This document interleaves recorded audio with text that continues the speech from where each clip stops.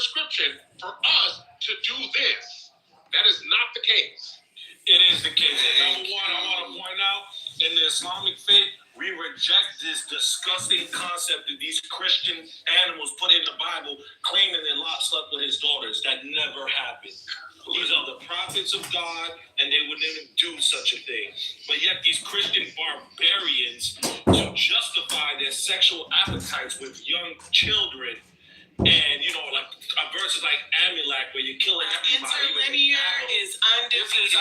No, how many Bibles you got? Which one is the right one? Interlinear is undefeated. So we're going with the interlinear, huh? The resistance, bro. Barbarians. But here, resistance, real quick. So when you deal with the Torah law, and this is something that, you know, it takes extensive research to do. Men, like, so in Israel, men and women were not, they were not considered men and women at the age of 13. They were considered men and women, right, adults, when they hit the age of 20. You might read modern scholars of the last 200 years that might say something different. When you go into extensive research, especially, you know, certain books that you'll find, they, like the Israelites and, you know, what's written in the scriptures as far as the Torah, they weren't, like, men and women weren't really marrying until the age of 20. Now, they were being groomed. You know, that's a lie, because the rabbinic Jews claim that Rebecca was actually 3 years old when she married Isaac. So how is that? Yes, they do. Yes, they do. All you got to do is just read 15. Like, this is not complex. Look, because resistance, I know you've never read 15. I'll show you. Look at what it says in 15 and 16, the 2 verses before 17. This is how you know the context. Look at what it says. Moses said to them, Moses does Moses speak out of his free will? Hold on, let me read it. Because this is how you're so confused. You know, I think you are. Because you're trying to attribute something to Moses when Moses does not speak for himself. When Moses came with commands, no, you are. You are. Moses came with the law of God. He's a rabid animal. He's federal. Shoot him. No, you are an animal, concrete. We shoot him before concrete. You're a savage, concrete. You don't sound like a child. Let me read it. You touch your own child. Let me read it. We know you raised your child. That's where your mind goes, weirdo. Religious man. You're a savage, concrete. We know you're a rapist. This is 15. There's a reason why. Yo, Chad, are y'all serious right here? There's a reason why he. Yes, they are, barbarian. There's a reason why. Let me read it. So it says, Moses said to them, have you let all the women live?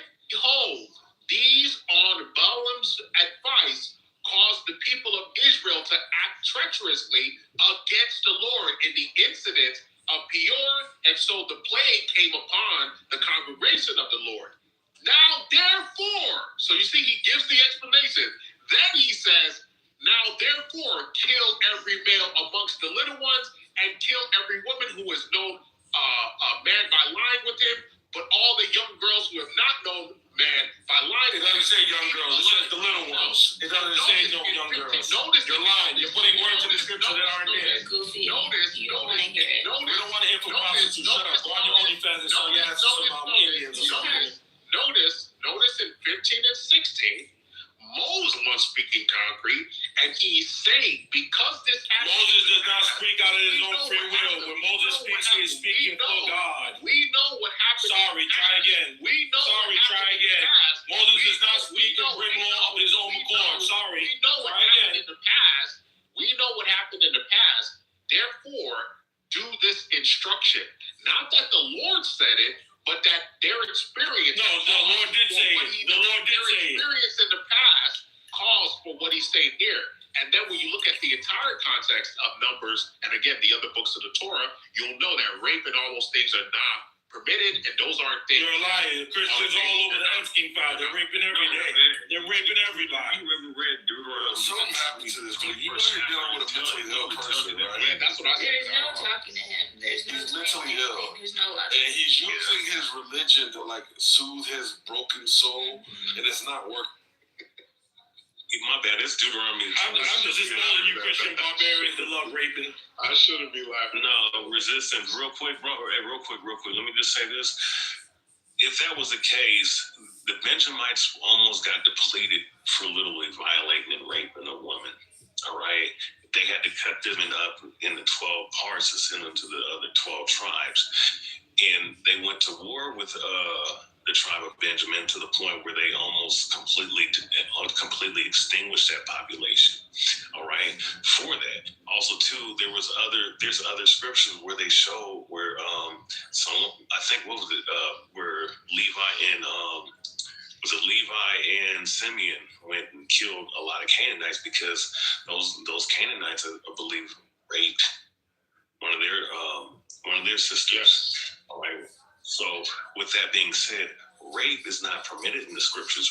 You have to look into the Hebrew and look into Tafas, which when you go into Deuteronomy the 22nd chapter, it literally displays a woman who's screaming and crying for help, right?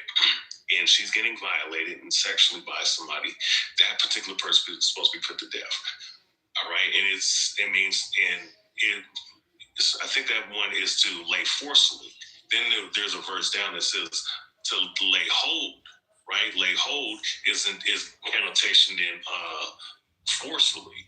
Actually, I think the word is in Hebrew, which is to take hold, which is not literally talking about physically taking a woman. It's actually talking about, especially when you're dealing with the language of that time, it's talking about deference and someone enticing a woman. So, all right. So when you understand these concepts, you begin to understand that when it comes to actual rape, the Bible, the Torah law, that's recorded in the Bible is not permitted. And you're going to be put to death for that. Yo, Alessandro, you there? So with this, just to conclude what I'm saying, That's actually when it comes to the kids, Hold on, resistance, let them land. Let them land, wild. openly homosexual. Let them land, wild animals. Deacons. Resistance. Let me just say the last. Give me 10 seconds. So, Give me 10, 15 seconds, real quick. Not true. So when it comes to the 12, 13-year-olds, when you go into research and other scholars and whatnot, that was not practiced. It was practiced amongst the Greeks when you deal with the Seleucid Empire, the Ptolemaic dynasties. They were practicing that when they Greece. And there's a book of mine. I'd have to go pull out one of my dictionaries, or out of one of my libraries. Now in here, it literally said practices of what they do as far as the pederasty, which is dealing with little kids. Shut up. Dealing with little kids is different than what they were marrying and having sex at 20 and maybe a little drunk. But the only thing you can say is that they were grooming them to be men and women. All right. And and another thing too, just one more thing, I'm going to go on mute. When they took over lands and nations, there's a law with that too. I think that's in Deuteronomy the 21st chapter when it talks about when they take over a land, they kill the men and they might kill the male boys. But what ends up happening, they'll take the women and they'll let them shave their hair off, let them mourn, and then after 30 days they can choose whether to let them leave or keep them. All right. But as far as like them dealing with like little girls and whatnot, no, that's not even recorded in the scriptures. What you're reading, and King perfectly explained it. There was a whole context that was dealing with that particular verse in Numbers 31st chapter. That's why context is key when reading the scriptures, because we cherry pick one verse and don't read up and read down. What you end up doing is creating your own concept and own understanding of what that verse is talking about. It's good to see you. I want to say this. I've never heard you speak confidently and competently on any topic in the way that Rihanna just did. I've never, ever seen you do that. And I've seen Rihanna do it on multiple topics. So I think it's going to be a comprehension issue on your part. And do you agree or disagree that Alessandro's never exhibited any sort of in-depth knowledge on any topic that he's ever discussed? Have you ever experienced that ever? Any topic that he's ever discussed? I'm just asking. He said I'm having a comprehension issue, so obviously I need to rely on somebody else. So, cool. Can you steal, man? No, but then like if he's saying that, wait, Alessandro, do you think anybody else could like agree or disagree with you, Alessandro? Witness. Concrete and King up those two pedophiles. This guy. I feel like we're surrounded by religious fundamentalists, but I think if you're saying that it's not a comprehension issue, can you steal men's arguments regarding? Can you steal men? Are you familiar with Alessandro? Can you steal men? He had a motorcycle accident. He was wearing a helmet. Right. So he thinks that this flat. Have you heard? Is that your man? He thinks the Earth is flat. Did you hear what Rehab just said, Ludwig? Or you just? What shape is the Earth, Ludwig? Who thinks the Earth is flat? Ludwig, this is Concrete's witness for intelligence. Alessandro, just because he has one view, what shape is the Earth, he Ludwig? can't be smarter. What shape is the Earth? Another area. Your king. It's as flat as your golden ass. Sugar Belly whooped this nigga's ass. Which one? So bad. Alessandro. He Whooped his ass. And the only thing he can ever do is, Sugar Belly, you didn't give me a source quick enough. Right? That's the best he can do. He does do that, though. He does. When did I disagree with her? No, but I said I didn't. Yeah. When you said I don't believe you that these things that you're saying are true, I don't believe it. When you said that, and when you said, do you have a source? Right. Yeah, so is that you agreeing? That's not disagreeing is when you say you're wrong. Okay. You said I don't believe what you're saying. Is he backing up? So does that make her right? There is a thing. I think she will. Right? You say I don't agree with his life.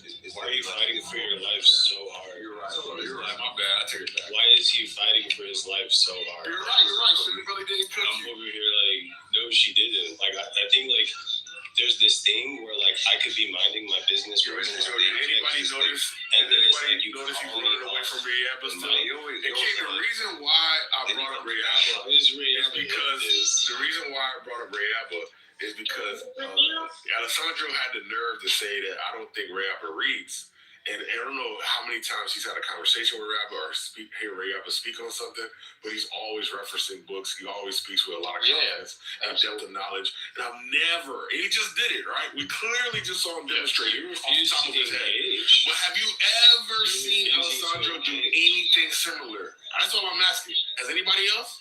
I haven't. He's just making shit up, man. So literally always. To be fair, I've seen Alessandro say and reference certain text, certain things. And you know me, Concrete. Me and Alessandro go back and forth all the time because he says a lot of dumb shit. But he does say, he knows this. But he says a lot of stuff that's backed up. King, I haven't seen it. I've been listening to this nigga for a while. Do you recall? Can you just recall? And maybe he could regale us with his intellect on the top. So I can't recall specifically. I just know I've sat and listened to him speak and then give references to those topics, even in the topics where I disagree. He has presented those stuff, and you got to forgive me, Alessandro. I'm forgetful on certain things, not all things, but I don't keep certain conversations in my head. You're a nice guy. I mean, it's all good. He's just being real, bro. Like, no one actually thinks I'm stupid. Like, that's not true. That's not true. But here's the thing, Concrete. And you know this because we've had this conversation with Alessandro. Alessandro idolizes a specific process, and he goes too much into using that to paint everything. And that's why, he gets caught up in these type of situations where people are full of his approach.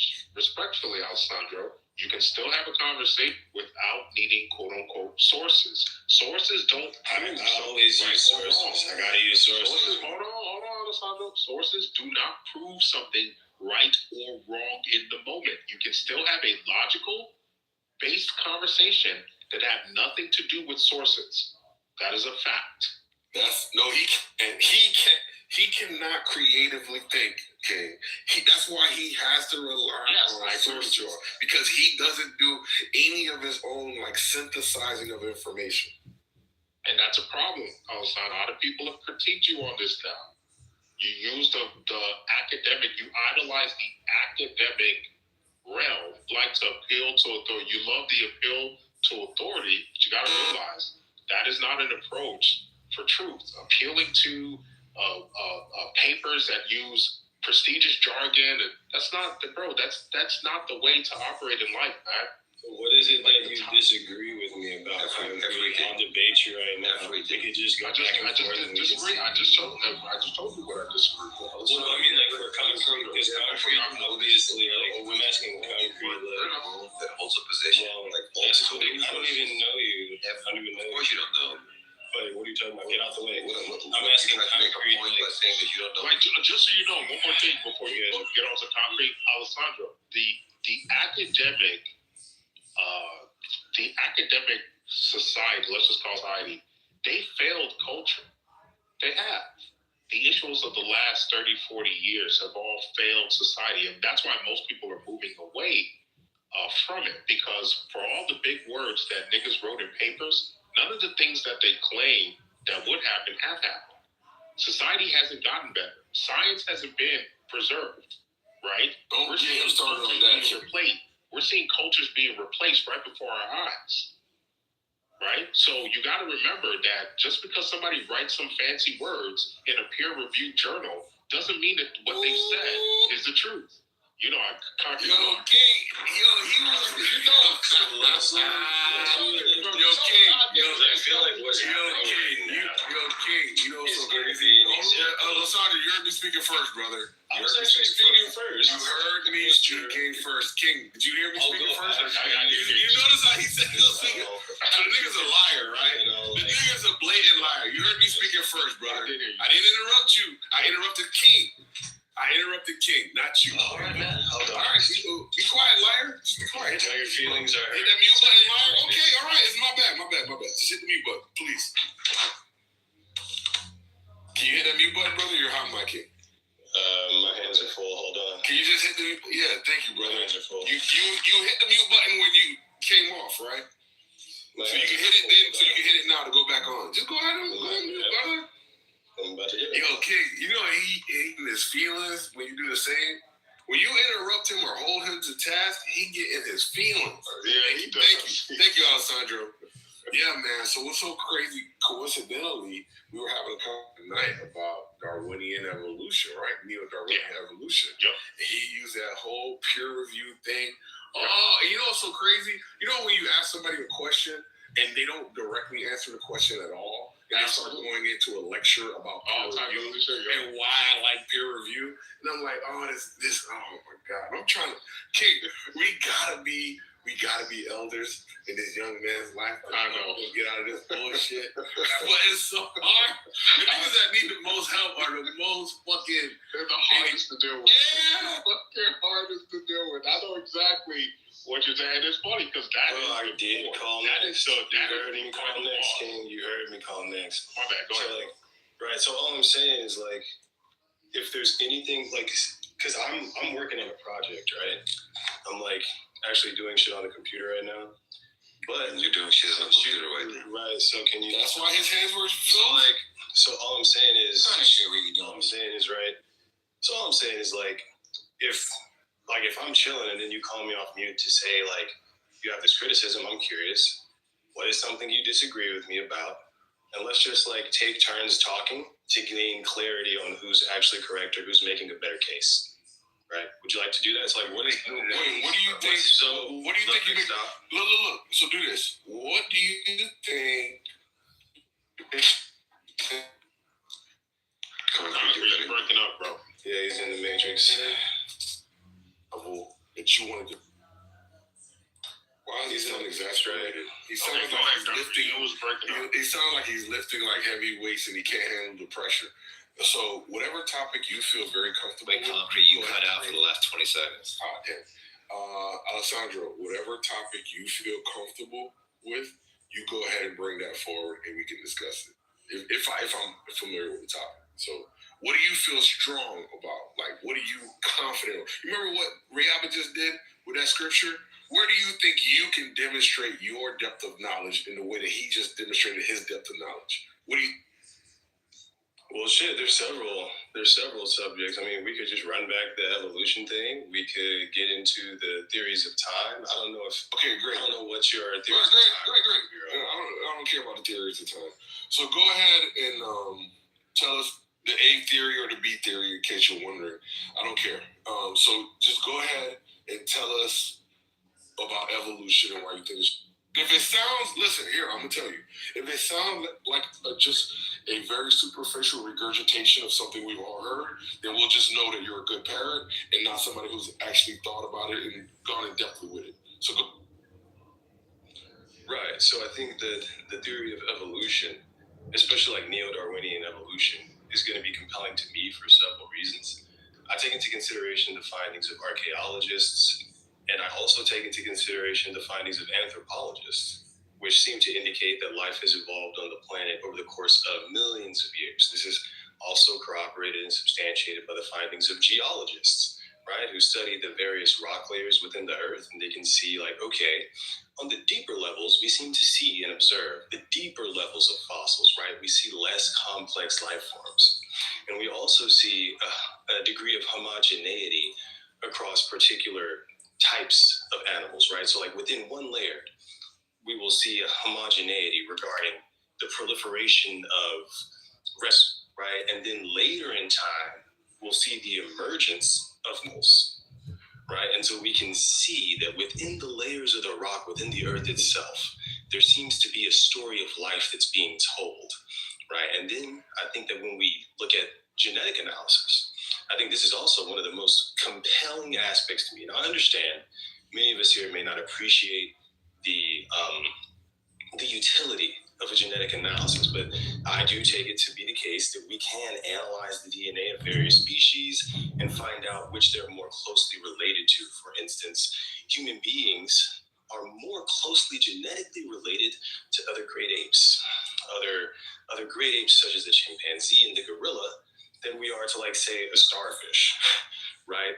And so this is something that you would expect intuitively, right? So like when you just were to look at two animals and guess which ones are closer on the evolutionary tree, it does make sense, and you can see it through genetic analysis, right? I think that additionally, when we look at the animals that are capable of crossbreeding, they're typically going to be more genetically similar and share a common ancestor more recently. For instance, when we look at horses interbreeding with donkeys, with donkeys, they can create a mule, right? Why is that? Because horses and donkeys share a common ancestor. You see what I'm saying? And so they can come together and reproduce, even though they're completely different species. Now, I think that also seems to be the case, because if we were to look at let's just take a random creation story, like God snaps his fingers and all the animals exist.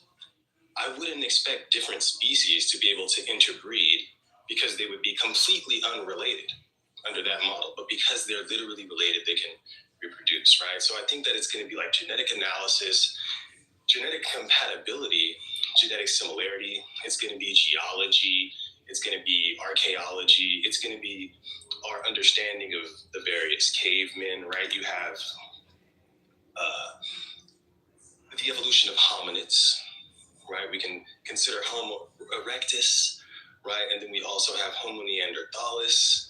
And then later on, we start to see human beings, right? So the earliest fossils of anatomically modern humans are going to be about between 200 and 300,000 years old, right? And so it does also make sense that we would see human beings as one of the youngest species of mammals on Earth, right? So for instance, lions have existed for 2 million years, but human beings have only existed for less than 250,000 years, right? And that's why it seems to be like we found ourselves in this world that's full of ancient animals and like we ask ourselves, how did we get here, right? So I think like evolution is substantiated through an interdisciplinary process of discovery that I think underpins the foundations of our grasp on biology in the most real sense. Well, right? what do you So mean? I think like What do you mean by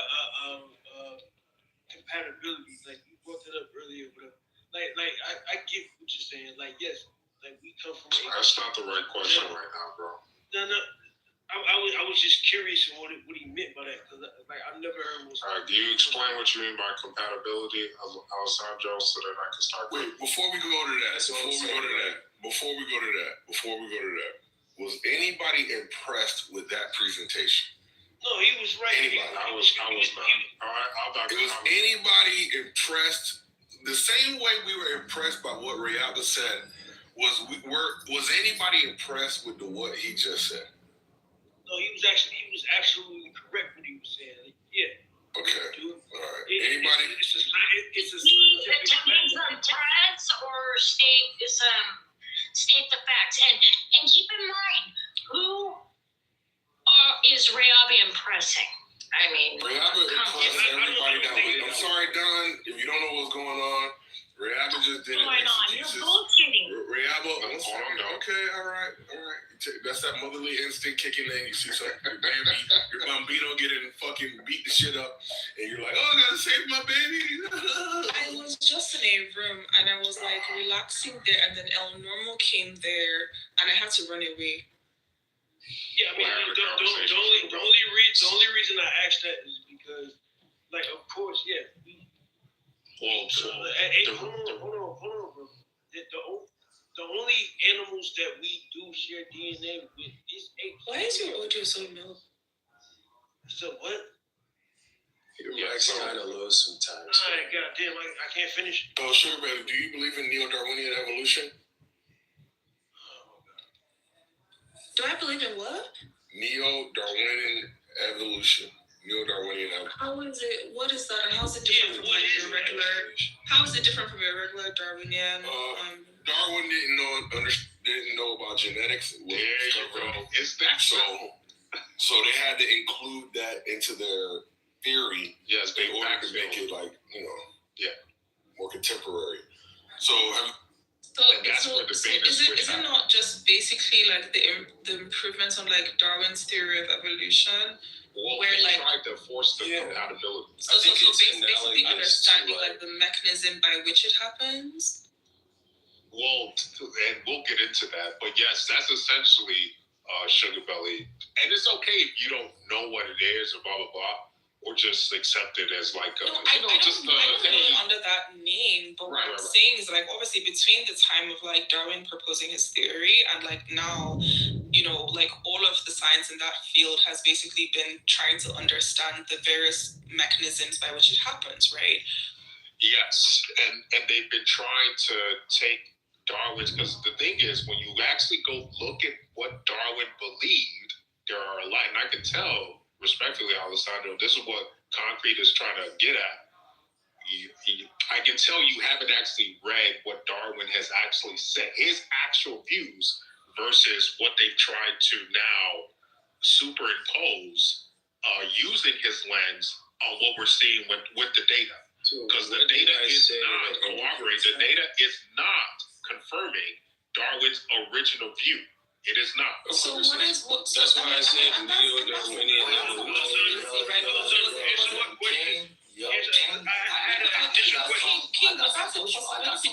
at the time, right? I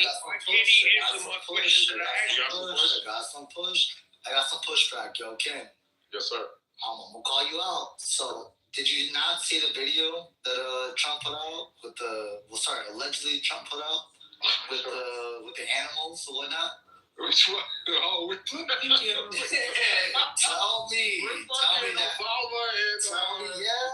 me that wasn't proof. Tell me that wasn't proof. That was clear evolutionary. Alright, calm down, you Latino. It's a Latino. That's clear evolutionary proof. Yeah, it's some racist ass Latino here. Wait, hold on, Sugar Belly, what was your point? I asked him a question, bro. King, you didn't let him answer. I did. Are you listening, nigga? Are you listening? I literally just gave you. Oh my fucking god! I never answered. I mean, like he asked the question, I never what the answered. bone of contention is, right? What I'm saying is like, you know, it's possible why that can't y'all have fun and laugh sometimes? it's possible that like I'm not trying to hear you racist ass Latino. don't call him racist. What the fuck is wrong with you? They trying to jump in They don't knowledge. gotta be serious all the They time. just trying to jump me right now. They got Fucking knowledge time, bro. It's freaking Saturday, yo, live. Yeah, I mean, I was hoping for a chill conversation. What did you say, Chicago? No, I'm just saying that, like, you know, even if, like, you know, some scientific discoveries, like, showing that certain things don't agree with, like, Darwin's original theories or whatever it is. I mean, that is, you know, that can be a possibility too, right? Because at the time that he propounded this theory, you know, nobody knew about DNA. So, again, I think that broadly, the point is that broadly he was on the right track, right, compared to Lamarck, right? Lamarck's theory was that you acquire certain traits as a result of activities, and then you can pass on the traits that are acquired. And we know that that's not possible, right? Whereas in the case of Darwin, his theory was that, you know, traits arise at random, and then through environmental like pressure are selected for in terms of, you know, by means of like survival to like reproduce the next generation. And over time, like that's what happens. And that is broadly what happens, right? Even if he didn't have like all the details, I don't know why people have this thing of like, oh, you know, they kind of feel like they can dismiss the like his theory. No, not dismissing. Not We dismissing. can. The thing about it. One second. No. Yeah, 1 second. You could cry about it. We can dismiss They just trying to jump. And 1 second, brother. Calm down. You're not a victim. You're just, ill-equipped to have these conversations. I think you're just outmanned and outgunned. I'll go And you're lazy, so you're not even gonna. While you're in front of your computer, you could be like equipping yourself with information. I don't really need to. Just explain it. I didn't think so. There you go. The pride and the laziness. Don't understand the pride and the laziness. Anyway, you just said don't bring 1 second, brother. 1 second, brother. Use sources. I never said that. I never said nothing. King just complained about sources. You said I said it. You said I said it. I told you off the top of my head. You said I said it, dum dum. I know One you're second. retarded. 1 second, brother. You don't have to cry. So, not crying. point.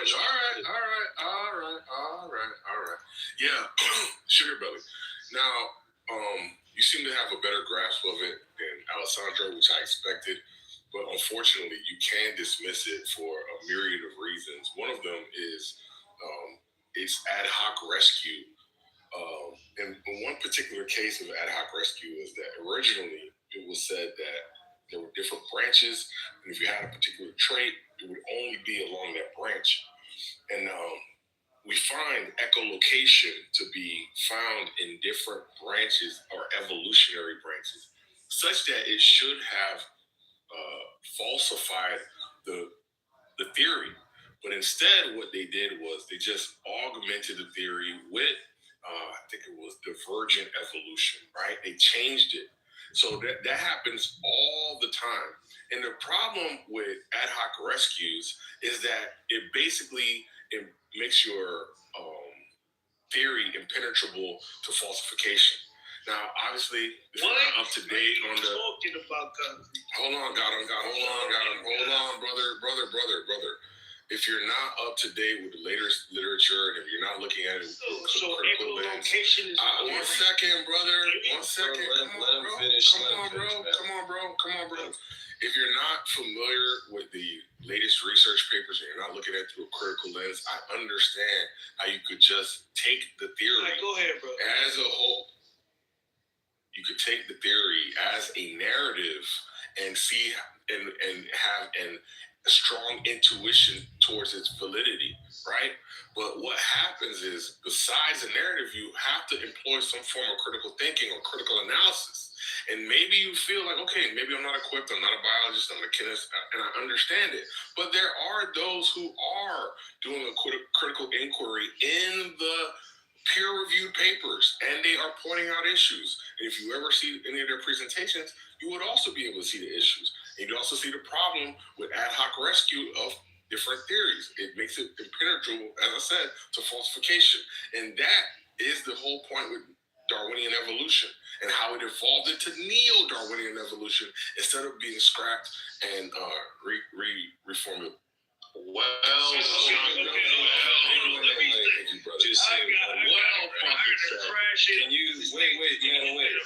Please hold on, man. Please wait. Go ahead. Sorry, it's Right. all this So I because think, you like, must be related to chimpanzees or what? And that's not it. That's her dogmatic appeal to atheism. Yeah. No, I love Sugar Belly, but she got the biggest blind spot. King. You missed it earlier. Sugar Belly. Yo, Sugar Belly, I'm a huge fan. I'm gonna stay in the fan club. I'll pay my dues. But she has a huge blind spot when it comes to questions. No, it's Is good. this I a think crime to ask questions? let me give you like the recap of what's actually happening, right? So like Concrete got packed up on Evolution a couple of days ago, and ever since he's been kind of butthurt. Who packed him So up? like I packed him up, and so like Ask him how. this is what Ask him how. Ask him how. Just ask him how. right. Come on, bro. So the way that it happened was, allow me to finish, right? You're like a king. You saw He's what just poisoning like, me. I did. I literally so, heard like, everything you allow me to just get this out, right? So like there's obviously like something in Concrete's heart that caused him to like call me off mute randomly I to told start you because you arguing. tried to shit on Ray Albo. Because he got okay, cool. Yeah, I right. told you. So You this is tried to shit on Ray Albo. ultimately, and I'm sorry, man. I did interrupt you, bro. So I'm not gonna act. I interrupt you. Just go, bro. Don't cry. Just go. So I'm not gonna like. I'm explaining myself. You had a So question. here's what's really going on, right? So like well, at least on this theory of evolution, Sugar Billy, and I think you will probably agree. I think that Darwin is like the Isaac Newton of biology, right? So like Newtonian physics. Allow me to just make this point, right? So like Newtonian physics. Right. So like I'm trying to right. So like Newtonian physics and modern physics are different, right? Because there were certain things that Newton couldn't account for, right? And there are certain things that Newtonian physics doesn't explain. Wait, did you say modern physics? What is modern? So like there's classical like Newtonian physics, and then we also have like astrophysics, which is like a deeper understanding of gravity and a more accurate way of doing physics in general, right? So we wouldn't say Isaac Newton was completely fucking wrong, right? He just was limited by the information. Wait, you around think him at the Darwin time. is the father So, of molecular here's- biology? You guys I are don't know, evolution. I'm just gonna finish this really quickly, right? So like all I'm saying is this, right? Like, so when we talk about the original theory of evolution from Charles Darwin, and we talk about how it's changed, I think it's just analogous to the evolution of physics, right? And then I think also, Sugar Belly, like the evidence for evolution spans multiple disciplines, right? So for instance, we have archaeology, we have biology, we have geology, Cosmology.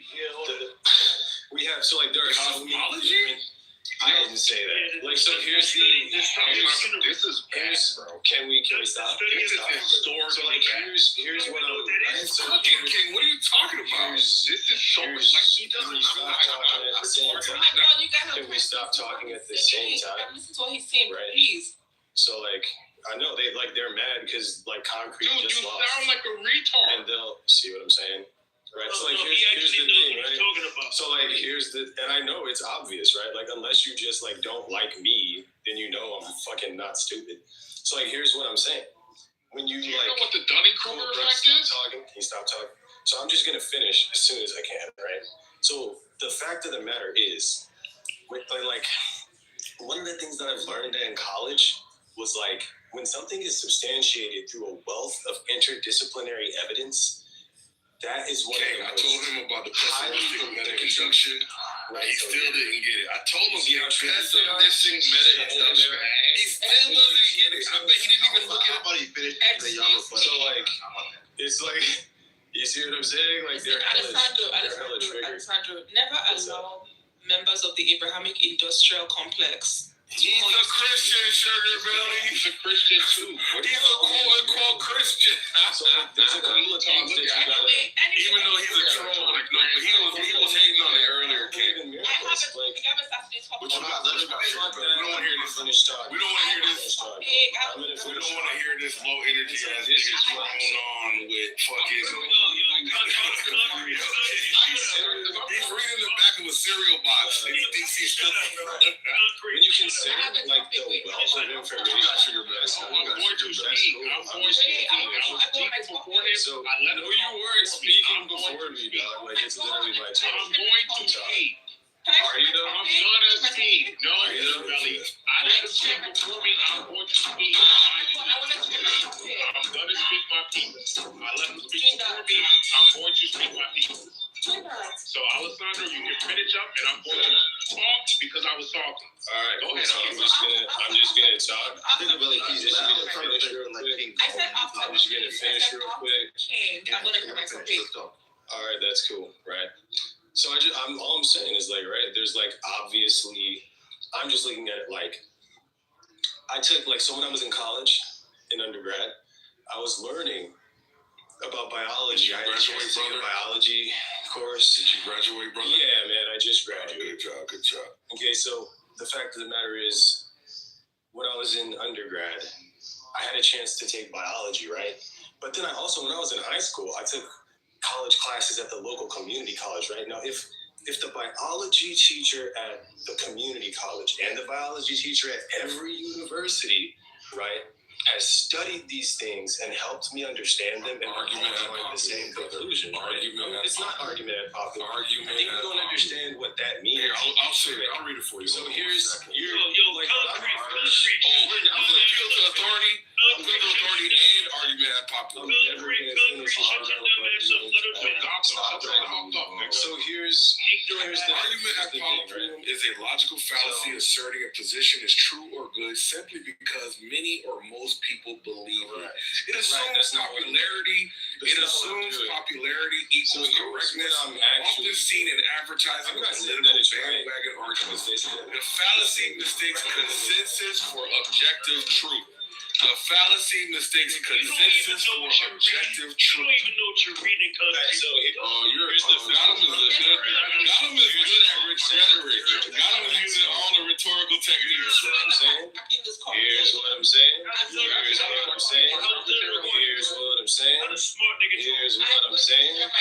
Here's what I'm saying. Here's what I'm saying. Here's what I'm saying. Here's what I'm saying. Right? So I'm not saying that, and this is how you know people are stupid. I didn't say this is true because a lot of experts say it's true, right? Never said that. What I was saying, I think it's true because a lot of people said it's true. What's the difference? What's the difference? I didn't say that either. So you don't think it's true? I didn't say no. So like, this is what I'm saying. Run away from your own claim. I literally just explained to you, right? I can explain to you genetic similarities. I can explain different. No, you can't. Don't do that. Don't do that. Literally. You can't. You can't. Yes, you can't. You would understand. You can't. Yes, I can. Here's what I'm just trying to land the plane. Once I land, you can. If everybody stops talking, I'd have been done. Bro, you're not saying nothing, brother. You're not saying anything, brother. You know I'm just gonna do this until. And we're gonna keep doing this. That's cool. And I'm just like, damn. So you could just let me finish, or we could just keep doing this. We don't want to hear you anymore. So it's like I don't give a fuck what you. We'd rather listen to Sugar Belly. Okay, well you won't because I'm not. So we're just gonna keep struggling, and we're still not gonna believe you. We still don't respect your intellect, and we don't agree with you. We don't believe you. We don't agree with you. We don't think your intellect is anything better. Sugar Belly demonstrated better understanding. Rayaba demonstrated better understanding. And you're just like you and Gotham were on the same page. Go read like Alessandro, I can't. Go read the scripture. Historically terrible, bro. Explain to you the reasons why biology underpinning of this, like your understanding of like the fact that you said Darwin, and we're not listening to you about genetics. We're not gonna listen to you about genetics, bro. We can go to YouTube or AI to hear about genetics. Not Alessandro. Not Alessandro. You gotta listen. The day I need you for genetics is the day I need a lobotomy, bro. If I ever, King, do you hear this nigga? If I wanted to wait for this nigga to talk about genetics, you imagine, right? It's so bad. Not gonna he's trying to grandstand on the top of really happening. barely grasp. A gentleman that doesn't like the fact of the matter is you how bad it is. acknowledge, right? I'm glad you graduated, bro. Like if you Bro, truly you suck, bro. genetics, then you would understand that like a mutation is simply going to be a modification of the sequence of nucleotides. Yeah, we know that, bro. I don't need to within any Why are you trying to give lessons, bro? Like for instance, Like, I don't need to hear this shit. chromosomes. You need to have. Ask him about deleterious mutation. Consider how it Ask him about deleterious mutation. works Oh, across with DNA messaging, bro. I don't need that if message from you. between one generation and another, there is say One a generation mutation and another. right? Bro, are you Small alteration. Alessandro? Are you seriously Right, doing this, bro? Smaller first. Are you I fucking think seriously doing this? you can clearly I tell can tell you Sugar repeat Willie. what No, happens. Sugar Willie. I don't need you to repeat what happens on the molecular level. I don't need that. Right? Okay, he's reading now. He's reading. Nucleotides. So say you have Yo, God, what you doing here, dude? ATCG. Just a fucking It's been retard, bro. ATCG for like Fuck your 5 generations, right? What you talking about? If you alter What that, you talking about, you see nigga? that I thought you was in the waiting room. So what happened? you will have a different I'm genotype. tired of listening You may to even this. have a different Come phenotype. on, man. I'm just saying, you trying to waste your time on this bullshit. Come on, Solomon. Let's tell You them know, this nigga reading off In the fake fact, drive. an organ within the organism functions. Tell them to draw So those this is how rules, man. modification through Yo, genetics. he act like he not reading. Yeah, you can tell that shit is being mildly reading. What a weirdo. If we take these genetic mutations, Y'all niggas never. and we He's have out of the them, room, bro. right? At first, maybe within one generation, Right as the new we light. see a significant change. But over billions of years, telling the the fossil room, record bro. seems to indicate No, this motherfucker been dang. Let me be a mod and I'll is mod that you. over billions of years, actually, Yes, sir. Alessandro, shut up, dude. That sounds gay. speciation, right? So speciation is going to be the process by which different species arise from a common ancestor. And so we start off with, you know, a parent. So, There you go. you know what's so interesting, Concrete? And it's a shame because you can tell the problem with Alessandro is not that he's dumb. It's worse. The problem is he's smart and yet he acts like he's dumb. Or the term is called, you can look it up. It's not exactly that, but it's the Dunning-Kruger effect. Just look it up. It's when somebody who's That's actually not what that is, King. When someone shut the fuck up. Shut the fuck up. Hold on, Shut the fuck up. Or you Shut move up. your Shut down. Shut the fuck up, dude. Shut the fuck up. Shut up. So when I'm just saying, when you y'all look at niggas shut the dumb, fuck up, I'm bro. gonna move you next, bro. I'm not gonna argue with you. I'll move you next. I don't give a I'll fuck. move you next. Move All me. right. Move. All right, peace out, nigga. So when you look at the Dunning-Kruger effect, right? It is when someone who is intelligent overestimates their knowledge set within a domain. That is what the Dunning-Kruger effect is. When somebody who's actually intelligent, they overestimate it, meaning they're overconfident with their intelligence in an area. That is what we just saw happen with Alessandro.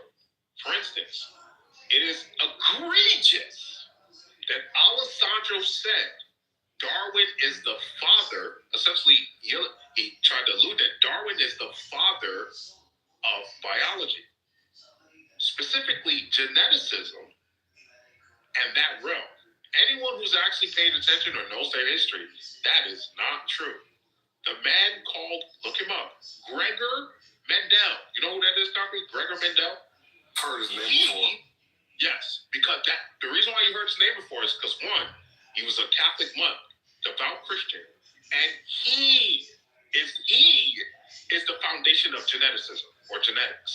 He, not Darwin, he laid out the founding in all of it, the law sets that led to molecular biology. Look him up. His name is Gregor Mendel. Alessandro, you embarrassed yourself on the stage, bro. You embarrassed yourself. A lot of the right name scientists were Christians. This is what, hold on, Buff. Look, I'll end with this and then I'll bring it back up. This is what Concrete was referring to. You, and the reason why people roll their eyes is just because anytime you talk, it just sounds like you're talking off of someone else's specific script.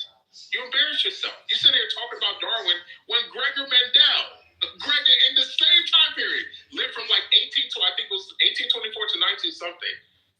He's the one that discovered everything that led to all the shit that we have with genetics and molecular biology. Not just genetics, molecular biology. Gregor Mendel, not no fucking Darwin. Darwin was a retard, and we're learning more and more that is the case. And like Concrete pointed out, people are trying to save him. It's the ad hoc, what you call it, Concrete? The ad hoc rescue. The ad hoc rescue is exactly what's happening with Darwin. And if you're actually following the literature today, from 2010-ish to now, you can see that the growing peer-reviewed papers are increasingly critical of all of the neo-Darwinian rescuing. All of it. Look at my man, Dr. Shapiro from the University of Chicago, here in Chicago, wrote a paper on genetic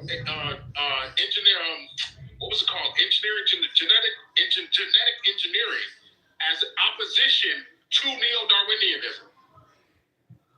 So, bro, you gotta get with the times, man. This is embarrassing. You're just sitting here reading off scripts, acting like there isn't real growing opposition to all of that nonsense. Was he arguing to like devalue the creation story or something? Or? I don't know. Look, to be honest with you, I don't know what to be honest with you, it just became droning. He was just droning. He was just droning on. Let him up, man. I did. I feel bad. I feel bad. Yeah, the main thing is most of the big name scientists that came out of the 1800s, they were all Christians. Yes, they were. Even Harvard, it was inscripted over their doors, over at their laboratories. The word God was in there.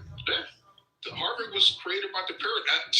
Yo, Pump, you know what's so crazy? Harvard as a university was created by the Puritans. Right. Can you imagine one group of Christians that everybody likes to lambast and meme created the greatest university? The ones they think were the retards, right? The ones they try to portray as like these fundamentalist, dumb, backwards Christians created your fucking greatest universities. They understood that God is science. They understood that God is science. Whichever way you try to break it down, God is science. God is greater than science. Science seeks to understand the natural world. God is above that. Science is just the protocol, the protocol for decoding the world around us. God gave us the brain to decode the world around us. Did you see what? That is what science is, decoding the world around us. Did you see what the James Webb, I think, telescope, what they recently said about? What's it called? I think it's called like the James Webb telescope. Who's Steelman? This is Ken. Gito. Oh, Ken Gito. My name is Ken Gito. You said what? Have you seen what? I think it's called the James Webb telescope. They come out and some scientists affiliated with it, or like saying how our understanding of the universe is like deeply flawed. I don't know. Yeah, because essentially you have the two divides, right? You have general relativity for mass objects, and then you have quantum mechanics for, very, very, very, very obviously, the tiny world around us. And so those two theories, the math behind them, they don't, I don't want to say they contradict each other. They are not compatible. It's not that they contradict, it's just they're incompatible, meaning there's a larger theory we still need to figure out that merges both worlds. Until then, yes, we don't have an as accurate. I don't want to say we don't have an accurate. We have a pretty accurate, but not as accurate as we need it to be theories that work or seem to work, at least for, again, mass objects versus the tiny space and time. So yeah, man, that's the until we get that universal theory that merges the two, we're always going to be one step behind, in terms of, especially when it comes to creating technology, certain technologies that take us into the realm of like superhuman beings flying or doing what you would call magic and some of these other things that we see in like science fiction. So I mean, but here's the thing: when I hear the folks try to use the evolutionary argument to debunk the creation story, I'll be honest with you, I don't even think, in as much as they try to use evolution to debunk the creation story, it doesn't. Exactly. Right. And I say that because, like, God himself flooded the earth, and, he said that, of course, like, things of the old, basically the old earth is done away with, right? So if he knew that certain species wouldn't be able to adapt, he had to wipe them out, right? Now, when they talk about, I think he was talking about, what is it, this it's called neo-Darwinian evolution, I think? Yeah, that's the prevailing theory that is now being heavily challenged. Yeah, I mean, I haven't looked too deeply into it, but as far as I'm aware, isn't that basically like how genetics change over time? Oh well, now yes, it's not just the change over time; it's the mechanism by which the change happens, which is natural selection and random mutation. They built their entire narrative and theory around these two mechanisms: natural selection and random mutation, which are showing to be inadequate to describe the not just complex, but the specific complexity around biology, nature, and some of this other stuff. Yeah. So it's the two mechanisms that are inadequate or showing to be inadequate. Yeah, and I think that's the problem, I think, with the scientists, right? And, I'm very pro-education. I'm somebody who's anti-science, but I think the problem with the atheist is that he has a very limiting belief of who God is, right? Even the Christian will admit that we can't even fully conceptualize God in his full essence. I mean, so, like, I think, like, when people try to limit God, even when he says, let there be light, all right, and stuff, all these things, he says it with his words. Are people not understanding that this is the creator of the universe? I mean, we know as human beings that our thoughts do shape our reality, right? This whole thing about, like, what you say can, like, help influence, like, your reality, can boost your sense of self-esteem and stuff like that, Even these, like, I guess, real spiritualists, they say stuff like, talk about manifesting all the time, right? If you were creating God's image, I mean, who's to say that God can't do that times 10 because he is the OG of it all? You know what I'm saying? So, yeah, absolutely. And look, there's the thing that's so interesting is when you actually go back and you look at the history, what you notice, and this is for most history, people write narratives and people make icons out of individuals. Whereas when you look at the entire history, there's always somebody else or some other scientist that's being ignored that was better than the one they chose to. And this is the case with Darwin. Gregor Mendel is the actual father of biology. He is the actual guy who theorized geneticism before they had the evidence. And yet, Darwin is the one that everyone loves to talk about. The reason why everybody likes to talk about Darwin rather than Gregor Mendel is because Darwin was the one who spoke against God. Darwin was the one who was trying to disprove God. Whereas Gregor Mendel, the actual father of geneticism, kills their whole entire anti-science, or Christians are anti-science narrative. Gregor was a devout Catholic monk, believed wholly in God, and laid the foundation for all we know with geneticism. And yet, they want to give Darwin, who knew nothing about genetics, they want to use him to say he is the father. That's why I had to get on your ass, Alessandro. You sound like a retard, bro. Respectfully. I think, like, I'm going to probably view it as, like, both of them made different contributions. I think Gregor Mendel's contributions were definitely groundbreaking and eye-opening regarding our understanding of inheritance. You acting like you knew Gregor? About, like, what's up? Are you now acting like you knew Gregor? He learned about, I think the experiments that he did entailed, like, using plants and tracking over the generations their inheritance. Right? Yeah, so why did you talk? I'm not acting like I don't know him. I'm telling you who he is. So why did you say he's the father? Why did you say Darwin's the father of biology? Why did you say that?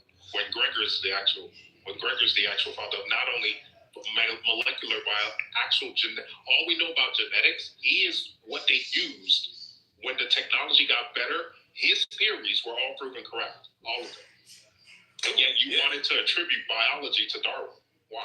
I think evolution truly is the unifying theory of biology that helps us at least be able to speak to. Well, I mean, every time, if I'm having ideas while I'm talking, I mean, like, what would you? I mean, you're just repeating. This is what Okay. Okay, So what was I Gregor saying? Mendel, because now there's a contention. I You don't keep think saying you know what I was Darwin. going to say. But like, You keep saying Darwin, and yet Gregor Mendel is the one where all of his stuff is used for genetics. Darwin didn't know shit about genetics. What So contributions what to genetics of his? Because I'm going to distinguish between genetics and inheritance. I think that Mendel definitely understood some groundbreaking things about like being able to predict what traits will be inherited. You know, he definitely lends to understanding the difference between dominant and recessive traits.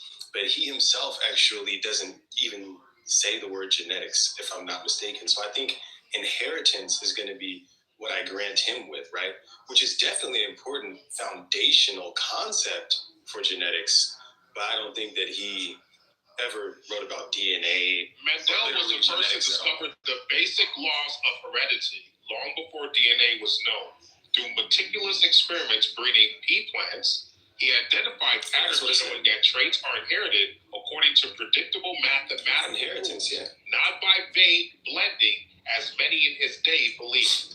Right. So that's inheritance, right? Not genetics. No, you're genetics. The law of segregation, the law of independent assortment, and the idea of discrete heredity units, that takes meticulous math, sir. Not Darwin is the fraud here. Darwin did not know any of this. He had his own theories. That. You said what? So, like, yeah, all I'm pointing out is that we're not even disagreeing with each other. I think that maybe you're not. No, you're trying. Okay, here's the. What am I saying? You're trying to attribute. You try to attribute biology to Darwin.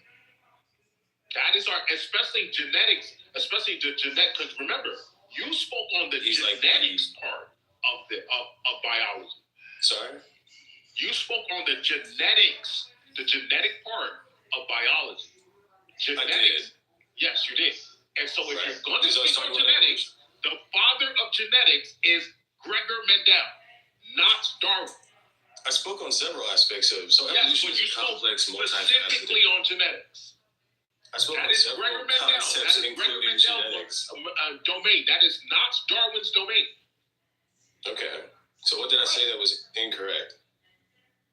Yes, because molecular biology and genetics. No, yes is not the answer to that question. Not Darwin. What did I say that was incorrect? Is what Darwin proposed. His natural selection and random mutation, which again, when you look at the data that's coming out today, it is wholly inadequate to those two mechanisms are wholly inadequate to describe all that we're seeing in DNA, the body, how it's actually an operating system with information systems and messaging. The natural selection and random mutation cannot account for those things. They are clearly programmed. They're clearly encoded. We're clearly dealing with an encoded system. But go ahead. I think there's two different things. I think like you're trying to win a battle that doesn't. You see how Io said I'm right. So look at how Io. Cool. Io is. How did I disagree with you? Io is right now. Io is. You do this thing where you just start talking while I'm talking. It's like I don't understand. Io deals with that. Look at what he said. I don't understand why you just start talking whenever I'm talking. Like I'm really just like. Because you'll notice, I'm not going to yell at you. I'm not going to. Yeah, that's fine. I'm just letting you know. I also have right. Go ahead. Right. What do we disagree about? I just told you. You tried to attribute. I literally told you this is the fourth time. You tried to attribute to what Gregor Mendel should be attributed to. You tried to attribute Darwin to that. Right, I never said Darwin was the father of genetics. You need me to say it a fifth time? I think that the problem's going to be here that you think I attributed you did to Darwin. You don't try to gaslight me. You did. This is why I said you have a Dunning-Kruger effect thing going on, where you are overestimating your viewpoint and how you create narratives around Darwin. I'm gonna ask for just like. King, you were just wrong, bro. You said the nigga was talented and he's not talented. 40 seconds uninterrupted because I don't think the stage has to go into like bullshit. It's not. You're the one that's can I get 40 seconds? And was like 40 seconds. Look at the chat. I said I was right because I was showing Alessandro. I'm just gonna go when you finish. Misappropriating what should have been to Gregor Mendel to Darwin. Okay, so like I think that the problem is gonna be here that at no point did I say Charles Darwin is the father of genetics. At no point did I say. At no point did I say. You did. Can you stop interrupting me, please? Right. So I mean, I'm just as a matter of fact, I know. That's why concrete got on your ass, bro. Cool. Okay. So like, right? It just happens to be a matter of fact that I did not say that Charles Darwin is the father of genetics. Right? You tried to attribute to Darwin. You're a mod. King, maybe he misspoke, bro. Let him have it. You're a mod, bro. You're a mod. I think I heard him say something and you about just the not father letting of me talk. evolution. Something like Right. That I mean, at least okay. Well, you said it was the Isaac Newton of Thank you. You tried to make it like he's the fuck. What is Isaac Newton to physics? What is Isaac Newton to physics? Bro, so if I just keep talking while you're talking, you're gonna send me to the goo. But you won't let me talk. Exactly. No, you know So can you just 5 minutes? Can I make a point? Just talk for 5 minutes. Go ahead. I'm just gonna make a point, right? So the point that I'm making is right. I've tried to give you gentlemen several academic disciplines to consider, right? I've offered anthropology, archaeology, geology, biology. We can go into subcategories of those fields, right? And what we find is a coalescence of conclusions amongst, individuals who have looked into these, right? Now, I'm not saying that the theory of evolution is true just because these people believe it, right? I'm saying that I can articulate to you the process by which random genetic mutations occur, and there is a modification in the sequence of nucleotides that results in new expressions of both genotype and phenotype, right? We observe this on a micro scale with organisms that reproduce very quickly, right? So like, for instance, with bacteria and with some insects, they can have generations of life in just days. So we can observe, right, descent with modification through genetic mutation. And then we also can observe this in the fossil record, right? And in various other fields. And so I just sincerely ask of you gentlemen, what do you make of the wealth of information that seems to indicate this, right? Now, I do appreciate that you understand there's a difference between neo-Darwinian evolution and the original evolution, but I believe that you misspoke or were incorrect, Concrete, when you said that it's the case that convergent evolution and Darwinian evolution were mutually exclusive. They're not mutually exclusive. Convergent evolution. You, for instance, I definitely believe you did say. I'll correct you when we're done, bro. So, if you corrected it later, then okay. Well, when you said I'll correct you when you're done. Okay, yeah. So you said something along the lines of there is like Darwin's original theory of evolution did not account for the same trait arising in different branches at different times, right? And you were saying that there had to be one trait or one line. So it was mutually exclusive with the notion of convergent evolution. But I mean, that's just a small thing to be incorrect about. I think the bigger question that we have to ask is, I never said that. Why do you? Okay, well, if you believe you never said that, that's fine. If I believe, what I'm asking, why is this nigga so dishonest, yo? What I'm asking you guys, you have to rely on dishonesty because you got nothing else. Hurt your feelings. You're not trying to speak like you're just being incorrect. I'm asking you to do just incorrect, brother. Cool. All that I'm asking you guys to do, right, is to help me understand why it is we can observe evolution in the fossil record and through geology, and why that overlaps with our genetic analysis of the species of the earth. So all I'm asking, all that I'm asking, right, and this is the only thing that will indicate to me that you can appreciate what I'm asking, is can you tell me why we seem to see geology, archaeology, and biology telling the same story of evolution? What do you make of that? What do you make of that? Alessandro. The reason why I dislike having conversations with you, and you do this all the time, you don't listen, sir. What is my question? Listen. Does anyone hear an answer? You don't. You see you're doing it right now. I already answered you. The reason why you don't remember is because all you like to do is hear yourselves. you don't actually listen to other people's position. That's why you consistently. If he answered, put a one. The reason why I already told you, so I'm going to tell you this now. The reason why you consistently get people complaining about you either being retarded or not actually having positions is because you don't listen to other people's positions. You literally just you right now with concrete. Like that's literally just with concrete. It's you misrepresented. You misrepresented concrete. You know why you misrepresented him? Because you don't listen. You refuse to listen to people's positions, and then you act like somebody has to repeat themselves 4 or 5 times. So you can't answer. I already told you the contention. I already told you what the contention with Darwinian evolution, where the contention lies across the board. And I'll say it to you this way. 98% of everything you presented, 98% of all the shit you talked about are already covered in other theories. For instance, assembly theory. Go look it up. For instance, the theory I've been working on. The other one that is, what's the sequence theory? The one that's been out since the 1950s and 60s. Where all of these theories cover all of the information you just put forward. So I would ask back to you, where is the contention? Because all of our theories, for instance, intelligent design also covers all of the evidence you put forward. So you tell us where the contention is. Because we're looking at the same evidence and we're coming to a different conclusion. So you articulate to us where the contention is. Because we can look at the same data set and say, therefore, there is intelligence involved. There is sequencing involved that involves some sort of intelligence. So you tell us where the contention is.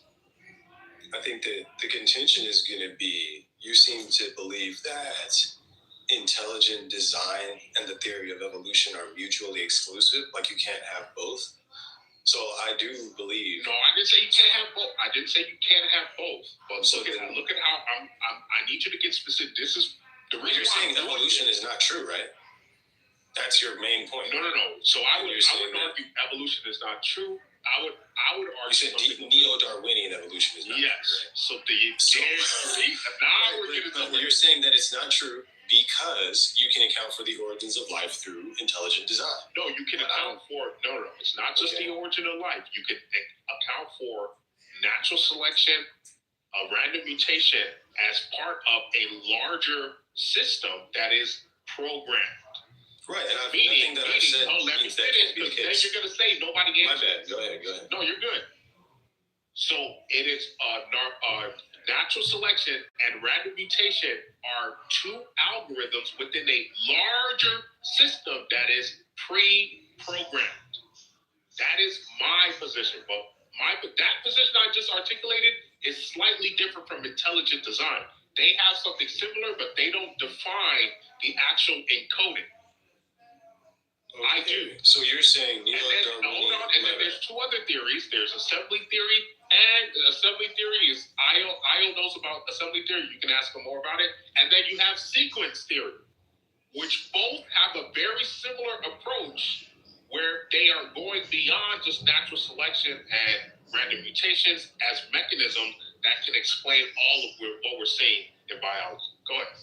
So yeah, I think what I'm hearing you do is you're conceding that evolution through descent with modification through genetic mutation is something that probably happened, right? So you're saying, no. How did you? Okay, so can I ask a question then for clarification? Yeah, you're trying to be slick with some good things. Yeah, did you see? I'm hearing you say he's like a silly magician. He's always trying to do tricks. I'm trying to ask, right? So like, you're like a ticklish magician.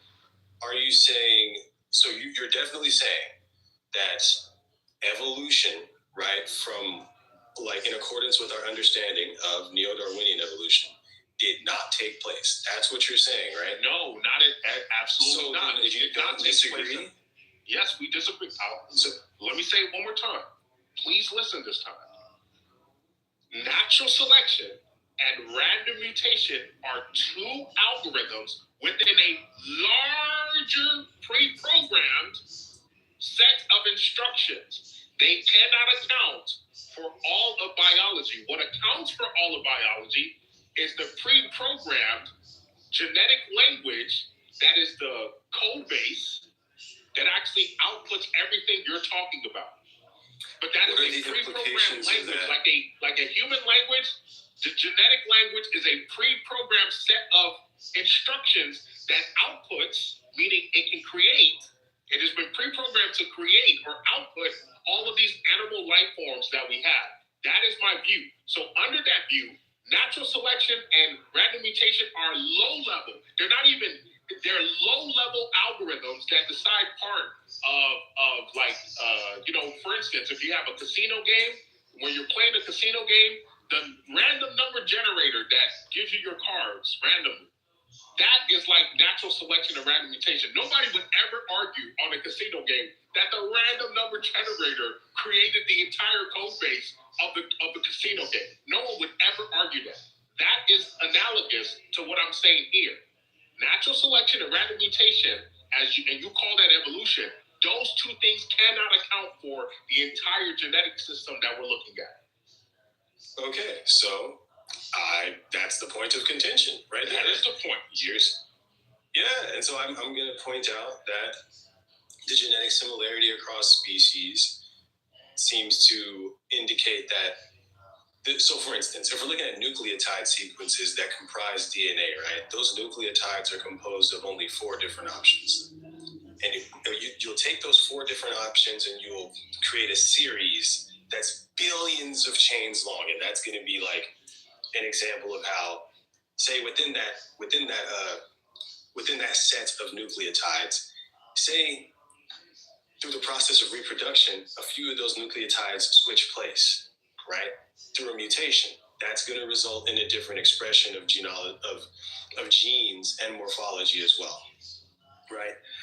And so with that being the case, I'm showing you how you can have a very basic and simple framework with only 4 different alternatives, but because the sequence is long enough, you can create so many different series. What I expressed. Well, I think that you said, everyone correct me if I'm wrong, descent with modification through genetic mutation cannot account for the complexity of life that we see, right? I did not argue that. You see how you keep going to these scripts?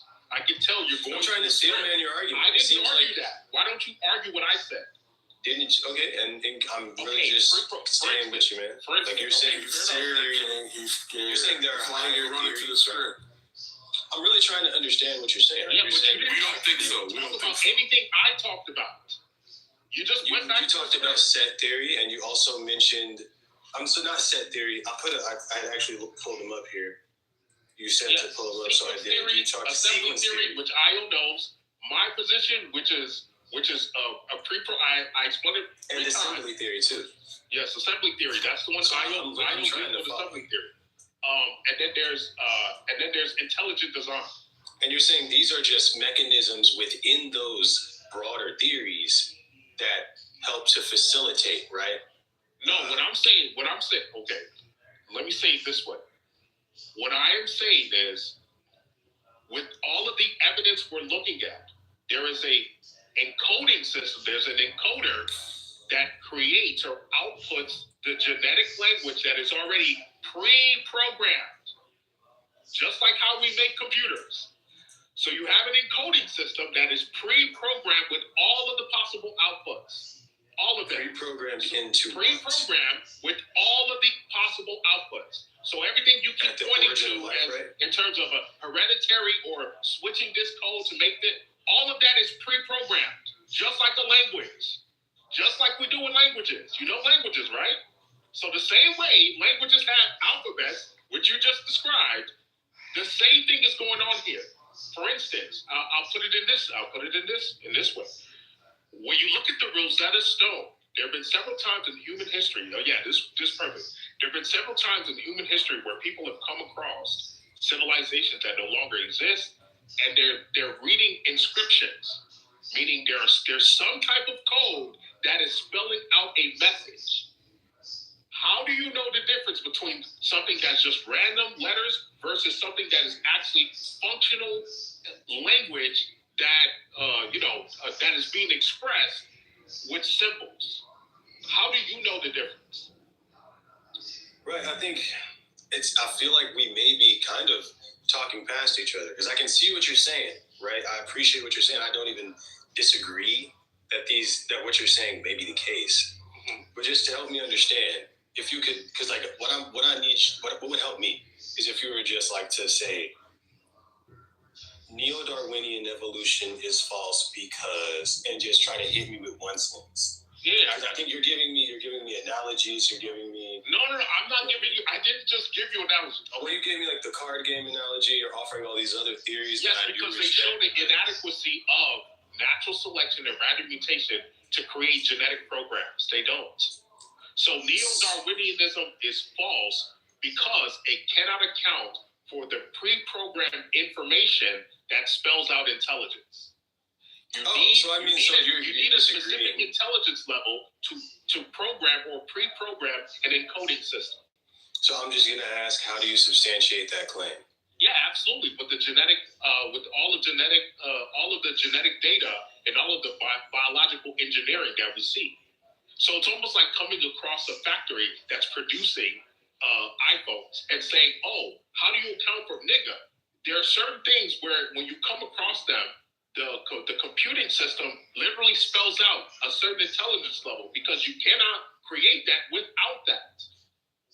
My understanding is that through abiogenesis and through mutation, we can achieve that process, right? Yeah, that's a religious belief.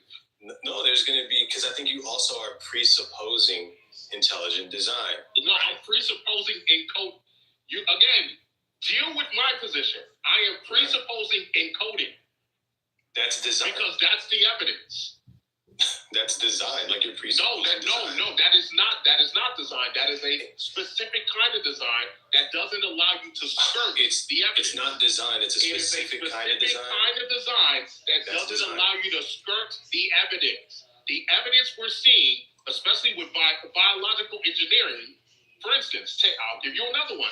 Take Elon Musk's what's the Neuralink, right? You know Neuralink, right? Yeah. So you know how now they have with Neuralink technology, they plugged into the brain where people can control computers just with their mind, right?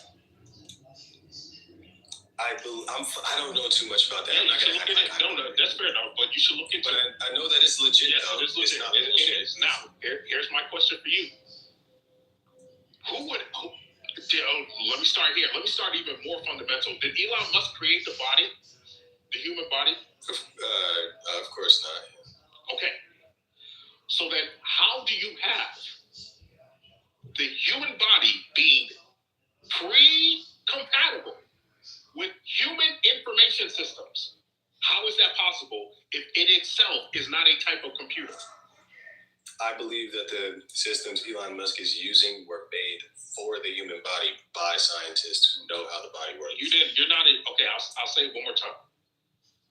If Elon Musk didn't create or program the human body, because remember, with his information system, how did we get Neuralinks? We didn't wait a million years.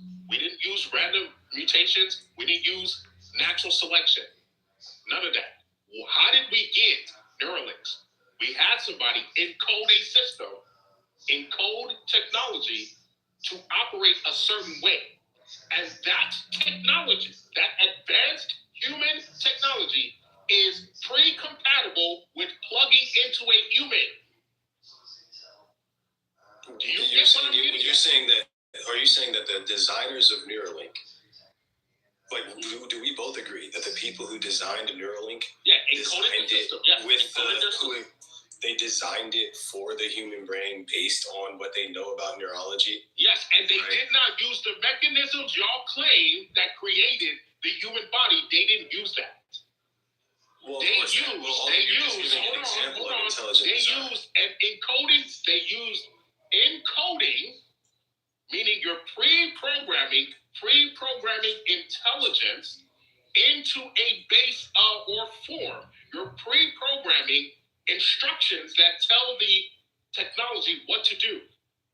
that advanced technology is pre-compatible with a system Elon Musk did not create. That is the human body. How is that possible? How is that possible without the human body itself being an encoded system? We're going to disagree on terms like you're saying that Neuralink was pre-coded to be compatible with the human body. I'm going to say, well, no, I did not say that. Alessandro, one more time. Okay, separately, Neuralink. How did we get Neuralink? Did we wait 1 million years? It was designed by. No. I need to go by this step. Did we wait 1 million years? I don't believe so. Okay. Did we use random, or did we use natural selection?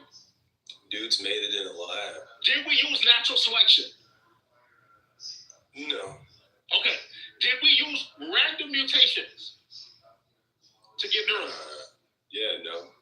Okay. You see how you said no for all three of those? Thank you. Right. We didn't use any of the mechanisms that neo-Darwinian claims that can create a code. We didn't use any of that shit to make Neuralinks. We used a different sequencing of instructions using a pre-programmed programming language to make Neuralink. That is how we got the technology. An information system called Elon Musk had instructions that outputted Neuralink. That is how we got it. So you're saying since a designed object can function with us, we might be designed as well. It's kind of something like how would it be? Who would come across two systems that plug into each other and say one of the systems wasn't fucking designed? Where has that ever happened? Many people with this. Where is that? Where? Show me one example. One example of a computer. Show me one example. I just want one. I don't want 10. One example of a computer. Two computers being compatible and one wasn't fucking encoded in design. Show me one example. I'm not aware of any. Thank you. So I think that's the point here. This is what concrete was getting at. This is the detail of what concrete was getting at.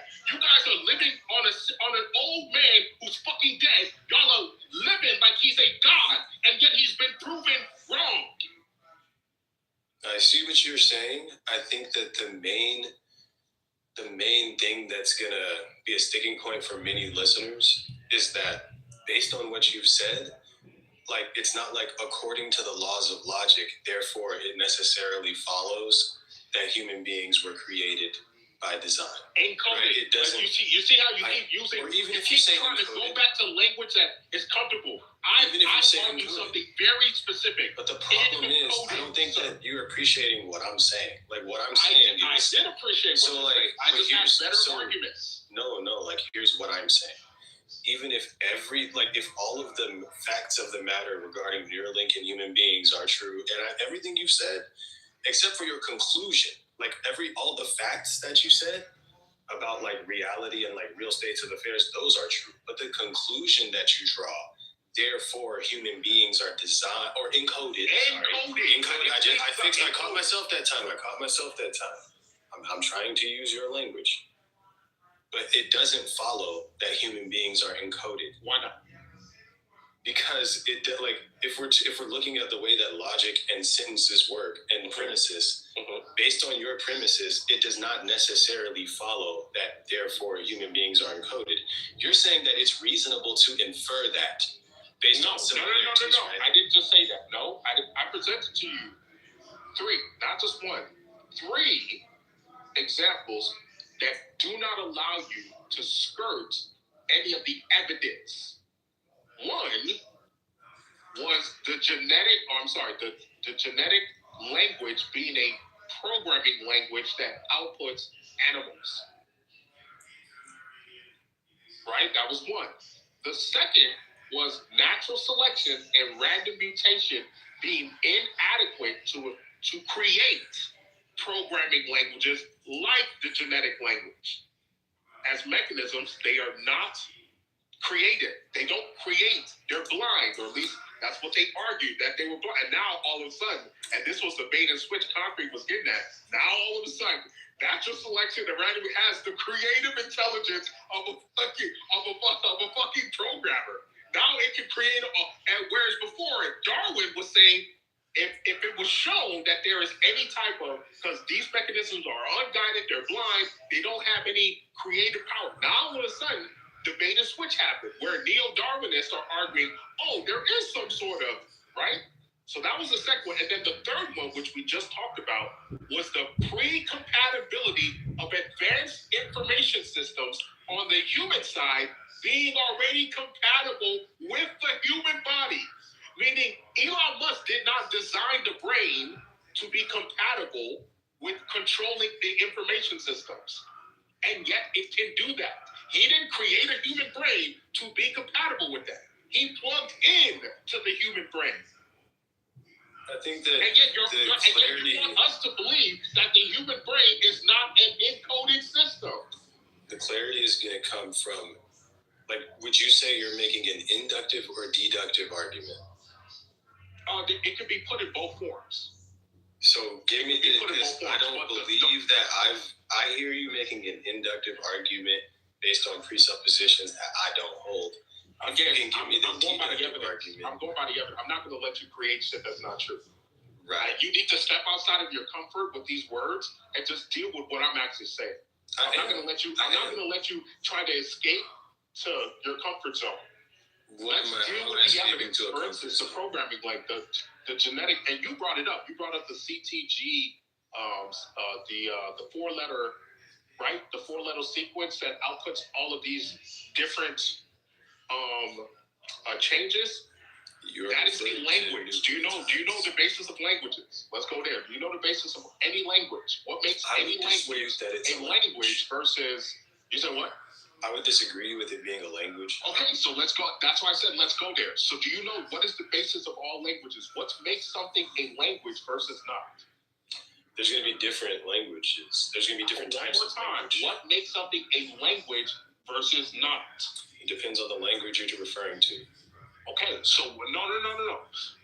Do you not know the basis of languages, bro? How can you disagree with something that you don't know the basis of? So there's going to be language in the terms of like linguistics, and then which is going to be completely different from language in terms of like sequences.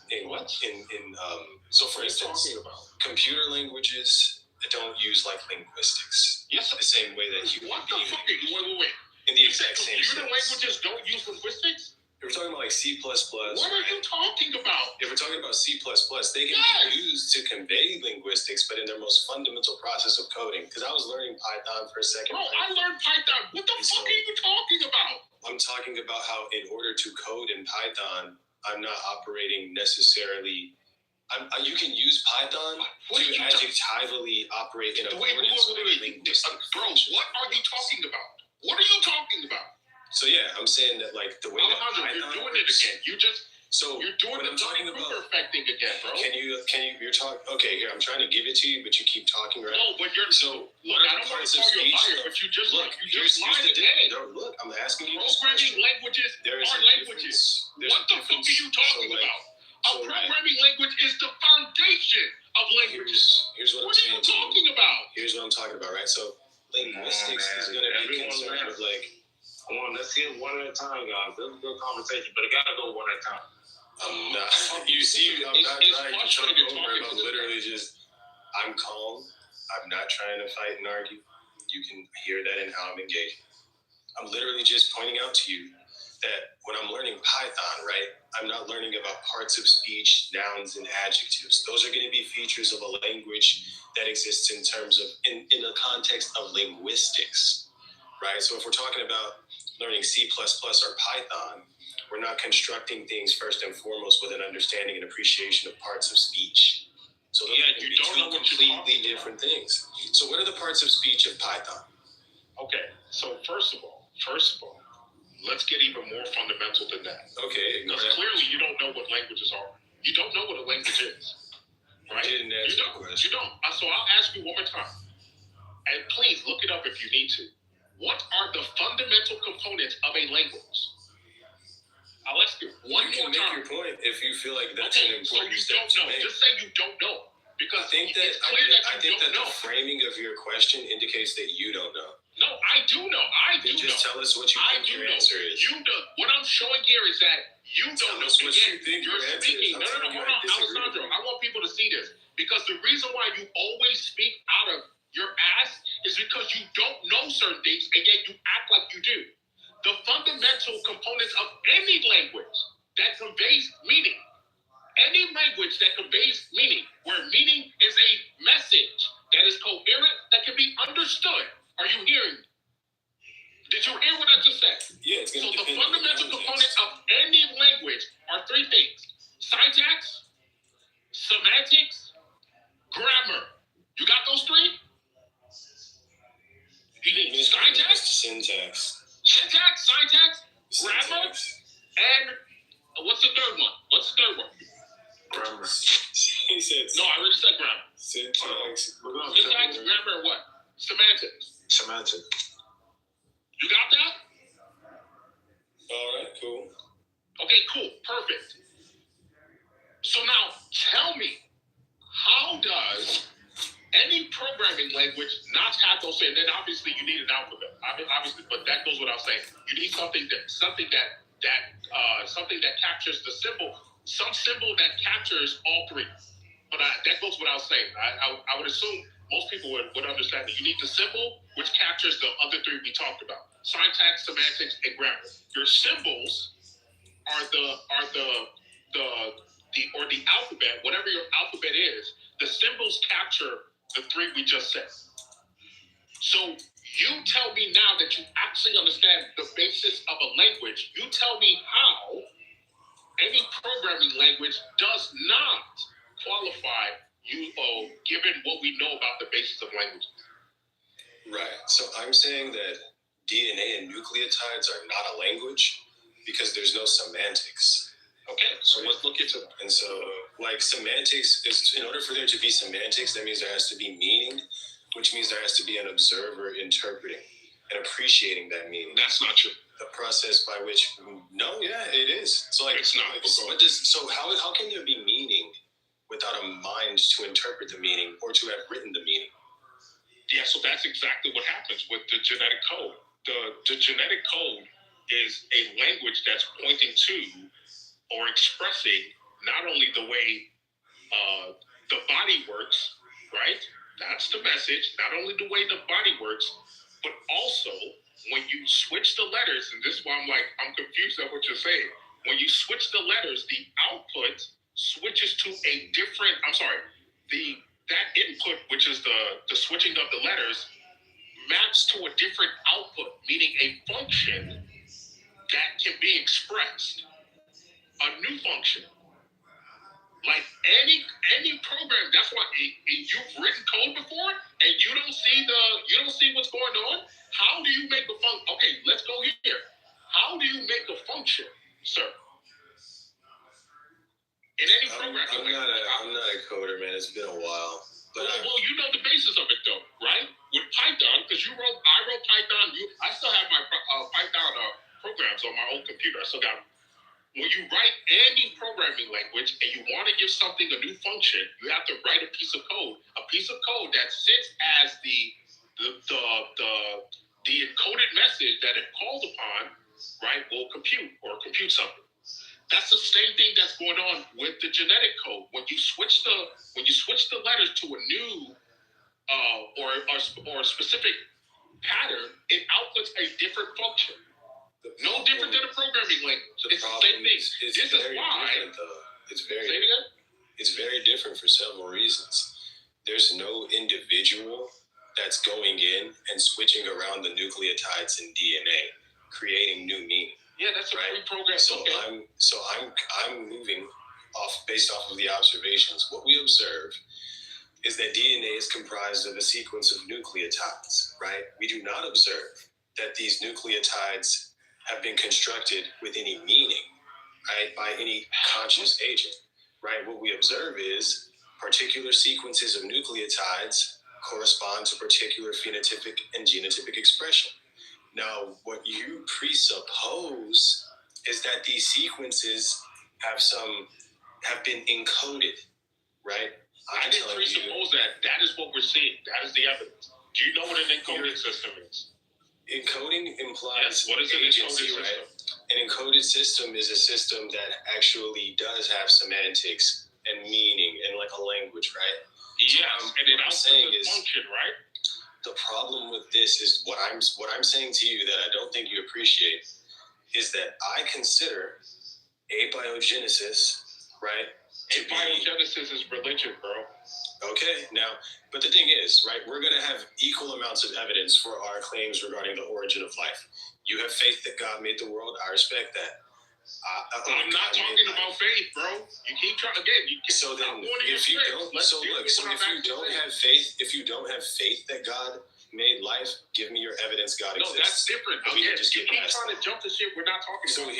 I think that each time you ask a question while I'm finishing, we go in a different direction. What I'm saying to you is, right? No, you're the one that keeps trying to abiogenesis, and then you said, I brought up, I think like you brought in God, you brought in that's because you made a comment while I was talking about abiogenesis. I'm trying to finish making a point, right? When you're talking, I'm listening. And so just allow me to just do the same. Yeah, you brought up right? So here's, and then you interjected and we took a left turn. So just let me finish. So what I'm saying is, when you look at a sequence of nucleotides, you look at it and you presuppose this is something that is encoded, right? I'm saying this is a random sequence, right? Those are two different things. I'm saying it's not encoded.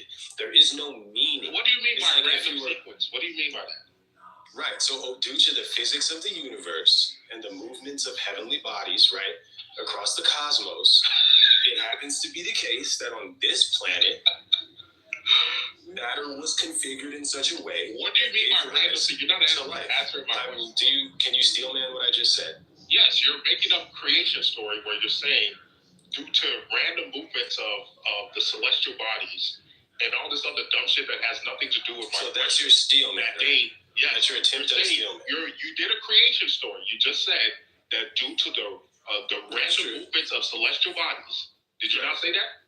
That's true. Yes. You say the random movement of celestial bodies, which has never outputted this again, but there was this one time where nobody was there. Where the random movement of celestial bodies, again, nobody was there to observe it, but this happened, where the random movement of celestial bodies that had no guidance or anything, and it seemed some way, somehow, randomly outputted this perfect encoding program system that creates that's not what I'm saying. That's not what I'm saying. So there's where you go wrong, because you're saying things like perfectly encoded and all of that. I'm like, no, right? So the conditions conducive to abiogenesis arose on this planet. That's what I'm saying. The conditions conducive to abiogenesis arose on this planet. That's religion. So here's the thing. You have faith in something else. I believe that that's a matter of faith on my part. So I'm not even disagreeing with you on that. I have not once talked about faith. Stop trying to bring faith into it. Look, if you're telling me that I have faith that this happened, you just have faith it didn't happen. I talked about the encoding information. I'm literally explaining to you. Look, man. Here's what I'm saying. I'm literally explaining to you why I don't consider it to be encoded, because I consider it. Yeah, because you have a religious position. I understand that you're saying that, but what can you tell me to show me that it's wrong? I already gave. I think that again, you're the one. Okay. Let me say it this way, because maybe you're not. Maybe it's just going over your head. If you came across a message, right, that had symbols and, again, you think it has semantics, you think it has, how would you tell the difference between that being a human language versus it just being something random that we can ignore? How would you tell the difference? And have there been times in human history where people have come across that situation where they don't know a culture, whatever, and yet they can tell the difference between something that's a human language versus not? How would you tell the difference? You're presupposing that DNA is a language. I'm asking you a specific question. You're talking past me. How would you tell the difference? Can you answer my question? How would you tell the difference? No, I think you should just make your point. Exactly. So y'all see that? Did everybody see that? Everybody saw that I got to the heart of why this guy's a retard. Cool. Because he refuses to acknowledge that humans have come across languages where they don't know who wrote it, and yet they can tell it's a human language. Where he's the one presupposing and doesn't want to deal with this because he knows that we can do the same with the genetic code. In the same way we've used the Rosetta Stone in human history to come across human-made languages that we don't understand, and yet we can confirm that it is a language. It's the same process we've done with the genetic code. It has the same semantics, the same grammar, the same syntax, and the same symbols. All four things necessary for a language: syntax, semantics, grammar, and then the symbols that capture the fourth. Or I'm sorry, capture the three. The genetic code has all of them. That's cool. I'll just give my closing argument. So I can see, like, wait. This is the last thing I'm going to say, right? I think, and you can ask me after the movie, but go ahead. So, like, and this is just my closing argument. Please don't interrupt me, right? So, I think the problem is going to be here, once again, that DNA is not a language because it does not have semantics, right? Because in order to have semantics, there has to be meaning. Meaning requires someone that can give the language meaning, right? So no language just fell out of the sky. There would have to be someone who creates the language and defines all the meanings, who can interpret it, right? So when you're saying that DNA is encoded and in that process analogous to a language, the burden of proof is on you to tell us who encoded it, right? And how and what this was like, right? Now you're assuming and presupposing that DNA is encoded, when in reality, I'm saying this is the process of abiogenesis, right? And that's what gave rise to the original simple life form, right? That evolved over time, right? So that's going to be the difference. When you're saying that DNA is a language with semantics, right? That's not the case. It's just not the case in my opinion. You're not. And so I allowed you to say your shit. Dude, you've been speaking. So you just spoke for 2 minutes. Dude, no, I didn't. Yes, you did. And here's the last thing. Everybody was quiet for 2 minutes. Bro, you're just here's rambling. The last thing I'm saying. Here's the last thing that I'm saying, right? So, and the thing about it is, I respect what you're doing, man. I respect the conversation. A lot of times, people would not even dare to have the conversation. But what I'm saying is, dude, y'all gotta take this shit way less personally when I'm disagreeing with, man. Like, I'm literally just like, because the fact of the matter is, I'm not the only person in the world who like believes in and understands like the theory of evolution. And so for y'all to like get so butthurt and start like crashing out and screaming and shit, you know what I mean? So it's like, remember what I said was I think the real issue is that you guys don't understand what I'm saying. Do you even remember what my issue was with you? You don't understand what I'm saying. So y'all know this again. And like over the course of this conversation, it's been abundantly clear that you can't steel man my position. Yes, I can. I already did. I asked you to, and you failed, right? I literally did. I did. And you inserted your creationist. No, I told you exactly. You got mad because you had a creation story. You added in creation to it, but you don't even realize that you had a creation story, and I called it out. You don't even. I never said I didn't have a creation story, did I? Abiogenesis is not science. So I think it's just going to be like, it's not science. You don't appreciate the things I'm saying because you can't grasp my arguments, right? And like that's really just what it is. I mean, Alessandro, I don't know how many times to tell you the same fucking thing. You just don't know you don't know what the basis of a language is. You don't know. You don't know what semantics mean. You don't know the process. You think like semantics can exist without a mind. A language that you don't know and determine. Yes, this is a human language, or this is a language with an intelligence behind it. You don't know what meaning means, which is fucking hilarious. Because if you do, you would know the entire DNA express. The reason why we can do fucking molecular biology, you fucking retard, is because DNA spells out a goddamn message. That's pattern recognition. And that is literally the foundation of molecular biology. Is reading fucking meaning in biology. You dumb it. Pattern recognition is not semantics. I think that's What be is something meaning? that you don't. Now we got to get more fundamental because this guy is such a fucking retard. What is meaning? So meaning, in terms of semantics and What is language, meaning? You're the in one who this brought it up. context, You in said this that context, DNA. You remember? Right. You said the DNA language does not express meaning. What is meaning?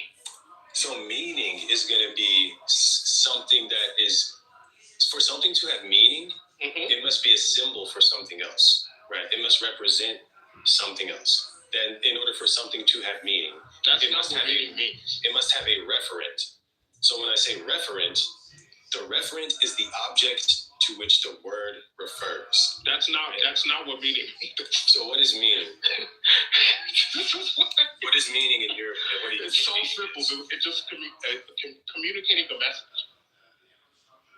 That's a verb, right? To communicate. Yes. Meaning is not a verb. Meaning is a noun. A message that has a real result. Meaning is a noun. So meaning cannot be a message verb of some sort that has a real result. This is just going to be like, you don't know what parts of speech are. Like meaning is a noun, so you can't define it as a verb. Meaning communicates in the context of semantics. Meaning communicates a message. Do you not know what language? Did you not know that we're talking about languages? Or did you forget that This again? is going to be an IQ issue. No, this is not. No. Wait, you think the IQ issue is me and not you? Meaning cannot be defined as a verb, but you don't even know what that means. What do you define it as? Like something of value? It's a noun. Yeah, do you see what I'm saying? It's like meaning can't be communicating. Well, now we know what it's not. What do you think it is? Like to me, because I haven't looked it up yet, but I'm curious because it's one of those things that's like meaning is. No, Mike, don't let him escape. It's in the context of semantics. It still can't be defined as a verb. I've heard what you guys said. I'm not going to get involved with like the definition of meaning. To me, I would say like simply something that presents value that's like. No. It's in the context of semantics, language, not generally. No, so Mike, don't let him escape. We're not talking the theory of meaning and what we think conceptually. No, he talked about semantics. Meaning in the context of language, semantics. Right, so I pulled up the definition right here in the context of semantics, and it says what I already said off the top of my head. In semantics, meaning refers to the relationship between linguistic expressions and what they communicate.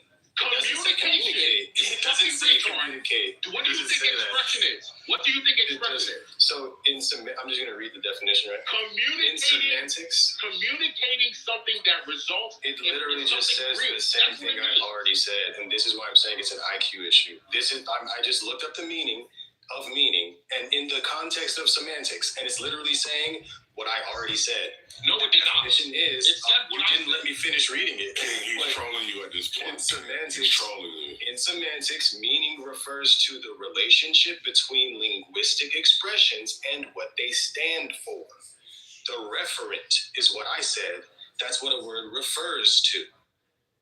That's the same thing as what I said. It's not. Okay, he's right, bro. He's right. It didn't say communicate. It did say expression. But it's so embarrassing. This is an IQ. He does this every conversation, I feel like he's trolling, but I feel like he's trolling, bro. He is trolling. He has to be trolling. I'm gonna tell you, he can't be this stupid. I'll accept my No. I feel like you guys are running the flag. It's not that. It's that he does good shit, fellas. Like you're a fucking retard, Alessandro. And the thing is, concrete. What's such a shame is that again he just overestimates his viewpoints on a lot of this stuff. He didn't even know what the basics of language. I had to tell him what it was, and yet I have the IQ issue. What, bro? Go sit the fuck down, man. That was like fucking embarrassment.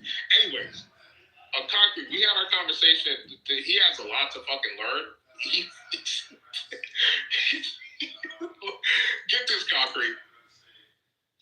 The genetic code, the genetic language doesn't express meaning, and yet scientists have been using it to decode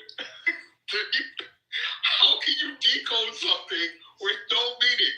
That doesn't express anything. You need the foundation of meaning and expression in order to decode something, in order to get to what something means. But he didn't even catch that. Yet I have the IQ issue. All right, man, whatever. It was a good conversation. Go ahead, Luffy. Well, I did because you made your point abundantly clear several times. I did. You were calling it several times. You were trying to escape and everything, but I just found the condition funny, man. I think it was. Yeah, it's. I mean, I was doing researching while you guys were speaking, and you were correct. That's how. I know. I was like, I think he was reading the same thing, but interpreted it in a different manner. So, but it is what it is, man. I think it was striking. I just feel like that conversation shouldn't have been more than at least like a 10-minute conversation, but it spread out to like 15, 20 minutes for no reason. But it is what it is, man. Do you think people are being hyperbolic when they talk about IQ issues? It's everyone just like, not everyone, but like there's a select few people, and their automatic go-to is IQ. I don't think they understand like even it's a security thing, if you ask me. Like if you don't know a definition, that's not an IQ issue. And then like, look, I don't even agree with you, bro. I know. You know what? This is what I think. But you know, King. But hold on. Like, the thing is that when he's like, you don't understand what I'm saying, therefore it's like your fault. It's like a comedian blaming the audience because they're not laughing. Like, it's not always your fault, bro. It could be the fault of the speaker that fails to have the ability to communicate, right? That's not, bro. You're arguing a point and you're saying somebody doesn't understand. But why isn't that your problem? Like, fuck, dude. You just talk weird sometimes. He does. He talks weird. It was weird. And you can't tell him that. And the thing is, Mike, you and me, Mike. I did tell him. How many? No, but the crazy, Mike. How many conversations have you and I had around? I was thinking about that actually. It went way more stimulating. I mean, there was more young involved, but like, at least I never said fucking, you don't understand me. Exactly, and I've never said to say. Yeah, bro, that's the biggest cop-out ever. But the last time, and we've had, you and I have had in-depth conversations around stuff around evolution, all of that stuff. And yet, I've never once said, yo, Mike, you're a fucking retard. Yo, Mike, you don't understand. As a matter of fact, I've praised you several times. You know this. No, I know. And I was with all the shit. But yeah, I think it's a cop-out. We disagree. Yeah, it's a cop-out, dude.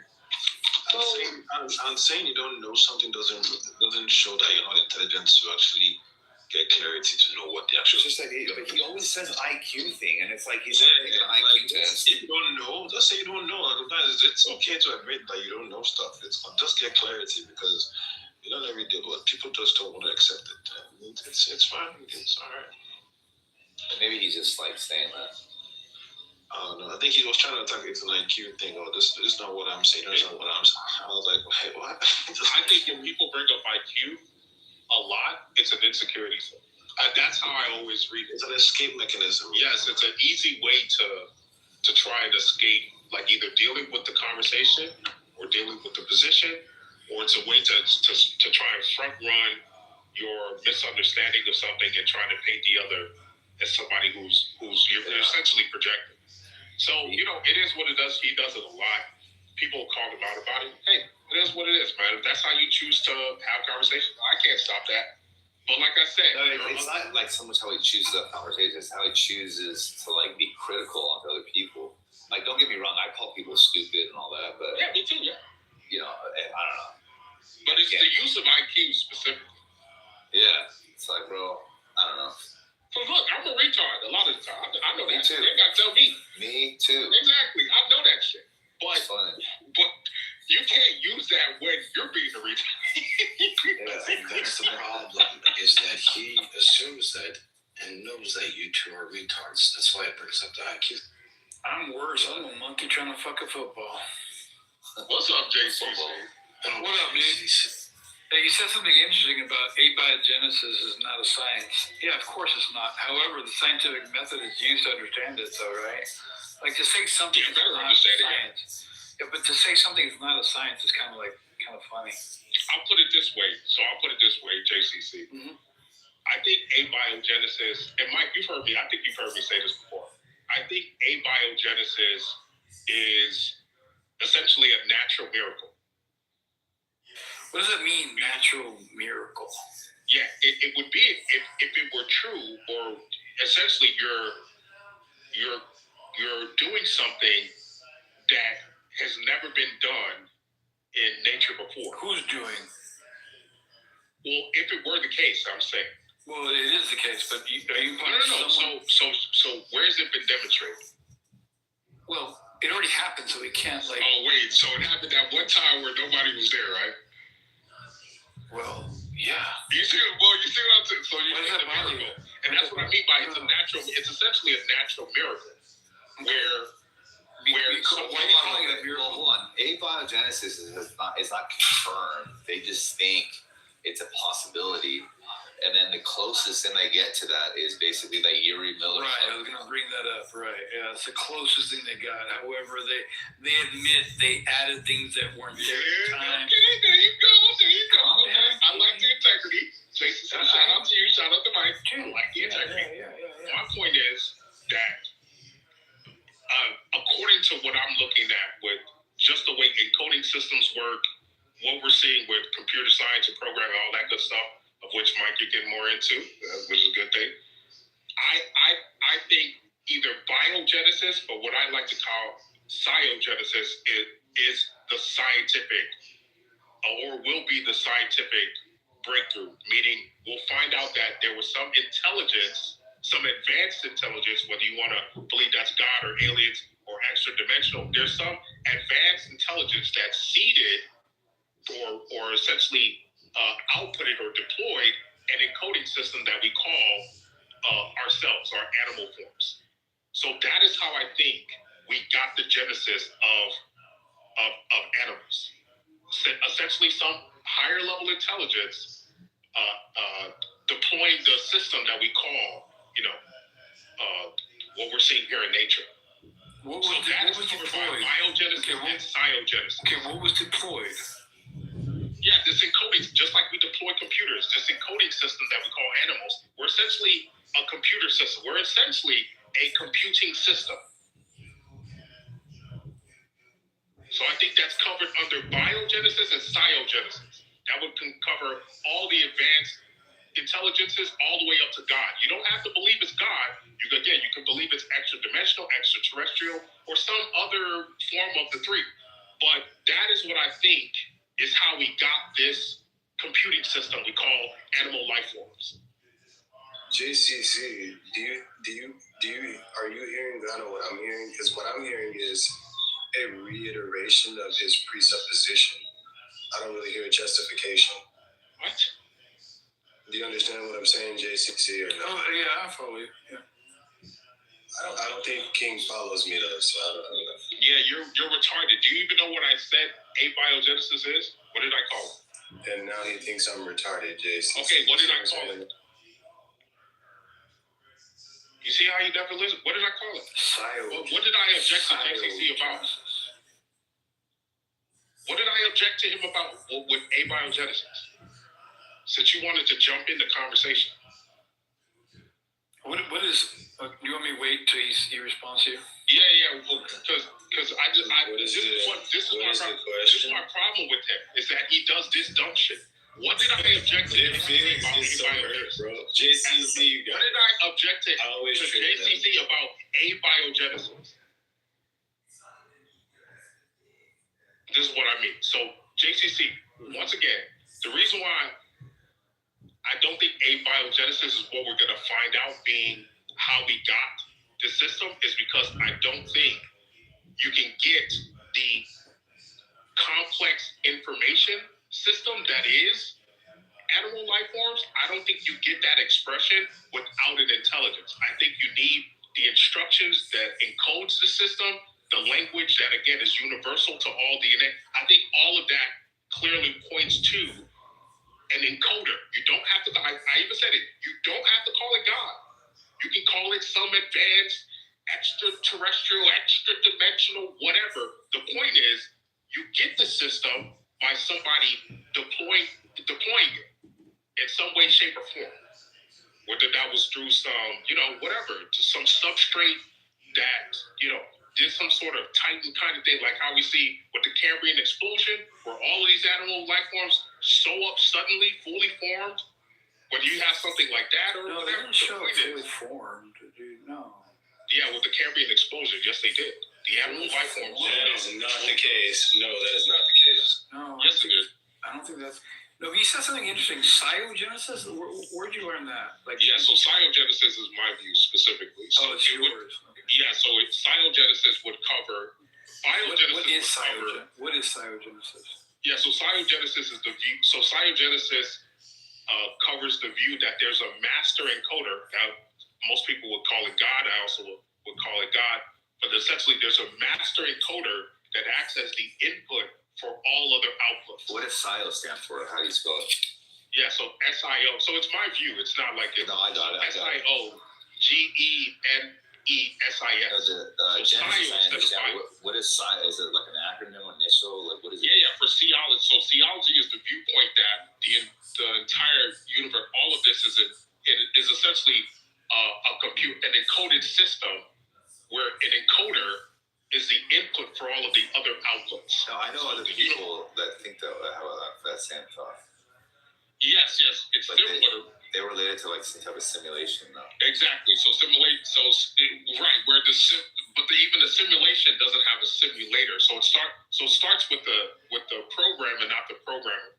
The difference with cyogenesis is it covers the actual programmer as an encoder, not as God, rather as an encoder that sets in motion all of the outputs that we observe today with nature. So this is not animals. God doing it, right? Well, no. In my view, obviously, that encoder would be God. The point, though, is that you're not using God, right? You're instead pointing to the science of it, which is encoding, or the encoder setting up the system. So then, opposed to like the axioms established for those the causal relationship for those things that interact, like code, right? Correct, right. How do those things come to be?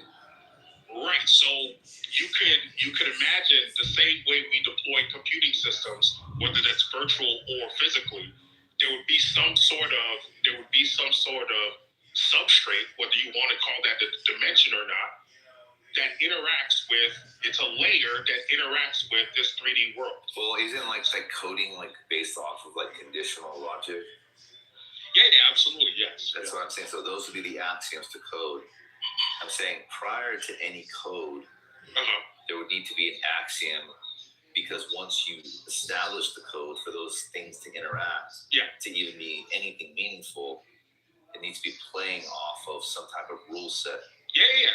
That's what I'm speaking to, the substrate. So that would be the dimensional layer, because that's what I think it is, Mike. That's what I'm getting at. There's a dimension layer, and maybe in 100 or 150, who knows, we'll be able to interface with it. But there's a dimension layer where all of the parameters for this universe live. Like a code system, like any but type even of that dimension would have to have some parameters. Yeah. Like to even hold, to be kind of like a vessel for all these things. Yeah, I agree. Yeah, so you're kind of like platonizing the codes, right? You're saying like these things exist in a realm outside of this place, from what I'm understanding. Yeah. So because of our computing systems, I don't see how that's a problem. Because that's how computers work. So that's literally how our computers work, where within every computer there's a hierarchical structure where at the command line it controls everything that happens at the application layer. So I'm proposing a similar structure. As a matter of fact, it's the exact same structure where the command line is essentially the encoder, and from that command line, all other outputs live in a structured system all the way down to the application, where the application layer is us, our 3D world. So I think that's the future, right? I gotta be honest with you. I think that that's the view that most people are gonna come to. Like some type of, like, just software. You think eventually, like this, like, what about this? Like, this is a separate subject. The idea that, like, you kind of attempt to capture someone's consciousness and, like, after they pass. Yeah, the soul, right? So because, and that's the other thing, Mike. It makes some Christian, it makes them uncomfortable because what you're pointing out is very true. I mean, the thing is, if the soul is software, which it is, it's just a higher order, then yes, you can, in theory, you can do all the things we can do with our software, you can do with the soul and the mind. So that means that, like, so you think that, like, so the soul is like, it's not finite, right? Yeah, it's not finite. Not in the sense of the Do you think it's eternal or like infinite? So, no, it's not infinite. No. Infinity is only, or infinite is only a quality of what I would claim the encoder. But the reason why I say that is because eternal is something that like never started and never ends. Infinity can start, but it doesn't actually have to end. So what I'm saying is, like, a soul, from the general idea, it always seems to exist, like, from the general religions, meaning whether it's heaven or hell or in between, like, it doesn't ever seem to go poof and just vanish into this nothingness, right? Well, yeah, you're right. So not in the sense of it's definitely not eternal, right? So that's why I said I don't think it's eternal, but I asked you, do you think it's infinite? Infinite. So I would say, according to what we know now, I would say yes, in the sense that. So does that mean going forward, not backwards? Yeah. Does that make sense? Yeah. No, I know. Like, if you went backwards, you would obviously refer to some type of conception. Correct.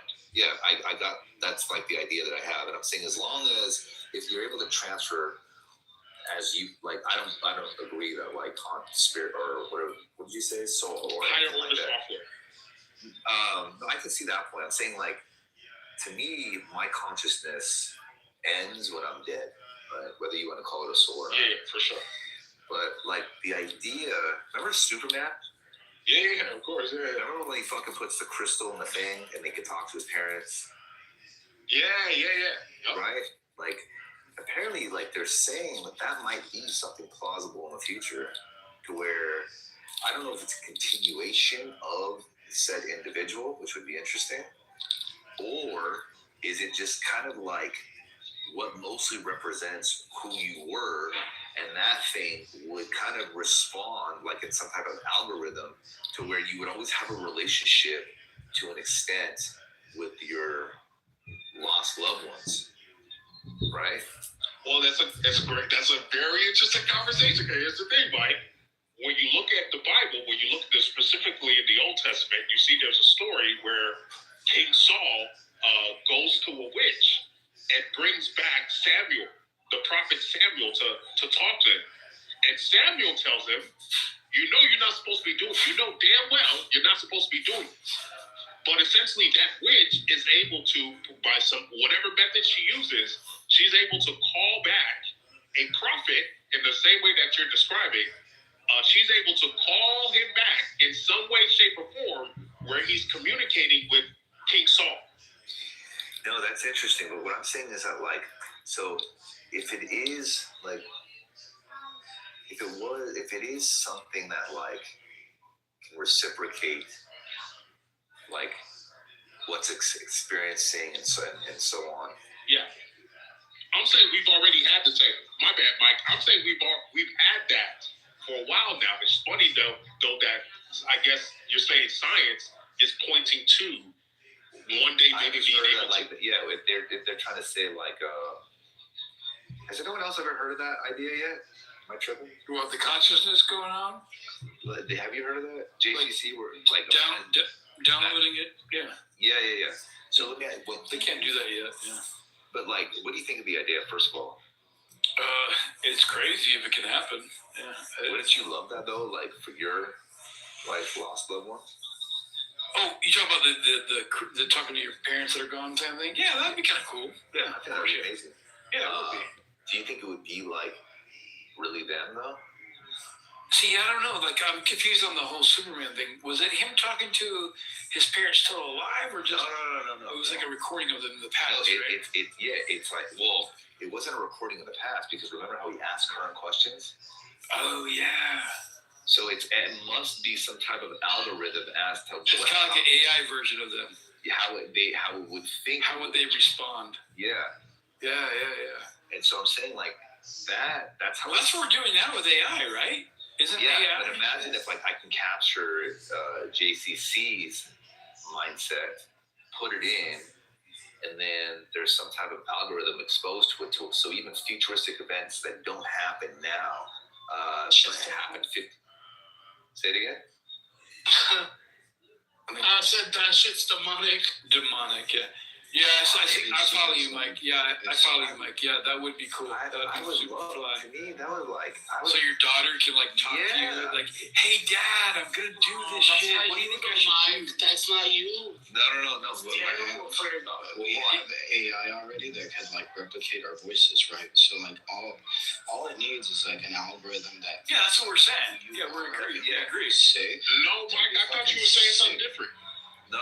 I'm speaking of there's different avenues. That's what I'm saying. So to me, I imagine this that's why I said I think that like when I'm done, like my consciousness, or as you would put it, the soul is done, right?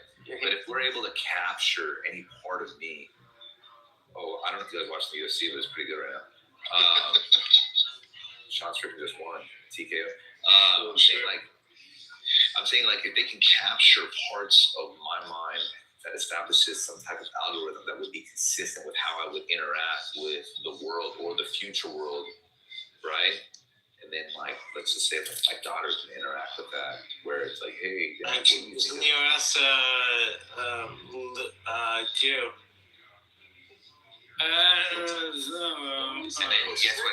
Guess what?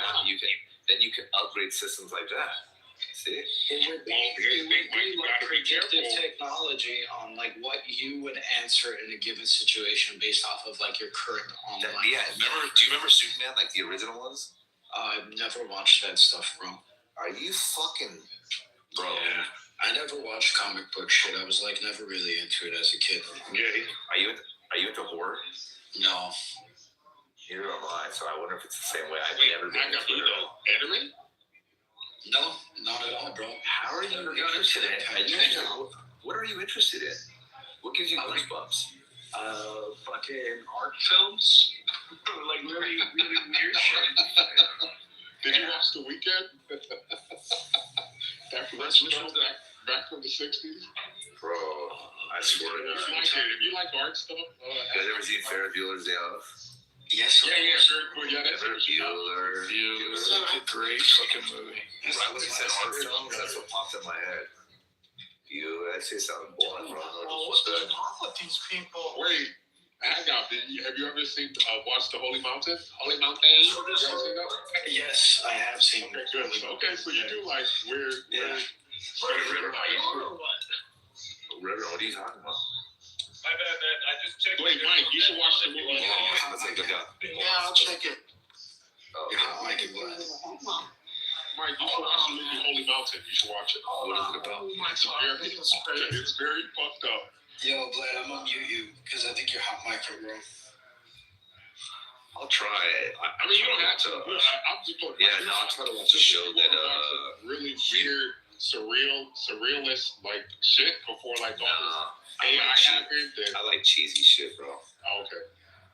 I like where the good guy wins all the time. Oh, that type of show, okay, cool. Yeah, that's like. You like Moneyball and like. You don't look for the bad guy ever, Mike? Angels in the Outfield.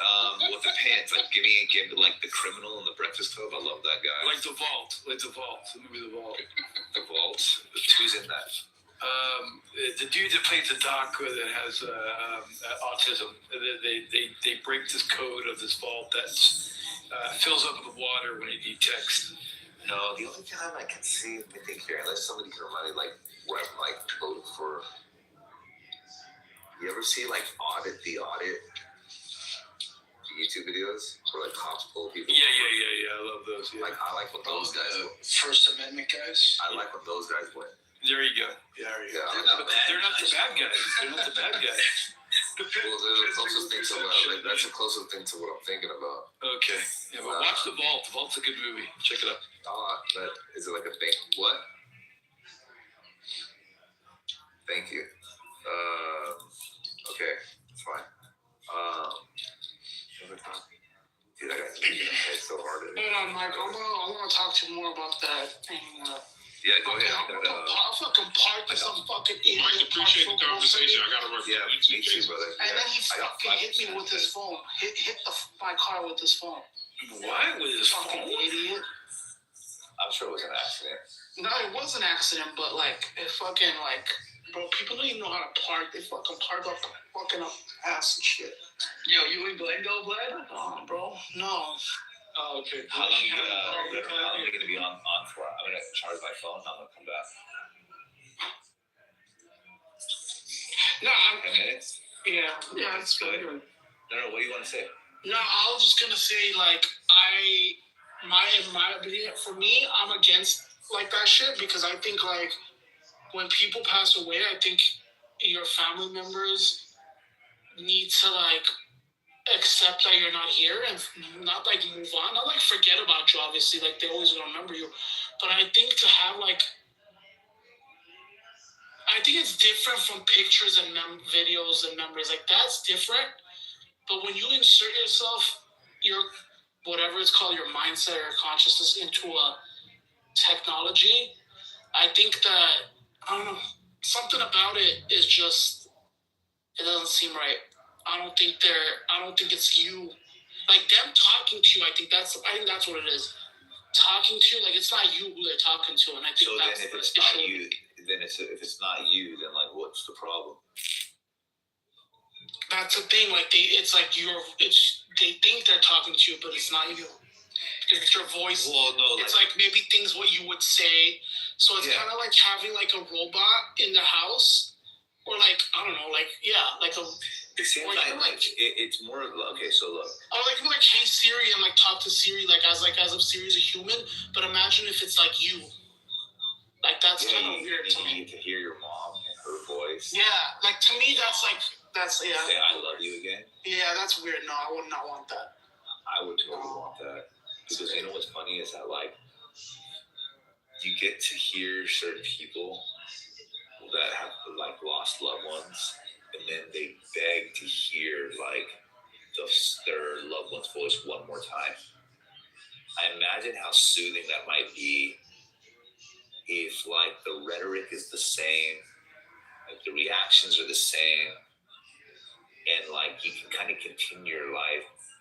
Maybe not like again treat they're obviously it's a machine, like it's a different type of medium, but like to where you can interact with it, especially like in a time of need.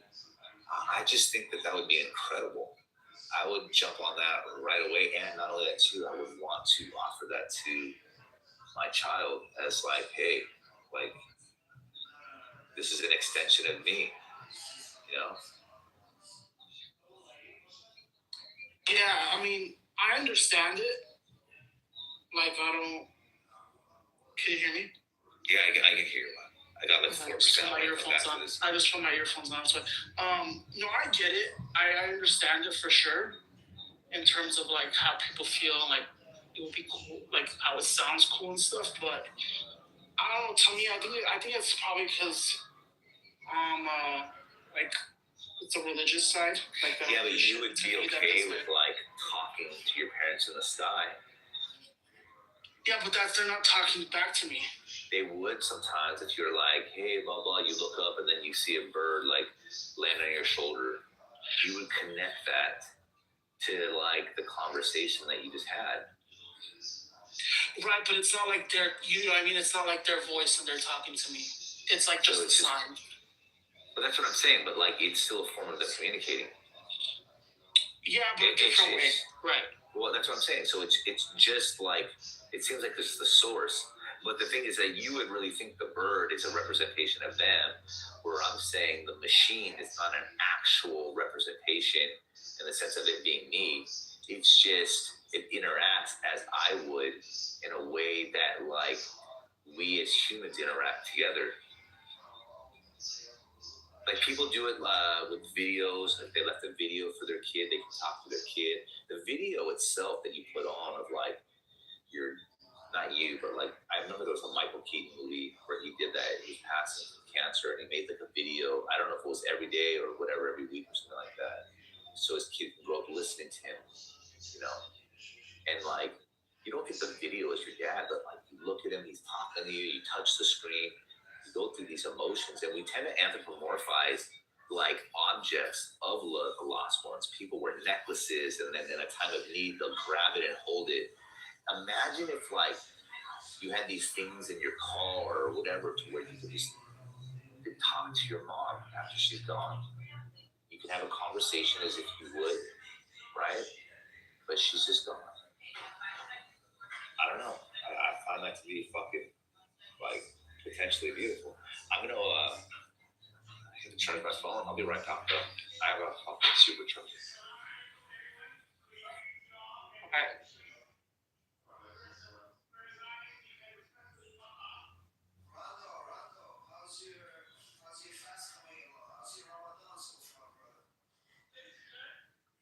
I think I'd be down for something like that. I don't see, as long as you know that, if you're religious, as long as you know that it's not them that you're directly talking to, it's just some sort of mechanism of healing, I don't see that as too big of a problem. I think there's like positive and negative mechanisms of healing, and you don't see the negative effects till it's too late. I think it's one of those. I don't think if you go to your church and you tell them about this, that they would say it's a healthy way of coping or whatever mechanism. Possibly. You might get attached to that thing, and it might not allow you to actually grieve their loss and properly move on from it. JCC, man, are you there right now? Yeah, I'm here. I guess I'm curious, man. Like, wait, I'm sorry, man. Were you? I stepped away and I was just coming back. I didn't mean to, like, interrupt if y'all was talking. I just kind of. I was listening, so yeah, I wasn't talking. Well, I guess I wanted to ask, what do you make of, because as I'm listening to Concrete and I'm listening to King convey their theories in support of creationism, what I'm hearing is, like, ultimately, and it feels like they're saying, like, complexity is such that it follows that intelligent design is the case. Is that kind of what they're saying? That's exactly what they're doing. They see complexity. They understand things that are complex require a thinking agent. Therefore, this is so complex beyond our understanding. It must come from a thinking agent, right? No, to play devil's advocate, I'm sure they would say something like, well, they would hold your feet to the fire and say, well, you have to say encoded, and I'm not saying, you know what I'm saying, but ultimately they're saying. Yeah, the problem is we recognize it as a code, right? We're the thinking agent to call it encoding, and we label it and we name it. We didn't see anything labeled, right? We just recognize the double helix and we label it what we label it to understand it better.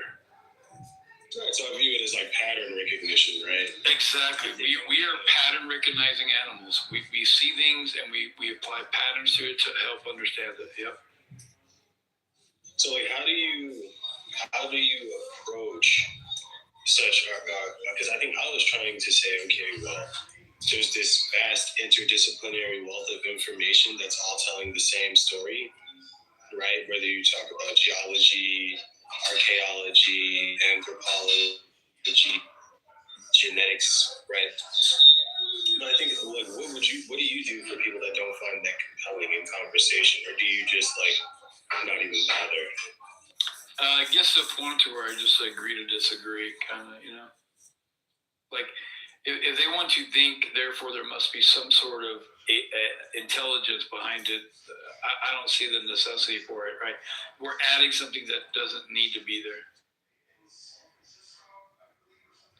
Right. I can see what you mean. I think that, like, for me, it's like sometimes I feel like it seems like I feel like I'm making a reasonable case to just consider the legitimacy of an alternative perspective.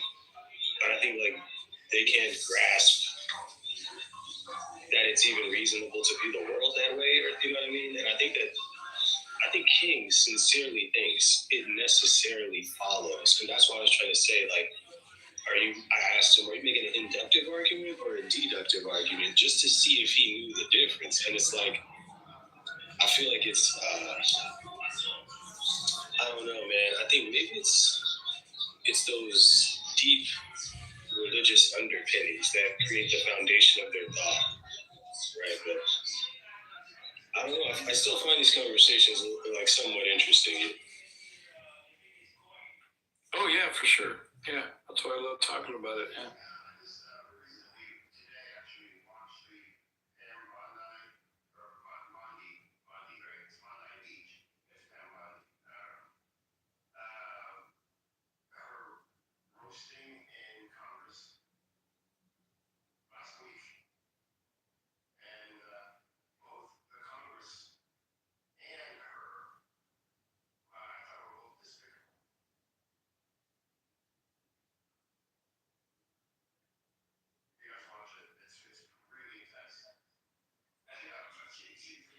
So then I guess, like, what would be one of the things that also comes with this? Like, obviously, I want to ask, like, would you consider yourself to be like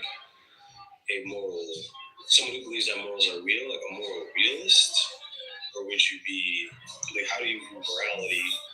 I'm a moral subjectivist, I guess. All morals are subjective, right? They don't stand alone without a thinking agent. Okay, I can definitely understand where you're coming from with that. Have you ever seen the people reference that most, and I could be incorrect about this, but I believe I'm right, most philosophers are moral realists, that they do believe in morality? I don't understand how they justify it. But the reason why I think I understand that, like, morals exist and they're real, and I think they do get to the point they come from the mind of those who apply them, right? So that's what makes them real. It's us that makes them. They mean real in the most fundamental sense. Yeah, I think so. I could be misunderstanding it, but I think that's how I interpret it. Okay. So I think maybe that is like a slick sleight of hand you use to, like, use that misappropriate that.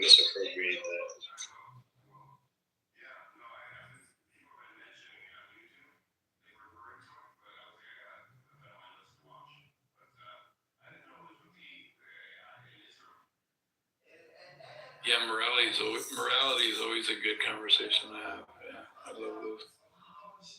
I think that I'm not too, like, too prescriptive with it. You know what I'm saying? So I think we're probably going to agree on a lot. While I think we will disagree on theism, right? Like, I am a theist, you know, but I don't engage in evangelism, which I think. Yeah, that's cool. So, being a theist, you think the God you believe in actually interacts, like it's involved in our day-to-day? Yes. Okay. Yes, I would say yes, but I don't think it's like, I don't believe it's something that we can, like, trigger or induce through any particular practices. You know what I mean? Oh, so you don't hold a prayer, right? You don't use prayer. Not for intervention, you know, maybe for, like, in the same way that you might use meditation, right? But, like, you don't, like, meditate and then hope you win the lottery or something. Right. But I guess it's been an interesting journey because I definitely have been more of a skeptic in the same like school of thought that you're in. But that's why I feel like I can understand where you're coming from. You know.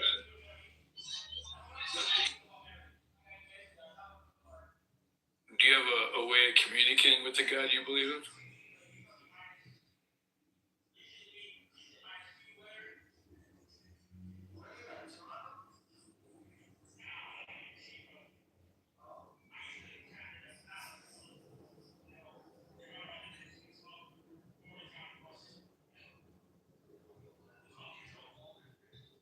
Wait, Luca. So you think that God interacts with our daily lives, like He's involved in your life? So you're like a hardline theist. This entire time, I thought you were a deist.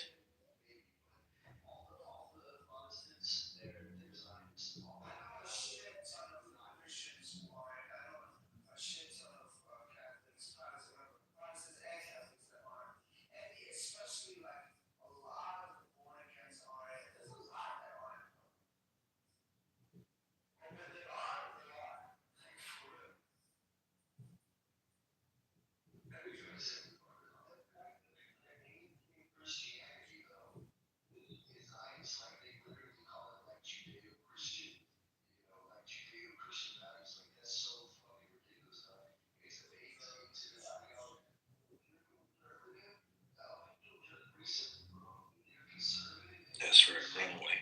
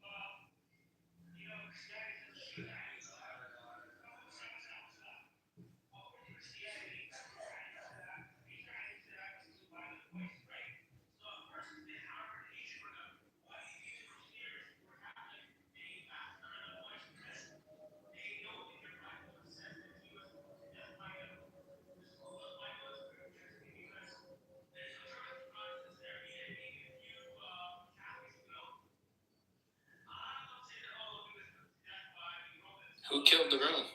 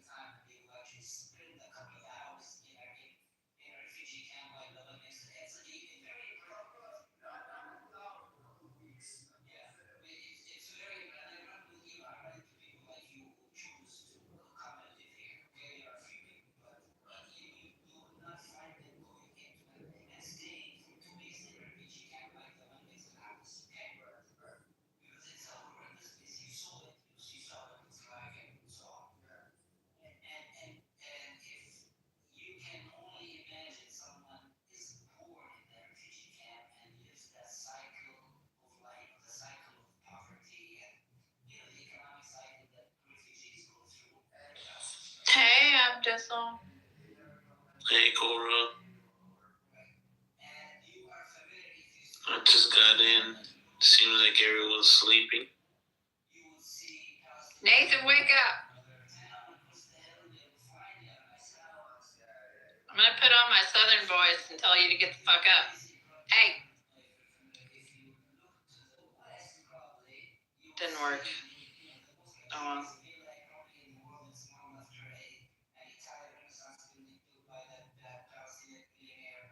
It's only 8:45 here. Y'all shouldn't be asleep. What are you doing?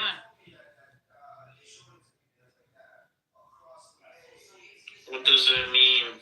Holler and swaller. Holler and swaller, as they say before you take a shot.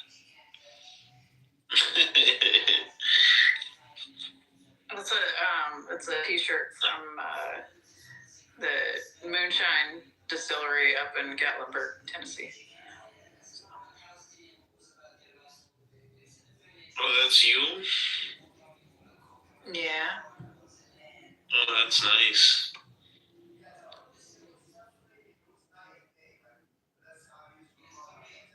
I realized I could wear underboob t-shirts again.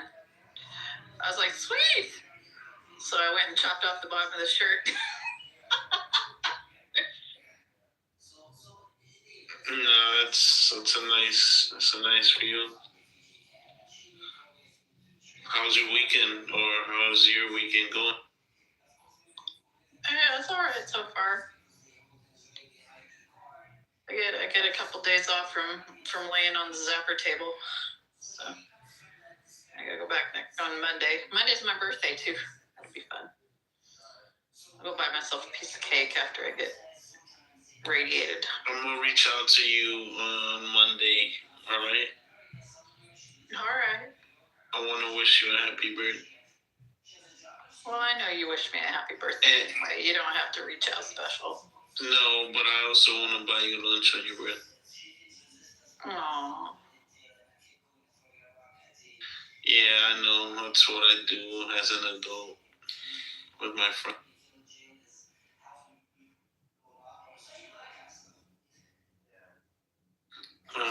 Getting ready for 16 hours snow shoveling shift for tomorrow. Oh yeah, y'all got like a blizzard going on. So fucked up.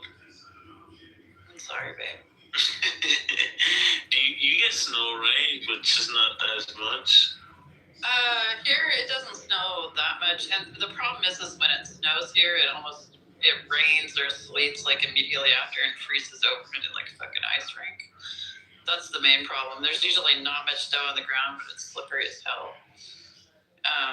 But I used to live in, and I still have an apartment in right now, Spokane, Washington, and it's kind of weird there. Like most winter, it'll be dry. There'll just be a little dusting with like not really fluffy, just like the kind of snow that like blows in the wind, you know.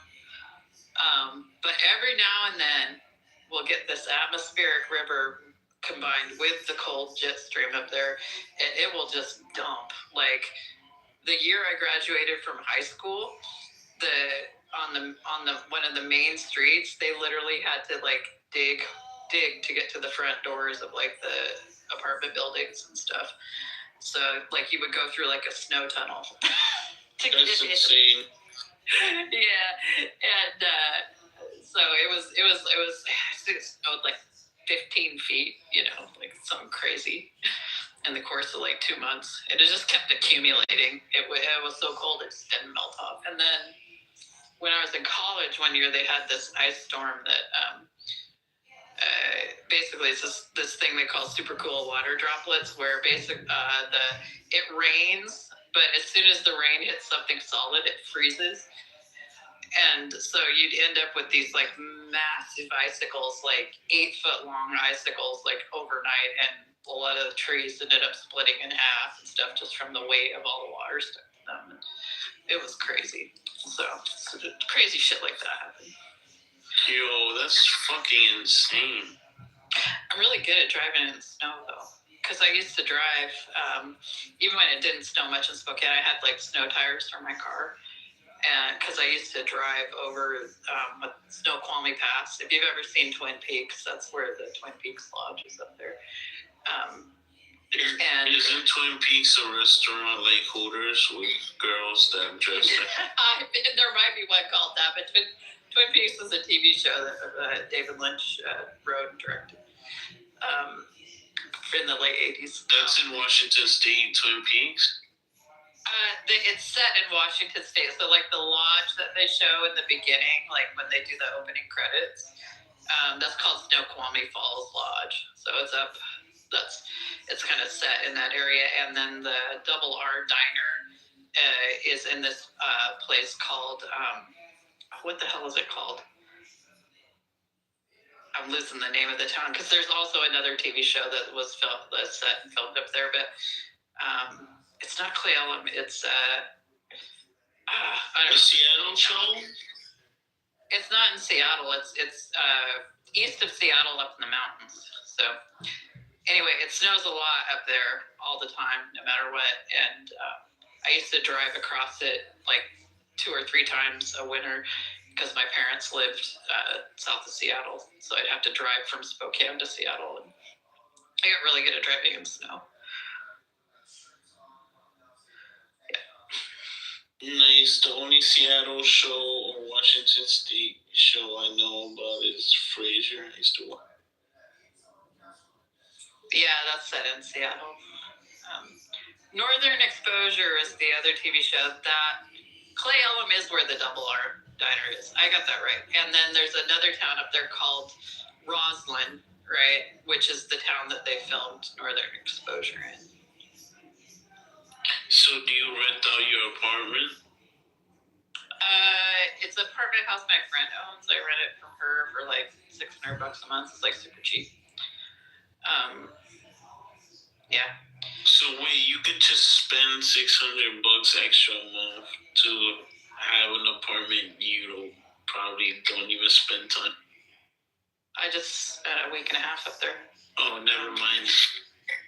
Yeah, I got the job I have most of my employees are up in Spokane, so I go up there.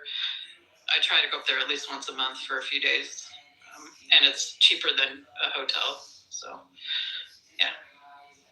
And I get to keep all my shit there, and I don't have to worry about it, So, and my friend, the reason why my friend offered it to me is because she wanted to get it furnished, right?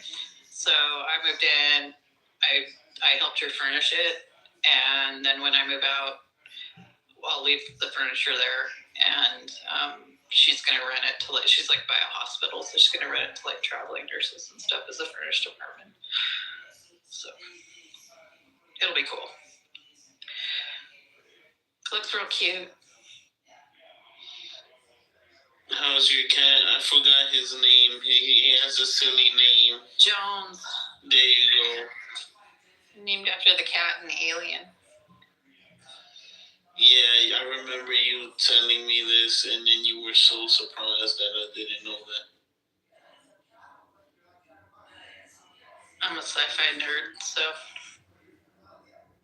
Science was always my worst subject. I love science. Science is the best. My younger brother really science. What was that, Riaba? I thought you said you didn't believe in science at one point. What? What are you talking about? I thought you said you was atheist. Why would that mean I don't trust science? I'm going to say trust science, but I don't believe in anything. Red Rum was in the Epstein files.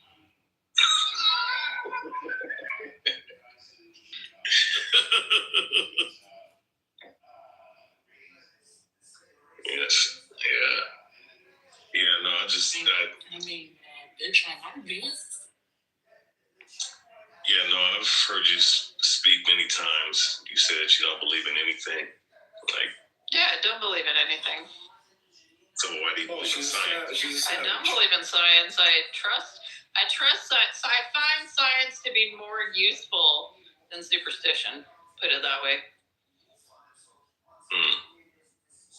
Besides, I don't believe in science, but I trust in it.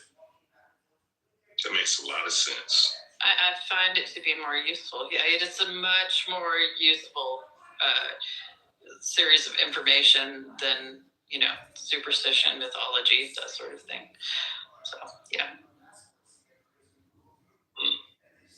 It provides much more useful models for making accurate predictions about future events, you know, that sort of thing, or how the world works. You know, so you believe in some, so you don't believe in science, but you trust it, but you don't believe in a God. I don't believe in anything.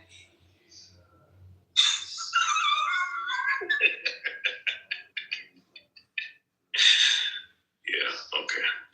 In any given moment, I just reason my way through what's happening. So I don't have to believe it. I just have to survive it.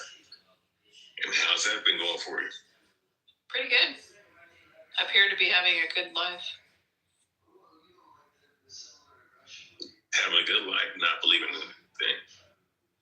Yeah, I have a pretty damn good life. Even when shitty stuff happens to me, you know, I'm like open to whatever will help me, you know, navigate the situation. So it's great.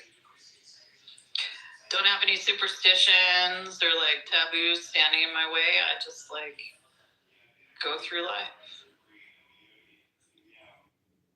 Did you grow up with your family being religious, or? My mom was like super fundamentalist evangelical. Yeah. My dad was kind of like non-religious when I was a kid, but then he eventually became like super evangelical religious. So yeah. That was like after I moved out of the house. So. Do you have any siblings, Cora? I have a younger brother. He's 4 years younger than me. I don't know why I always pictured you as an only child. No, not an only child. Is it because maybe she's a selfish brat? How am I selfish, Concrete? What have I ever done that's selfish? Hello, Cora. I'm just messing with you. I know. Dude. Look, I'm showing you my beautiful breasts. What the hell? How is that selfish? Bro, you do. What's the word? She's elite milk, man. He does. What's the word? There's a word. Yeah, it is selfishness. Sorry. Or is it like wielding power? Yeah, selfishly. Yeah. I don't have any power over you. What are you talking about? We're not talking about power over me. You're talking about power over situation. What situations do I have any power over? Social dynamics, social environment. How do I have power over that? Because it's conferred to you, Cora. Well, it's not my fault that people like me. Okay, exactly. So why are you acting like you don't have power? I don't use it unduly to like. Oh yes, you do. Oh yes, you do. No, I do not. What are you talking about? Cora, can we be honest? What are you mad when I tell you that I love you and you have to? No. Listen, Cora, I love you too. Can we be honest about? And it's not you particularly or exclusively, but certain people are given certain power in these dynamics, and it goes to their head, and they're unkind with their power. You ever seen Andrew? Have you seen Andrew? Have you seen Andrew? Have I seen him? Yeah, have you seen how he behaves? I've observed Andrew doing many things. Have you seen how he behaves? 4 years. Yeah. Do you see how he behaves in this room? I'm not like Andrew, though. What are you talking about? It's almost like you're not exactly like Andrew, but I'm not anything like Andrew. It's not. Look. Obviously, there's different extremes or ways that things are expressed, but I don't know, man. Cora, you could use your powers for good, but I feel like what are you talking about? Not enough. Dude, my whole life is like helping other people. What are you talking about? Listen, your real life and your internet life are two different things. Do we agree? Do you understand that, like, I'm not, like, this sort of like flat, sort of monotone person. Like I have different aspects to my personality. Corey, you abused us by leaving us. You know that, right? What? That's the power. Here? That's the power No, that I'm talking about. I don't put up with being abused. You so weren't abused. You just weren't given carte blanche. Did you not see what happened on the day that I left here? I vaguely remember it. It was literally like Florida and fucking Brad just like dogpiling me hard and Nathan doing nothing about it. Oh my God. So I just left. I'm like, if you're gonna like allow this to happen, I'm gonna go. That's all. So you punish us by leaving, and then. Well, if you treasure something, you protect it. You don't like allow. Oh my God. Corey, do you think you were better off by leaving and then going to like a lesser community? What do you mean lesser?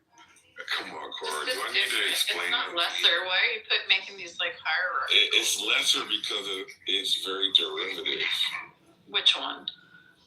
Do I have to explain it? Well, I'm not in there either. Like, what are you talking about? But you went over there and protested. My whole journey after I left here, I met so many wonderful people. Oh, that's good. That's good. I'm glad. I hang out with like Nargis and Zabu and like a solid little team going on here. And I still love Zargis. Visit us and shit. Yeah. Zargis is pretty. Nargis is beautiful, yes. And Zabu's also beautiful. I don't know who that is. That Persian woman hates me, and I still don't know why.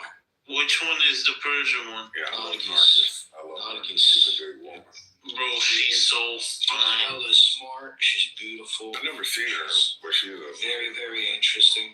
But she hates me, and I still don't know. Yeah, because you're fucking Armenian.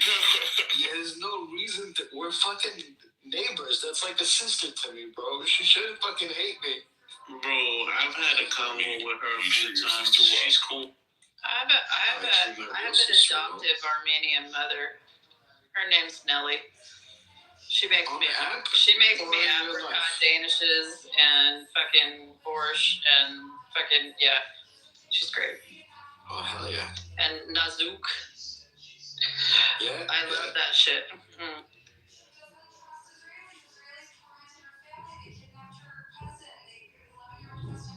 Conker, you asked if I treat my sister as well. I do. I mean, I try to. Your Persian says, like Nargis, basically is, do the Armenians have a good reputation or history with her people? Oh yeah, for sure, bro. Okay, so it's not like historical conflict between the groups. So maybe it's just, maybe it is. It might be me, bro. It might be me. But you see how Cora tried to like evade the point that I was making? She distracted me really well. She told me she has a Armenian stepmom or adopted mom. See, yeah, she like opened a bakery in my neighborhood, and I'm with her a lot. So she's sweet. That's the problem with women who are smart and beautiful, is that they can walk between the raindrops, and they do it very well, and then they can get away with it because people don't want to ruffle their feathers. But it is okay. It's all right. I forgive you, Cora, for abandoning us. I'm sure Nate forgives you as well. Have I ever stopped loving you, Concrete? Why are you so worried? Yes, because you took away your presence. If you take away your presence, that's. I'm not. You're not suffering from my lack of my presence. Cool. We all suffered. You're not hell because of it. You know, like. The heck. And it's not like you can't come to visit me. You know? And when we visit you, it's like in the area. Cora, you know what happened. Imagine if my heart is broken. Imagine how broken Nate's heart is. No, I'm gonna go visit Nathan if I go on a cruise out of Miami and go hang out with Nathan and Eric. So, yeah. You could come too. Sounds like a plan. Cora left Chillism the day after I joined Chillism. I'm sorry. Makes you think. I don't remember. No. I was there for the abuse that she's talking about. Bro, it's the blacks. They were going crazy on her, bro. She said Florida man and Brad. Yeah, it was It was the opposite. It was the insecure white man. Yeah, the whites that act black. Good job. Oh yeah, I never understood that. Why Brad had something. Yo, because the thing is, Cora, correct me if I'm wrong. I know you're progressive, at least to me, but I don't necessarily look at you as a feminist. Like, again, I could be wrong. Do you consider yourself a feminist? I do, however, like most people's understanding of feminism is incorrect, and so I'll take the time to explain what the actual goals of feminism really are, not the sort of distorted, sort of red pill version of feminism that most people tend to have. So my whole interpretation of feminism is that positive feminine characteristics should be considered equally valuable as positive masculine characteristics, right? And they all work together to form a whole and complete people. Everybody's got a range of feminine and masculine characteristics, and the positive ones should be celebrated, period, right? And women, because they have many positive feminine characteristics, are able to do a lot of things well and bring a different perspective, and so they shouldn't be excluded, and they shouldn't be oppressed because they're feminine. So that's really what it comes down to. Maybe it's because I correlate like feminism with like irrational, but that just could be me. But you're a pretty reasonable, rational person. Yeah, and I was raised like my grandmothers were both feminists, like in the 60s and 70s, and early on. And then I worked in a women's center at a college in from 95 to 2000.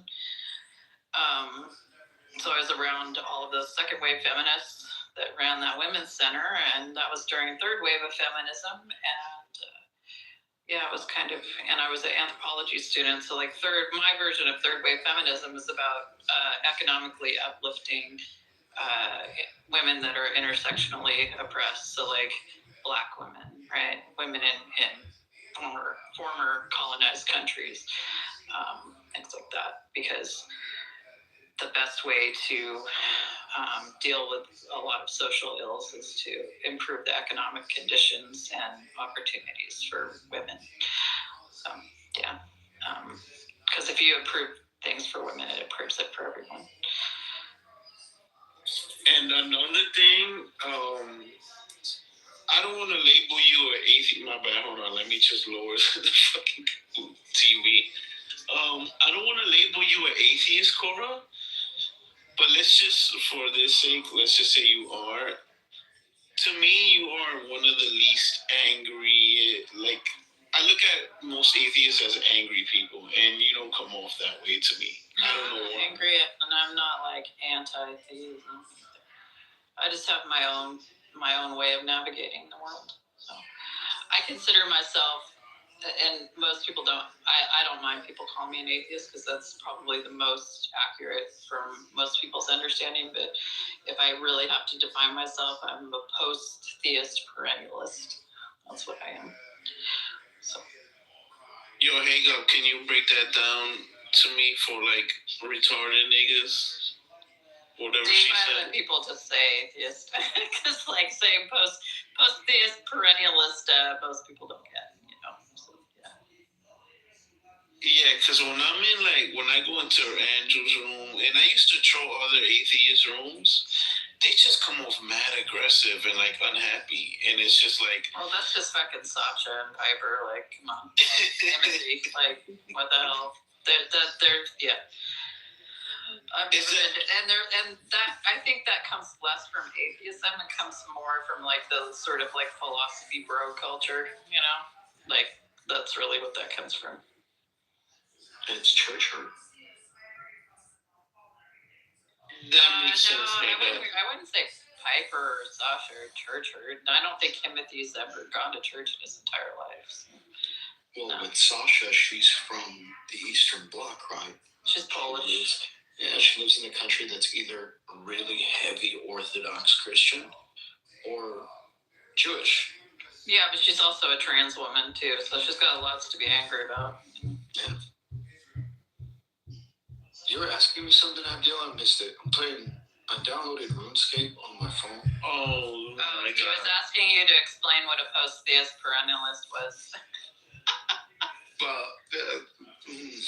Break it down. All right. Post-theism, religion or a belief in God is obsolete, right? That's what post-theists believe.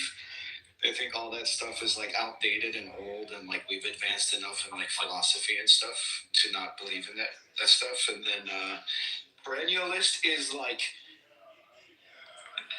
it's like a weird form of pantheism where you believe that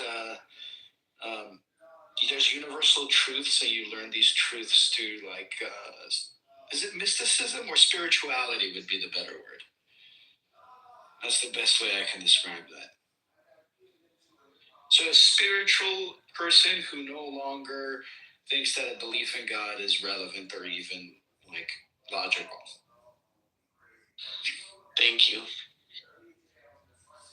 But good job, Hagop. Good job. I try. But yeah, is that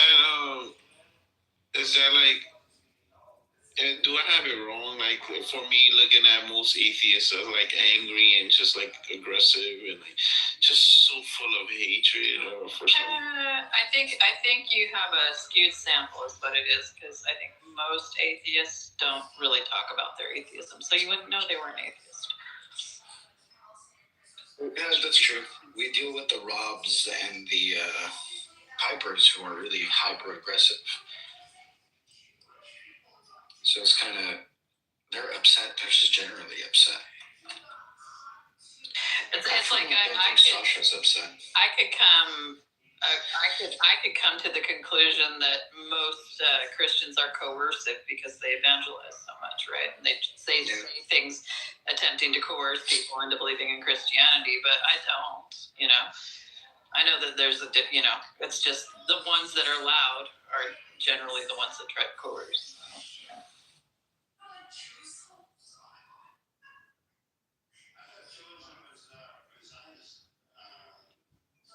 Yeah, we got a couple in here who are very, very aggressive with their faith. And you love them, Abdel. Yeah, I do. The Kings and the Jacobuses and who am I missing? Hang up. Let's list them.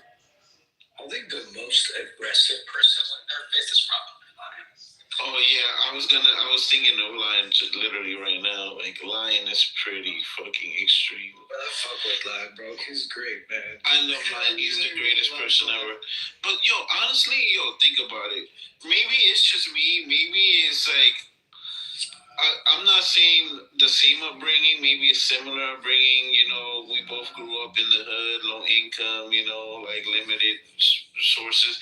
Like, if you take away like his faith away from like his life, I don't want to, like, life advice, I guess, his life perspectives, like, I can relate so much, bro. Like, I really do. And I've told Lion a million times. He reminds me of one of my uncles. Like, bro, he's just like very like blunt. And I say it again like a bunch of times. Great message, just like not necessarily like a friendly delivery. I think that's why in my honest opinion, that's why people don't fuck with Lion. The delivery can be brutal at times and hurtful, but other than that, if you just look past that, he'd be right sometimes. Wait, I thought you were talking about JC up until you said that he'd be right sometimes.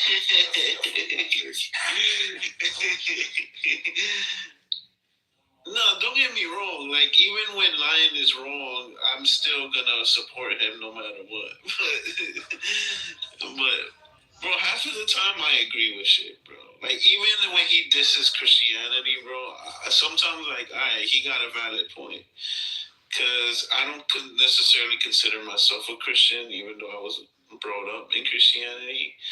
But it's just some shit he does criticize the Christian church in, like I can stand, like I can stand with that. Like I can co-sign that.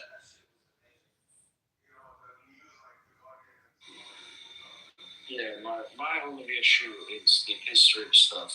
Sometimes he has to stretch things a little too much.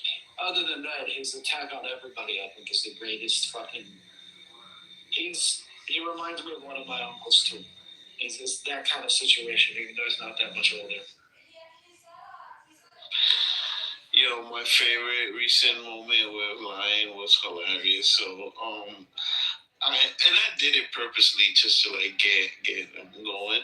So I'm like, hey Lion, I went to church for Christmas and the pastor said the Bible doesn't say to celebrate Christmas, but the pastor said it's not necessarily a sin. The pastor said it's not a sin to celebrate Christ's birthday, and then he starts going off. That's because the pastor's a fucking. When you go to a liar, he's a fucking liar, and that's what they fucking do. Like, and I'm laughing, hang up on mute because the pastor that said that is literally my dad's brother, my uncle. So he just called my uncle a fucking liar. That shit was funny. That's hilarious. But it was great. Quick. Yo, Abiel, whatever happened to Guava?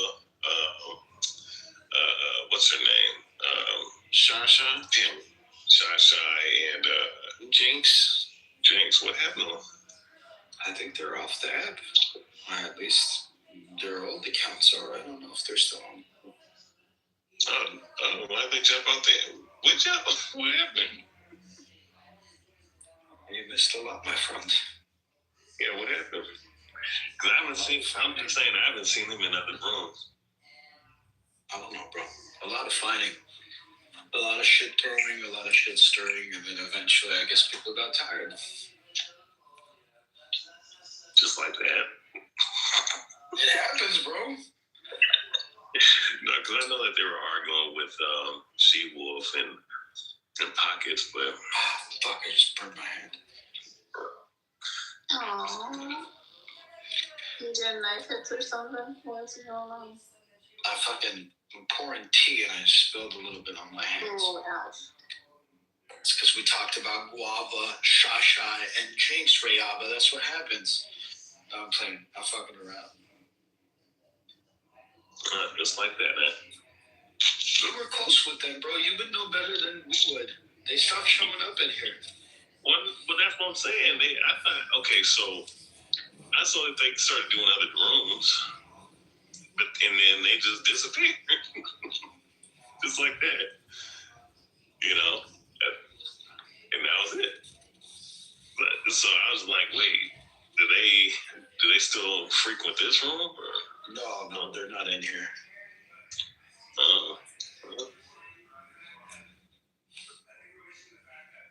As far as I know, as far as I remember, I haven't seen any of them in a while.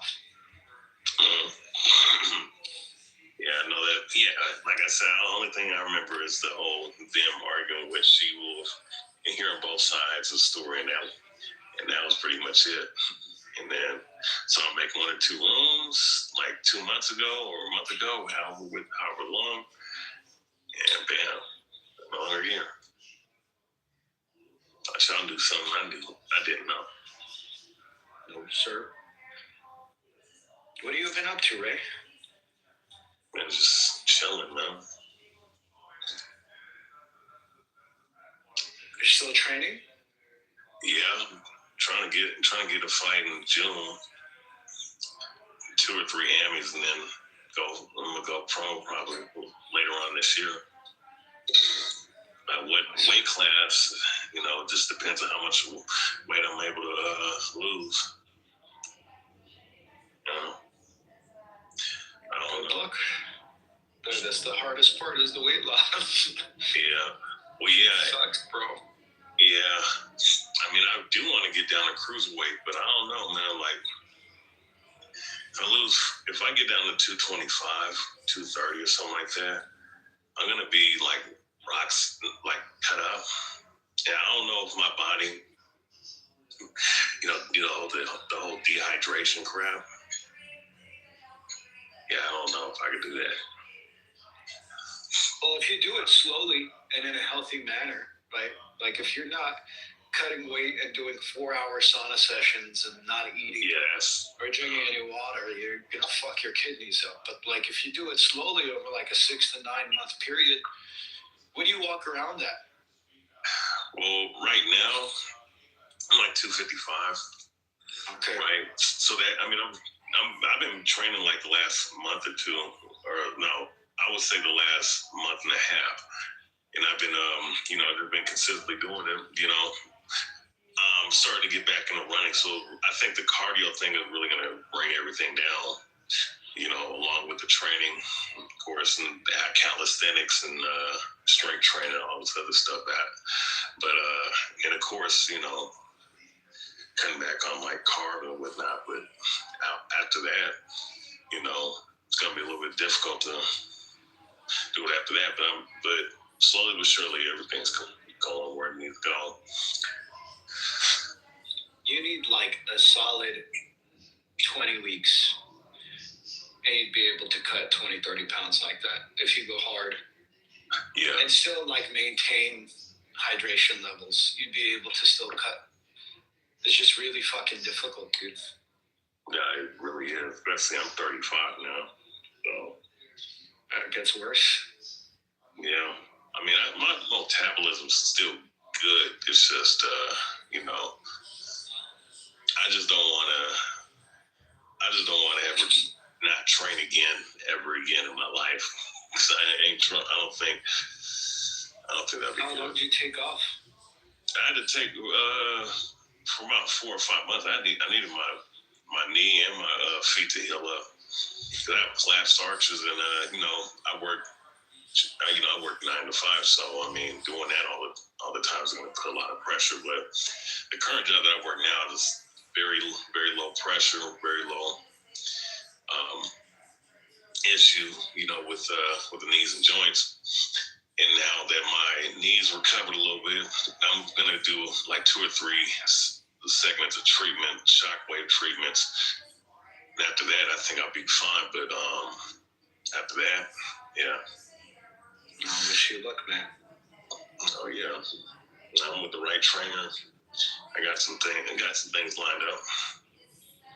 Need to make some money out here. So. You don't coach? Cool. I think he was talking to you, Ray. Said coach? Yes. Yeah, he's asking if you coach. You fly coach. Lactose intolerant? Lactose, no. Okay. Wait, what? You guys are fucking clowns. I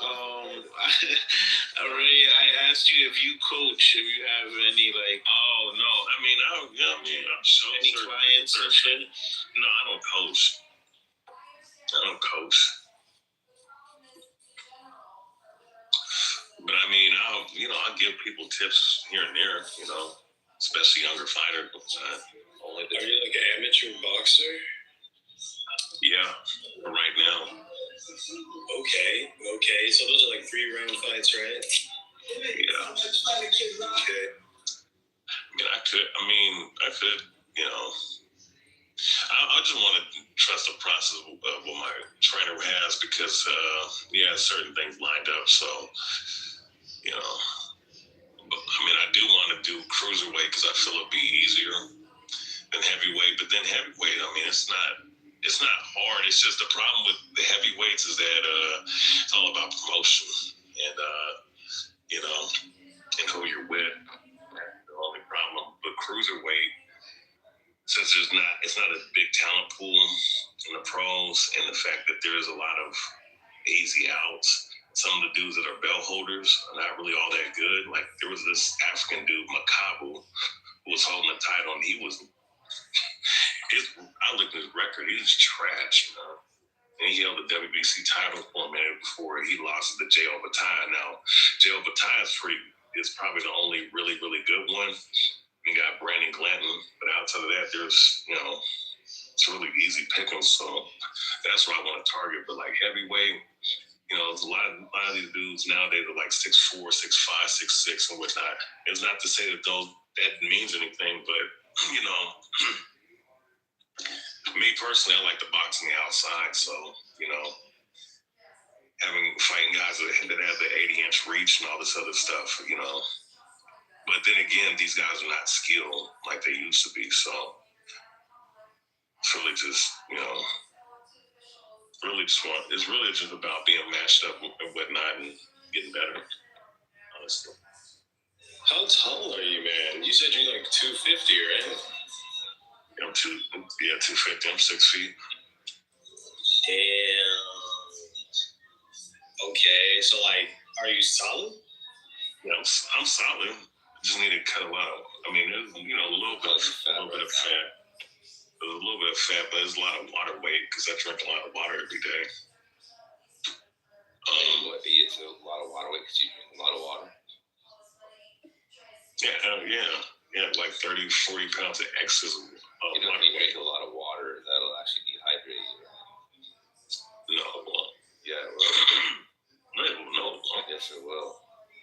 It's like one. You drink a lot of water, it's gonna if you drink a lot of water, you'll actually fucking flush out your electrolytes and shit like that. You ever heard of water loading? Yeah, I heard of water loading, but what do you think that is? Well, I mean, I haven't looked into water loading. I'm just saying, like, drinking a lot of water is what you're supposed to do. Have you ever cut weight? To keep the hydration. Have you ever cut weight? Yeah, I cut weight before, but you know, I didn't do a whole lot of, you know, I mean, Wait, did you water load when you cut weight? No, I just used the sweatsuit. Okay, so but you didn't water load. No. But I mean, 220, like aiming to get down to 220, 215. It's not like probably body fat. Yeah, I mean, it's low body fat, but once I get like, if I get down to like 230, 225, I'm gonna be like cut up. So I don't know. I just have to see. We'll see what happens.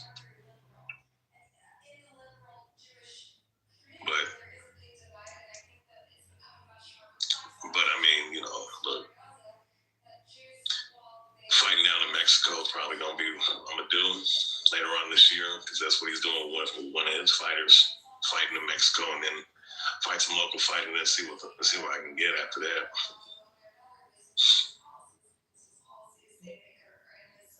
He also has connections with BK. Was it BKFC? So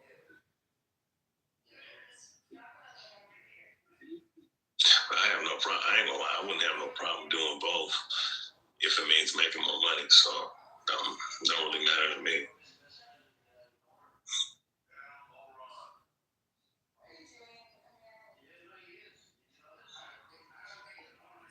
Wait, Cora, didn't you say that you was never coming into chillism again? Nathan coerced me into coming back. Wait, the C in chillism is fucking Cora. Because you was in, was it the Gorilla Apes Moons, whatever was that thing called? Talking apes, yeah. You couldn't deal with the stuff no more? Couldn't deal with Jeremy? No, I still go in there every now and then, but I got bored with it. Start getting repetitive, predictable, you know. I've never really been in there. Which room is probably smarter? Would you say? Yeah, which room would you say is smarter? Go over there. What? Which do they have more rules over there? Like, which room is? No, they don't have more rules. They're just a bunch of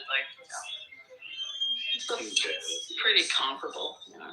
It's a spinoff attempt of this room. The guy took the idea and just try to make it more formalized. You see, they have flash debates or some shit like that. So Yeah, when they started doing that is when I started getting bored because it's like it's the same damn topic every time. I'm like, you guys, come on. What was the topic? Like early on when I was in there, there were like more. There was like I would hang out with like Uncle Ruckus and Sandra and stuff like that. And there were people that came and went, you know. And then Jeremy was cool at the beginning, and now he's just like a fucking troll. It's just annoying. So, Jeremy comes in here at nights and bombards the chat with hate and then leaves after like 6 hours. Yeah, I don't know what strain of weed he's been smoking like in the last year, but it's fucking with his brain. For sure is.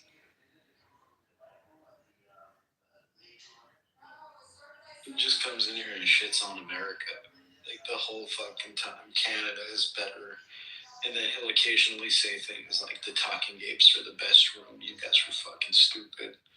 And then he leaves.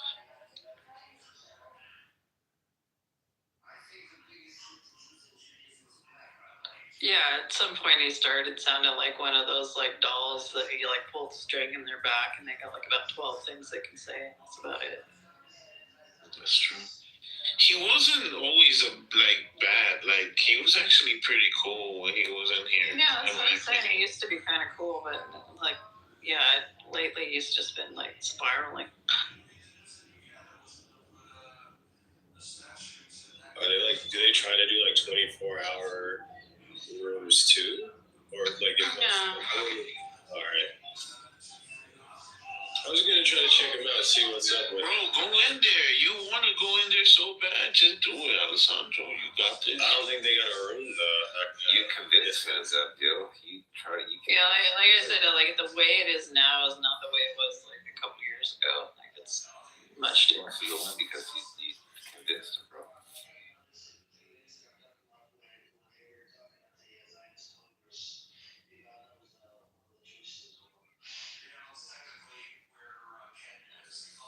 I genuinely don't like those spaces.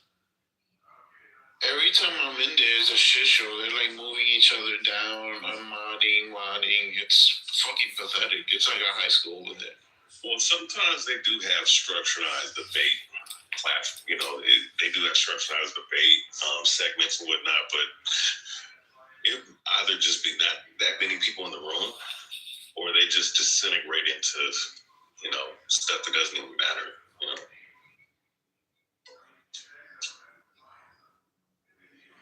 The last debate I heard they have was about dinosaurs. If dinosaurs were real. Dinosaurs are real. What the hell? Yeah, Like, that was the last debate I sat in on and I left. It was a really late night. There was like 6 people in there. So. Dinosaurs real or not? That's like the 3rd time they've done that. Of course they're not. No, it's like the 300th time they've done it. Like it's crazy. who Like, is trying to push that issue though? Like, why would that even be a debate? Like there's some young Earth creationist type people that like hang out there every now and then. Yeah, it's kind of crazy. You know who's more entertaining than Talking Apes? The Flat Earth Gang. You ever been in there? Oh, the Flat Earthers show up in Talking Apes too. Like it's crazy. It's like, yeah. Oh, you guys weren't around. I went on a date with a Flat Earther accidentally. why? Did you know he was a flat earther? No. Okay. No, it was like online, and then I sit down and like we're like going for a walk, and we sit down on this park You have a thing bench. for flat earthers, huh? And then he like literally asked me like what shape the Earth is, and I'm like, dude, it's an oblate spheroid. Like, what the fuck?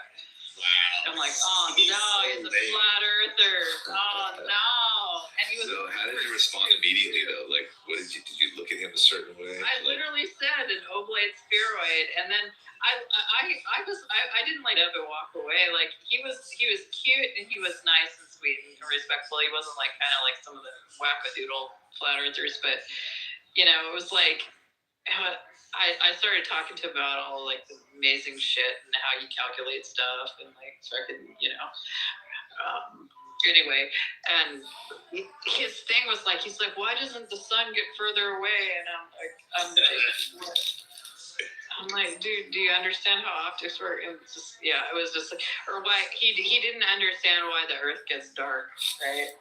He thinks the sun's so bright, right, that if the Earth were like a rotating sphere, it would never get dark because the sun's, we're just like, I'm like, you do understand, like, light photons travel in a straight line, right? They don't wrap around something, so like, it's just like, wait, but have you ever had to like downplay your intelligence to make like?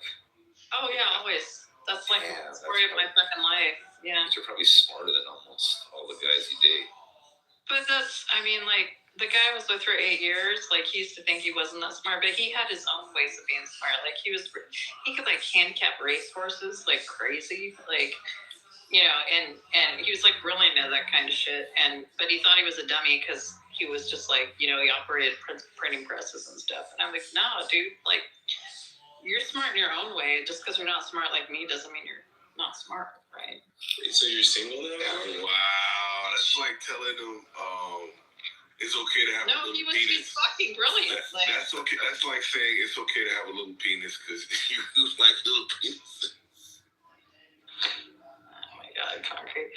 No, I'm still married. Yeah, I'm still married. But is he smarter than you? Who's my husband? Yeah. You're fucking smart. Like, you know a lot of stuff. I would imagine too many people.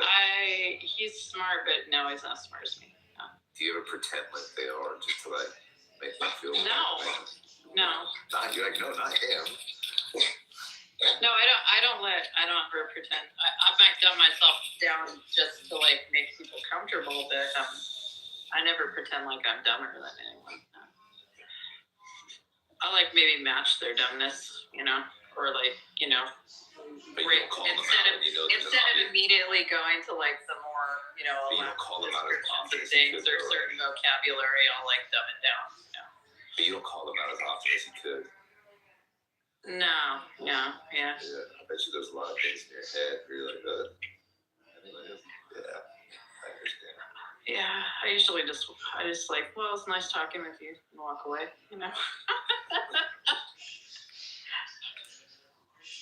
The reason why I say this is because I knew, I think pretty girls do that to ugly girls, and I remember like just a few female fighters, like when they dated like normal guys, not fighter guys, they would say they have to kind of like let them feel like a man and not be so like. Oh yeah. So I just imagine that this kind of thing happens like in different categories. Yeah, some guys get really they don't like to be outperformed in any way, Yeah. But they're like I usually go for the guys that like appreciate my intelligence, even if they don't like. Usually what it is I date people that have expertise in areas that I don't understand. So like we always have something to talk about. Like I have something to like explain to them and they have something to explain to me. Yeah. What about like the mothering, nurturing type? Of man? Or no, like a woman. Like I tend to like I'm like that with people I care about. I can see myself being born like that. Like my wife, there's moments where it's like, fuck, I need your help, and it's more like that. And then other times it's not. Like that's like one of my frustrations with my husband is he doesn't take very good care of himself, but he also doesn't like to let me take care of him either. So it's just like kind of like, it frustrates me because I care about him and I don't want him to like. So yeah, but he's also like horrible. Like if I get sick, I never see him. Like he doesn't check on me or anything like that because he's just so ADHD spacey that he doesn't even think of it. He just thinks you can take it. You're fine. Or he just, I don't know, because he just doesn't. Yeah, I don't know. It's hard to explain. And it's not that I like am mad at him about it, but it's he's very much in his own head all the time. I have moments like that, not all the time.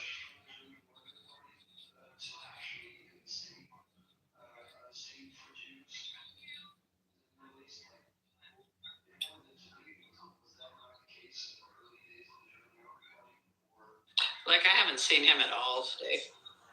I know he's home right now. I heard him come in the door, but he went downstairs, you know. Really? This is your husband? He was at work all day, and then he just came home and went downstairs. So. You guys have like a long-term relationship? What? You guys have a long, like, how long have you guys been together? What year is it? 26? 23 years in July. Okay, yeah. So you guys are just kind of more like family at some point. Yeah. Isn't that the whole point? It's like my chick and I, what? You see here, we're going on. Next year will be 30 years. Yeah. 97, yeah. Like fucking, we argue like brother and sister sometimes. Yeah, that's kind of what it's like. It's like, he's like my good friend and brother, you know.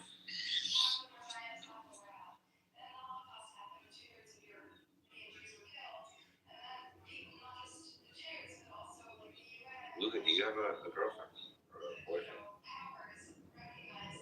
Married.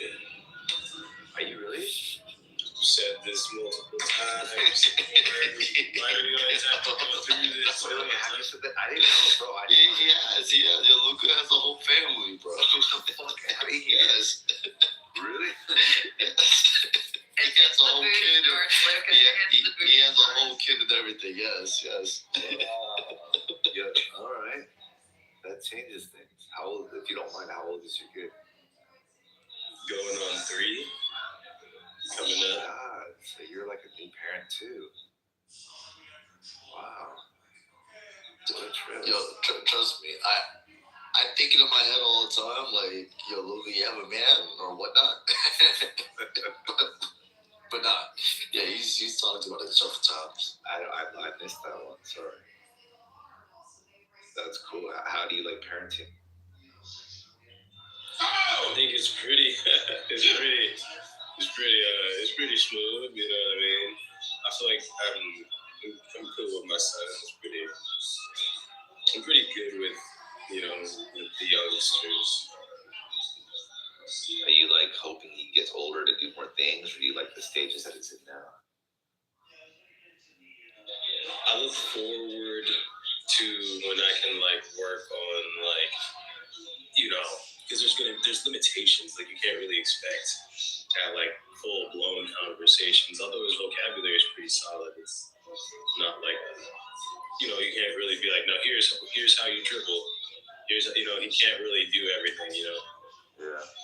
So yeah, I guess I look forward to the future. You know what I mean? And I enjoy the time obviously now. For sure. I remember like now I have 2. It's funny. My wife is like, hey, you're a kid dad, you're not really a baby dad. And so it's like my son's only, he's like 11 months old. He's so cute, and he's just like, he's the peaceful like person of the whole family. My daughter though, she's like 6. It's like it's getting more fun and more fun. Doing some shit like, and I play anytime like now with all this like vibe coding stuff. Anytime like. I make all these brain games for her, and fucking so great, dude. All this like abstract reasoning stuff.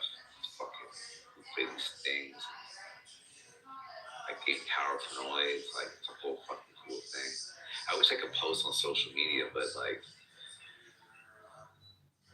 Did your wife like make a rule or something? You can't like. No, it's just me too, because even on my own Instagram, I noticed like in the past when I used to post like.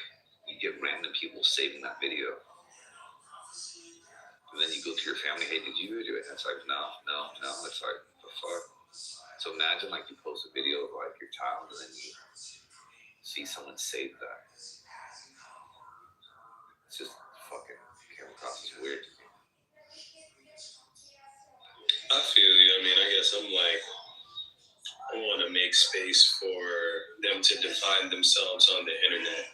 So I'm probably not gonna like once they start going to school, I'm not gonna be posting them and shit. You know what I mean? Because then their friends can see whatever I choose to post. Then it's like if they might come across it. So I want to leave it at that. I mean, but you think their friends will be following you?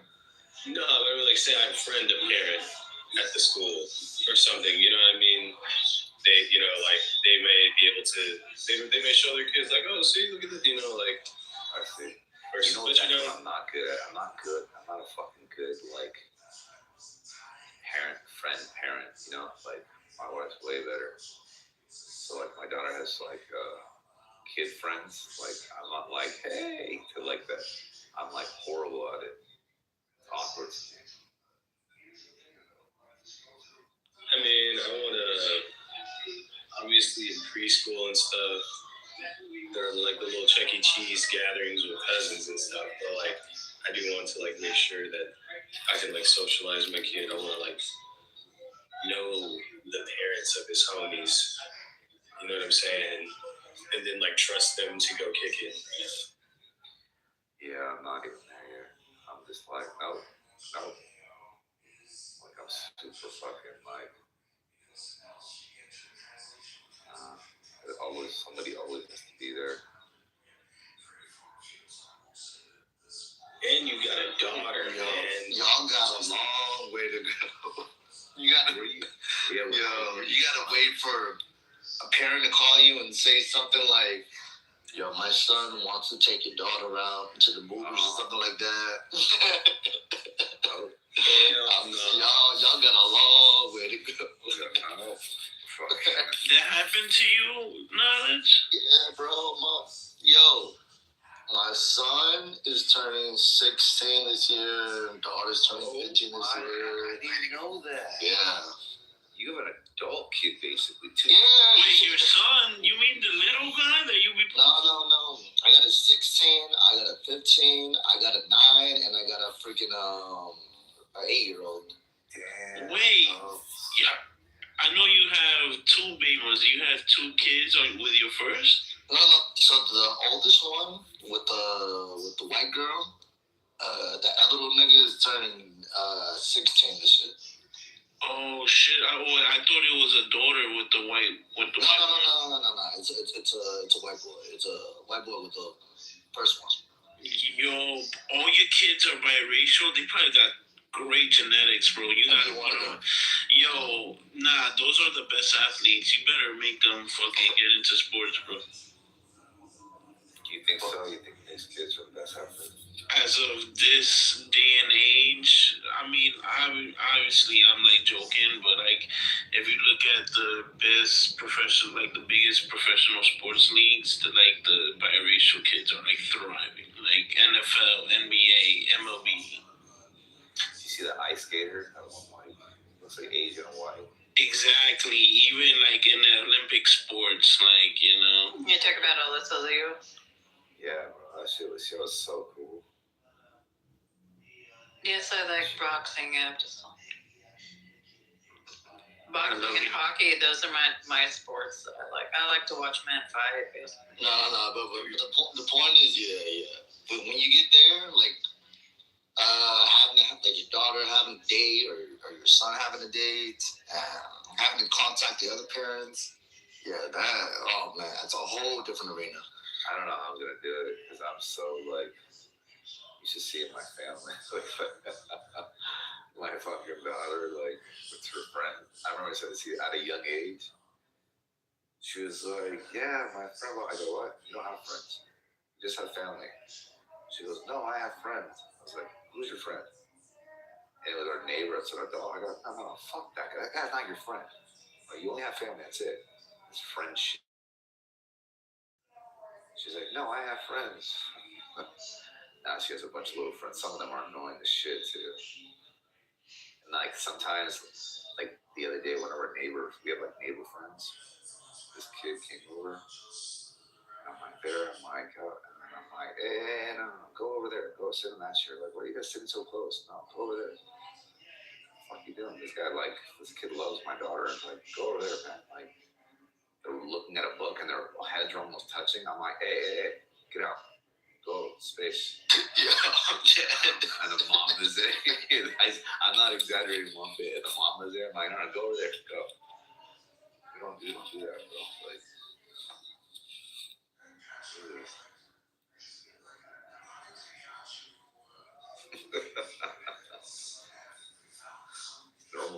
kid.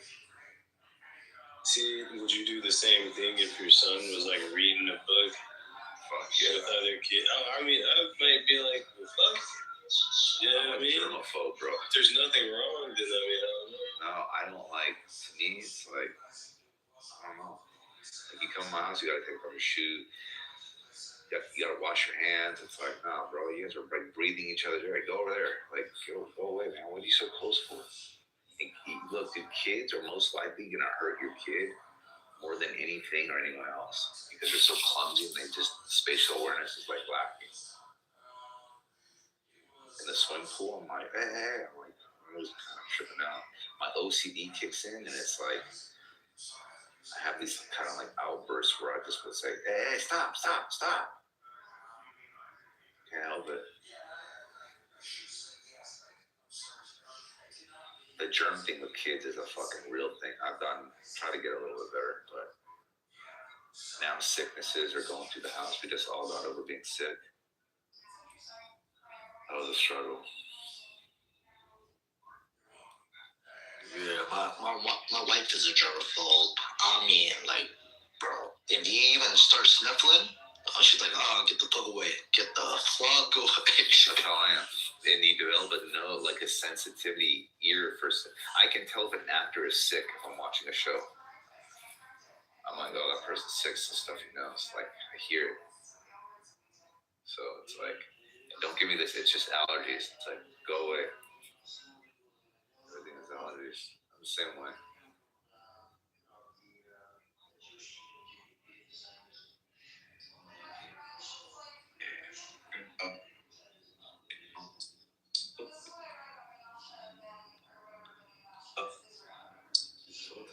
Yep, that's a fact, Jacob. That's a fact.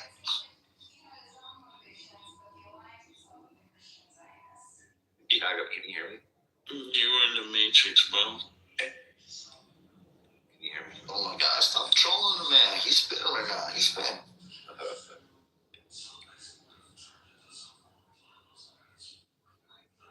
Jacob. That's some real shit. That's some real shit, Jacob. That's some real shit.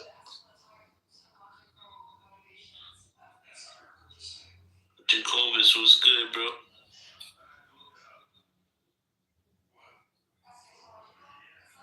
He's like Jeffrey Epstein.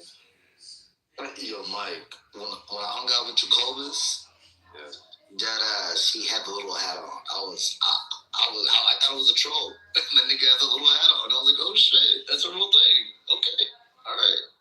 I would have loved to gone to school with that guy. I would have laughed. We would have gotten in trouble because I know we would have been friends. My wife was like, we hanging out with the black guy. I was like, no. He no black. He got a little hat on. You know what? That's actually true. If Jewish people aren't white, then are they also not black? Oh, so you remember Tali, right? Yo, we used to troll Tali all the time. We used to tell her, you can't be black and a Jew. You gotta pick one. You gotta pick a struggle. You can't pick both.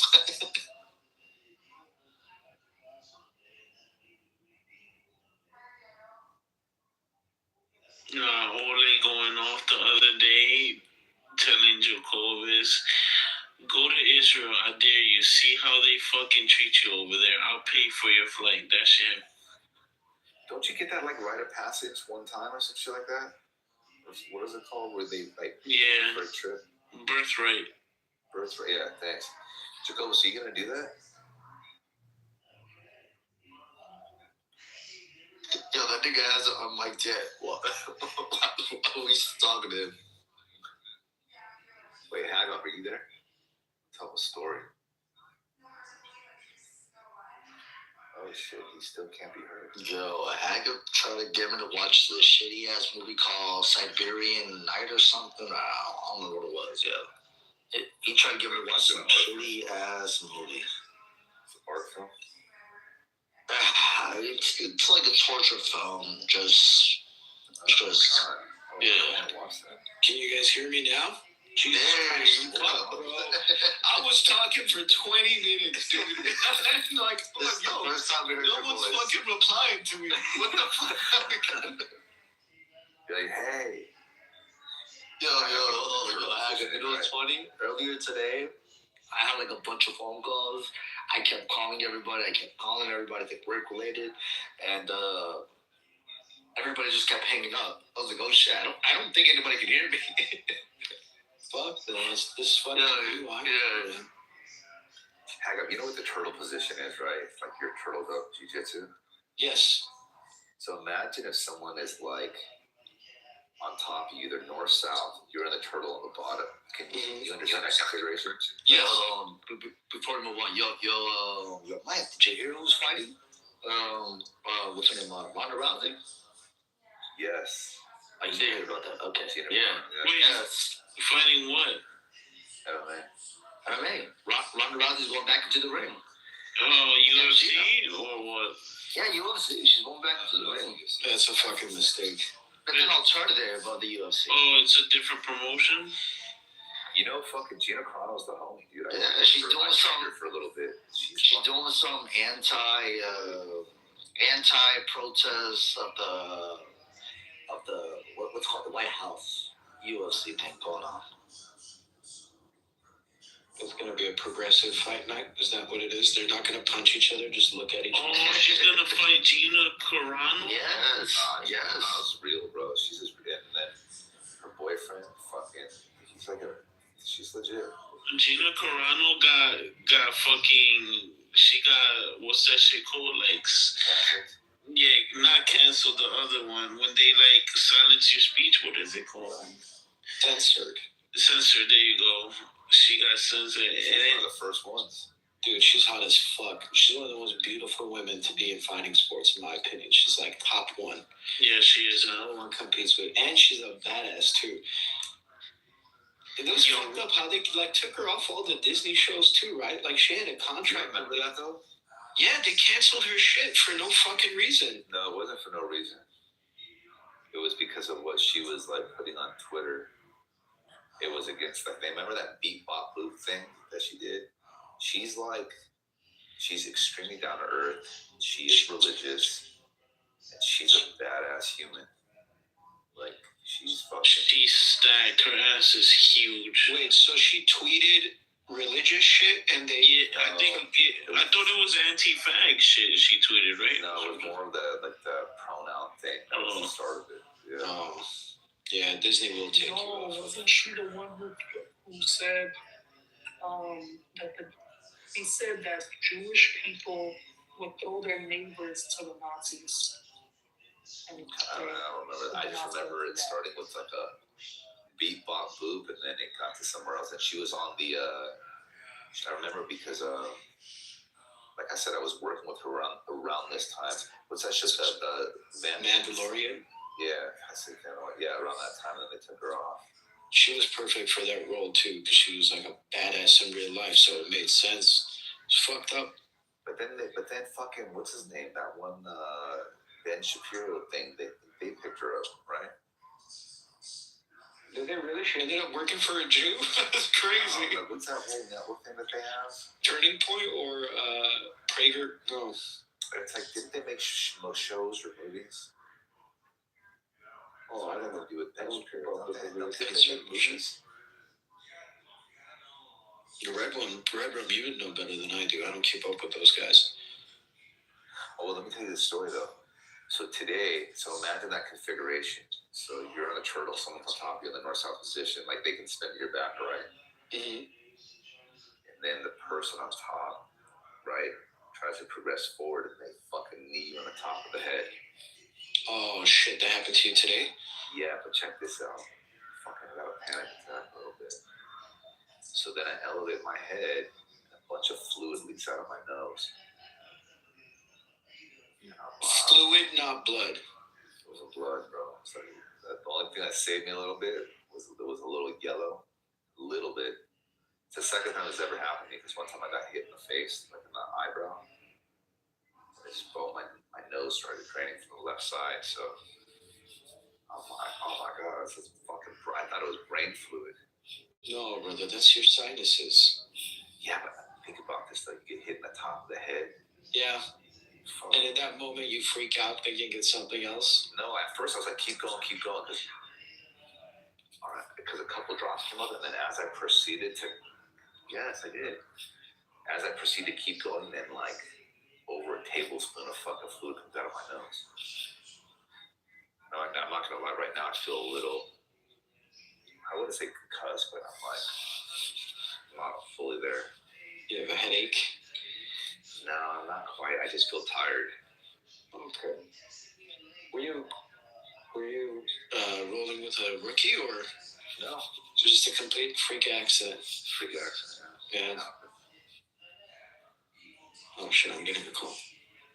Be right back.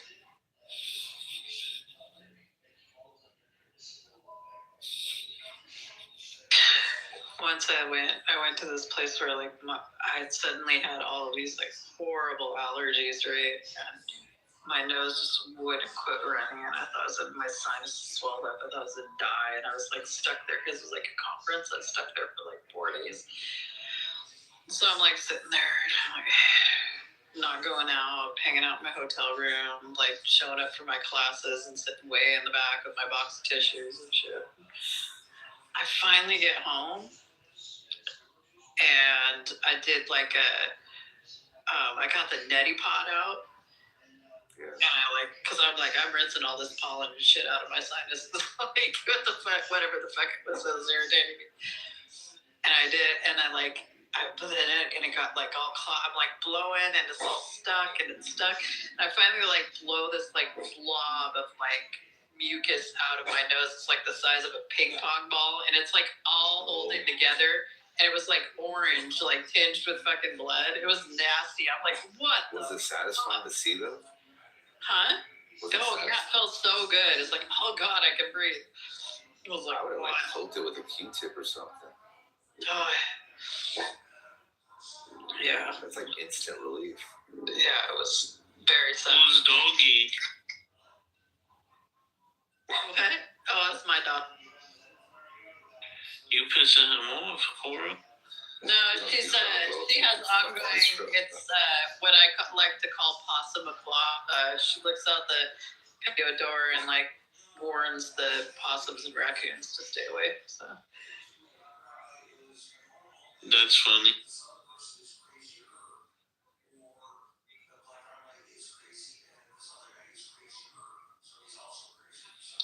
That's probably cocaine from the early 2000s, Cora, that came out. That shit gets stuck in your nose. I've had that happen.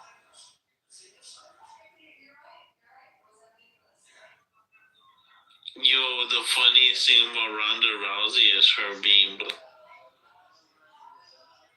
What? Yep, Ronda Rousey's black. Yeah, she's biracial, first of all. And secondly, her coaches are Armenian, so she's technically. Are they still her coaches? She moved from Hayastan to GFC, which is another Armenian gym. I don't know if she's still with that. I saw her I saw somebody holding nets, and it wasn't fucking, what's his name? I forgot that guy's Edwin. Yeah. I know. Cool. Edwin what? He's the head coach and manager at Glendale Fighting Championship or Club or whatever out here in. I don't know what's the last name. Mom hated that guy. Yeah, because he was shitty. It was like completely changing his daughter's life. Hayastan, like the Ceviches, are great coaches. I don't know about them. He was also like a dictator. He would heard stories that he would have her sit in the office for like an hour or something if he wasn't happy with her. Very controlling. But wait, yo, Sight, did you see my PTR? Yes, I did. You said that. Okay. I'm making sure. I want everybody to have awareness. He was actually a victim. So when I say he was in the files, he's actually a victim. I think we all need to be a little more lighthearted.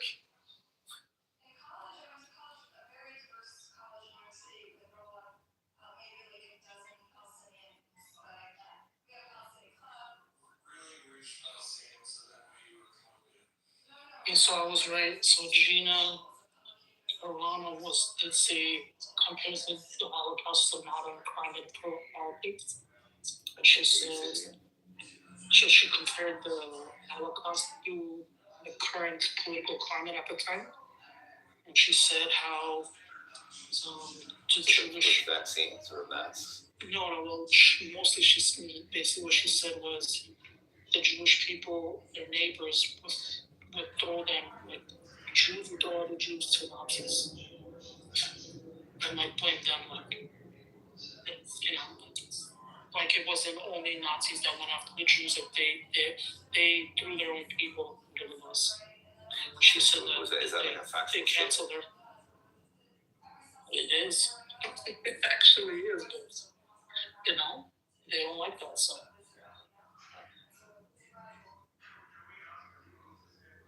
She's one of the nicest people I've ever met, actually. She's great. So, like, if anyone, don't get me wrong, she's a badass fucking female.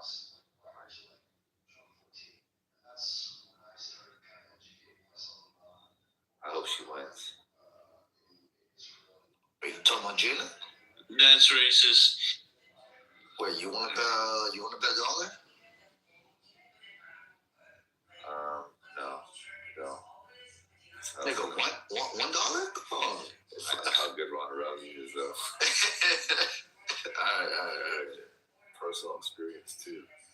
She's very good. Yeah, did you just watch her when she flipped over? I forgot who it was. Some gigantic freaking Afro guy. Yeah. She was like, I can flip over anybody. It's not about how big you are. It's not about your weight. It's about technique. And she flipped the dude over. It was crazy. See that movie she was in? He's like, if I last a minute, you out on a date for 30 seconds. She's like, if you last a minute, I'll let you fuck me. I was like, that was the Entourage, I think. But like, wow. Great show, Entourage.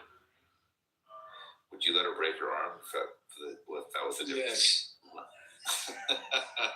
Yes. Yes. Just to hit that meta point? Yes. I let her break my arm just for 45 seconds. You know what's funny? You know what I heard? Like, I don't know if they were just fucking around, but I know guys that have cut weight while they were cutting weight. And I heard that they were, like, saying, like, very, like, sexually, like, aggressive things. Like, man appetite shit, but, like, for the woman stuff. If you're trying to keep hydration low, you really can't participate in that kind of stuff. I was there, but like I heard, my friend was like, I think they were trying to give us a boner or something like that. It's like you've never heard of the Trevichans? Volko, the old guy? I haven't. They were her first coaches at highest on MMA.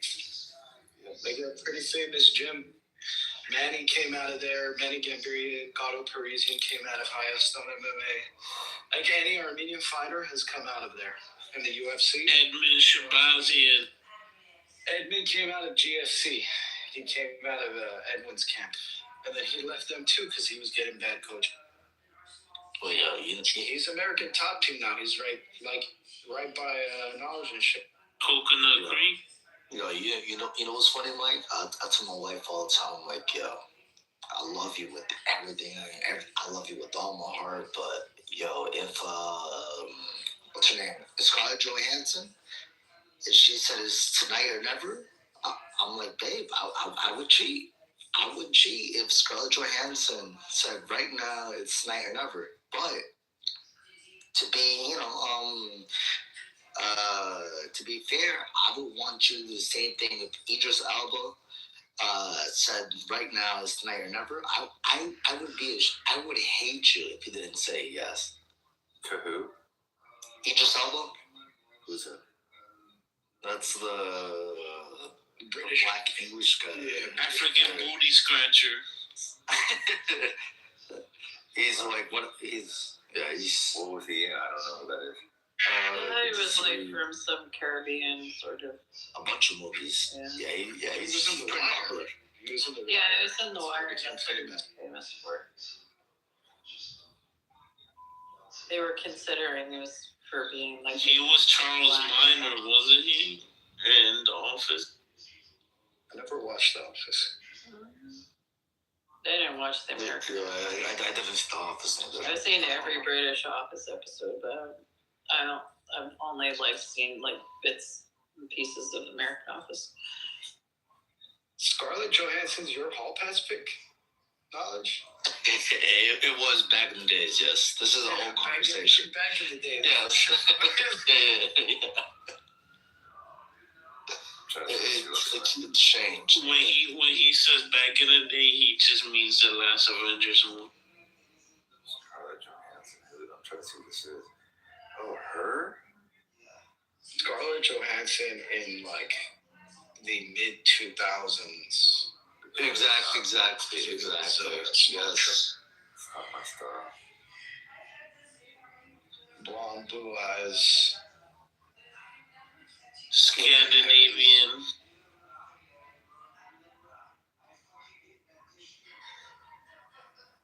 That's not fair. Wait, That's not fair now. Also, Elba's aged like fine wine. He's still a very attractive man. So you have to stay true to your. I didn't know this back then.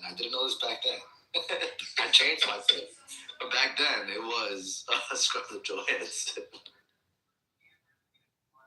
But also, I was going to say the terrible movie that came out back in the days was Hall Pass. It was a trash. It was a horrible movie. It wasn't that bad. It was kind of funny. It was bad. It was trash.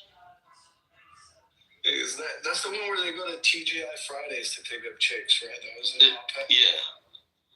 Yeah, that was a stupid movie.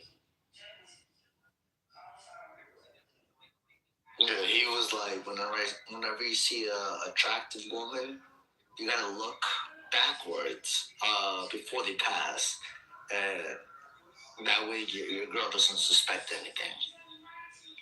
It's a preemptive checkout. That's hilarious.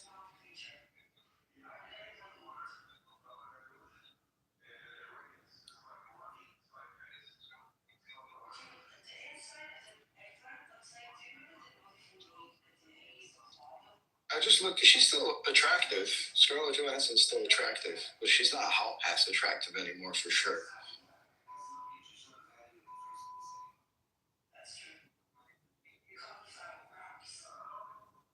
I mean, I can't really say anything because Nathan's in the room now, so you know. I don't get jealous. I get you.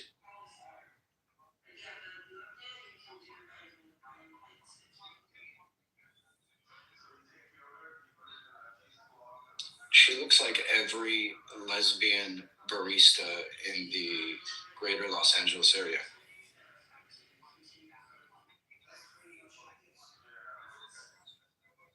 I kind of agree with Abdizzle though.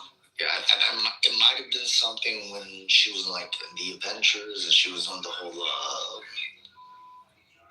I don't know her role, but yeah, she was popping back then.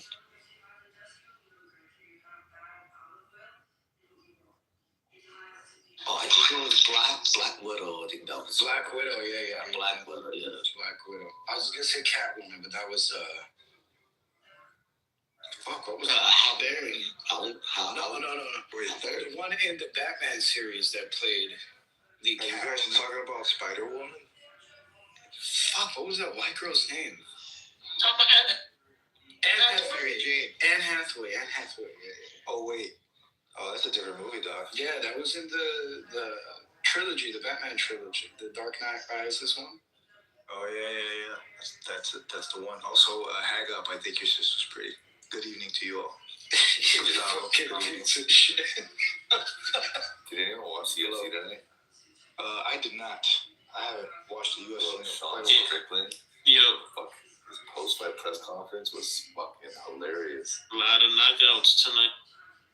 Damn. You know what? I should go watch. Good idea. Strickland fight? Hold up. Did you guys hear that? Anthony Fluffy Hernandez. Damn. Mike, did you hear? You know how UFC is now on Paramount? Yeah. So Sean Strickland said some things before, like a couple days ago. Yeah, I saw that. Listen to it. So, Listen to it. Hold on. This was so fucking fun. What's that? I know he in the ring in the middle of the. Like, I mean, look at the NFL, dude. You had that. I don't even want to say the faggot's name because, like, it's just like, what? It's somebody give me his name. If you say his name, I'm gonna say, you know, I'm talking about halftime bill. Yeah, buddy. Bro, yeah, that fucking faggot. Like, dude, it is so crazy that this is America now. Like, back in the day when the NFL was like, the NFL was the fucking standard of being a fucking man. And now every fucking year, the NFL, I think they all get together around the table and say, you know, guys, how do we fucking ruin this sport? How do we gay it up? Well, I'll tell you what, why don't we bring a gay foreigner who doesn't speak fucking English and have to perform it? The NFL is like fucking pathetic these days. So even like the NFL players fucking probably hate it. Yeah, I know. NFL's gay. I think we all agree on it. Hockey's like the left. So Mike, that's exactly what I was talking about. That was a video a couple days ago. Yeah. He did that. Apparently, I read something else saying it was gonna happen or not, but apparently Paramount is like having an issue with that. Oh. Like they're having an issue with him saying things like that. Yeah, they cut his mic today. He's about to get the baby. Oh, they cut his mic? Yeah, they cut his mic in the post fight. He's like, that's it. They're about to take his money from him, man. No. Paramount's like, if they're gonna show it, UFC fighters don't even get that much anyways, bro. Like, come on, man. Come on. After Strickland's performance tonight, bro, he could say a lot, bro. He fucking did amazing. He did amazing. I just think I've always liked his it's funny as fuck. He's got that he's got like an interesting style of stand up. You know what I'm saying? It's kind of like a Philly shell in a way. He just fucking stands up straight and fucking. And he fakes the knee, bro, and then hits you with a teep. This is hilarious. He doesn't just do that, but like. If you watch his hands, bro, like did you see how he beat fucking Adesanya? Yeah. It's one of the most he beat dynamic the brakes off of Adesanya, bro. Yeah, exactly. Like, just being there, he wasn't violent. That fool was selling his head movements was so crisp. Wait, who beat Adesanya? Sean Strickland. Strickland? I didn't know that. Oh, bro, he walked him down. Yeah, he walked that motherfucker down, literally, with that same style, that Philly shell, but from the front, almost like a wing. Was this when Adesanya wasn't good yet, or like when? No, he was fucking. He's never not good. He took the belt from Adesanya. Or not Strickland, but the way he would check those low kicks, fuck, bro. And then he was prepared for him, bro. He was prepared for him. Yeah, it was so good. You know who was the most prepared I've ever seen is what's his face? That little Russian fighter.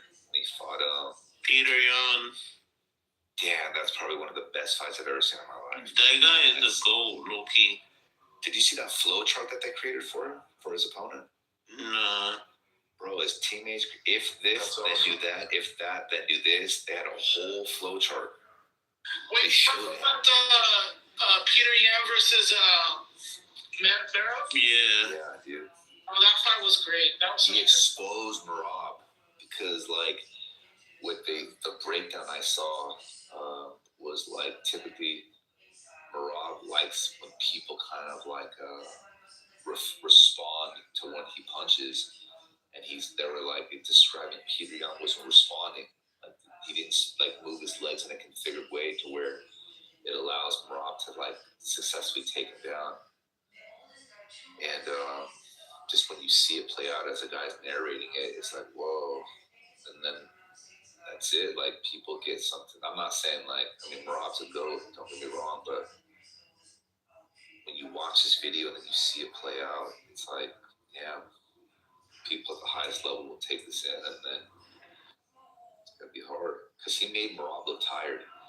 Yeah, I mean, And that's what me think about like giving excuses when he now been fighting so many fights from the year, like that. I think he needs to take a. No, not just that too, bro. The way Marab cuts weight and everything like that, like he's very primitive. He's behind on the science. So like he's like, I don't trust anybody. He's like super old school. So if you were able to open up and like but I don't think that was the case. That fool Pidion was just too good that night. It's not to say he can't get, I think if he gets a rematch like down the line, I think Merab can beat him. I don't think Peter Yan's. Like I think that like it was a good fight. I don't think so. I bet money. I don't think so. I bet $1 on that one for sure. It was just too one-sided. What is Merab's background? Like he's like a wrestler, like a catch wrestler or some shit? Yeah, he's silent wrestling. He's just a very successful fucking cardio machine that can take you down. They're all freestyle guys in Georgia. That's what I thought, right? Yeah, I thought Merab was like a. But he shut Merab down. He took Merab down. He did. Peter Yan ain't a joke. Grappling later. Makes me wonder how the fuck what's his face beat him the second time. What's his name? Fucking Merab's friend.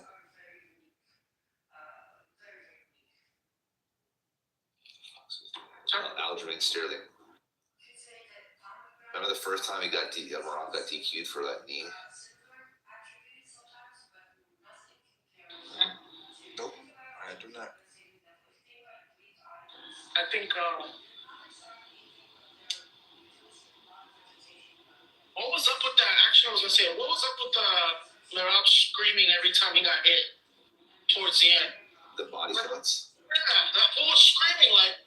You ever get fucking hit in the body? No, I know, but it's like he doesn't. He's not. It feels like a bomb blows up inside you with fire, like a fireball. I've gotten hit. Feels like a fireball, like opens up and like just expands. Maybe the screaming like helps. Like it's like a mechanism where it like distracts you from the pain. I don't know. I think it's an involuntary just reaction of fucking pain. Oh, he thinks it's involuntary. Oh, okay, like he's not doing. I don't know, man. Like he's low-key always been like that though. He always yells and shit and talks in the fucking ring. No, you like when he was talking, when he was yelling. That was a dumb rule where like the other cornerman, what's his name? Fucking what's his name? Sugar. Fucking the Sugar Show. What's his face? Mosley? Sugar Sean? Yeah, is that his last name? Mosley? Is it the white kid? Yeah. What's his name? I forgot his last name. About Sean O'Malley? O'Malley, yeah. What the? Yeah, it's okay. It's late. But remember when fucking no, Mosley's someone completely different. It's not late. No, I knew you were talking about. I thought y'all motherfuckers were trolling for a moment there. No, bro, it's late. But like, so Sean O'Malley's team was going shoot, and it was confusing Merab because Merab, they were trying to like. Merab was thinking it was his team saying that, and then the ref was like, "Hey, stop talking." They were like trying to call it a form of cheating. I say let it happen.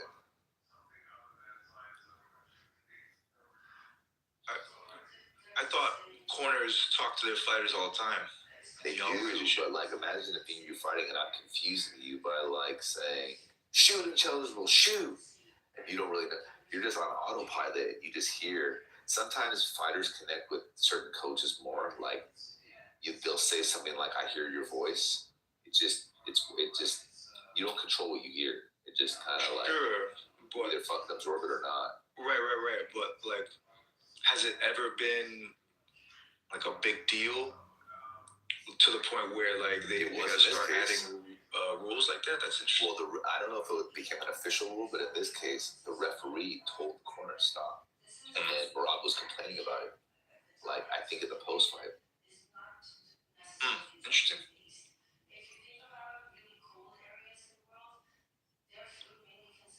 Y'all gonna make me download this fight? Which one? This is from the newest fight, right? The newest UFC?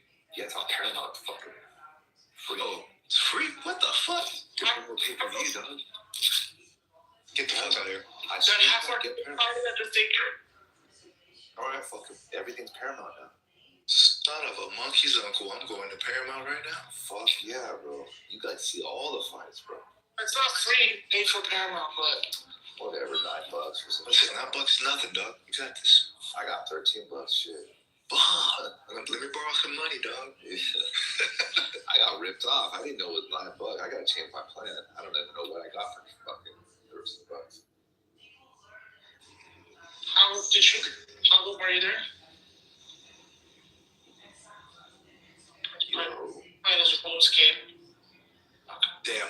On his fucking $4,000 computer playing Root. Nah, you're playing on his phone and shit. That's funny. Jacobus hasn't spoke yet. Yo, we gotta summon Jacobus, bro. Jacobus. We gotta give him a good reason.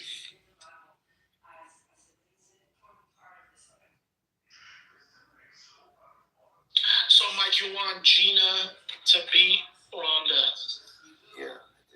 Why do you want Gina to beat Ronda? Well, who do you think will win, though? Like, if you had to bet. I think Ronda Rousey has a good Ronda chance. Rousey is a fucking Olympian judoka, bro. So, like, I'll tell you. So, Gina Carano is actually a friend, a real friend, personal friend. Ronda Rousey, although I met her, I wouldn't say she's not a friend, but I actually have trained with her. And my experience, she's very good. So, what did you get to do with her? Just grapple. Grapple? Yeah. How amazing was she? Like, she's very, very, very good. That's great. Like, imagine putting your hand in a bucket of grease and then trying to hold a fish with your arm straight out that was just caught. And you guys were like dressed like MMA style. Y'all weren't in gis or anything? Yeah, it was no gi. I mean, the MMA is like no shirt, but no, we were wearing gi. No gi stuff. Sorry. I would have loved to be able to do that in a gi. Shit, even without a gi, that'd be awesome. But yeah, that's like that's dope. Yeah. Yo, what's up? My bad. You were calling. I was RuneScape. But I know you were. That's what Playing RuneScape on your $4,000 computer. on my phone, bro. I downloaded it on my phone. I told you it's on his phone. Damn. What is it called? What RuneScape? Bro, it's a 20-plus-year-old game, dude, that I've been playing since I was like 8. Yeah, that's all it is. I was saying, did you hear about that half Armenian fighter, Jean-Paul something to debut? What about him? He just debuted in the UFC and like he got like a split decision win. This was bullshit. Against Phil Rowe? No, it wasn't today. Yeah, it was today. Wait, Mike, why was it? Why'd you say it's bullshit? Was it today? It was today. That guy's my best friend. Phil Rowe's your best friend? No. Who's your best friend? John Paul. No, he's not. I didn't say anything. That's why I didn't say anything. Yeah, that's like a brother. You're a liar. I'm not lying. See, I kept my promise. I didn't No, you say did. it. You're right. I appreciate it. Yeah, you're right. I appreciate it. What? I mean, he didn't say much, but so we don't have to say anything more. But yeah, that guy's like, that's my fucker. So my circle, like when you talk about a circle, your circle of friends, your closest people, he's one of the closest like things outside of blood in my life. That guy. Which guy? Never mind. I'm not getting the joke. I really am not. I'm not joking. He's not joking. He's talking about he knows somebody. No, you don't want me to even say his name. Don't say his name, but like. Can't say his name now. Yeah. He doesn't know his name. Okay. That's Jacobus. We're summoning him. He's not there yet.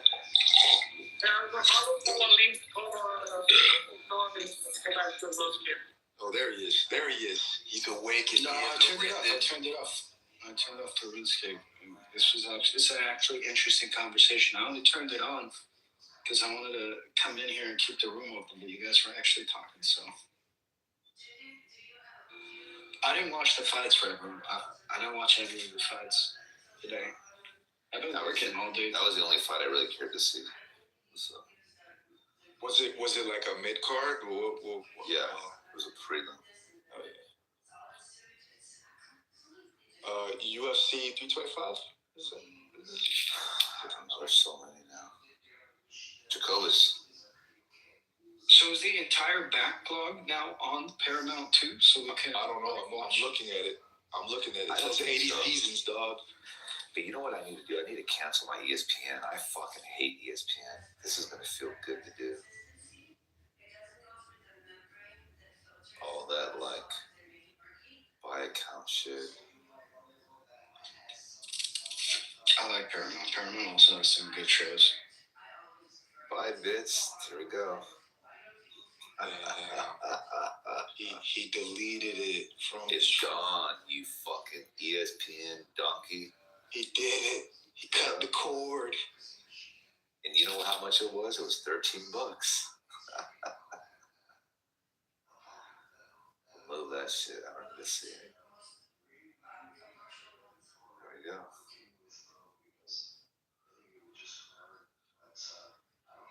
Who's your favorite like mixed martial artist of all time? Mixed martial artist. Rich Franklin. Somebody y'all gotta ruin it. What did you say? What's that? Reverend, what did you say? I said, why y'all gotta ruin it when I brought up somebody? What did we ruin? What's going on, dog? What's crust in your keister, bud? What did we ruin?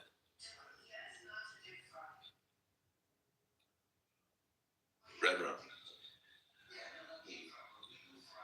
I think he feel we being oblique. Oh shit! What's up, Jacobus? Wait, Red Rum. What do you think we ruined? I'm saying I'm on the fire and y'all started trolling and all that. No. Hey, look. I don't want to say much because I don't want to dox myself, but I'm not lying to you. Do you hear me? Oh, so what's his name? Don't matter. I don't want to say his name. Then it'll dox myself. Hang on. Not say yourself. You're wrong. I know. Hold on. I can't hear you. For sure. Wait, can you hear me? Yeah. Tell him. Yeah. He knows him for sure. Like, speak the fucking Armenian language and tell him. Okay, fine. I'll do it in Armenian. Մոտիկ ծանոթն է այդ կրվողը որ ասում ես, ոնց որ իրար հետ են պարապում. Sound like you play somebody click when you talk. Why can't you say his name? Yo le voy a decir, mira, a Mike no le quiere hablar sobre It's really I know his full name and I said say his name and he's gonna say it. que Mike no quería hablar sobre de Baboni. Wait. So, Red Room, do you understand the point now? No, I don't, because I said say his name and you didn't say it. You are such a fucking slow child, but bro. No, I'm not slow. I'm not getting the joke. Like, stop. It's not a joke. Exactly. That's why you're slow. I'm gonna text you. Yeah, text. No, again, that doesn't take away the fact that you didn't say his full name. So, oh my God. So how am I gonna believe you know who I'm talking about? I know who you're talking about, bro. What's his full name?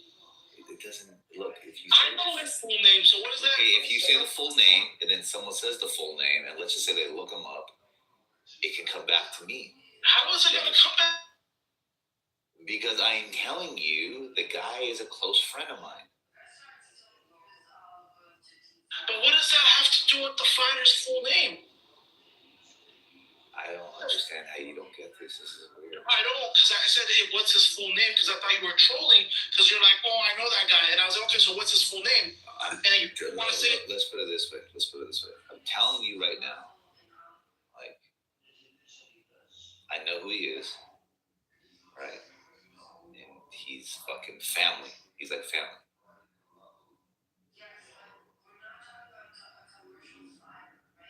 I still don't get why you can't say his full name. That's why they don't trust Armenians. Because if you say the full name, all someone has to do is go look him up, and then. Yeah, but I can look him up right now too, and then what? Oh But you don't know the relationship. I know exactly. So how is anyone gonna know the relationship? Because nobody knows his name, right? What if Except you. Everybody knows his name if you look it up. Nobody said the name. You never said the name yet. I said half of the name. I know, which is not the full name, right? Right. Yeah. Thank you for not saying the full name. Can we not? Can we not? Let's just change the topic. You guys ruin everything. Shit sucks, man.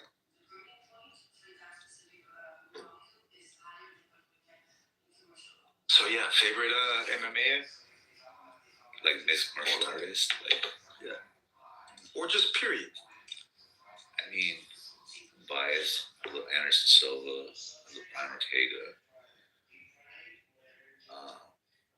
Man, who doesn't love Anderson Silva, bro?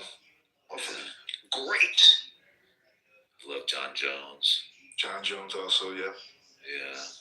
I really, really, really like. I love Khabib. Khabib? Yeah, he's pretty dope. I got a picture with him.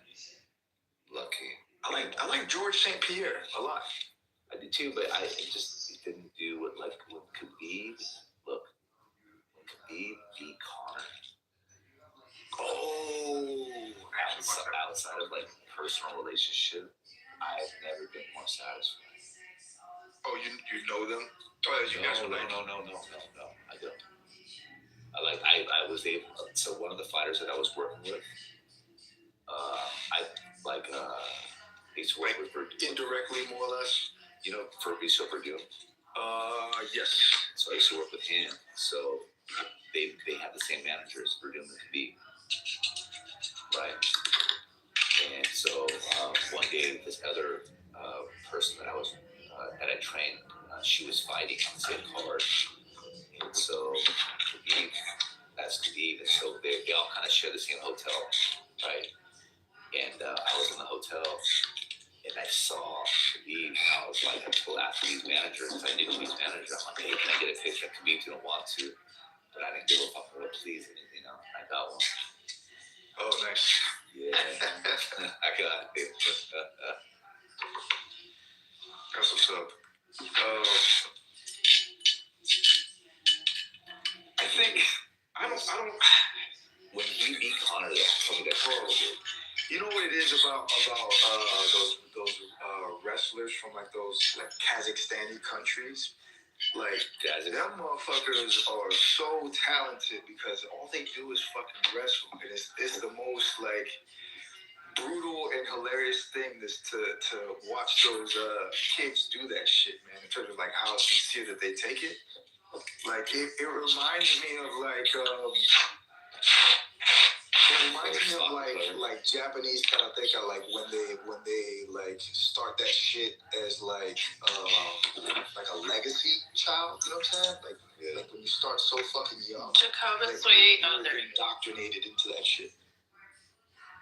Like you're indoctrinated into that whole baby girl. Thank you, baby girl. You're so sweet. I was gonna tell you you're off mute because we were like, if you hear intelligible coming through, it's gonna be.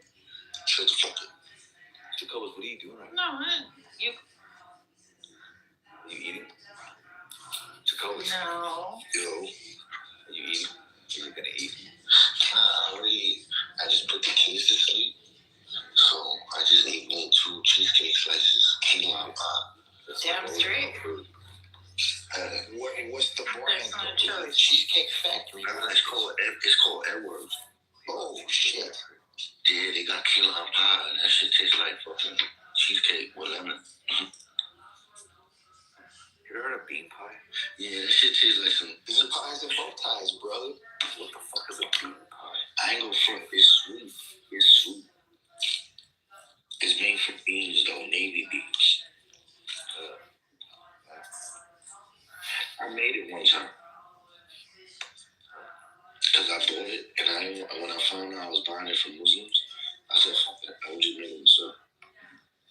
Bro, you didn't trust the food? That's crazy. Why would you say that? Nigga. Why would you say the quiet part out loud? You trust Muslims? He doesn't trust Muslims. Look it up. Do you trust Muslims? I never said I didn't. I just said you did. It's fucking Princess Bride. Exactly. Mike knows. Yeah. That just means you're a little older. My name is Inigo Montoya. You killed my father. Did you ever hear Jacoba's trying to copy that? Oh yeah, I heard his ass. When he said fucking Antonio Banderas? Yeah, it's fucking hilarious as fuck. That's why we gotta summon Jacobus, man. I told you. Yeah.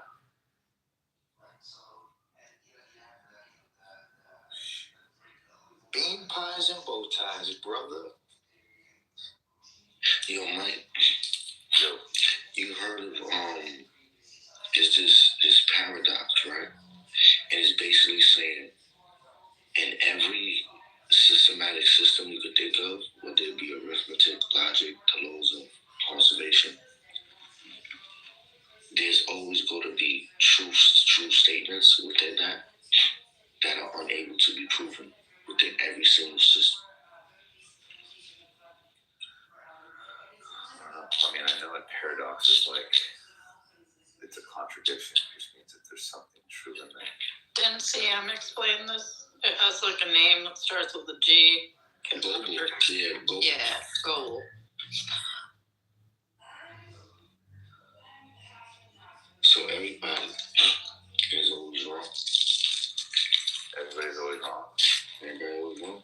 And you're right. No, everybody. It just means everybody has axiomatic assumptions that they use that can't be proven, which is the nature of an axiom. Axioms can't be proven within a system. So I mean, that's what the precept argues with everybody. Yeah, and then Mike, look at this.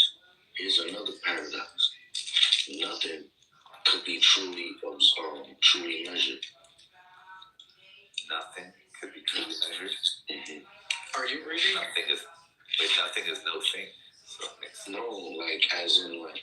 You must have just watched Back to the Future. No, with physics, right? No, within physics. no, you can measure it. You just can't measure two things about it at the same time, basically. Therefore, you can't accurately measure it. No, you can measure its position, or you can measure its velocity, but you cannot measure both at the same time. That's right. Everything is approximation. So in Back to the Future, the plot of the second movie, they fucked up the time strip, and Marty McFly went to the fucking future, right? And then when he went to the future, he almost ceased to make himself exist. So he created he created a time paradox that was about to like collapse time and space and reality as we fucking knew it. But luckily that did not happen. Yo, Jacobus, are you reading Gödel for the first time? Is that what you're getting? A little bit. That's what's up. Wait, is the paradox to say like No, not Goebbels. Kurt Gödel, not Kurt Gödel. I should read about this shit too. The incompleteness theorems. That's the basis for all mathematics and modern physics. He's like the guy that made set theory and game theory and number theory make sense. And then he came up with the ontological reasoning for the existence of God. He's a paradox. Russell's paradox or whatever. You know what he does? This is what he does. He explains the unexplainable and predicts the unpredictable. That's a romanticized way to explain with Gödel's mathematics and physics. Anything can be predicted, Jacobus. It's just whether or not you're accurate. No. To predict the unpredictable. No, nothing is unpredictable. You can make a prediction about anything. It's just whether or not you're accurate. As long as you have an axiom that you work off of, so it is presuppositional, right? So you can predict anything, yes, but you have to be solid on the foundation before you can move forward. That's all I'm talking about. Actually predict the actual truth.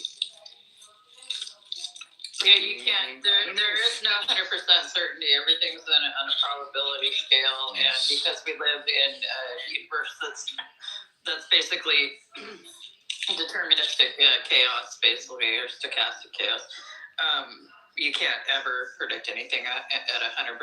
It's just how accurate are you getting? How close? How probable? You don't think you could get real accurate with generic algorithms?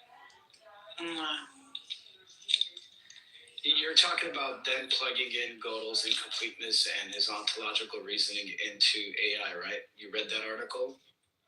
No, I was listening to X-Men. Oh my god.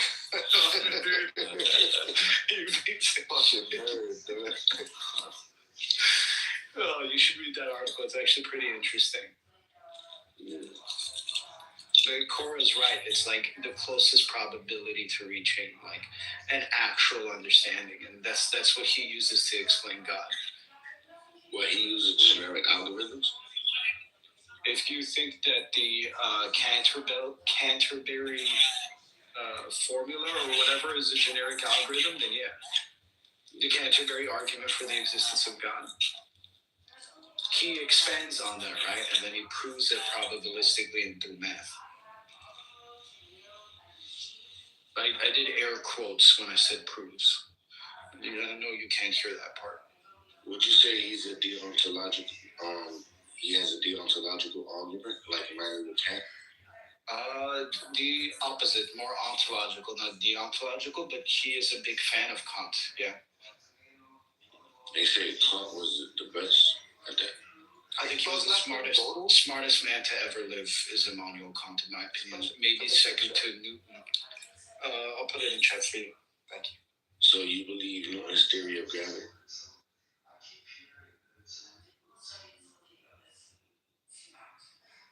Yes, I do. You believe in gravitons too? No. I don't think there is a specific particle or thing that's actually pulling you down. And then Einstein expanded on it, right? So I believe in Einstein's explanation of Newtonian gravity. I also believe in Spinoza's God. So, yeah. It makes sense to me why you're Jewish now, Jacobus. Oh, he said. It's Spinoza. Spinoza is the reason why you're Jewish. A little bit, but now, what you think about dark energy? Like dark matter? No, dark energy, like the expansive. Like how the universe is expanding constantly.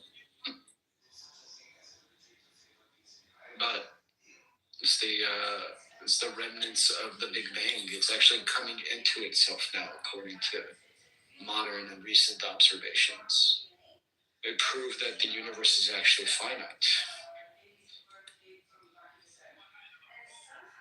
We're getting microwaves and radio waves back from the edges. So, you don't think the Big Bang is continuously happening? I think that energy is exerted and eventually energy stops. And that energy stopped, so now it's imploding on itself because the gravitational pull of the black holes that are centered or closer to the center of the universe are causing it to implode on itself. If gravity is a flat plane, right, if we can imagine it in a 2D flat plane, all that mass is eventually going to gather in the middle. So everything is pushing towards the middle, and that's why it's coming into itself. But that will take billions of years, probably, way after we're around. I also don't believe in aliens. I know that's going to be another question of yours. No, I never really cared too much about the aliens. But I now know why you're Jewish. It all makes sense to me. Hashem is a deist God because he's so uninvolved with his people.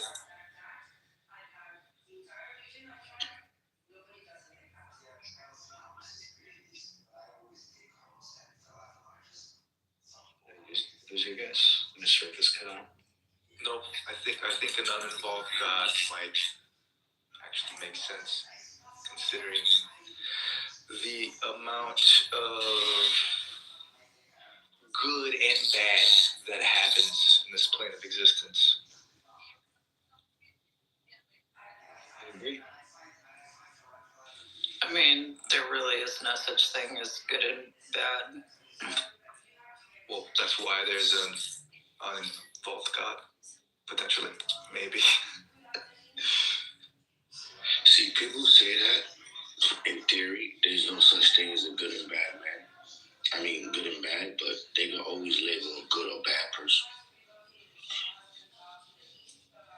mean, what I mean is like objectively, there's no good and bad. It's all a subjective evaluation. So as soon as you remove like some sort of like subjective, like, subject, good and bad ceases to exist. So in the context of the universe, there really is no good and bad. There just is well, yeah, considering how finite we truly are, yeah. I mean, there is no such thing. This is the point. If we're talking about the idea of speculation, which I think we're speculating somewhat. I don't know what the fuck is out there outside of what we can observe through science. There's still such thing as unexplainable phenomenon. Perhaps maybe in the future we will be able to like measure and determine what those things are through science and through our own evolutionary processes. But yeah. Nothing matters, but all I know is I never want anything to do with Kepler 22b. Kepler 22b, the star? No, Isn't that it's a star? a planet. Like a designation for a star? Planet. Why is that? Just in sci-fi, all bad shit comes from Kepler 22b. You just stay away from it. And it's oddly, I've read a lot of sci-fi, but it's the very first and only discovery of a planet within a habitable zone, in the Goldilocks zone, Kepler 22. Oh shit. Yeah, we haven't yet to discover another one that matches, at least to a certain extent, those requirements like Earth does. It's only Kepler 22b so far. Yeah, have you seen Raised by Wolves? Intelligible? I did, but I need to rewatch that's it. That's set on Kepler 22b. Oh, no shit. Well, yeah. no wonder. Yo, those fucking droids, man. Them droids were like something else. Like, motherfuckers were literally killing human beings on that fucking planet. Well, hunting them motherfuckers down. That shit's crazy. Yo, Haga. Yeah. Like, you understand, like, the simple way we see things, right? Perception, yeah. Like, the function of our eyes. Yes. Now, to a certain extent, I don't know the whole structure and how it works, but yeah, sure. So we basically see because of the photons. Isn't it because of the cones and shit in our eyes too that we see color and movement? Yeah, like it's intricate design. But if the photons didn't really hit our eyes, we wouldn't be able to distinguish anything from each other.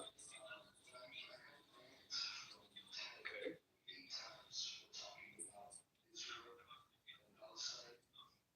Basically, matter. Yeah, you were cutting out for me, bro. I didn't hear what you said. Basically, matter is invisible. Some matter is invisible. No, like, we see things backwards. Matter is invisible. I thought it was because molecules are so small that we just can't see them with our regular vision. Like atoms and shit. That like the subatomic like layer of shit. Like the shit we just can't see. Am I tripping? I'm still confused as to what he means by matter is invisible. We only see what reflects off of matter. You see the light that bounces off of it. That's what it's saying. Yeah. So, like, darkness is natural. Like, are you born in the darkness, Jacobus? You know, we all born in the dark.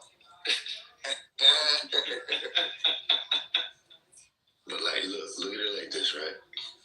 If matter is invisible, and we see it because of the light, right?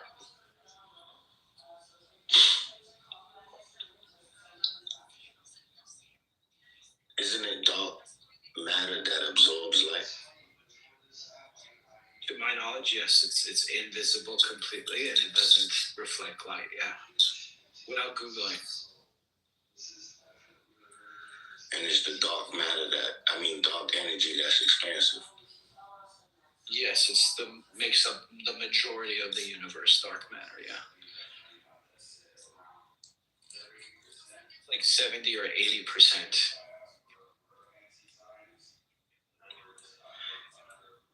So in between that what we can't see is something that exerts a gravitational force. Yes.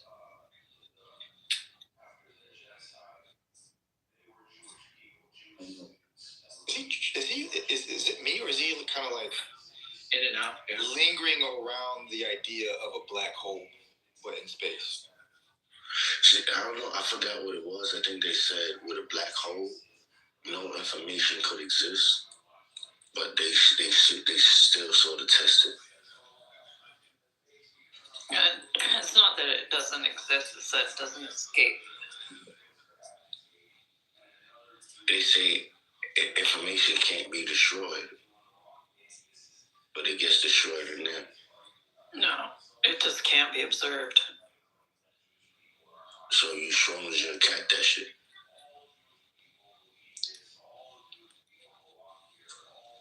Well, my ex was a black hole, and I got away. Giggity. Yeah, but did you turn into a noodle man? Like, I did. I am definitely spaghetti bros. I'm definitely not the same.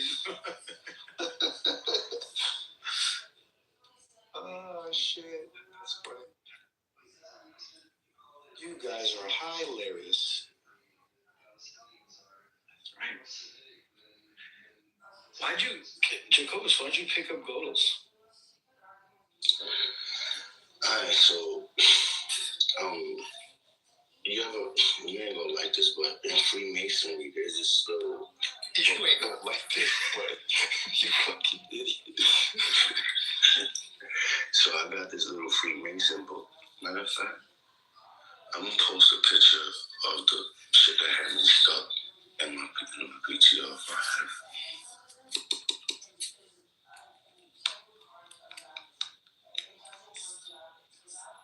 Yeah.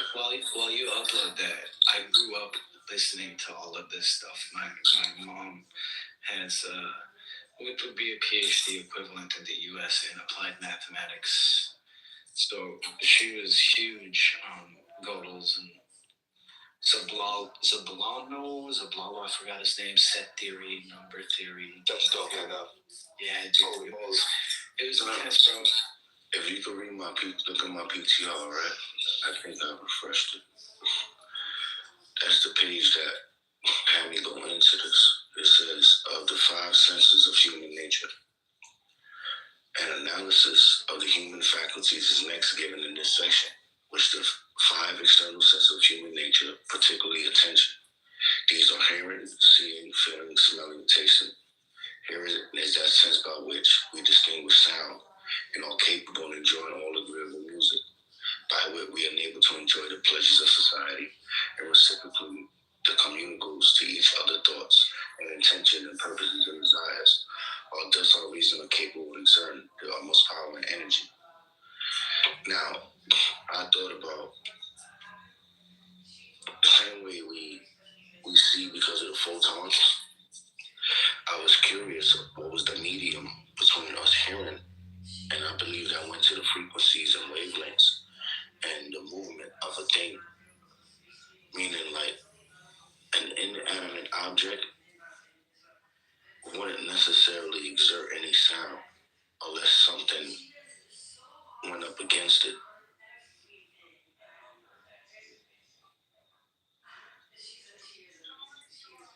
Okay.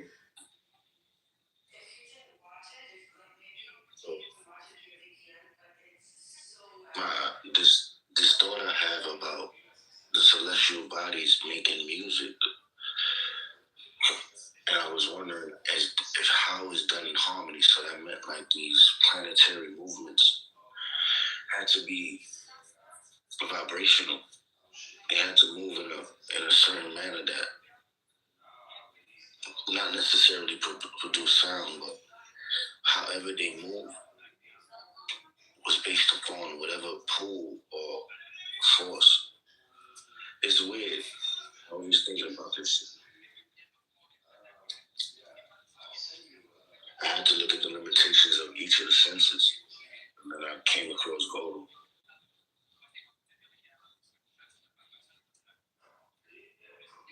And this is all because of the Masons, huh? That little page.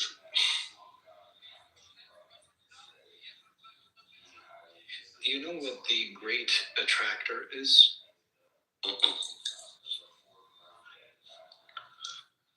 You ain't say benefactor, right?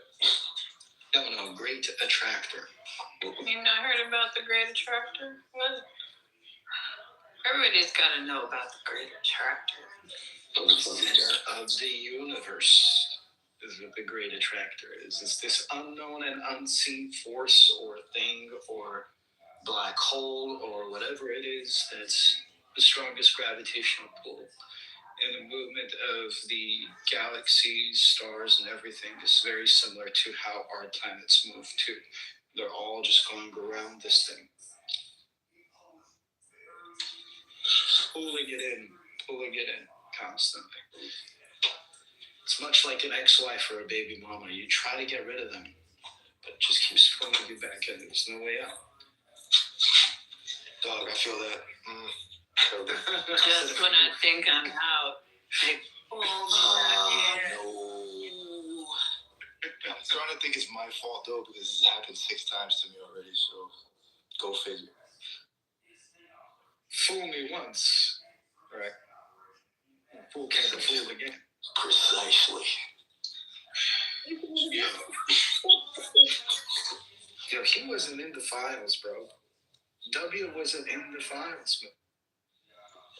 I don't think would have been. Brother, that is a media trained professional. That is a CIA man. That is a company man. I honestly want them to re-release Eyes Wide Shut and just call it Epstein, the documentary. You know? Yeah. Good. Sometimes you gotta have a fall guy. Or several. I kid. Think about it. Oh, girl. I try not to. I'm trying to move on from this whole Epstein shit because nothing's gonna happen, bro. Yeah, that shit won't. Whatever the hell really happened, that shit won't be redacted until we fucking die. For sure, bro. Well, for example, you read about this shit like 100 years from now, like our grandkids' grandkids. Like, the people in the files have to be dead before they redact it. That includes Trump, you know, so. I think that they redacted the redactions that had been previously redacted and that the originals were thrown out. I'm like, come on, man. Yep. Sounds like bachata. I do. Imagine you call the fucking House committee to come, you know, review the files, and you give them a mouse and you say, hey, you just click this top button, you know, you X out the redaction. They X out another black square under it, bro. I imagine this shit 100 years from now, when they finally do release it, like they'll have interactive emails that motherfuckers can just hop right into. We have that. The artificial intelligence will actually like create a hologram and build out an entire scene for you. You can watch the Epstein files play out in your mind movies. That's wild. Come on, view this horrific act of... Exactly. In the age of technology, certainly, right? I was mind blown because the stuff I've seen, right, technology-wise, in just a large business, right? We'll say AT&T, but it was not AT&T, right? We'll say in communication, right? The things that they're able to track and the things that directors have access to, right? Just in a company like that, right? And you're telling me our government doesn't have access to who touched that fucking file? I don't buy it at all. At all. Ms. Dawn at work, or at my old job, they had this. So there's this thing called the social determinants of health, right? Based off of where you live, your zip code, you can figure out how long you're probably going to live. We would use these things to price out how much we're going to charge people for insurance. So it's like medical loss ratio, MLRs, and then it's like social determinants of health based off of zip code, ethnic, genetic background, all this stuff. Like we could figure out like what you're most likely going to get sick with and when you're going to die, like at what age range. Not like 100% accurate, but like, you know. You want to predict the unpredictable. You want to hear about some weird, that's mathematics, like some DARPA, like weather machine level shit. Yes. So when I was doing my thing, like contracting and shit, like we would get different like military units to come out there and train with us and shit, right? And one time, these R&D people came through, and I think they must have been like Lockheed or Martin, like some sort of like big like manufacturer and shit like that.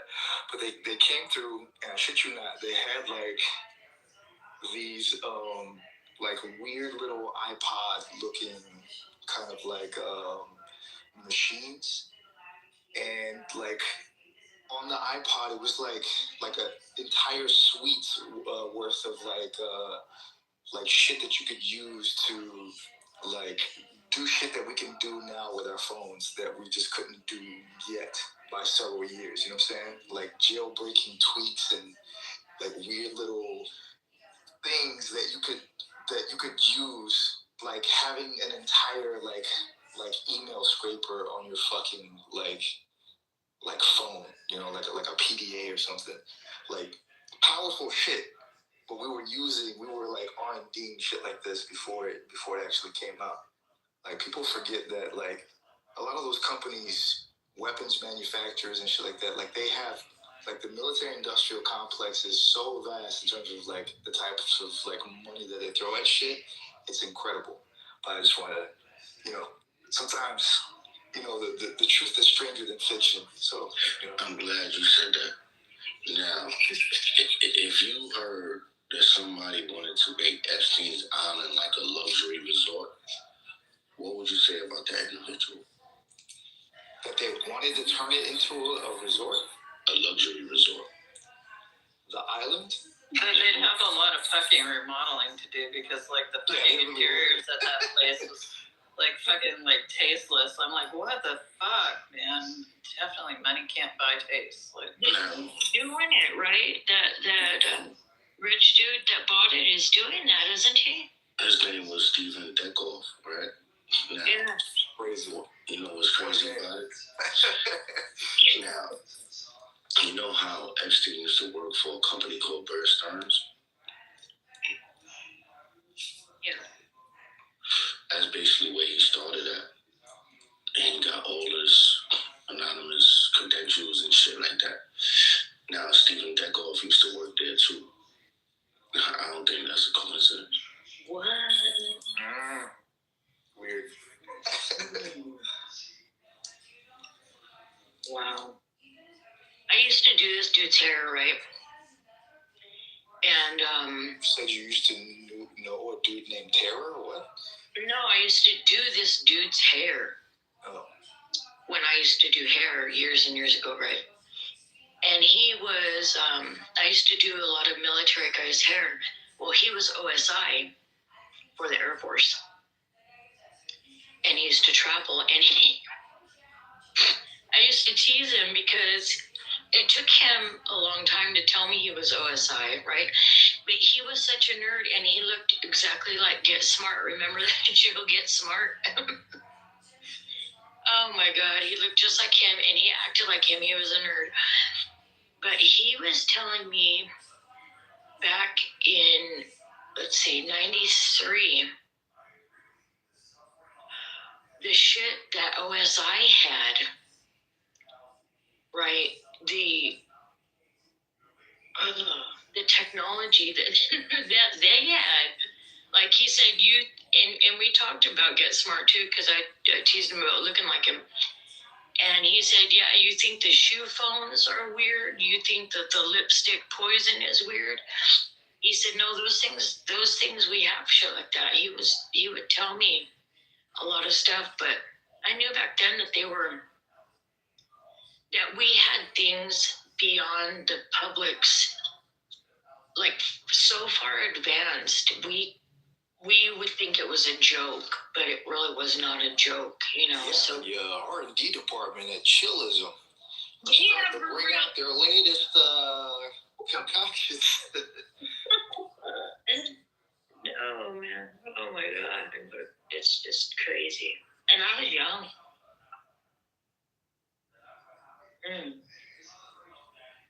Sometimes you can't look a gift horse in the mouse. You guys want to hear something crazy? So give me a second. I'm gonna go outside and smoke a cigarette while I tell you all this story. Reefer, marijuana, cigarettes. I'll smoke two weed, not marijuana, though. I'll get paranoid. I'll be looking out my windows and Like, intelligent boy, the hack up told me that there were R&D Clinton died through cereal milk. Where's Prashant? I really need to talk to him right now. He's probably losing his mind on another schizophrenic vendor. Fucking 100% That is crazy, bro. I can't find my cigarette. Holy. Have I told you the story about what I used to do in his room and stuff? Oh, tell me. So, I used to go in there and fucking troll and, like, basically get all the fucking conspiracy theories riled up. And I would, like, drop, like, specific words that are, like, buzzwords that, like, really only loonies would know. No, a lot deeper stuff. Like, I would say, like, yeah, I'm GS13. Like, I'd throw that in there in the conversation. And, like, these dudes would lose their shit. What? GS13? That's not very much, though, dude. It isn't. It isn't. I was GS13. God, what was it?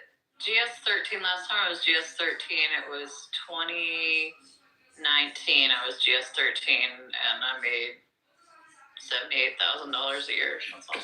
I only said 13 because I was born on the 13th, right? But I said a number. I don't remember which one. And like they like lost their shit. And he used to co-host a room with this guy. I forgot his name. He tried to kill himself on the app. He was a fucking loony. Not a bad guy, just weird and. Oh, talk about him like that. That's really my nephew. God damn you. Damn, that sucks. Is he really? Yes. I didn't bully him. He could come in here and vouch for me. You could talk to him. He thought I worked for the CIA for a long time, and then I made the story up that I was an AI programmer, and I was in like artificial intelligence and like all of this stuff. Meanwhile, Prashant is a legitimate fucking AI like technologist and fucking programmer. Like he's a legit fucking computer engineer. And he would listen to me. He would listen to me troll all the time. And then he would be like, he pulled me into a private. He goes, I know you're lying. I'm like, yeah, Prashant, of course I'm fucking lying. I don't know half the shit I'm talking about. He goes, I know you don't because I work for the company you said you worked for. I'm like, okay, good. Keep the joke going. So we kept the joke going for a year. Every time I would go into the room, we would fucking, he'd be like, oh shit, my boss is here. And they would like leave or some shit like that. You guys are giving me ideas, and you shouldn't be giving me ideas. Prashant's I'm about to go off with this fucking R&D department for Chillism. You should do it. When I stepped out, I had my cigarette in hand. It's a fucking wild and crazy story. That's so I was consulting for a company not too long ago who was owned by this guy who's this like billionaire, really, really, really rich. And his company essentially merged, and one of the companies that the company I was consulting for owned was the company I was consulting for.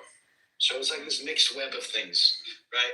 And I was helping them with like their operational systems, like medical records management, all of this stuff, you know, preparing them for the eventual buyout that happened. And then the buyout happened, and I was part of like integration, managing like teams, whatever. So I got to meet this fucking billionaire guy, right? Shook hands with him. Really fucking interesting old man. He's in his 70s. This dude is worth a fuck ton of money, right? A week ago, one of the people that I worked on the project with, so I hired them on the side to help me with like data entry and stuff, so I wouldn't have to do that work. Messages me, pings me, and he's go, "Oh, can you jump on a Teams call?" I'm like, "Yeah, hold up, let me log in." He goes, "You won't believe who was in the Epstein files." Damn, no way. Dude, I lost my shit. And I thought I was so removed from all of this shit, but I'm not. This dude was in the fucking files, bro. He was in the files. He flew on Lolita Express twice. No. He flew on Lolita Express twice, bro. Yeah. But Was he on Maxwell? Was he on her telephone address book? Yes, he was in the black book. He was in the black book. He was in the emails, and he went on a trip to Africa with Epstein. But he's also like a big philanthropist too. So it was like, this is kind of thing. And I don't want to believe that I shook hands with a person like that. And I thought I was really removed from that world. And it makes you realize, like, holy shit, they're everywhere. Right. That's right. I don't want to say his name, but if you're curious, he owns Neverland Ranch. Oh. Crazy.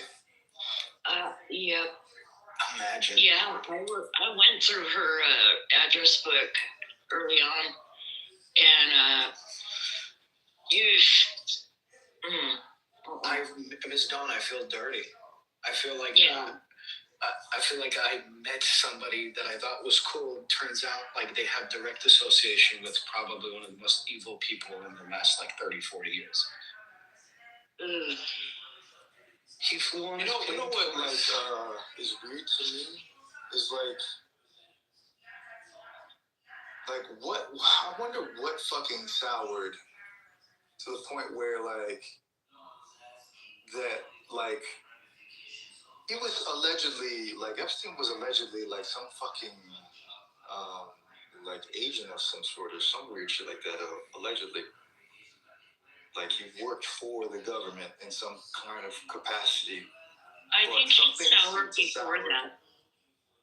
I think he soured before that, and that's why he worked for them.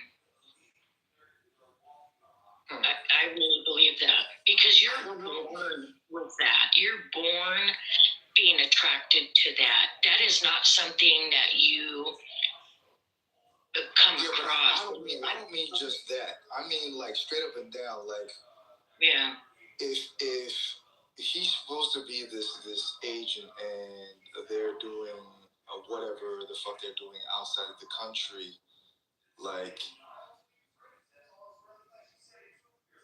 why did all this shit get leaked? Like couldn't it potentially like harm even the victims more on top of like maybe even what the fuck he was doing out there in terms of what he was doing for the US if he was some sort of government agent?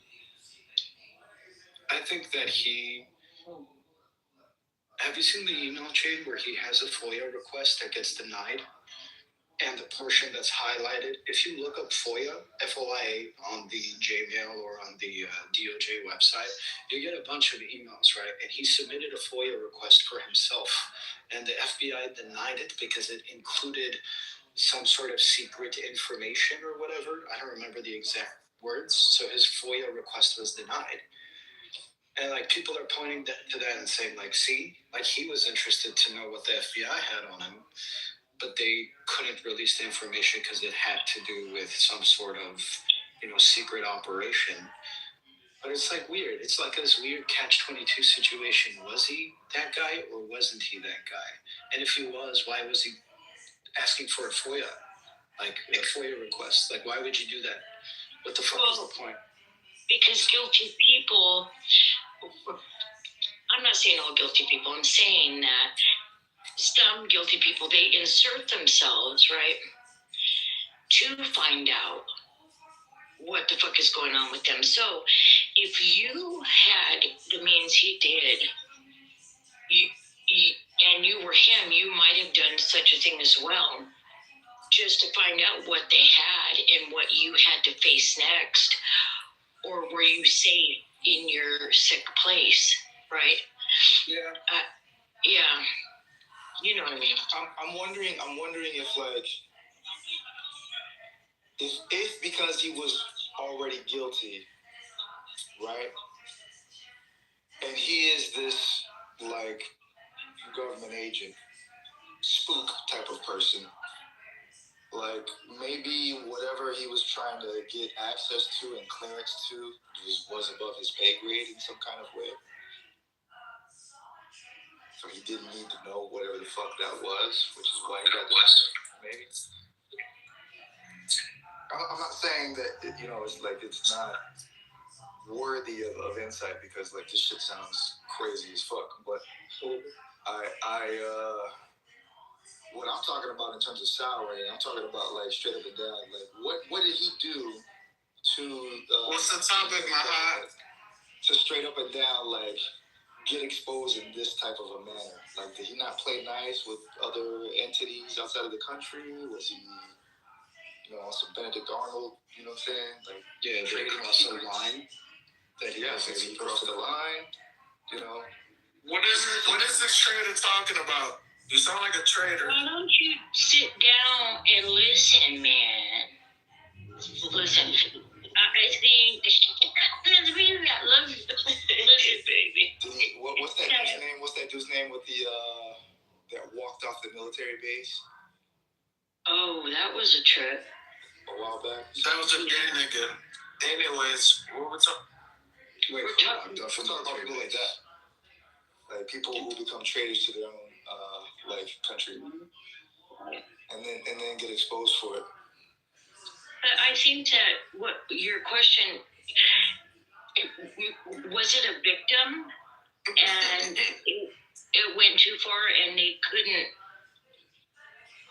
Like they would have to kill her or something. I don't know. You know what I mean? Was it her? Right. Well, all I know is that like I know that we had some chicks in here fighting earlier in the day about like sex trafficking shit, because they were like. Oh, okay. You're talking about racial, nigga. They were getting into like the specifics of how sex trafficking can exist like across the world and stuff like that. And to me, it seems like even with prostitution being like one of the oldest professions like ever, there's still room for like children and even adults to get like manipulated, coerced, trafficked. When you're in a group, there's secret systems that work. But that's what I'm saying. Like the difference in like some sort of gajillion dollar operation from some shadowy entity versus like some motherfucker across the street trying to like pimp somebody. You know what I'm saying? Like we're talking about some a degree of sophistication that like a lot of motherfuckers don't have.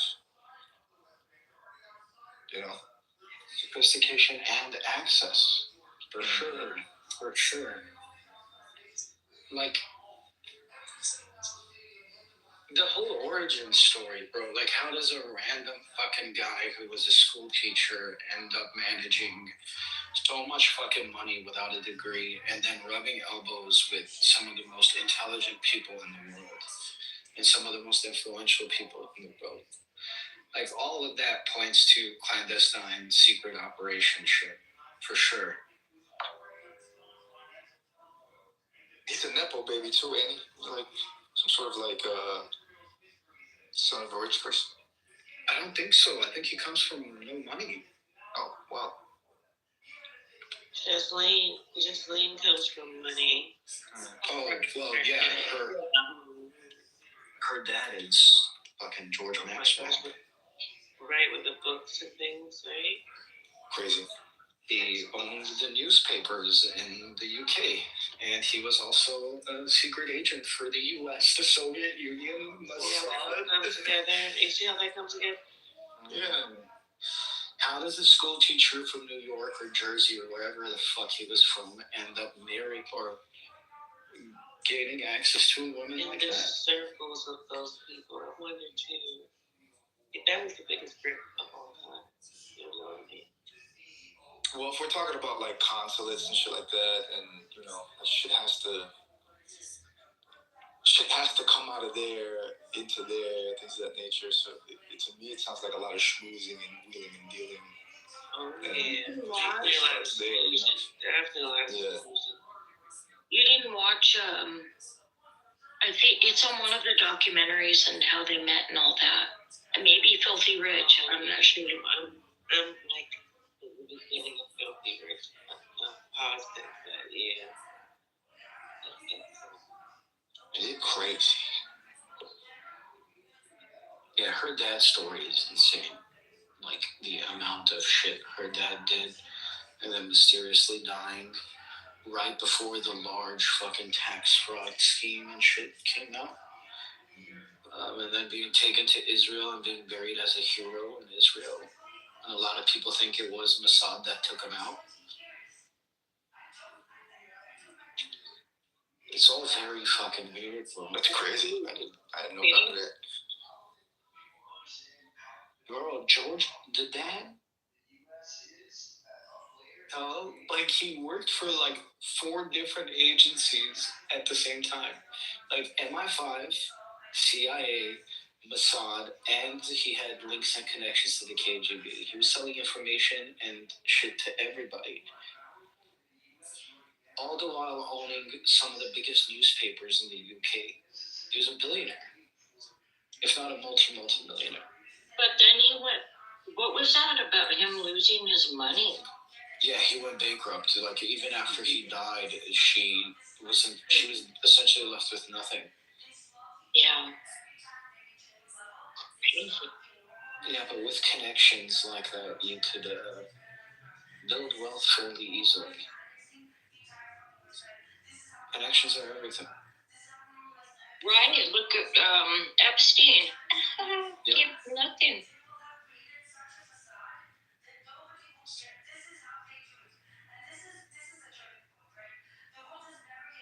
And all that schmoozing stuff, like, you can schmooze wealthy people a lot, all you want, but like, to get them on video diddling kids, that's not schmoozing. That's Oh yeah, that's just, it goes way beyond that at that point. Yeah.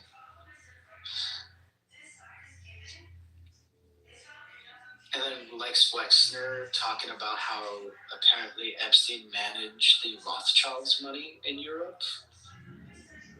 Right? It's all fucking weird, bro. Whatever happened to a good old like conflict of interest? Does that shit just not apply to people? I'm for real, like deadass. No trouble. I guess it's not.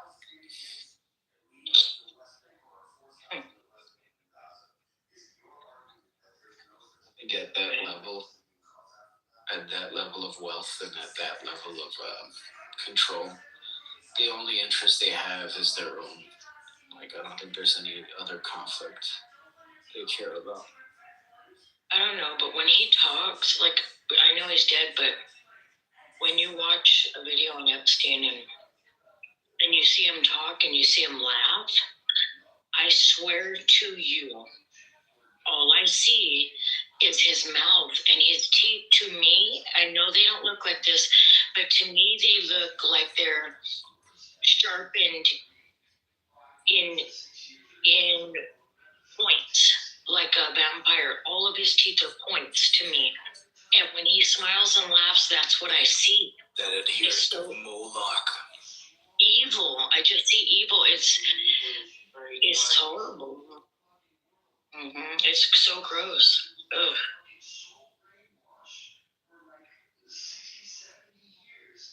It's psychological, but it's still gross.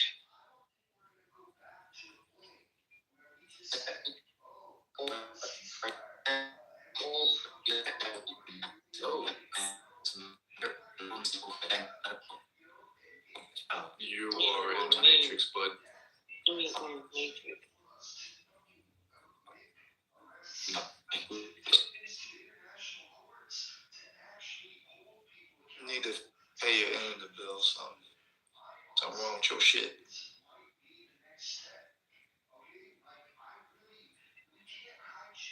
I mean, Your whole ass. Anyway, Are you gonna tell me? we hear you now, but So it's your high. no, your mic was fucked up. oh, bro, It just now started working. It's Mossad, bro. They got me. Agent Hag up. What does that mean? 50 seconds. The Eagle has landed, Agent Hag up. What is your status? Question? I just say Dead.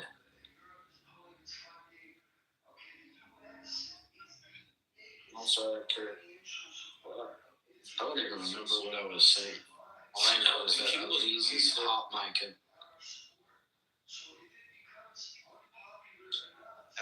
Okay, yeah. Okay, scapegoat.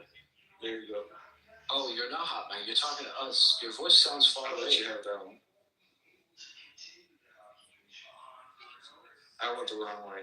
You didn't tell me. Thank you. So welcome.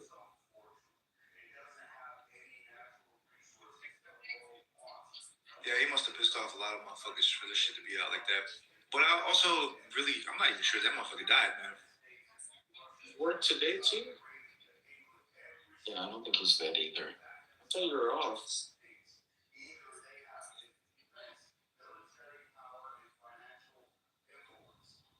Oh, you don't have to get off. You just want to get off that thing.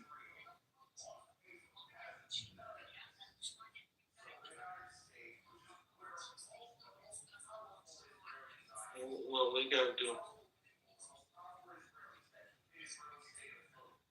Yo, my guy, what are you doing?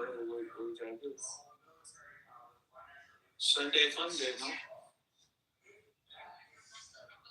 you talking to us? I'm confused. I think he forgot to mute himself. The way you treat me, and you say you're going to church today? Yeah. That motherfucker trying to fucking cake on the phone. Don't get no hoes. Oh my God. I am going to mute him before he says anything personal. The other day, he was scheduling his mom for her doctor's appointment. Motherfucker said, the way you try to treat me. You going to church on Sunday? Fucking pussy. And then had the nerve to like come on the stage after fucking funny style and shit, man. That's what he does. That's what he does. I'm good as shit, bro. That's what he does, and then Nathan always moves him down. Yeah. It's hilarious. He's the new Rich. Oh. Not as disgusting as Rich. A crash dummy to beat up on a little bit. Chillism's R&D department. We're going to be testing some new shit. Maybe some psychotropic, psychoactive ingredients in some of our newest line of energy drinks. That dude is a trip, bro. Jacobus is funny as fuck too, man. Like, oh hell yeah, dude. I was keeping up, but it was such a hilarious conversation because, like,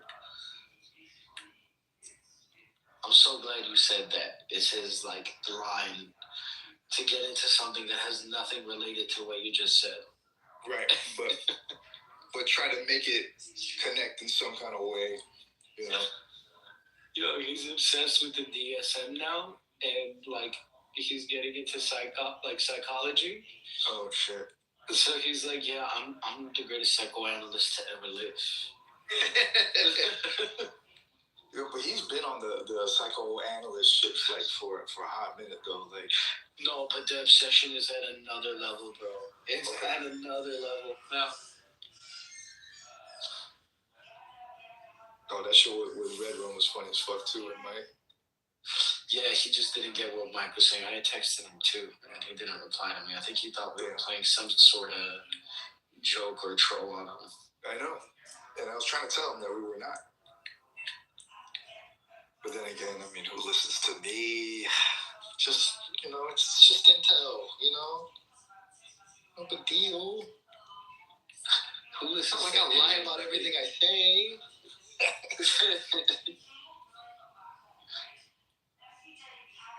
That shit crazy.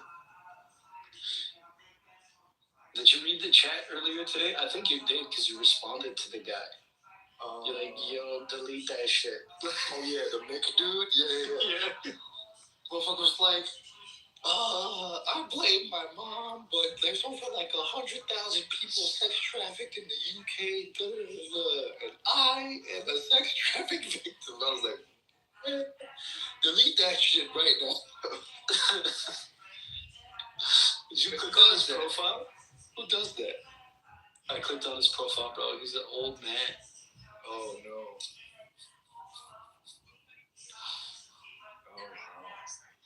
There's some characters in here, dude, and it's been getting more and more interesting recently. I'm okay with the characters, but the ones that stick out like sore thumbs, like I don't know, man. Like that motherfuckers are like, you probably not gonna cut the cake, bro. You gotta be able to fit the culture. Hopefully they learn. Who do you think doesn't fit the culture in here? Too many to count. Too many to count. I agree.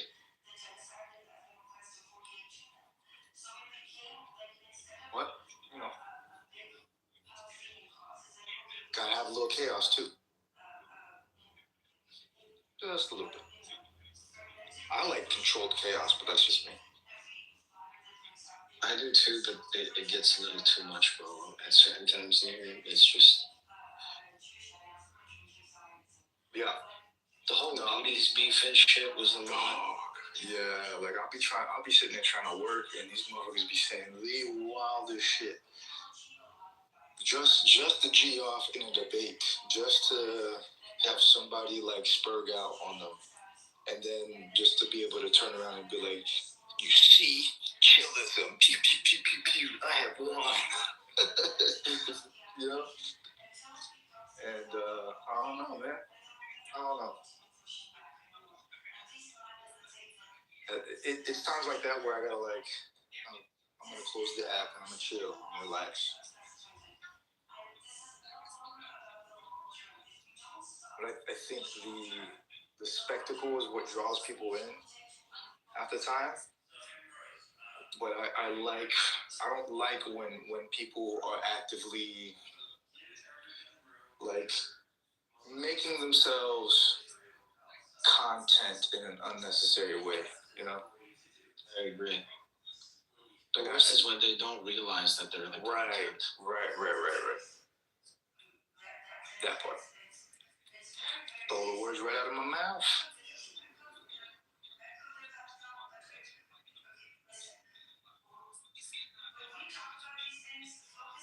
Jacobus be scaring all the horticultural tools away. All of them. Low-key fact. He's been doing the whole in defense of Epstein stuff recently. In the defense of Epstein? Yes, which is insane. Yeah. That's like suicide, bro. Who wouldn't defend Epstein, though? That is the greatest Mossad agent in the world. Come on, now. Exactly. Social suicide.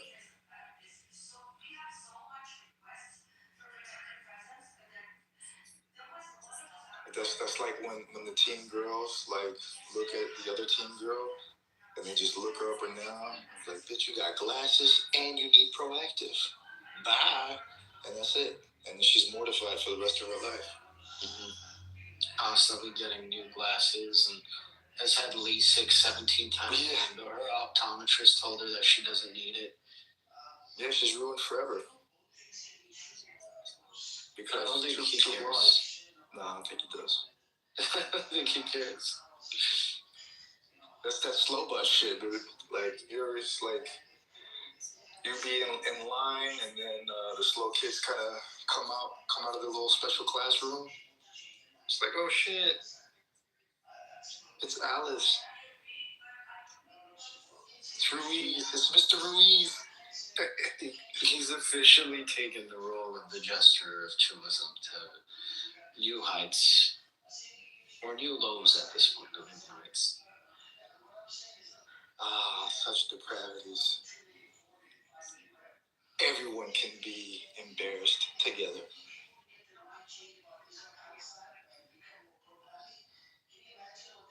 Agap, how you doing, bud? How's the wife? Good, brother, good. We have our engagement date finally picked. We're going to have an engagement party on the 9th. And our wedding was supposed to be in October, but we moved it to next year, October. Okay. Nothing wrong with that. Yeah, it gives me more time to plan and shit next year. Make it big if you want to make it big, or Bro, honestly, it's all, if you want. I want it small, and it's honestly all like the housing stuff. Like, I gotta find a suitable, place. I don't want to rent anymore. And, I got you. I need the time. Hell yeah. You gonna stay out there in Cali though? Yes, sir. I can't leave. I got too much shit here. And our entire support system's here, right? Like, my parents are here, her parents are here, my sister and her family, her sister and her family are here, and we're gonna need babysitters. Hopefully, soon. Yeah, you are. I loved having my my mom and her mom nearby. They were like within 2 hours, which is great. Bro, I wouldn't be able to do the 2 hour shit. Like, I'm looking at places that are exactly in the middle of both of our families, in like a 15-minute driving distance. That's what you're looking at? Yeah. Hell yeah. Her family lives like 25 minutes away from my family, so I'm looking at places like smack dab in the middle. What's up? Dang, that is a hell of an endeavor to embark on. My hats off to you. It's gotta be. Congratulations, man. Some good shit. Thank you, brother. Well, I like to troll a lot, but I'm also sincere when I need to be. I know it, bro. I know. That's why I'm What about you, bro? Oh, I'm chilling, dog. Did you start the thing you wanted to go and do? No, not yet. Because they did not approve it. I thought they were gonna approve it from my gig, but about the most they could offer was more certifications and stuff like that. So I don't think that I will pursue it in the meantime. But I still got a lot of shit going on.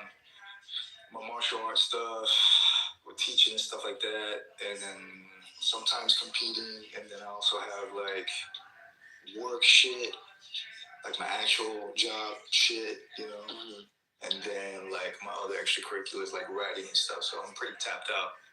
And then with my kids and wife and stuff, I really don't have too much time for too much of anything except to steal away from sleep to go train or go ride or something, or to watch a movie that's like watching something.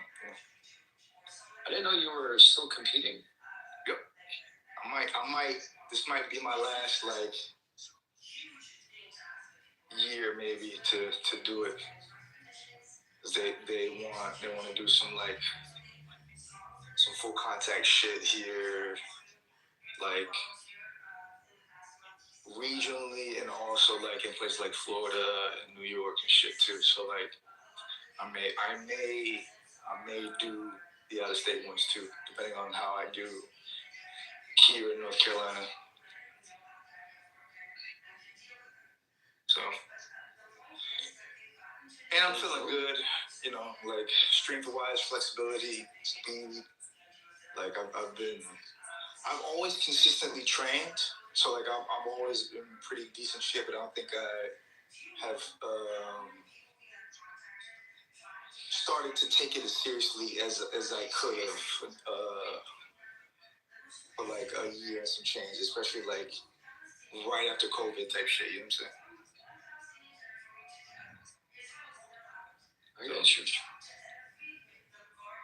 But no, so I'm excited. I'm also a little anxious. Like I like that stuff, but I'm also I'm 40 also. So like I don't have any crazy injuries, thank God. So I'm feeling good.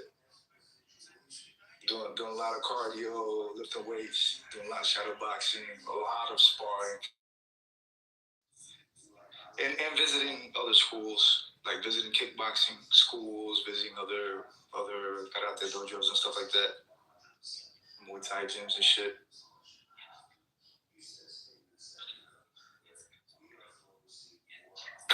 Nigga, what you know about Muay Thai, nigga? I don't know nothing, bro. I swear to God, that's one person I would never fight in this world. Someone who knows Muay Thai. Them niggas will beat your ass so quick. Yeah. No, it's not alright. Cause I tried sparring with one. What if I told you I got kicked so hard, but I couldn't walk for like at least 3 days? Now imagine if that was in your face. Imagine if that. I would tell you need to learn how to check the kicks, baby. You need to condition your body. Niggas, hey, have you ever seen those niggas that would check a kick and then their legs break? You ever seen that shit? I swear. Because they don't check it correctly. Yeah, that's dangerous. Big bone on little bone contact. Yeah. You know, I'm so glad they invented guns. Cause listen, if I have any thought in my mind that okay, this guy's gonna beat my ass, I'm not gonna lie to you. I'll just shoot you. You know what I mean? 100%. I got guns too. It's okay. No, yeah, but there's some niggas you just gonna fight. Let's be honest, right or wrong. I've never been worried about that. Like for example, like if I had an issue with Rampage Jackson, right? You think I'm gonna sit there? Let's say he literally walked up to my midst, grabbed a handful of cheeks, and then looked at me. You think I'm gonna fight that guy? I don't think you would. You would. Would you? Yeah. You said you would fight him? I would do it. He don't even got the luxury of being able to like say that I rolled with fucking Rampage or stood up with him for a little bit. You can just like this hard. Nigga, he's gonna sit in the ER with a cast and a broken nose talking about, yeah, guys, I did that, yeah. Talking about hard, they went hard. It would be well earned. I know that. I would be happy knowing that I got a black eye. So I got a question. Okay, would you say a prime Rampage, would he beat a prime Khabib? Rampage. Well, in his prime, like maybe I would say 2008. If they were the same weight class, but Rampage would definitely have the capacity to knock him out. If it came to that, it would be interesting. Even then, I don't think he would be able to, bro. Yeah, I don't think so either. I think Khabib would be able to out-wrestle him. If they're the same weight class, both in their arms, I think that would still go to Khabib. If you put Jones in there, that's a different question. Oh, yeah, Jones? Oh, hell no. Yeah, baddest man alive, for sure. Baddest man alive. Rampage had his day, but he gets a lot more credibility because he's a cool-ass guy. Funny-ass dude. I think that, and also, like, at that time, like, the UFC looked a lot different, a lot different in terms of, like, the caliber of, like, fighters that were there, and in terms of, like, their disciplines and what they were doing and shit. Yeah, it wasn't as high level, bro. Yeah, them motherfuckers is... Ooh. No, I'm not gonna lie to you. One what's his name? True martial arts for your entire life. Start like the MMA clinic, right? I'm not gonna lie to you. I think that nigga Dana fucked up the whole game, bro. I'll be honest with you. No, bro. Yeah. You know, because everyone knows this nigga plays favorites. At the end of the day, when he sits down and says, okay, is this worth, pay-per-views and arenas and all the investments that come with the UFC, right? He's gonna go with the fighter that's gonna generate him the most money, rather than the fighter that has the most skill, right or wrong. Yeah, but that's the fighting in general, dude. It's just it's how it's always been in every combat sport. No, it wasn't always like that. It was not like that. Promotion. Netflix and pay-per-views and all of these subscriptions. Do you know how much that fucking Jake Paul? Not Jake Paul. They pretty much like made pay-per-view events obsolete. There's no more pay-per-view fights anymore. That's a thing of the past. Because of that to me is just crazy. Yeah, nigga made. Until you say because of piracy? Yeah, piracy is definitely part of the problem.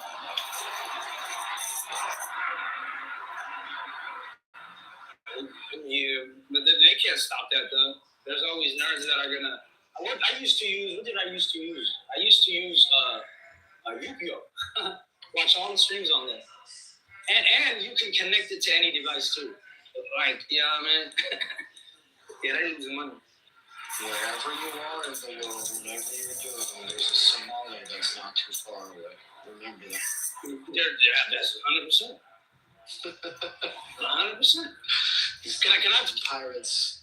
The craziest shit I've seen was driving in the butt fuck of the middle of nowhere for where was it? It was Arizona, right?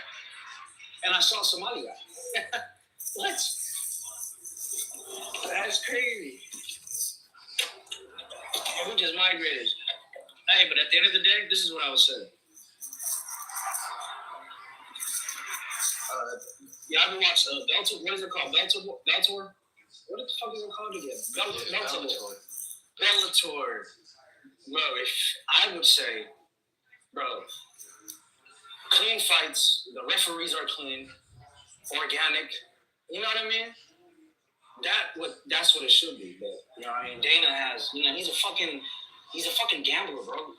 This nigga wasted like $20 million like that, just gambling and shit. You know what I mean? And it's almost a guy like the Passover and a Feast of Unleavened Bread. Nigga, what we talking about? That nigga got 20 million. Fuck it. I just seen an Easter fucking commercial. Ishtar. The body. I got pennies on the dime. What we talking about? 20 million?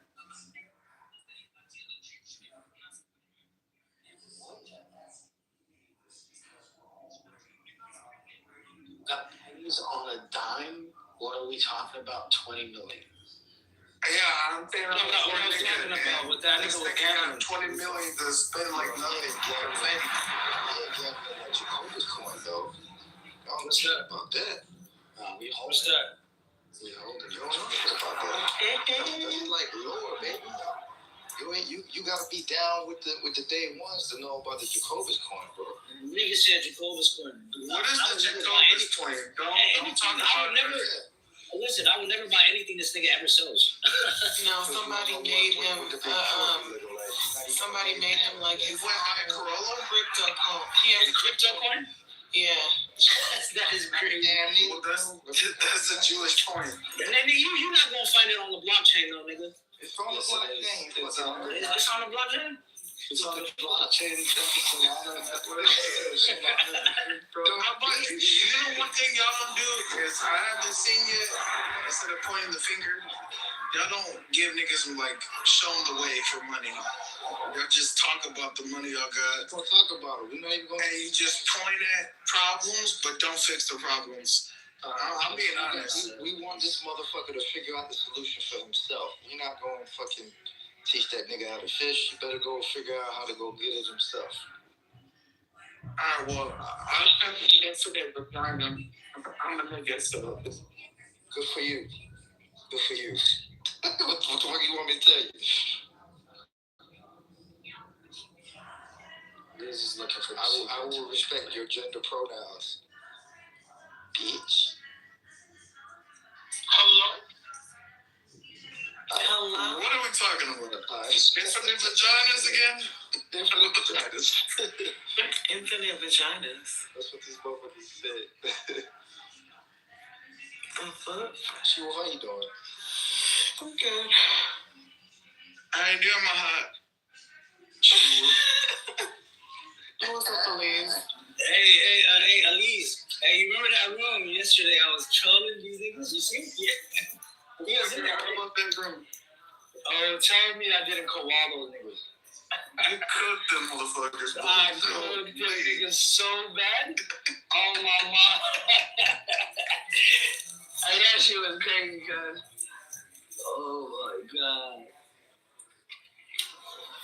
I'm just happy, bro. Just so you know, ever since somebody found out we friends, they got a vent about you every day now.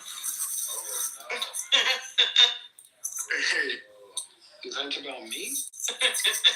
I don't know what you did, but you done pissed this motherfucker off to the highest festivity. Time to address a bit of No. I love y'all. Y'all are, man. Where's the Night King? That motherfucker, I'm waiting for that barrel of wine. I'm trying to get it. Shit, I gotta pay extra. He said y'all got an Armenian cult online, and y'all all hang out together in a cult. And we all do. We all do. I'm trying to find the right one. Not too much of my gypsies. Nah, I'm not gonna lie. Not too much of my don't repeat none of this shit I told you. I'm just curious. Who was this snack? Tell me. You hate all Turks, and that's why he don't like you, because you hate all Turks. Okay. And he's not Turkish just because his parents was born there. As long as they're not Somalian, we're good. I was teasing him. No, I told him. I said, it's not that you're not Armenian because your parents is from Turkey. I said you're not Armenian because I don't know any Armenians with blue eyes. We have blue eyes. Since when? Y'all have dark features. From what I know. It's a genetic mutation. We have a lot of Armenians with blue and green eyes. Really? Yeah, you know what my question is? Whatever happened to the Armenian mafia? Where did they go? Next topic. That's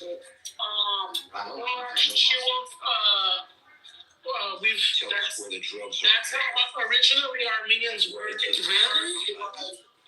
Yeah, blue eyes and lighter complexion, but it changed over time. Oh, so he really is more Armenian than y'all. Okay, I'll tell him. If you want to, I got hazel eyes. I don't got blue eyes. We can compete. I got my shit 5'5" with brown eyes. My shit look Targaryen as fuck, bro. We can compete. He kickboxes too. Like, if he wants to fly out and fight for your honor, I'll fucking kick his ass on down. You know, just evoke a champion, Agab. I'll fight him for you. Hey, yo, Hagab, why are you guys scared of Russians? Who's afraid of Russians? That's your boy, Thor. I heard Armenians are afraid of Russians. Right around town. No one's afraid of Russians. No one's afraid of Russians. What are you talking about? You talking about gangland shit? Like gangland-wise, we're afraid of Russians? What are you talking about?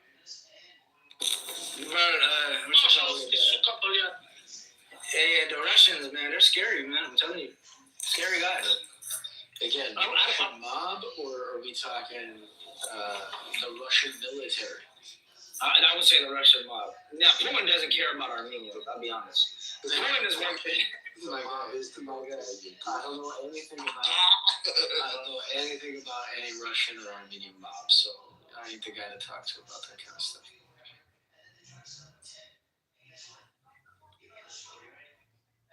Yeah, wrong person, homie. Check this out.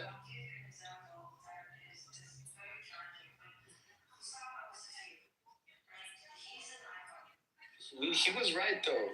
We did have a little cult online for a little while. Mm-hmm. He said it was that. It was you hating all Turks. I said he does not. That's a troll. I said, you know how we insult him? I said, do you know how we insult Hagop and Red Rum? We call them Orthodox Turks. That's how we insult them. And I said, so it's literally just a troll. He's like, no, he hates all Turks. He hates all Turks. I think that he's just having a character crisis. I don't know.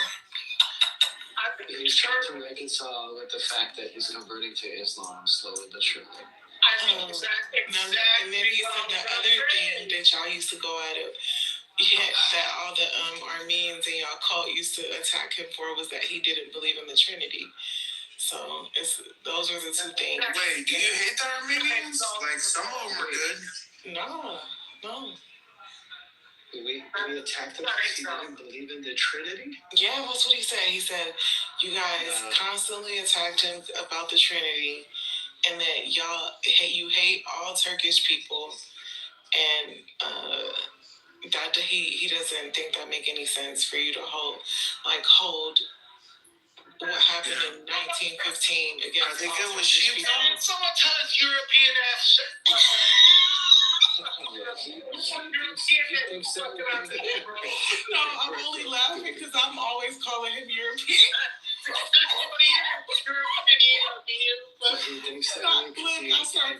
was like, look, Hagop's right. Like, you speak all these European languages. You don't speak Armenian. You got blue eyes. I said, I think you white. I was like, no, I'm just kidding. But I was starting to see his side. I'm like, because that's also what he said. He said, you don't think he's Armenian because he don't speak it, because he don't speak the language. That was another thing. I think he has us mixed up with other people that we used to. No, they be talking about you. They can address it with me directly. I think it's hilarious that he's held on to a grudge for fucking 4 years. 4 years is just time.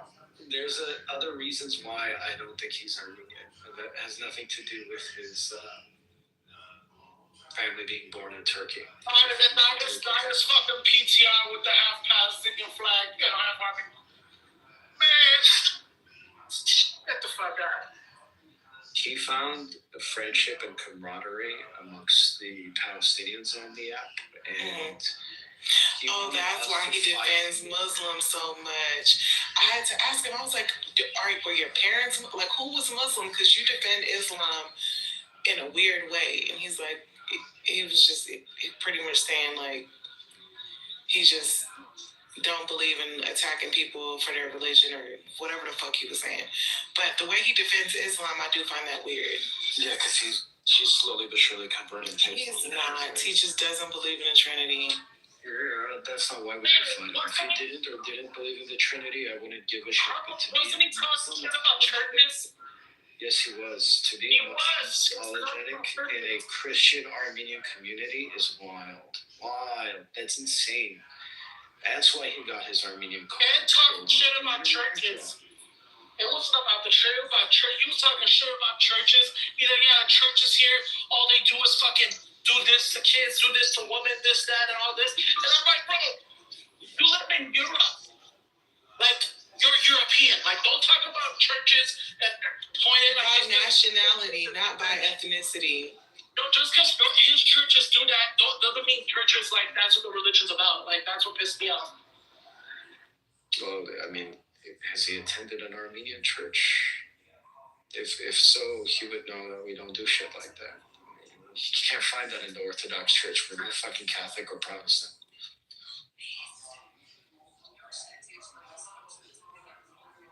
I'm trying to get him comfortable with bringing it up and having the conversation with you.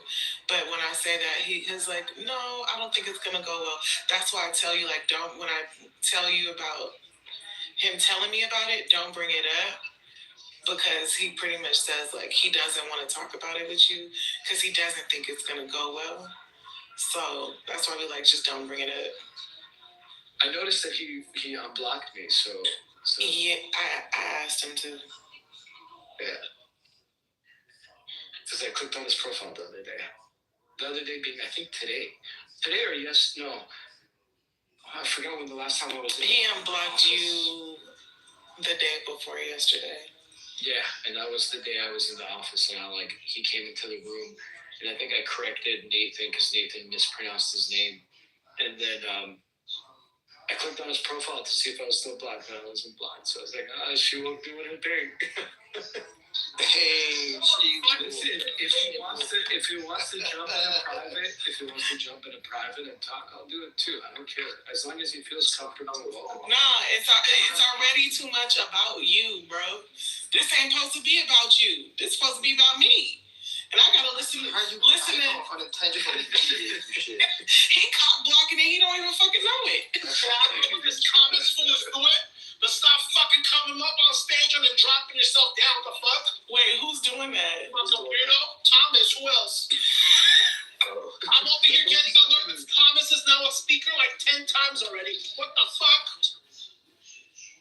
Who's Thomas? He keeps coming in and leaving. Coming in and leaving. He'll come in for like 2 seconds to leave. See how I called him out and he left? Fucking weirdo. Fuck. But yeah, it was funny. His name. I won't say it. His name. You do. Yeah, don't do that. His name is actually like Armenian, I think. No, It's a European name that Armenians use. Like it's a Russianized version of Ludwig, which is a German Austrian name. But Armenians use it too because I think it has something to some historical tie. I don't Oh, you're right. I've heard that before. Actually, it is European. Never mind. Yeah. But if Armenians use it, the way his name is spelled is the Armenian spelling of the name. Right. But the Germans have that name too, right? There's no alternative to that name. Yeah, they use it with a W. So yes. Yeah. Honestly, it might even be Slavic, low key. I don't know. Could be. I'm watching this fucking UFC highlights on fucking Paramount. This Paramount app sucks. Like all weird. But watching UFC on Paramount is actually kind of cool. I can't say. Sorry, I'm just really curious on why this guy's using me as his conversation when he should just. I don't know. It sounds like She-Wolf might have mentioned chillism in general. Maybe, well, I'm guessing the guy's like, oh, maybe Hackup's in there or something. That's what I imagine happened. I don't like that guy. Yeah, bro, it happens. Why you make that guy cry, bro? I don't know, bro. There's a lot of people on here that I've been bad and wrong to in the past, and yeah, it came to chillism, and you. Hey, yo, Don't leave or something happens.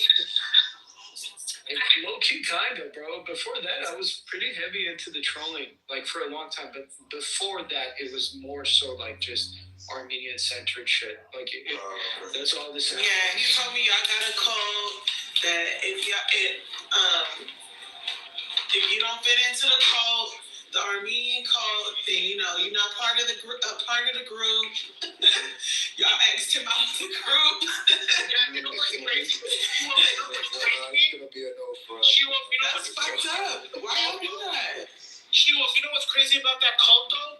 I remember when I forgot the girl's name he was telling me about. What's the girl name in the cult, y'all? There's a few. Fuck. Does it start with an N or an L? What's the L one? Oh, Red Rum, it's lid. He hate that bitch. He hate that bitch. Oh, he's serious. Yeah, that's the one. He hate her. That's the homegirl. Like he hate her. She's like a sister to me. Yeah. That's Y'all not gonna bring this shit up. Y'all not gonna bring this shit up when he in here. Let's bring it up. I can't remember why the fight happens, but it had to probably. No, don't bring it up. Disrespectful. Unless I bring it up. You're good. I genuinely want him to feel like he can talk in here. I don't care. Hey, yo, Thomas, you can go to another room, bro. No, I'm Thomas alone. Hi, Thomas. Why are you keeping? Hey, she will. You will say something. No, I'm not the boss. You bring it up. Huh? They can't talk about it unless you bring it up. So Sheila, can I tell you? Because they're gonna get. Let me tell you why. It's not that I'm the boss. It's because Red Rum will fucking say some shit that go on mute. Make me up. Red Rum will say some shit to put me on Front Street and make it obvious that I've been telling Haga what we talk about. See, this nigga Thomas left again. Red Rum will fucking expose me and make me fucking look stupid. He's done it. I still love Red Rum, but he's done it many times before. Red Rum, you did it? Okay. Yo. Hi, Thomas. What do you do? Be cool with my girl, man. We're all gonna chill out, right? What? Yeah, I thought it was me. We're not chilling out. Chillers out there. So I'm talking to Haga, telling him something. Oh, I was telling you that when we were talking in the private that you came up, and then but I was clearly not saying his name on purpose. Here go Red Rum ass. Who, Lupic? Red Rum, shut the fuck up sometimes, bro. Shut the fuck up. You do that shit to me all the time. Hold on. How do I do that? Cook, nigga, cook. Shut your bitch ass up, Ruiz. Whoa, okay, what the fuck? Somebody heard.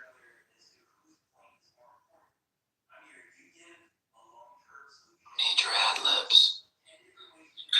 Why everybody quiet? I'm chewing, but I had something to say and I forgot what I was doing. Oh. When it comes back to you, let us know. You've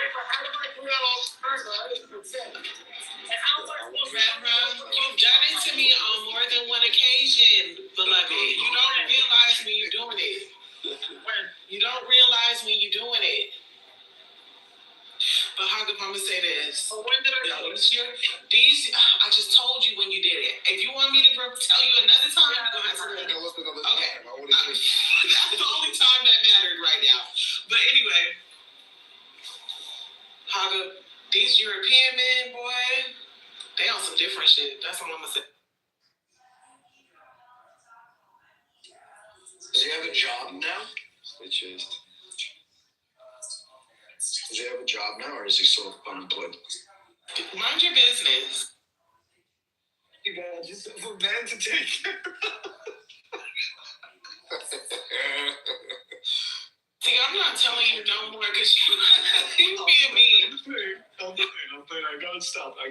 So what I was gonna tell you is that the history and lore is actually very, very fucking funny. Because that club that he's talking about, we had 7,000 to 9,000 members at one point when I first joined the app. And it was extremely politically charged because we had just gotten out of a war. We had all of this crazy shit going on in our country. It was huge. It was constantly happening. We had dating rooms. We had cuisine rooms. We had politics rooms. It was big. And then over time, it slowly died down as the app died down. And then at one point, I got ostracized for being a fake Armenian because I wasn't extreme enough for them. So I started my So it is a cult. He was telling the truth. Y'all do got to started my own cult, and I called our cult coffee. I forgot the name of that room that I had. Coffee break, and we were the coffee people. Because I would have an hour between my job, and I would go grab coffee. And I would host a room, and we would talk normal shit like we do here, about life and everything else. And it wasn't just about politics. Okay, I'm gonna say one more thing, right? So you told me, and this is where I am caping for my boy Toy. It's okay. I'm gonna cape for my boy Toy real quick. You told me that that he said a lot of fucked fucked up shit in those Armenian rooms before, right? And I accepted that at face value. I believed that, and I believe that he did, right? But when he's telling me that a certain person was saying shit to him like, oh, do you fuck your dad when you help him in the shower? And weird shit, Hog Up, that's fucked up. You're still never said that. No, not you, not Goo. You are, and I know you know Goo says fucked up shit like that. And I know that you still remain friends with Goo, so you can sit up here and say that he said all this, whatever he said about, you know, in the Armenian rooms. But what I'm being told is that he was being told disgusting things about his father, who he was caring for and does care for. Talking about, do he fuck his dad, like weird, gross, nasty shit about his father, whom he is a caretaker of. And I know you heard Goo say some of this fucked up, nasty shit. And you didn't have a problem with it, but you got a problem with whatever he was saying, right? Just to be clear, we're not friends anymore. I don't know who heard the new news. Wait, you and Goo? Yeah, fuck that guy. Yeah, but what I'm saying is at the time, though, you didn't, it's not like you would care that Goo was saying fucked up shit. Or a different person. Alright. Sorry, I'm feeling that. I mean, No, you're good. But as much as I defended you in many conversations that I've had to have over the last few days about you, of the many conversations. That shit just now. What happened, Enzo? You motherfuckers get hit a fucking rip. I'm packing a bowl. You talking about me? It's probably you.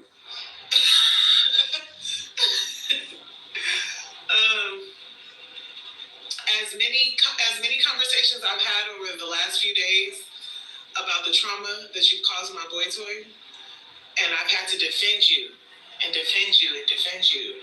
right? I'm gonna have to defend him as well.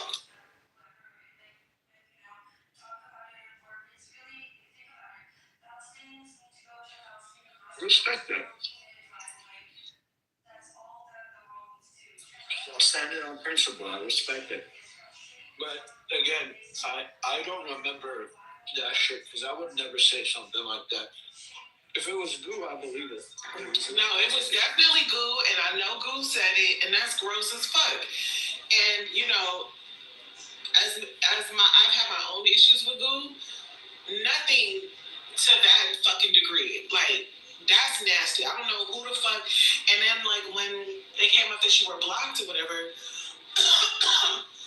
I was like, cause you know, I have Issa Cut.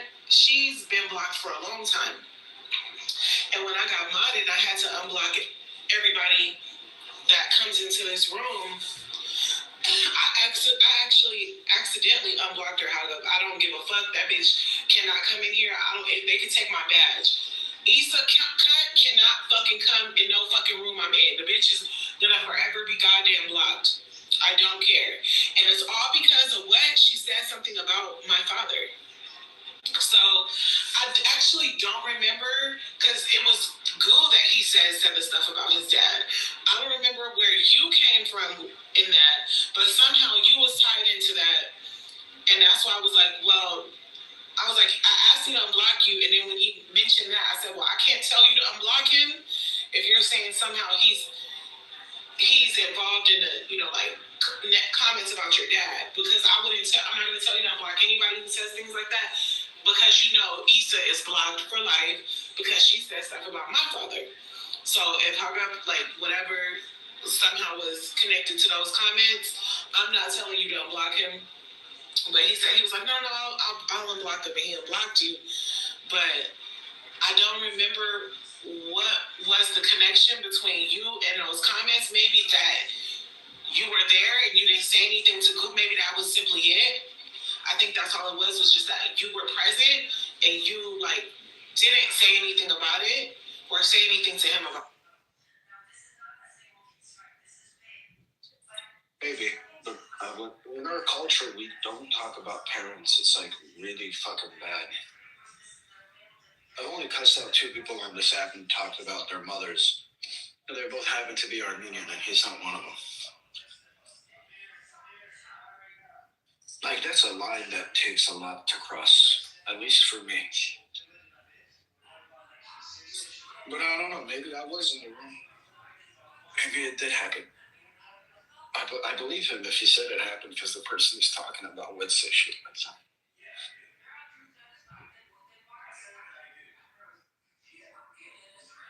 And I also forgot about the whole Issa stuff. She was in here the other day. Oh, that's when I realized she wasn't unblocked no more. I said, oh, that was a mistake. And she instantly got blocked again. And I didn't even care because I was like, she could leave right now and try to come back in this bitch and start crying that somebody has her blocked, and I won't give a fuck. I won't give a fuck. The bitch is blocked. She can't come in here. I respect it. That bitch fucking told me I didn't have a father. Or some bullshit. She did that typical black kid didn't grow up with a father bullshit, and the bitch been blocked ever since. I don't play like that. That's why I removed Nani as a friend. You didn't block her, but I told you this one. Yeah, I know. And then in the moment you told me that also, I told you just like I told him, oh, I don't have nothing else to say about it. Keep the bitch. That's exactly what I said to him. Same thing I said to you about Nani. And, oh, she said something about your parents? Fuck her. She's blocked for life. Yeah. I didn't. Because I used to kind of remember, I used to be like, well, why you don't like Nani? Why? Until you told me what she said, then I never asked you about your issue with Nani ever again. Because that's one thing I don't play like. She still doesn't know, bro. She still acts like we're Frank. Because she's one of them people, like, she'll just like wait it out. She think if she just wait long enough, you'll forget and like you'll let shit go. We'll let certain shit go. You know what I mean? Like she's one of them type. She used to do that. I'm talking now. Go ahead. Yeah. So if y'all are talking on stage and I like. Red Rum, if I'm specifically trying not to say somebody's name and you just blurt out the name and make it obvious who I'm talking about, Red Rum, that's just like I need you to be more conscious of like and reading the room. You get what I'm saying? And understanding what's going on at the moment. Cause you do that a lot. No, so if I come in a room and y'all are talking on stage and this person, I'm not sure. Let me ask. So if I go, y'all talking about Ludwig, you can turn around and say no if you don't want people to know who you're talking about, and then I won't continue it. Or else, how am I gonna know that the name wasn't brought up before? Okay, you're right. How am I gonna know who is talking about? You're right. If I wasn't there the whole time.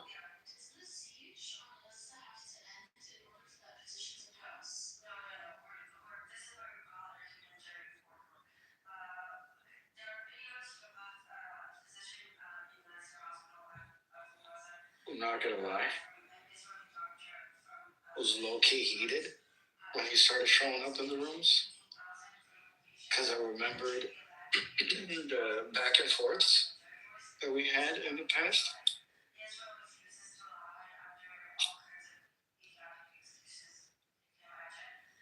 But now, the cigarette won't fucking light. What the fuck?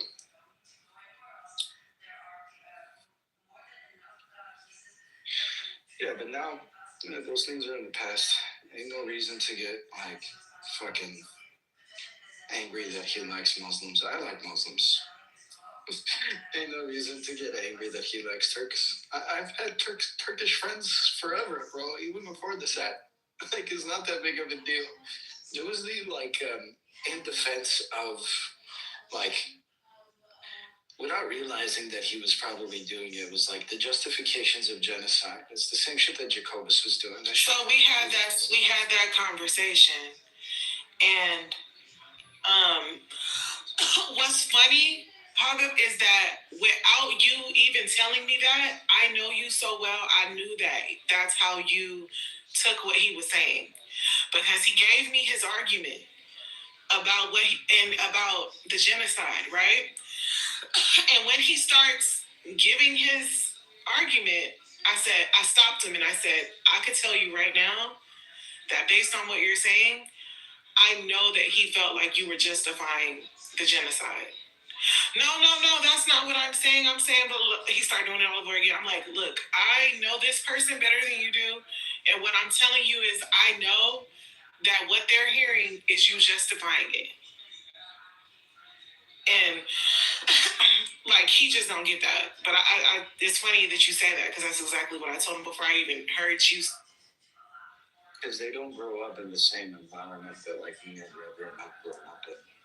Like, we get our ancestry denied 24/7 in our faces. Like, we're very, like, there's large pro-nationalist Turkish groups that live very close to both of us. And they're constantly around, right? And they're like, I don't know, like growing up when you're a part of the protests and like the marches and all that stuff, and then you get hit with water bottles, and you know, you have people telling you like, fuck you, we'll do it again, but it never happened. Hearing one of your own do those justifications, like it, or using any type of argument against it, kind of really irks you the wrong way. So I might have had like an instantaneous like reactionary response to him and lost my cool. I'm not above that. I punched one of my best friends in the mouth like 8-9 years ago because he said some shit like, oh yeah, we deserved it, like look at us. And I punched him square in the fucking jaw. Still one of my best friends. But I don't know. I don't fuck around with that conversation. That's why with Jacobus too, that shit really fucking pissed me off. Like, I don't know, man. That's a sensitive, soft topic. I've been arrested for this shit. Like, never booked. And that's another reason I'd be like, let's not bring it up. Unless, you know what I mean? Because I'll know if it can be like talked about without motherfuckers being blocked again. You know what I mean? Like, I think that I know both parties enough to be the judge of that. I'm not like trying to run shit like Machiavelli thought. It's more so like I know the temperature of each side like better than anybody else, and I know when the conversation can be had. You let me know when. I'm a lot more calmer than I was 3 years ago. I can guarantee you that much. He not ready, because you could say the littlest thing, and then it's like, as soon as we talk, the first thing I'm hearing is, this fucking guy Hagab. He's so it's like. See, for me, the difference is it's not time yet. I got more work to do. Go ahead. No, so for me, it doesn't affect me like that. Like, I don't know. Like, I'm a free speech absolutist, so I think people can say whatever the hell they want, and I'll just say it right back. Like, that's just how I am. I don't get, like, you know, it's not something that, like, how dare you say. That just never has been me. Like, you know what I mean? Like, Jacobus talking about the genocide, whatever, I don't care. He doesn't know what he's talking about, but you know what I mean? Like, that's just how I view it. There's no need to get heated on my part at all, because I don't, they don't care. That's just how I've always been. Hagab knows that. Yep. At one point, I remember Hagab called me. I was joking to say it earlier. I almost got exiled from the cult because they thought I was anti-Armenian or some shit. Like, not or at least not like full or pro-Armenian. You remember that? It was you. Funny thing is, like, you said you were gonna get exiled because you weren't pro-Armenian. How funny when I first started joining it, you were the one who thought I wasn't. You would come in, talk talking about your Republican talking points in the coffee break rooms, bro. That was my cult. That was a liberal space, bro. Because you know what I said? And I still believe it to this day. Like where I live in America, I'm gonna vote for whoever is beneficial to me in this country and who I think will pass policies here in America that's gonna benefit my life. And just because they're anti like Armenian or like pro Turkish like presidency, like I'm sorry, but it still doesn't matter to me. It matters what's happening here, where I'm living, and what policies they're going to pass. Like Kamala can sit here and go, say whatever she wanted about Erdogan, hate Erdogan, cut ties with them, everything, and be pro-Armenian, but sit here and pass the policy she wants to pass, trans and kids and all this other bullshit. No, sorry, no. I live here. No. You know what I mean? Do you hold that same smoke for the people that are pro-Israel? And pro-Israel policies? I know you don't like politicians that are pro-Israel. Yeah, I do actually. Yeah. Because, that means, what's the point of no, absolutely not. Yeah, that's my thought process, too. Yeah, I was not supposed to I can't tell if I'm in the Matrix or you're in the Matrix, bro. Yeah, you both are.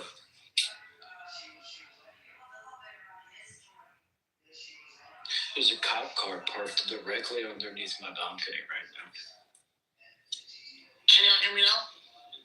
Yes. Yeah, so what did you mean by that question? Wait, are you trying to say yeah, I would rather have, are you trying to say Israel supporting politician, would I vote for him here in America? Is that what you mean, or? No, I'm saying that you hold smoke for people who are pro-Israel, but claim to be America first, right? It's the same idea on my end. How could you be America first and also be completely pro-Turk? That was the whole reasoning behind the vitriol against Mehmet Oz, right? I didn't give a fuck that he was a Turk. We have other Turkish elected officials. We have other well-known Turks within office, but the fact that he also, served in the Turkish military, was the right-hand man for the Ministry of Interior in Turkey, and all of this stuff, and then now he's America first all of a sudden? No, I don't fuck with that shit. I don't believe that either. Yeah, no, I never liked him, and I remember when during those times it was when they were voting between him or Fetterman, or whatever his name is, and I said, man, I'm glad I don't live in that state, because shit, I probably wouldn't have voted for either one of them. But, yeah, I wouldn't have voted for Fetterman either. That's a fucking weirdo. Right, so it's kind of, yeah. Do you remember there was a lot of Trump supporters when Trump brought out, in the beginning, right, when he was running for the governor or whatever, for Pennsylvania? Remember when he brought him out? There was a lot of Trump supporters that started booing, a lot that turned their back on Trump, at that rally. Because of Oz? Yes. You remember that? You don't remember seeing it? I don't, but it would make sense. The guy literally served in a foreign military, bro. Yeah. So I'm saying, there was Trump supporters that were not happy with Trump on that. They were nah, we're not supporting this guy. Just because Trump's supporting him doesn't mean we're gonna, you know what I mean? So, and they weren't Fetterman supporters either, so, I don't know. That's why I was these people will probably not vote. That was the red puddle, right? That was the attempt at the red wave in his first term that completely failed. I was part of that shit. I had a red wave. I was ready. I was I want the fucking red wave to happen, and then it didn't happen, and then all the conservatives on this app held a big room, and then three leftists came in, the usual leftists ML and other people, and they were ML was what happened to your red wave? I remember Brad going off on them, bro. It was so funny.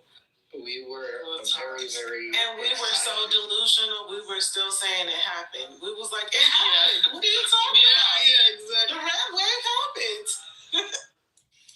Be prepared for of people are delusional that they think that the conservatives are going to retain power. Wait, no, what I'm hearing is going to be a blue wave happening. I heard a blue wave is happening. That's what I heard. I don't know about a wave. Like, I don't think it's the same, like, fervor and fanfare as, like, what the conservatives did in 16 and 18. But it's going to be a lot of seat changes, man. A lot of people are not happy with the Republican Party. But, I don't think it's going to be a wave like you guys were saying. You guys are going to have, like, a sweeping victory. And all of that had to do with, like, the endorsements of people like Oz.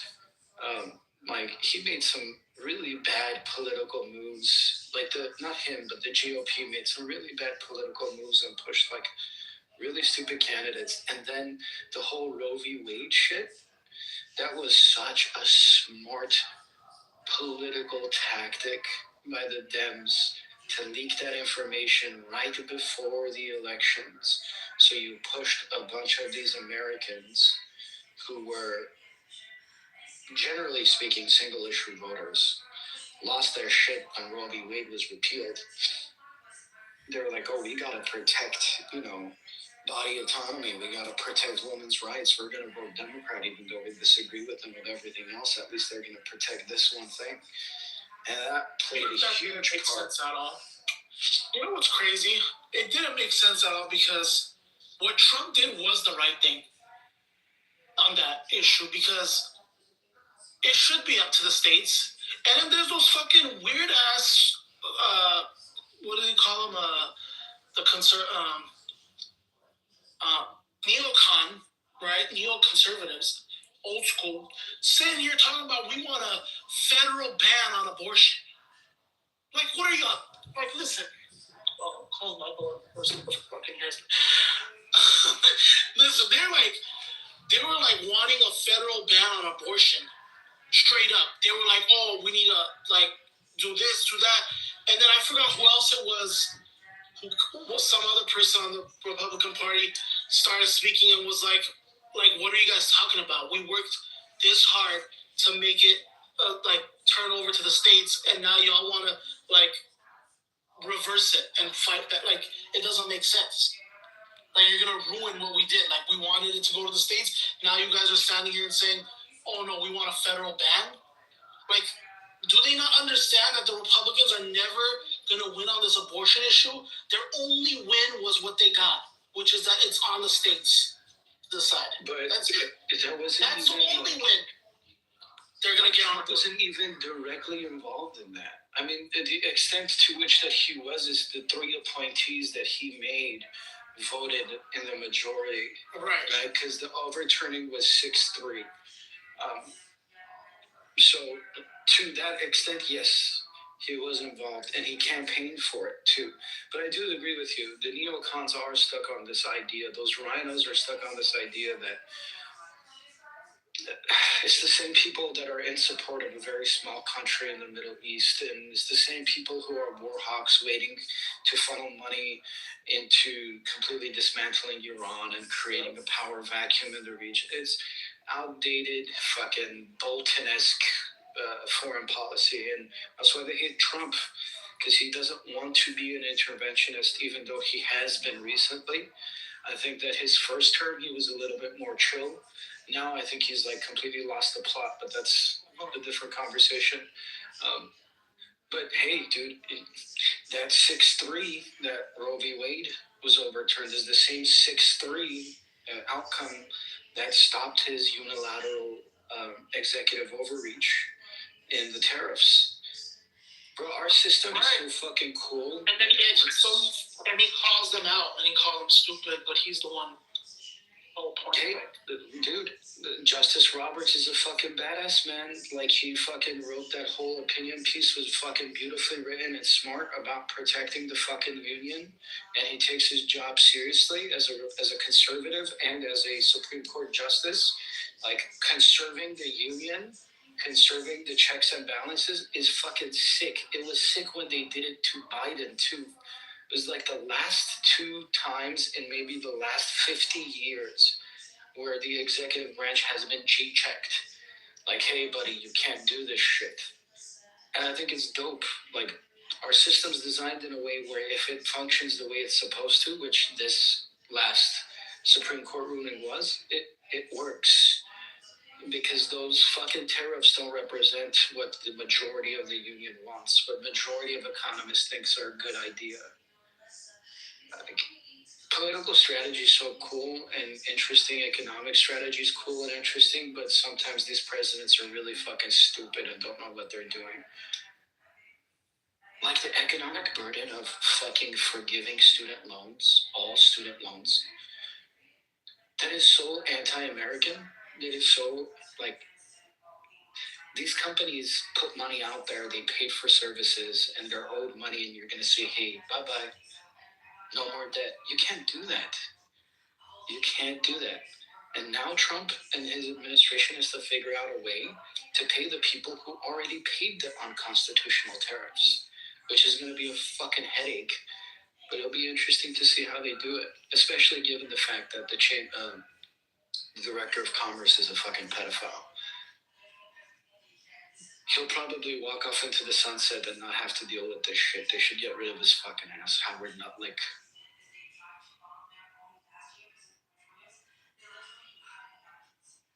But yeah, we had a lot of fun times in the Armenian Club, bro. Before you came in, right when we were fucking, that shit was 24/7, 3-4 rooms at the same time, like hundreds of people in the room. I met my fiance on that, you know that. And then I got this guy to fucking hate me so much, he brings me up to Sheila all the time.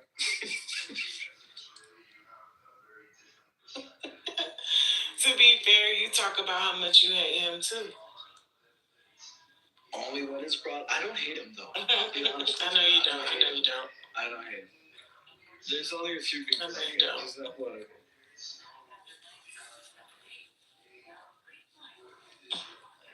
I think I need a new fucking lighter.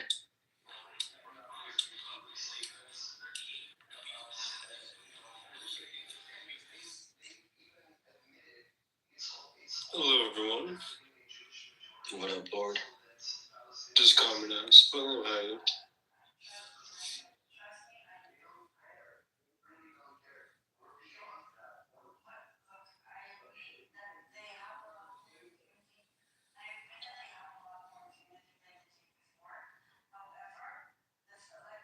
It's been a quiet Saturday night in the room today. You didn't do anything today? No, bro, I was working. Today wasn't a day off. I fucking had a bunch of shit to do. I literally wrapped up working maybe an hour ago, hour and a half ago. That's because I'm fucking partying myself out. You fell asleep too early? No, shit, I like after I left here earlier, I forgot like I was even like on the app. I just popped out. And like the whole time I got my phone in my back pocket and shit like that. Like I'm in the bar and shit. I'm up here fucking chilling and shit. All of a sudden I go to the bathroom. I'm hearing little voices and shit. I'm like, oh fuck, I'm still on the fucking app, bro. Like, dude, I've done the same thing. I was out at dinner. And we were all with like a bunch of people talking, and then the conversation stopped for a second, and all of a sudden I hear voices. I'm like, what is that? Is that fucking knowledge? And then I'm like looking around, and I check my phone, and it's fucking Chilla's room is low.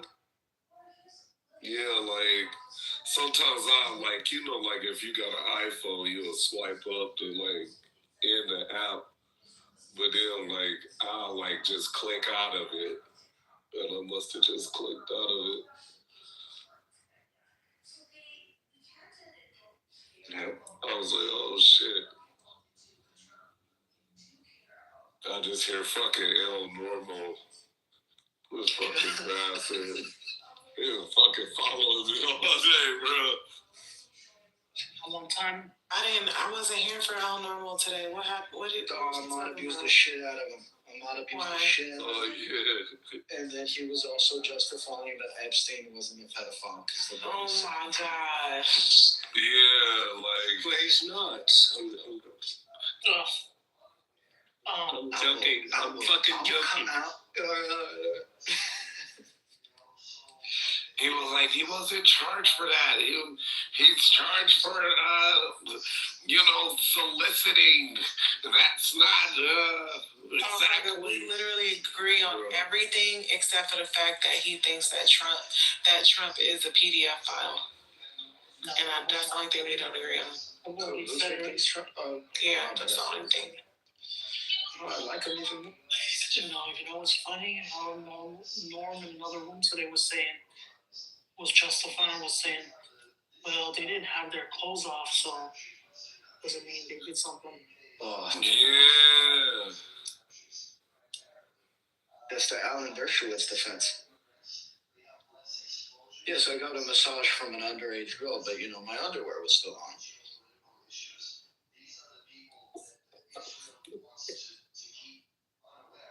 So just you admit what? These people, bro. Like, that's hilarious. Okay. Like, you can't do it in public. You can't be wearing your clothes and getting something like that in public and being like, well, we weren't having sex because my clothes were on. There's no justification for receiving sexualized massages from anybody in general, first of all, because that's just weird. And secondly, a minor. And also, Dershowitz was a minor? I don't know for sure, but Sugar Belly's counter was really good. Sugar said that underage girls cannot be prostitutes. That's a strong counter. Yeah, it is. It really was. Every time I get a good clip, y'all want to start yapping and interrupting my clip. Now the motherfucking Virginia Dufresne, whatever the fuck her last name is, interview I had up top right here, that shit was good, and y'all wouldn't shut the fuck up and let me play my shit. No, I was trying to get back to it. I know you was, but they wouldn't shut the fuck up. Yeah, no, like you gotta jump in there. They say killed herself, yeah. Yeah. No, because this what I'm finna do. Like y'all, look, if I'm up here, bro, and y'all wanna like move the conversation on what you call, like say something, just say something, bro. That's all you gotta do is just fucking say something. No, you got Sugar Belly and her motherfucking twin that talk just as long as her. They both would talk for 10 minutes. Sugar Belly would talk for 10 minutes, and the other African girl would talk for 10 minutes. But look, I'm like, you know what I'm saying? I'm the only voice that's sitting here like, all right, let's kind of, and then they're like, oh, you're just the only one doing it. So I don't want to look like it's like me, bro, just doing this shit just because, like, all right, I'm on a power trip. You know how people get their feelings about seeing me up here. Bro, what? Nigga, who's you? Talking about some bro what? Nigga, bro what mean like what? Nigga, what? What is that supposed to mean? You cool? Night King, I got another one, an interview of the artist formerly known as Prince Andrew. Oh shit. Yeah. That's fucking hilarious. The artist. That's where I was going with the title. Y'all didn't get that? Royals formerly known as Prince. Y'all didn't. Come on, man. Dude, I gotta work on it. You just made this. No. That was what I was going for when I made the title earlier. It was supposed to be like he's, like I'm saying, he like formerly known as Prince, like Prince was, but he's not a Prince no more. That's why I said Royals formerly known as Prince. You killed our joke. How did I kill it? Because you changed the title. Breaking news was like a... A joke. Oh, I didn't know. Was he? What was that? What was the joke? Yeah, and it ain't gonna make sense because you wasn't there. No, was good. What's the joke? Tell me the joke. Like, you have to be there. Like, what the fuck?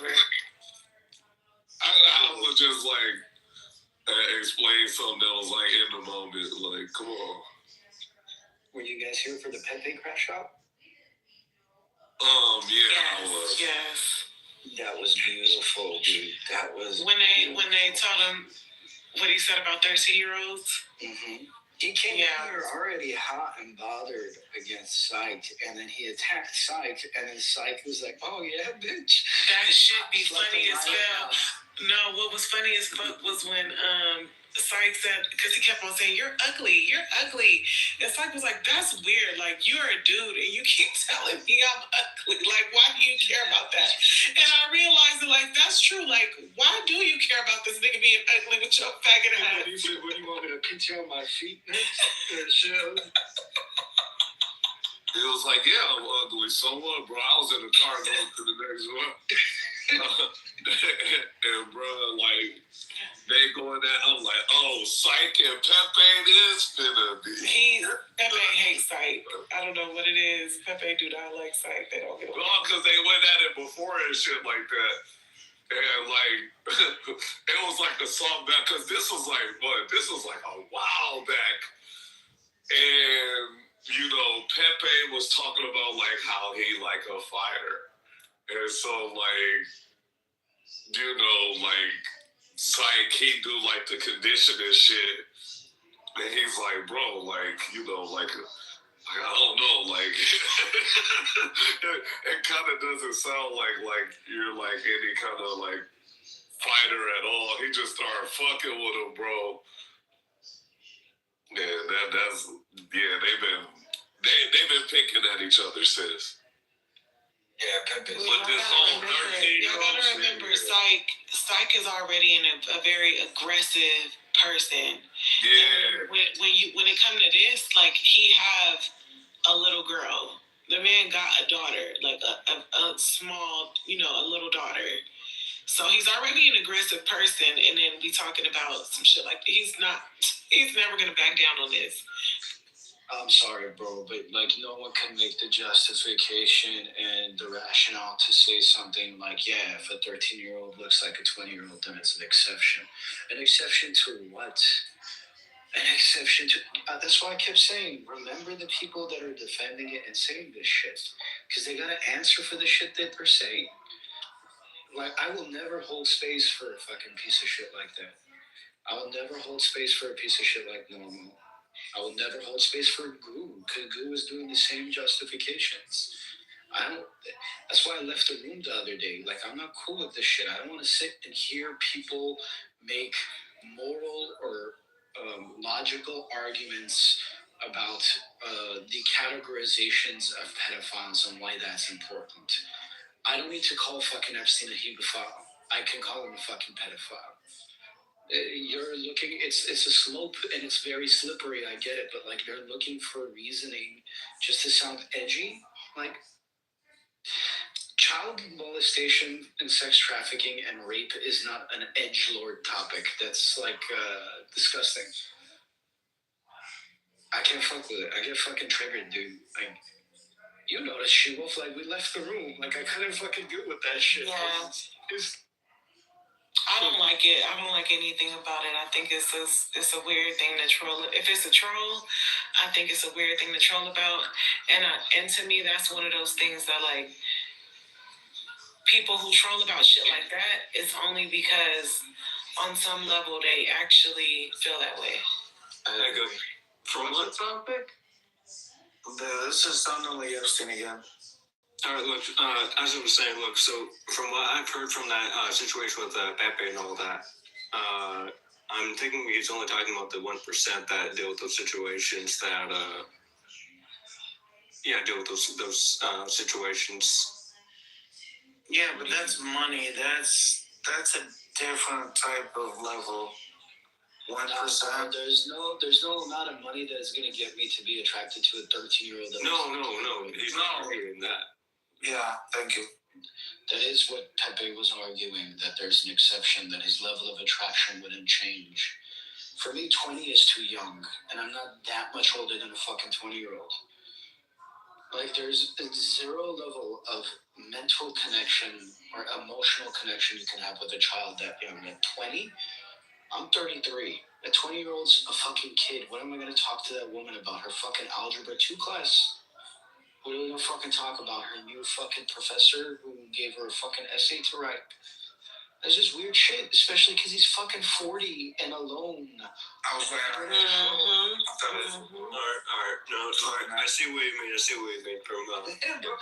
Look, bro, you're young, right? He be sounding like he on coke. When he say that shit, I think he be on coke.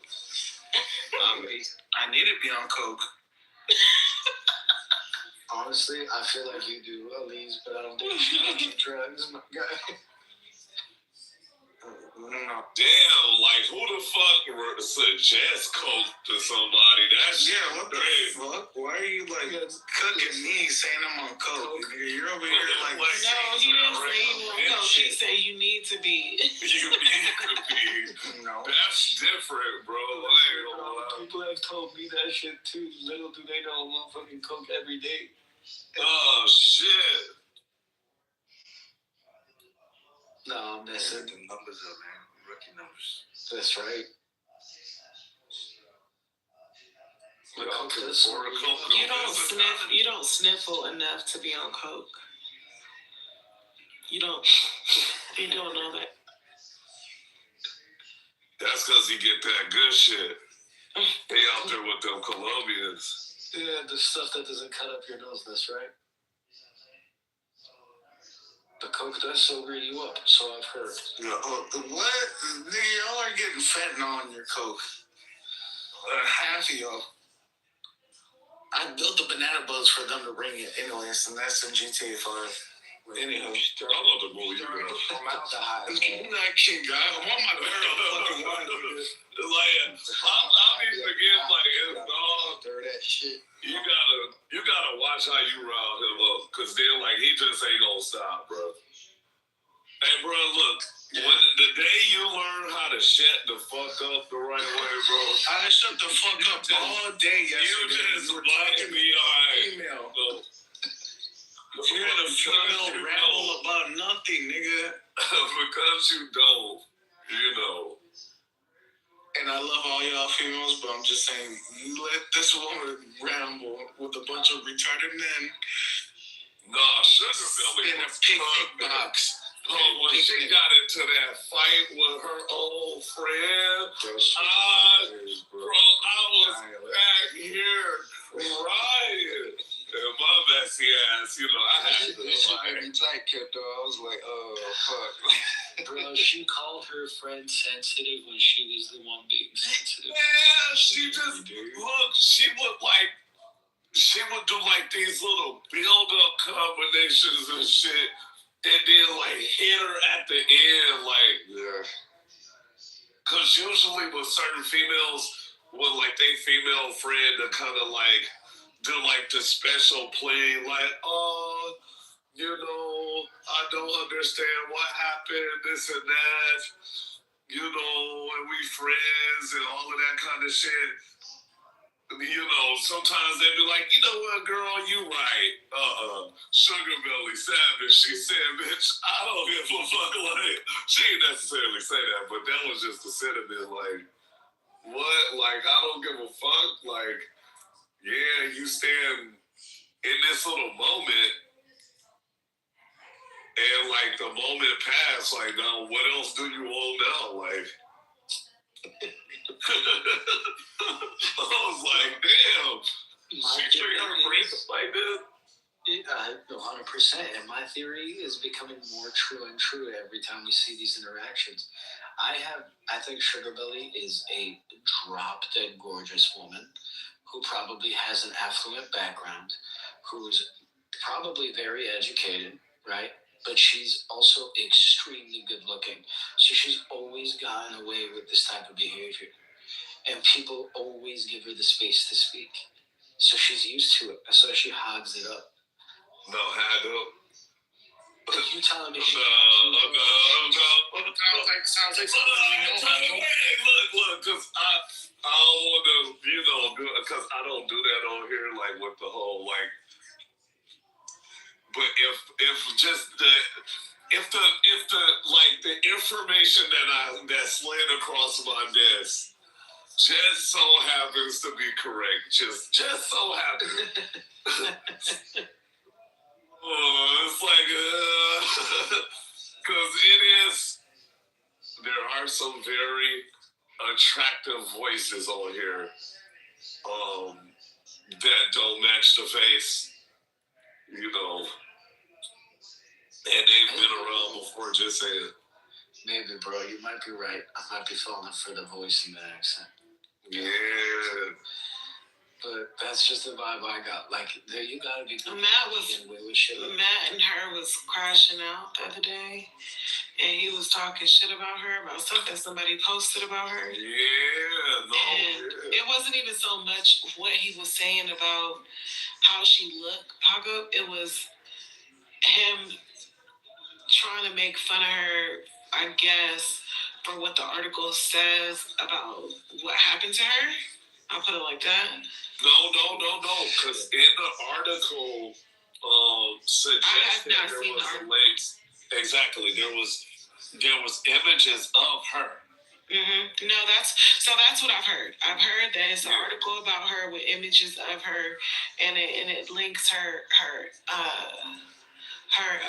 ex or Twitter, whatever you want to call it. Yeah. And that she was a victim of a certain type of assault, right? And Matt was like, Matt was like throwing that in her face. That's wild. Like, I couldn't believe that shit. I couldn't believe he was doing that. Yeah, when he got on it, you see, I tried to stop it, right? Like, come on, Matt. He's like, no, I'm just saying. Like, when he get on his, like, I don't like this bitch shit, I kind of step back. to try to make a woman feel bad about being raped, bro, that's weird. That's some weird shit. I can't fuck with no weird shit like that. And it's not even like I love Sugar Belly. No, bro, any woman, if you would think that that's a pack up to throw something like that in a woman's face, bro, you a different type of fucking evil. Yeah. Some people use that just to trigger people. I'm glad she kept her composure. Like, cause normally that'll throw somebody else off. Usually, I mean, I don't know. When I hear her, she says a lot of things that I agree with. It just, she does give. But that's why, she does give that notion a little bit where it's coming off a little bit that she was anti-man, like coming with her a little bit. But I mean, if she's a trauma survivor like that kind of makes sense. I didn't know that. That's rough. Matt does occasionally get into his bag of I hate this bitch shit. You're right, Kendall. Yeah, that's why I handle her the way that I handle her. Because, a lot of people will be like, Kendall, I don't get what you see or what you call it. No, I've been on here since season 1, bro.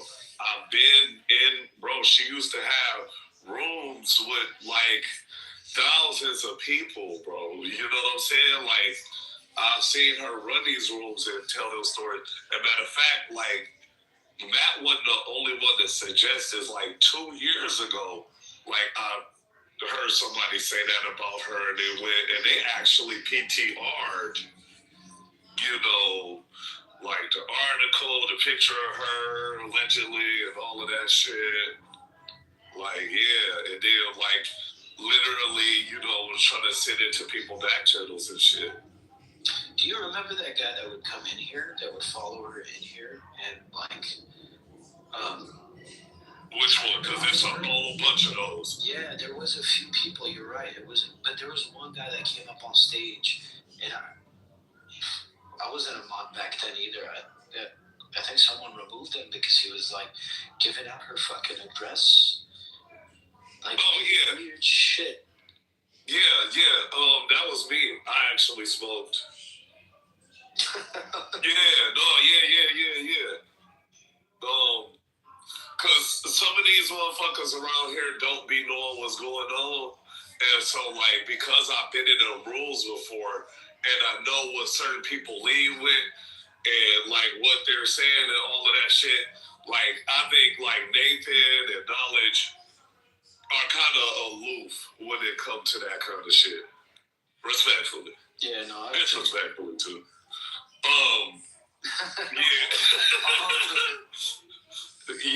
Like, they don't, like a doxing already done fucking went through and happened and all of that shit.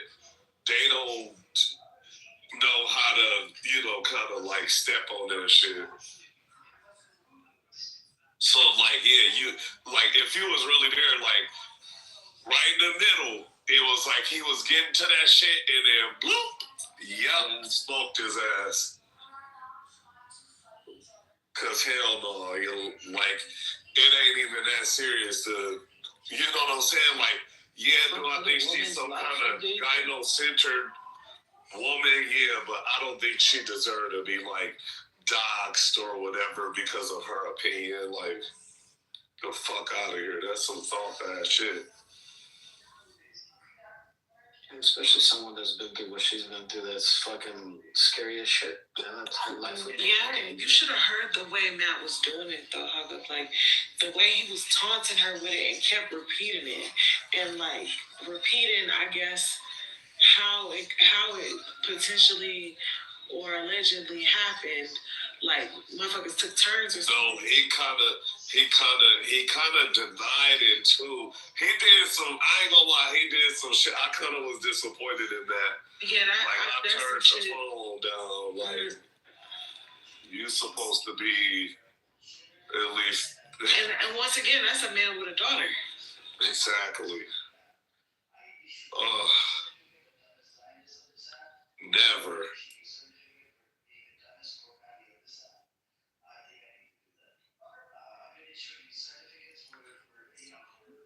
Damn. I'm like taken aback. No, for real, it was kind of, and I don't think the situation even required it even getting there. That's a and like, what was it about, Kendall? Was it pretty much just about like them who was gonna talk first, like they was talking over each other or something? It was real small, right? Yeah, it was real small, and then Matt was like, you know what? Like, she come in here constantly, and she centered herself and all of this stuff. And I'm like, bro, that's a woman. Just let her get her shit off, bro. You know what I'm saying? Like, it's early. Like, she in here, I think she kind of stayed overnight. You know? And I can still kind of... she stay overnight, but really what it be is it'd probably be morning for her and it'd be night for us. We don't know where this bitch is at, but I'm pretty sure like right now for her it's like probably 10 in the morning. I'm pretty sure. Oh no, she's a lot closer than you think. Yeah, she's a lot closer. I'm not so sure about that. She's not in Nigeria, bro. But you ain't gotta be in Nigeria to be 9 hours ahead. Trust me, I know. That's true. Talk to somebody all the time that's 9 hours ahead. And that's cool, but like... I think she's closer to 9 a.m. You might be right. Yeah, no. I don't think she's like that many hours ahead.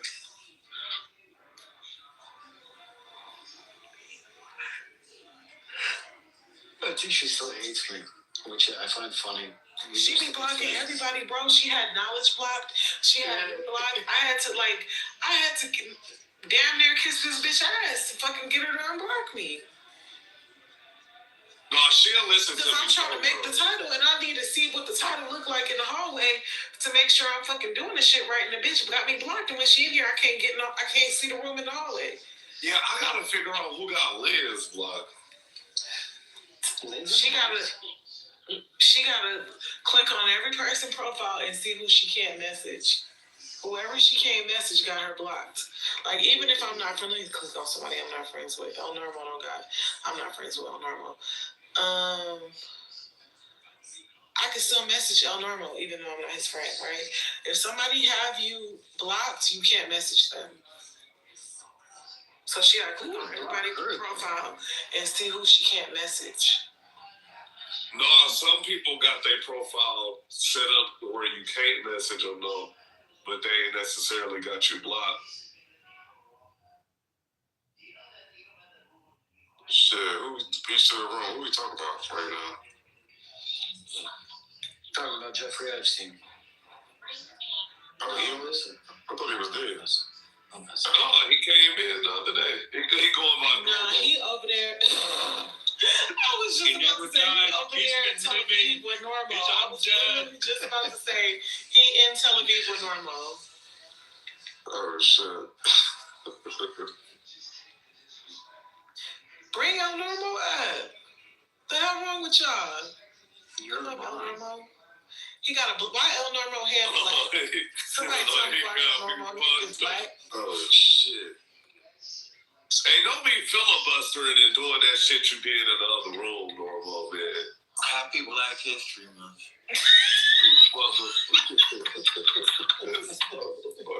Boy.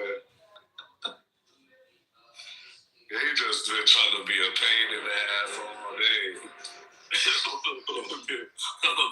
telling y'all, it's motherfucking noon over there in Tel Aviv. He want to harass us at 1 o'clock in the morning because it's 12 o'clock in the afternoon in Tel Aviv, nigga. I know what time it is. On normal, it's 12 o'clock over there. Ain't it like a concert in the plaza that you should be at? You need to do a bagel. What's the joke there? No, what concert in the plaza? No shit. Never mind. I just realized. What time is it in Israel? I don't even know. Let me see what time it is in Israel. It's about that time. 5 o'clock. It's 5 o'clock? Yeah. No, it used to be this young lady named Alicia that I do that played a lyre over there. I'm sorry, I looked at the clock wrong. It's 11 o'clock. Sorry. 11 o'clock.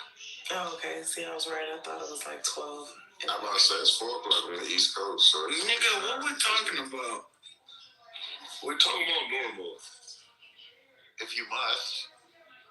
His favorite You're a subject. Jewish Mexican, nigga. I've never That's seen your one of favorite those subject, Normal. Say again? Suggest a subject? That's your favorite subject, you. No, it's not really. Let's stop talking about how we cultivated this pedophilia ring, which honestly is like the bare minimum of.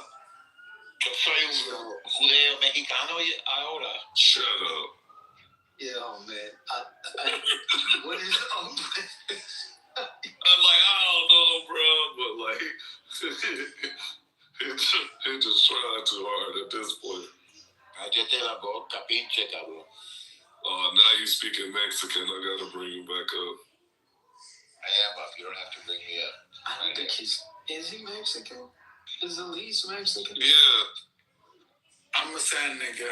Don't call me a Mexican. Yeah, I'm about to say something Middle Eastern, man. This sounds Middle Eastern to you?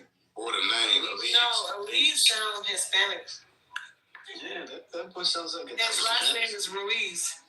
He definitely sounds Abdelish. Yeah. Yeah. Okay, I'll give you. I'm what? Sudanese. Are you done? All right. German, Guatemalan, because they invaded Guatemala, and not Indian. You said Tunisian? Did you say Tunisian in the beginning? Sudanese, German, and a little bit of Slovakian, but anyways.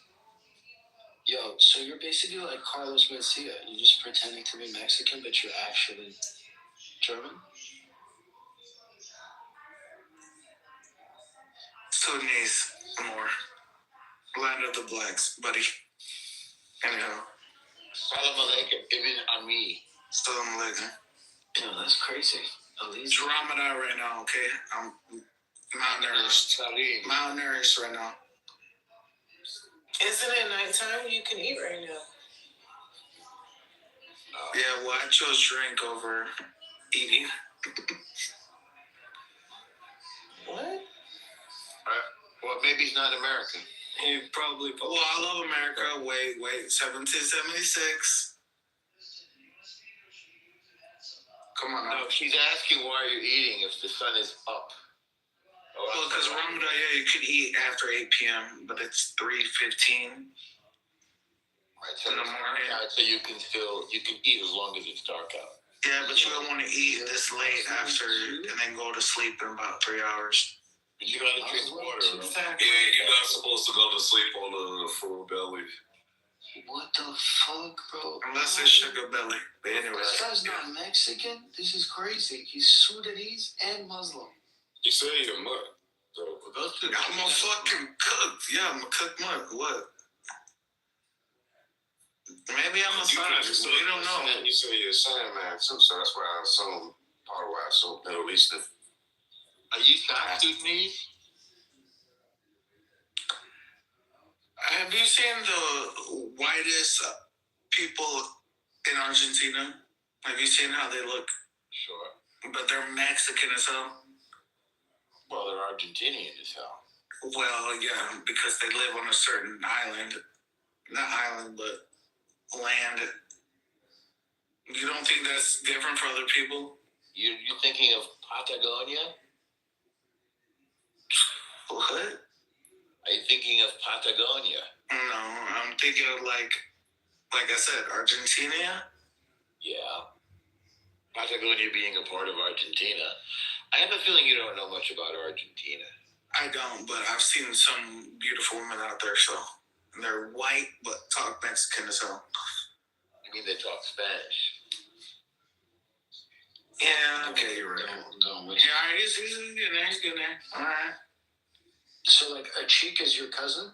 A Cheek is Sudanese too, right? A Czech is South Sudanese. Slovakian, maybe. Right. They're closer to the. That's right. Russia's big, you know that, right? South Sudanese is friendly to us. He might not know what we're Us. talking about. By us, you mean Israel. And America. It's the same thing at this Yeah, all a Czech do is suck Israel dick off. Bro, and he's also always drunk, so this is a Sudanese problem. It's just horrible. It's just terrible. Hey, that's my nigga, bro.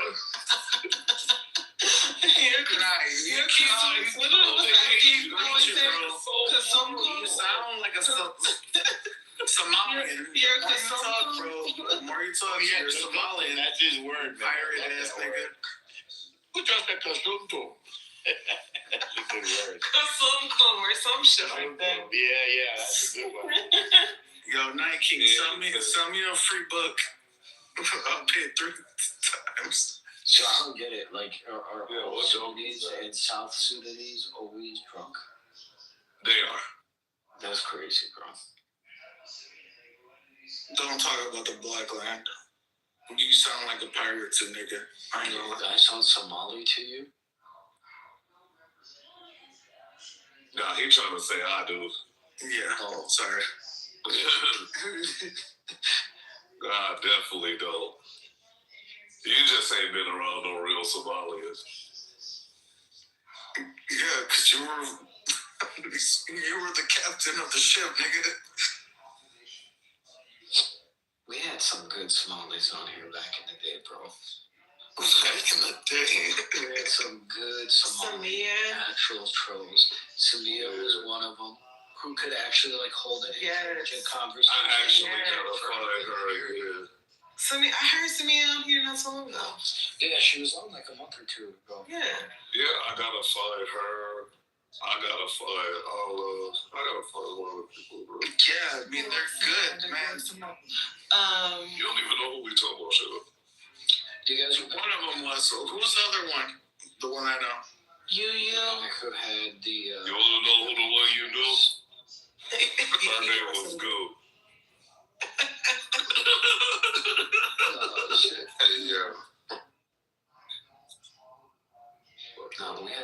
Somalis on here.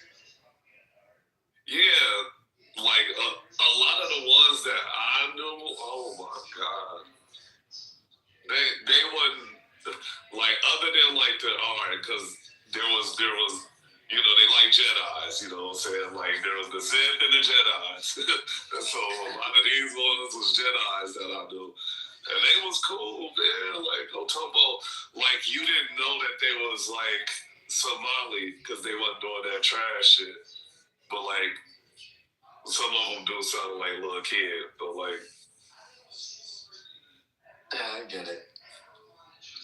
I forgot the guy's name. There was one guy on here. It was a younger dude. He was in college for a master's degree. Really fucking smart kid. Fuck, what was his name? He had a PTR of the Raiders, which was hilarious because he's Somali. Right, and the Raiders are pirates. Like, that's... Yeah, it's funny as fuck. No, he's still on here. Think about Nuno. Yeah, he's still on here. I gotta find him again too. Dude, he would kill it in this room. He would debate the shit out of everybody. Oh no, yeah. He still get like that. I gotta find my boy. Damn, I gotta get around like the people that got him and shit. My boy Potato got him though.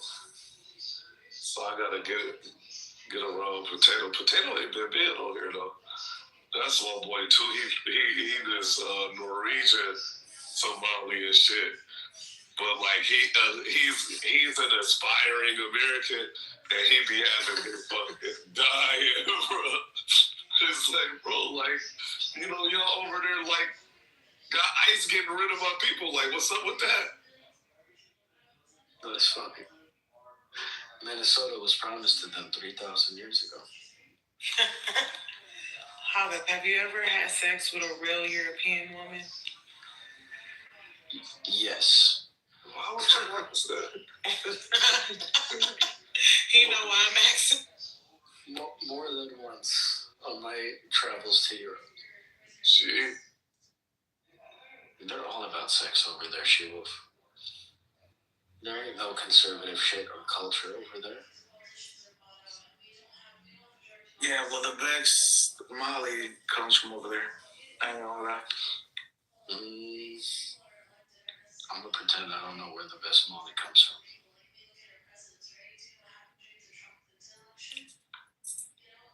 She-Wolf, I'm trying to find out. Or no, is that forbidden? I'm not European. Oh, you talking about Molly? Or European sex? What are you talking about?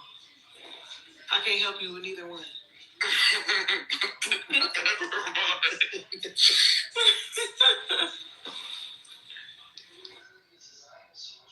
That's all I have to do to make Norm leave? Okay, cool. Now I know what to do. Talk about sex. Yeah, you know he need Viagra. Nah, he need like a mix. Honey pack, rhino pill, and a fucking Viagra. That shit is together. He used to come into the rooms and at like spit game and all the Armenian girls and be like, oh, let me take you out to a cup of coffee. Weird ass fucking old man, dude. Did he ever bring up Spanish Fly? I hope not. Because he's cooked. He would constantly do that. Oh, Elise, you just be trying to let Kendo know your ass on stage to kick you the fuck down. Your ass don't even be quiet for a minute.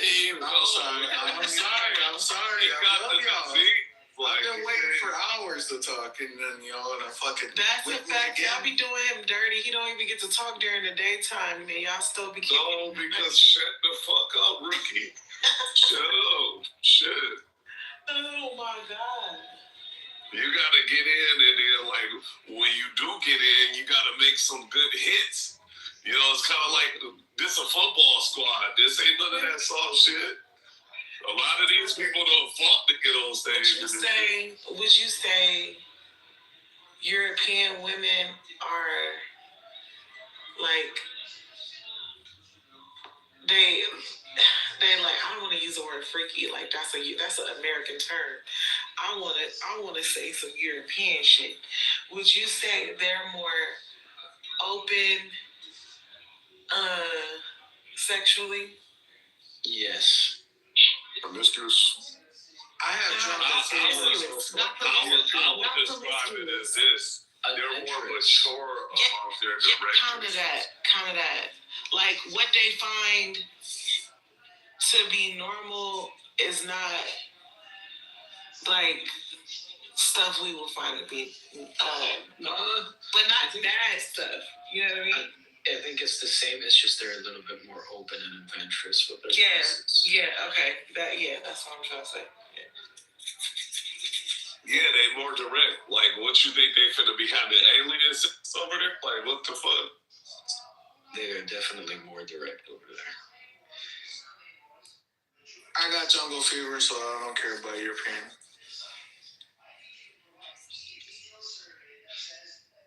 What?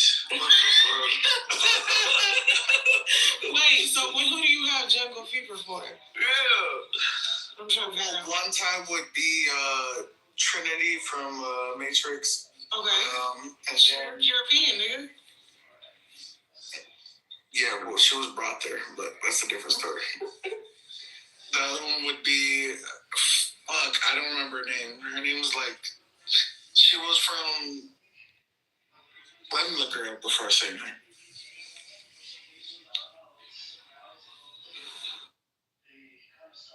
It was crazy, bro.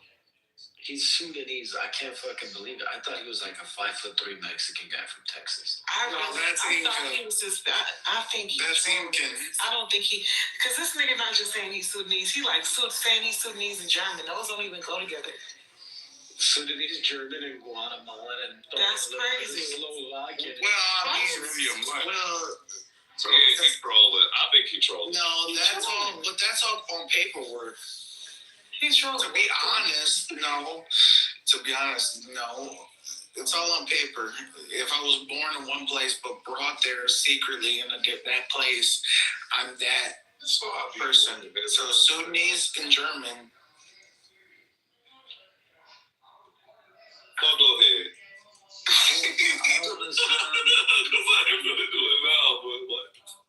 I don't want to sound homo suggestive, but like, can you PTR a picture of yourself? Because now I gotta know what you look like. You're a 5'2" Mexican guy. I bet you wanna know what I look like. Oh man! All right, go ahead and cash at me. No, can't cash at shit. You can get a look. I'll bet. I'll get a look.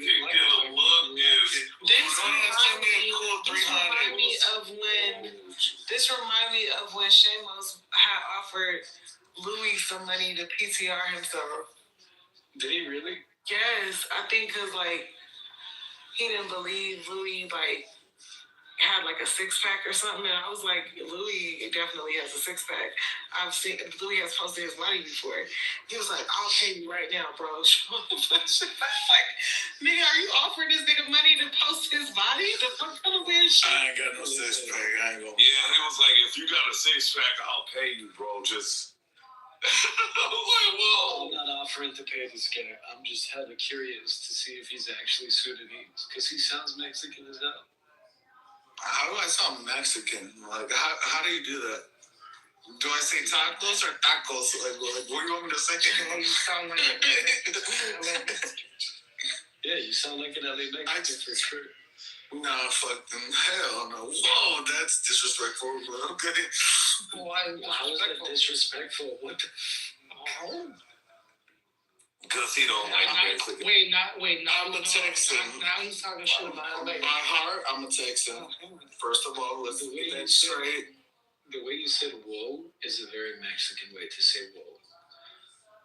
I don't think that's because that's what Mexican talk from. Like, so, like, yeah, that's his like accent. His foreign accent. They're like. I think when they shot that white girl, I would say "whoa," but anyways. That's a different story. What? You even got Mexican jokes. That's not Mexican. Oh, yes, it is. The black guy is in the shot too? Oh, okay. What's the main Okay, buddy. We got it. What's the main language spoken in Sudan? Are you asking the Mexican or are you asking the Sudanese person? I'm asking you, the Sudanese person. What's the main language? It's too late. You're gonna have to. Yeah, I'm excited. I'm not gonna answer because it was too late. Yeah, you googling it. All right, let me go off a whim. Just because French. Jesus Christ. Arabic, okay, nigga. I went up. I wasn't born there. Jesus Christ, like what the fuck? I'm American Texan, nigga. There you go. There's my fucking labels. American Texan. Alright, I'll take it. But I fight for most of the other lands. I didn't get my 7,000, so I don't support the 6-point star yet. But, anyways. I like that you're anti-Semitic. I find that funny. I think it's an interesting character development of yours. Thank you, Mahad. The Mexican that became a Jew hater. Yo, my boy Truth here, he's Sudanese. Yo. Oh shit, really? Truth, you're Sudanese? So is You're Sudanese too? You tell me, since y'all know. What yeah, can't you tell? He be doing like that little shoulder roll shit. What am I? What is my? What is it? I'm Southern Mexican.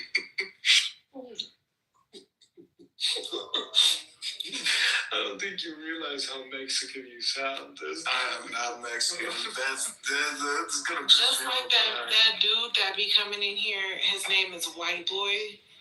And he got a picture of a white boy, but he sound Hispanic as hell, and he be trying hard not to sound Hispanic. You know what I'm talking about? Oh, yes, the backwards hat. Yeah. Yes, the backwards hat. He Mexican as fuck. What about Joel, who comes in here and tries to act white, but we know he's a Dominican? The MAGA supporter Joel, he's fucking hilarious too, dude. Oh, so is good. I gave you 3 of them where I'm from, and y'all are still calling me Mexican. I'm not from Mexico. It's how you sound, bro. Can I ask you a legitimate question? Like, answer this sincerely. All right. How did Jacobus convince you to come onto Clubhouse? Like, what did he tell you this room was? I don't think he told me. Just that, I heard y'all talking, and then I said, "Well, what are you listening to?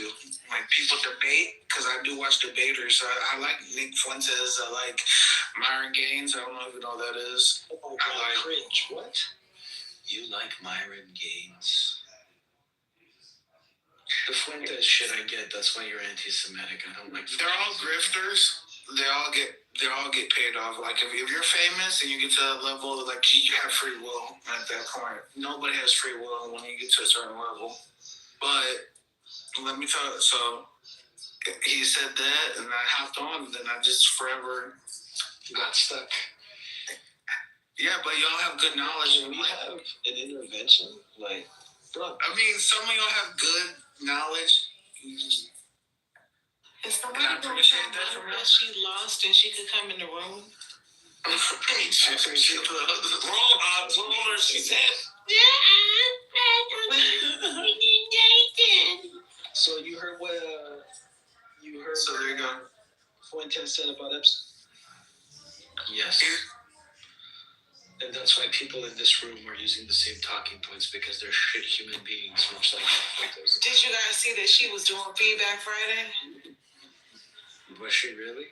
Yeah, she did a feedback. I went in there. You seen that photo of Maxwell's really that bitch? It's not. But okay. Nick Fuentes is a closeted homosexual who's afraid of being outed. Is he even in the closet? Did Piers Morgan low-key call this Piers Morgan, Milo Yiannopoulos, everybody's been calling him out for being gay. But How are they calling him out though? Well, for one, he's probably an incel, and they kind of mock him for that. And then there's a sex tape that allegedly got released showing him and that Destiny guy having sex. Oh no, he's in love. He's in love with what's her name? The black girl. Oh, Candace Owens. Yeah. And he's just a grifter. He's doing. I like her too. No, she just has a crush. They're just sharing viewership. They're just grifting. So, what do you like about Myron Gaines, though? Of these, like, what do you like about Fresh? Yeah, like that. What the hell? Well, I mean, he says a lot of good points about. Oh my God. Well, let me say some that like it's kind of funny because I don't reflect on that, but you know, my father did go get the milk, never came back, but. So you got like dad issues. That explains. Well, I mean, yeah, but somebody needs to be daddy. Well, pause, but yeah. Hold on, so real quick. So the reason I say this, right, is I've noticed this like pipeline where people who maybe lacked like strong father figures growing up, they got sucked into this like red pill manosphere movement, and it's like these guys are all dweebs. You know that, right? Like Myron's a fucking like. Let me not say what I really think, but he's a dweeb. He's a grifter. Yeah, he's probably gay. That's like something he says is not. He's a dweeb. There's so two good points. Everything he says is not true. Well, no, you can find other people who aren't dweebs who say things as well. Like that's right. Like there are 2 to 3 good points that this person has said, which is. You live in America, you're fat, you shouldn't be complaining. Bro. So get skinny. That's okay, that's one. No, that's actually retarded because if you understand nutrition, so the only thing that satiates hunger is protein. Most Americans have a carb-heavy diet, which is why they're overweight. Also, they're buying like cheap ingredient-based food, so that doesn't help. Yeah, so, but the fact is nobody's teaching them. No, you're not hearing what I'm saying. So dweebs have a lot of self-hatred. That's why they project it as rage. That's why he's so angry, because he doesn't love himself. You have to understand, someone who has productive advice is a real leader. So instead of shaming someone for being overweight, you would just educate them. You would say, oh, you know, you probably have a carb-centric diet. You include more protein. You don't think bullying's good? No, it's not. That's dweeb shit. That's revenge of the nerds. That's like, let me ask you a question. Cops? Let me ask you a question. Do you think people who have happy, stable lives randomly bully each other? Or do you think that people who come from chaotic, disorderly households do? It's all your perception. Again, I'm not gonna say, but it's all your perception of reality. No, it's not about perception. And see, that's more dweeb shit. Look. Okay, so I'm a dweeb now. So you're labeling me? No. Just hear me out. So here's the difference between and this is not to judge. It's calling you to be better. You can look at 1 + 1 and you can go, I can't figure that out, or you can admit that mathematics exists. When you cop out, you're not a man. You're a child. You're basically saying, well, I don't like where this is going because my emotions are getting involved. It's like, get rid of those. Pay attention to the what he's saying is, you're right. I think it's the delivery and the way he's saying it. It comes off as he's like bullying instead of educating, like you were saying. Yeah, exactly. And it's because the reason why I emphasize the dweeb stuff is because it's not about judgment. No, these people have self-hatred issues. He does not love himself, so no one's allowed to love himself, so he has to rage. That's why it's not. And so that's why when you go to bullying, what you're really trying to suggest is that shame works. Shame only works from people who have insecurity. You don't have to shame somebody if you actually believe they're intelligent and comprehensive. But do you even believe that about yourself? Or are you running from yourself? Are you secretly deeply insecure and overcompensating like a dweeb? And here's just a funny example of how dweebish he is. I need you to hear this. He runs a podcast talking about how to get women. Does he get women? No, not only does he not get women, his ex, and he didn't even want to admit it was his ex. He was showing her off for like a year and a half. They met on a sugar baby website. They've never had sex. She cheated on him with some random dude. He hasn't talked about it since. On roller skates, a random dude on roller skates. You're going through a rabbit hole that it's not important. It is important. It's definitely important. Because there's I'm a carpenter, but then you find out every single thing I built fell apart, would you go, well, I'll still listen to his opinion on carpentry? What? No, this is a dude who runs a podcast talking about relationships and dating culture. He's just regurgitating other people's works. It's beyond that. When you get with fame and a little bit of this and that, then like there's variables to the fucking fact, but whatever. I mean, He's yeah, not famous. I think he was a grifter, like Alex Jones is CIA. I knew his father was CIA, like, but he's like, he created a family and now he has to sit in that little bubble to stay safe. But like I said, okay, so it's the little bit of things that he said. I will just say that little bit of things that Myron Gaines said.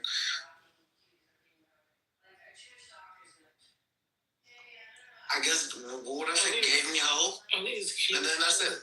Let's bring up what he said because I agree with you. I've heard him too, and there's things he's saying that are true. But it just, I think his character and what Truth was saying about how he approaches things, and what changed him? Hypocrite, like he's not somebody to listen to. What changed him? Was it a phone call? Was it somebody that said, "Hey, look"? When you get too powerful, you get that call. And you gotta act a certain way. Their influence is literally self-made and not strong. These guys are nobodies. These guys aren't people that are getting the call or the tap from the CIA or Mossad, bro. They want you to believe that. Andrew Tate never got canceled out of the Matrix because he was never in the Matrix.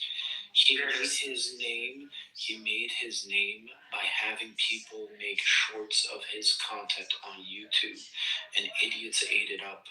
Broken clocks are right twice a day, and they utilize this. Yes, Myron may have one good talking point that he regurgitates from somebody else, and he makes it sound as if it's his original idea, right? But 90% of the time, if not more, he's lying about who he is, the influence he has, and what he does. And the problem is that they sell hope, right? They sell this fake. Anybody can do anything, or not even that. It's worse than that. They sell this like, if you follow me and you believe the way that I believe, because I know how the world works, you will be successful and get all these women. And Truth is right. All the while, the truth of the matter is that he can't get women. He lost his job that he had. That was a good job. He just got demonetized on YouTube. They're fucking struggling. Every fucking guy or pickup event they do, they look like clowns. Don't even get me started on the other weirdo. These guys suck. The only person in their sphere that had any potential and hope was Sneeko, and he shit the bed with his retarded behavior. Based, okay. But at what cost did these people stay relevant? It took a lot. What cost to them other than outrage, right? And rage baiting and being racist and stupid? At what cost are they benefiting from any of this? I mean, they sprinkled a little bit of truth, and you can't say the whole truth. But what portion? I want to know what you liked about them that got you into them, and now you think they're grifters. But what was it, though, Elise? There was some honesty with the women and how women act. But I'm not going to say all, because not all women are like this. The society where we look through the black mirror, which is our phone that I'm talking to right now,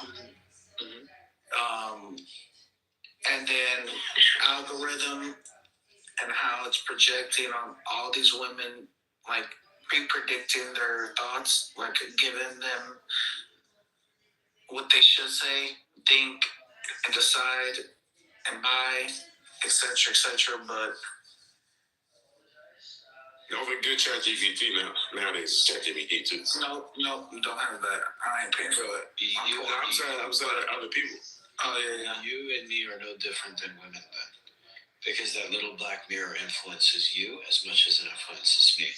influenced you to follow these people and to believe their talking points, and influenced me to follow their opposition, right? Like, I'm a big Abba and Preach fan.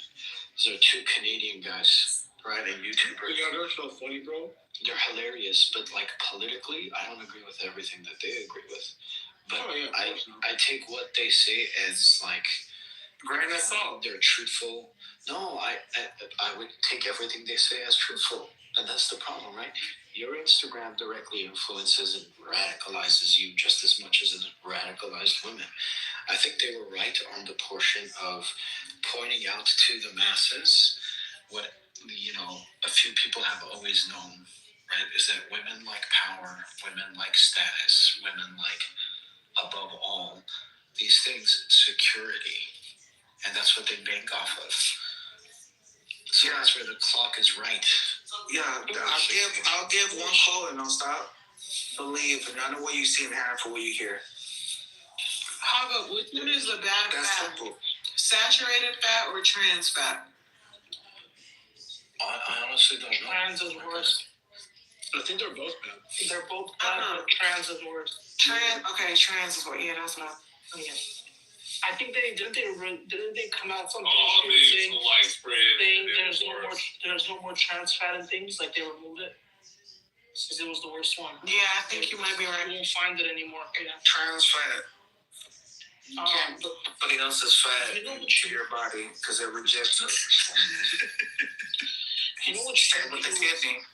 YouTuber I've listened to here and there, and I don't know. I like the way what he does. What he does is he listens. It's called. His name is Asman Gold or something like that. Oh my God, you like Asman Gold? That's pretty true. No, but he listens. What he does is he plays videos and analyzes it, and I've heard some of his analysis, and he's pretty spot on. You should watch the videos. So you look at his room, what his room looks like. Yeah, if he's disgusting. No, you know who's good? The dude who just founded that company, Zito. What is his name? Hold on. Ziteo.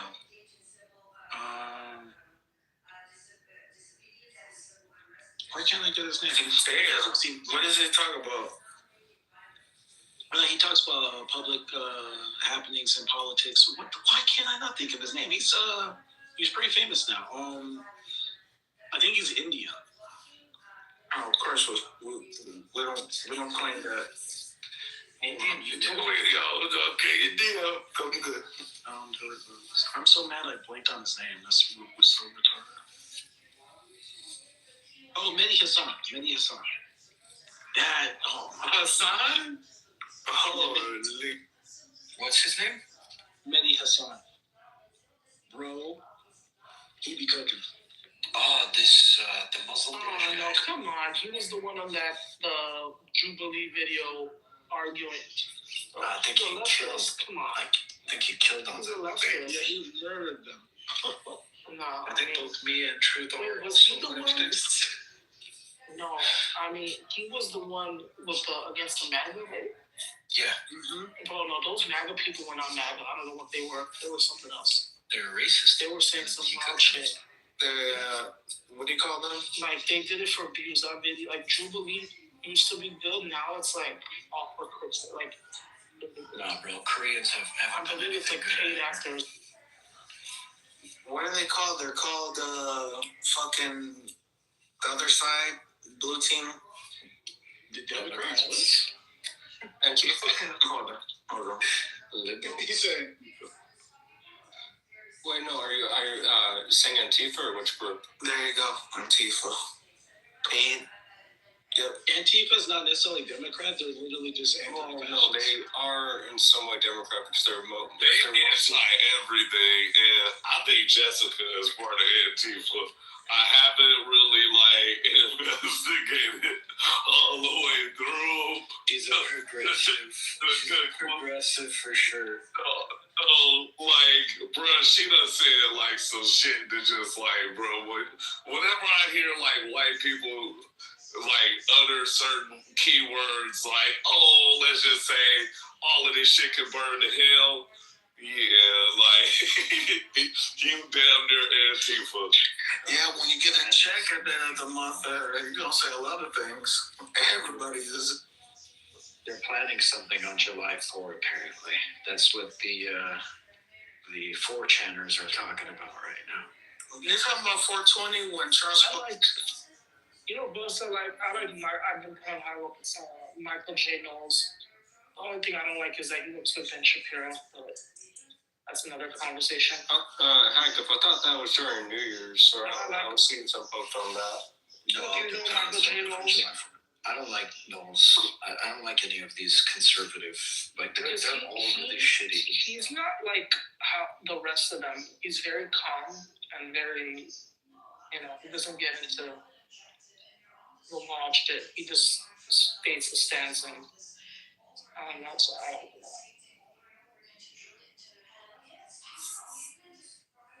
Yeah, Trump's supposed to talk about aliens on 420. Interesting date, by the way. But what do you think he's gonna say? I mean, look, since Obama made his, or he said he made his claim. I mean, overall, pretty much, he'll just let out some information about the aliens and all that. So, Man, look, until they roll out a motherfucking Klingon or some shit, like, keep that shit, bro. I'm tired of them. Like, anytime, like, the going gets fucking tough. Oh, we got some alien fucking files and shit. No, the alien files right now, bitch, is these Epstein files. Fuck all of that. I don't want to hear y'all roll out another motherfucking thing until y'all show me a goddamn Star Trek spaceship, a fucking Klingon, or like nigga Darth Maul. Pull that nigga out. It better be something living, or I don't want to hear no more of this alien shit. well, no, because if it was living, then that would create a problem. But that's what I'm saying. No, fuck that. Show me it dead too. We're not advanced enough to have someone living, or an alien living. We're not advanced enough to even fight or go against them. If that situation was that. There's only one alien out there in a spaceship, and it's Jesus. I would disagree. Or the Mexican that are out across the border. But anyways, we all know that we're just getting bits and pieces of what these fucking rich royalty families are doing. Am I wrong? No, not we can't handle the full truth. Half, maybe. But whatever. Well, no, because think like this. Do you believe that they have cloning technology and all that? Definitely. Yes. Yeah, of course. The Korea Institute actually admitted that we got cloning technology and that they've been practicing on humans like for years. Like 30 years. Right, but we don't have to we haven't spanned across this whole continent to really be that advanced to have that technology fully. So it's not really the full in-depth cloning. It's just more of a hybrid. What are you talking about? Version of it. We've cloned plants, animals, and but not humans. Not in decades. We have decades. They've been cloning animals for decades. They've had access to. I'm not talking about fucking animals and shit. I'm talking about like humanity. I'm talking about the technology progression of our. Yeah, they've had that since the 30s and 40s with Nazi text. We're not that advanced yet. Yes, no, we've been that. 30 years ago. Well, actually, no. 20-some years ago. It was like 2001 or 2. The Koreans had already cloned the goat. Yeah. No, I think they cloned the sheep long before that. They did it long before that, but then we're talking about, okay, so the way that they define clone it is actually, it's like lab born using like cells. Like they actually use cells and like incubate and actually simulated a womb and all the anatomy properties that you need for like something to be birthed artificially. Yeah, right. 96. That's Avatar type shit. 96, hung up Dolly the sheep born July July 5th, 1996, Yeah. at the Rosalind Institute in Scotland, was the first mammal successfully cloned from an adult somatic cell. 96. Well, this sheep, I mixed up the countries. Mixed up the countries then, but this sheep was the first one that they did that was also fertile, like it could have kids, like it could reproduce, which they tried before that, and then it was. I think you're talking about either it's Rebecca or it's something like that. Like it's like a human name as sheep, and it actually done had kids and like grandkids and shit that I believe are scary as fuck. Alright, this is a scary thing to think about, right? We're going down a rabbit hole, but how do we fix this? How are we gonna fix this world with these rich people? You let them progress. You let them progress technology. Well, we have people that's like how we fix it. we have people like who are accelerationists and think that we're going to be all space marines one day and all this. All right, we got ninjas in here that are secretly okay. I get it. People like me that think that it could be very beneficial for health. Elise, if you tell us what your real ethnicity is, we'll stop kicking you down. No. I gave you three genuine answers.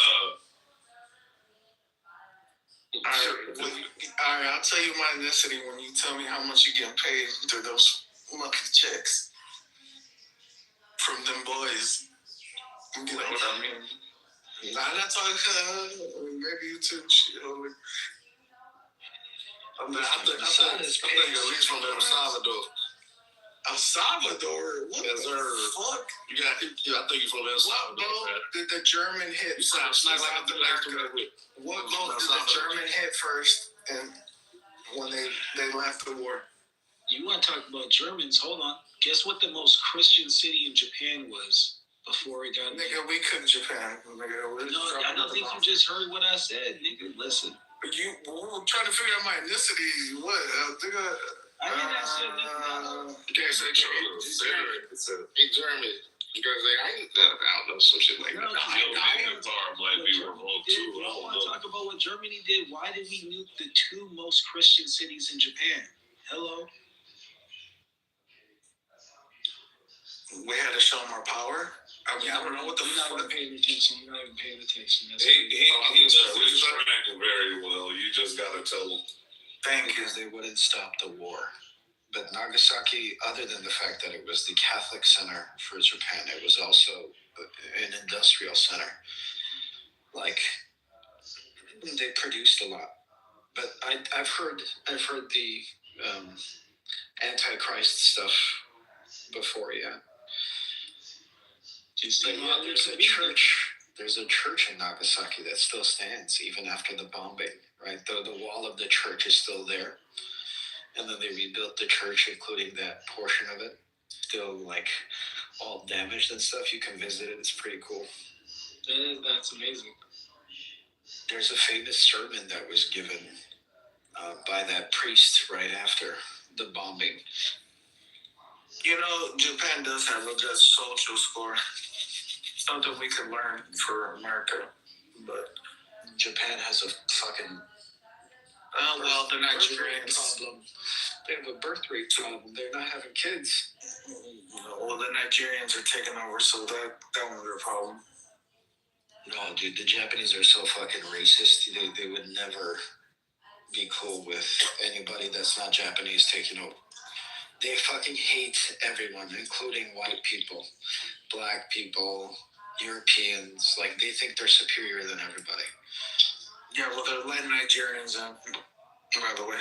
Just took over what? Yeah. What's one of the bases? Shit, is this on YouTube? Well, Japan is like one of the hottest tourist countries, but they're very, so what I heard from people who went, they keep to their own. They like, you go into a lot of places, they still speak Japanese. You know what I mean? Like, they don't got, I don't know. I mean, some of them do speak English, obviously, but like, they don't like to hire other people. They keep to their own. They keep their tradition, culture. which I respect for a country that has high tourism. Yeah. A lot of countries do that. You know you can't buy a home in Japan, right? Like you Yes, have you to, can. you It's have to good. jump through hoops and like That's fucking very. multiple I think different that's a things. very good thing. Dual citizenship, but You can't get dual citizenship unless you're Japanese. They're one of those people, bro. They're extremely prideful. you have to marry. It's a lot in this country. It is. Yep. And I like that a lot. High tourism and still homogenous.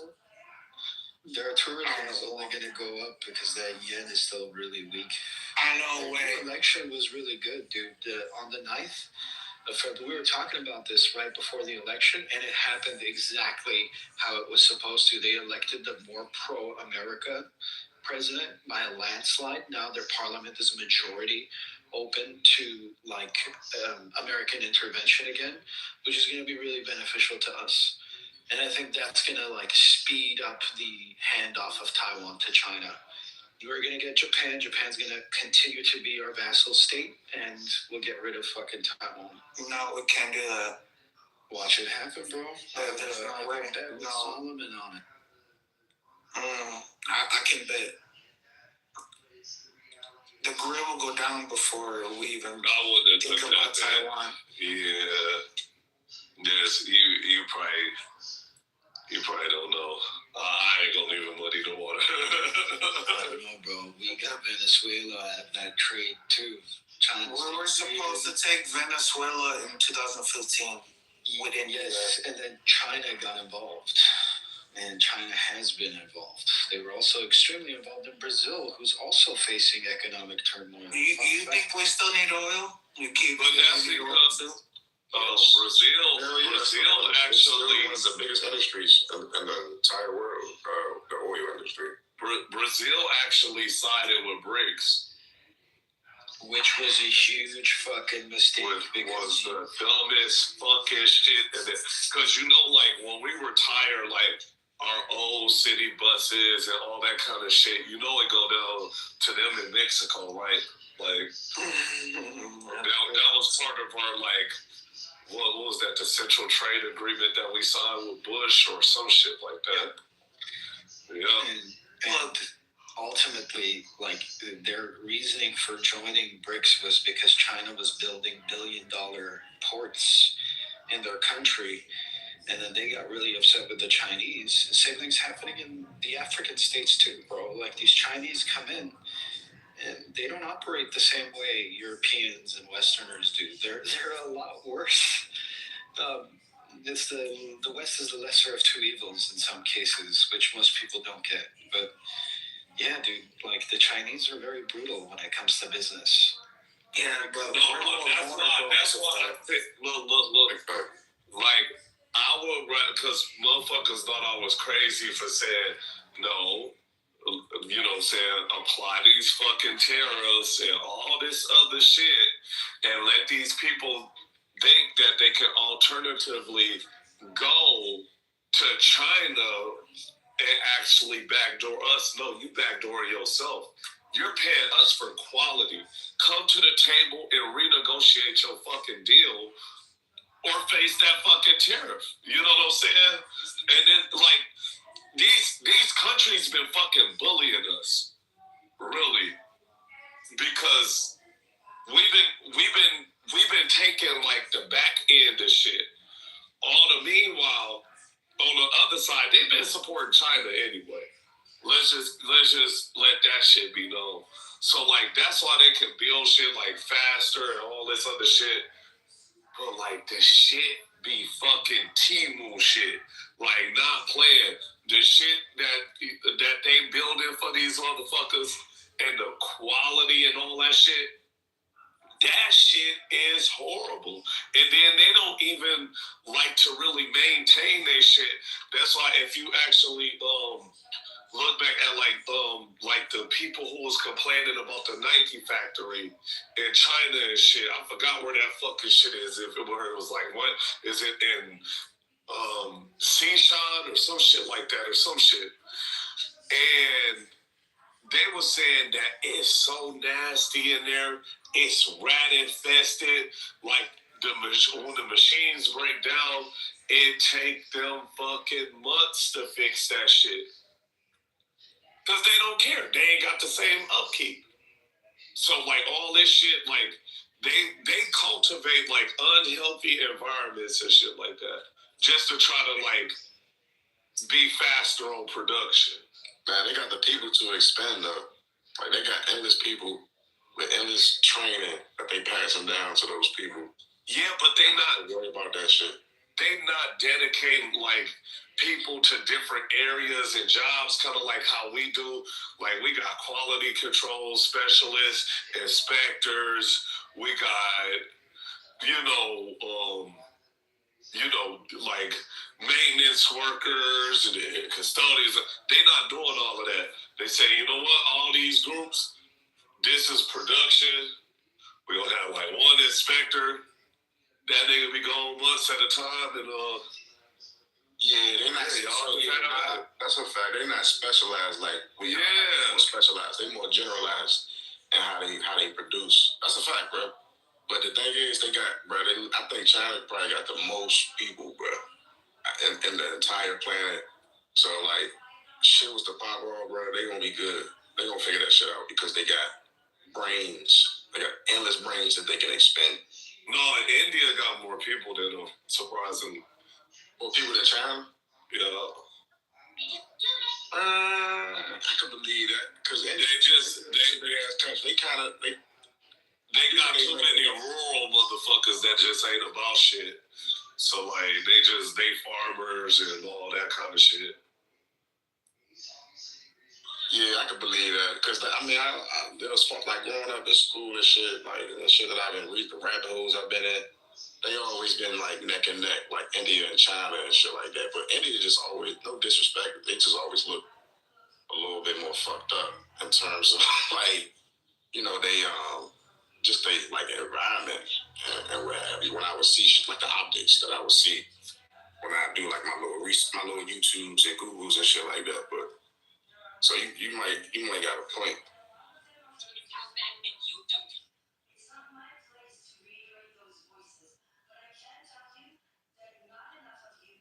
Yeah, bro, that's why all we gotta do is kind of damn near wait the bad deals out.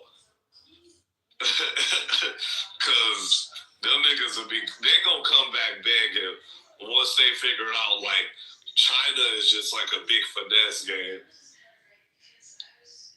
Nah, for real. I think, like, only, like, as far as, like, I don't know what they call it, the category, but they communists, right? They do the communists or socialists, okay. Well, it's like it's a type of communism. I don't think they really communist.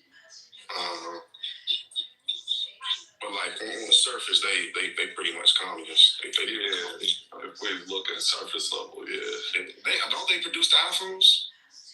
Don't the iPhones come from China? Kind of. So they come from, like, Taiwan. The chip. Taiwan is like, yeah. You said the chip? Yeah. The chips. See, that's really what the crux of those, like, the little iPhones. We can't do nothing without those. But look, we're all vulnerable. I don't know who all lives in America, but if it ever comes to where I'm from Mars. Take down the grid, we're all gonna be same level. Money, no money, how much Bitcoin you got, how much Ethereum you got, I don't give a fuck. If you ain't got guns and bullets, we all gonna be humbled. And I can tell that they're gonna find a job of us just sitting here fucking talking on here, cooking ourselves. I'll be on my ranch. Maybe I'll let one or two you in. Hey. I might let one or two you in to eat. We're gonna go. That's it. We're gonna fucking lose. All right, let's say we were to go into that hypothetical, right? You really think like the rest of the population is just gonna get fucked over if that situation was to happen? Well, they're gonna kill each other, but obviously, yes. Within 3 months, most of the population is gonna be cooked. Man, tell that to my 3D printer, bitch. After that, We're starting to like build up society again, and we're gonna have to like, oh, do I off this person? Do I off this person? Do I let this person in to eat? And then no, of course not. But you know what I'm saying? We're all cooked. You probably don't even know the big alternative energy source. You could believe that? No, I'm gonna rob you for it. So you know I'm gonna go to, but you know what I mean? Like somebody's gonna do that. You don't know how to make Somebody's gonna want to do that. Good luck getting in my doomsday shelter. I'm just like, you don't know how to maintain it. Fuck you thought it was. I'll just send a nuke, whatever, nigga. Still won't get in. Fuck it. Yeah, well, I'll destroy for both of us, so we're all cooked. Of course, I mean, that's what people are gonna do. Unless you got like a bunker buster or even then.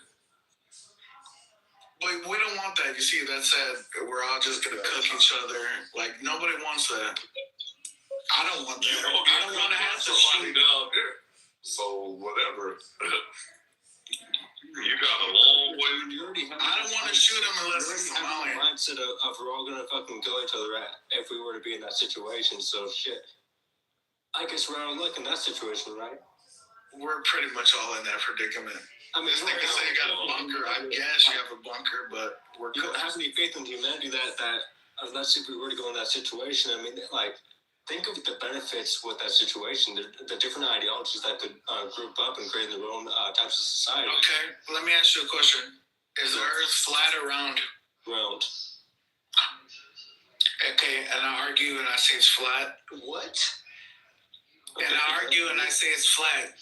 What is the best answer? We don't know. We don't know. The safest answer, we don't know if it's flat or round. I'll let you believe the belief system. No, we say we don't know, or we read a book and it's round. No, that's not true. That's not true. So you're just wanting an argument. No, my grandpa, when I was a little kid. Yeah, but I don't know your grandpa. We don't know your grandpa. It's crazy. You can't even. So the argument kills it. Are you triggered? Anyway, no. When I was a little kid, my grandpa actually introduced me to a telescope and astronomy. So just real quick question, just so we're on the same page. Is the sun a sphere or is it a light bulb? It's plasma. That's not. I asked about the shape, not a composition. It's consciously what I think it is. That would mean I would think it's depends. Is it space or water? So I can't know if it's what I'm asking. Is the sun a sphere? Is the moon a sphere? Is Saturn a sphere? What about Mercury or Mars? Are any of these spheres? I mean, yeah, it's a sphere if you put plasma and water from the skies above. Do you know what plasma is? No, I think it's just a word he like.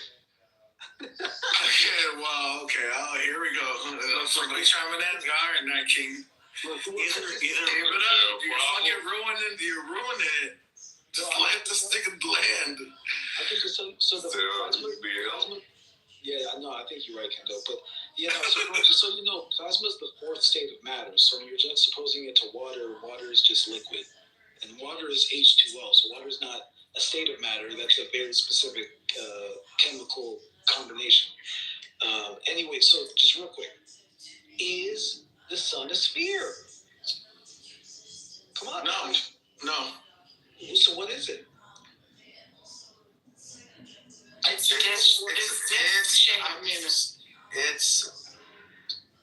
what you perceive it to be. What you see with your own eyes makes the sun what it is. It's this. That's my answer. Wait. What if? Yeah, I see you as a Mexican, man. You a Mexican. Hypothetically, right? I like a Mexican. Local container. A container? I can cover the sun with my hand. So does that mean my hand is bigger than the sun? Are you using your thumb? I mean, it doesn't matter. Like, do you think the sun is a neighboring star? Or like, what are you trying to say? What the fuck? I believe in it. I believe what shit hero. What do you call it? What is it called? A hero-centric system? See, I don't know. Heliocentric. Yeah, heliocentric. The oldest clock in the world. What does it look like? Whoa. Holy shit. Okay, so I'm curious. How much fast food do you eat? Huh? Do you eat like a lot of fast food? Nah. I do eat McDonald's sometimes. Do you eat a lot of cereal or something? Nah. You say you take MSG. So MSD? What the fuck is MSD? Nah, MSD. That's the. You forgetting another check. Truth. You gotta ask what kind of drugs he takes. That's around. I don't do that. Yeah. Anyways, no, I don't. What drugs would I take? What do you think? I mean, I don't know what does this to meth. I would be talking more. I think it does this type of psychedelic. No, I love psychedelics, bro. Psychedelics are amazing. Yeah, I've done a hear of those. Organic psychedelics, not the synthetic shit. No, I've done some shit. I've done shit that came from fucking South America, Brazil. You've done a hero's dose? Yeah. You've done 4 grams?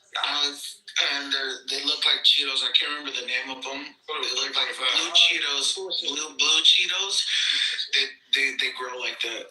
I have a guy that like worships the mushrooms. Anyways. I don't believe you. You don't believe? Okay, well, I'll try it. I drank on them, but I didn't. And I have no friend. So that shit was holy. But here's what I'll tell you. This nigga, man. I'm being honest, nigga. I'm not lying to you. I'm not Mexican. I'm mid-Mexican, I guess. German and fucking Sudanian. So fuck you if you don't believe it. He definitely not Sudanese. Because he said Sudan. Yeah, I wanted you to correct me because I know you're white. You were the only one. You were the only one that wanted to know. What I was waiting for you to correct me. Sudanian? That nigga said Sudanian. Yeah, like, come on, bro. He can't be sardine. He can't. Just say sardine. Eileen, stop lying to us. What? He just picked, you know what it is? He went through like a Rolodex of races, and he just picked out niggas. That nigga said, I can be black and white at the same time. German, Portuguese. Why are you doing this? We're gonna put you back on the game. Okay, here you go. There you go. That nigga's Somali, bro. He got some Somali traits, but he not Somali. He not African. Nah, he definitely is. He got no Hispanic. Don't you dare disrespect me saying that. Black Knight. Let me tell you something. I respect everybody here. It's a good movie, man. Don't you dare say I'm not what I'm not. You sound like you not. Look at that laugh. That's like a fucking Latino Mexican jelly laugh, bro. this nigga definitely Mexican, bro. Yeah. Nah. Well, change your role, motherfucker. I'm more German, but yeah. Then probably or that. He probably like a Razor Ramon ass nigga. You know how like Razor Ramon looked like he was some bald the whole time. He was like some kind of like fancy white. Alright. I'm gonna just let you keep thinking whatever you want. Unless you want to hear the truth. Oh, fuck your truth. You're a liar. Okay, that's the truth now. Okay. Instagram is a liar. I beat up fucking Somalian white people for y'all. And this how y'all treat me? I'm just... Holy. I'm just connecting the dots though. I'm like, okay, big fish in this pan thinks the world is flat. Didn't say that, by the way. Nah, he said he was making a point. Hey, Ali, do you speak Spanish at all? Of course. Like how much Spanish do you speak? 3 years worth, I guess. That means I've been around Mexicans, so therefore I know like simple words. Hola, ¿cómo estás? Like it's like just regular the accent and everything, bro. Oh man, maybe I'm a good, I don't know about you Mexicans, but maybe I'm a good, what do you call it? Chameleon. I mean, who knows? You think a Mexican take a picture like this? Do you see that picture? Yeah. I don't think that's very big. Yeah. You could be taking a picture of the Rio Grande. Think about how he's going to absolutely. I can see him in this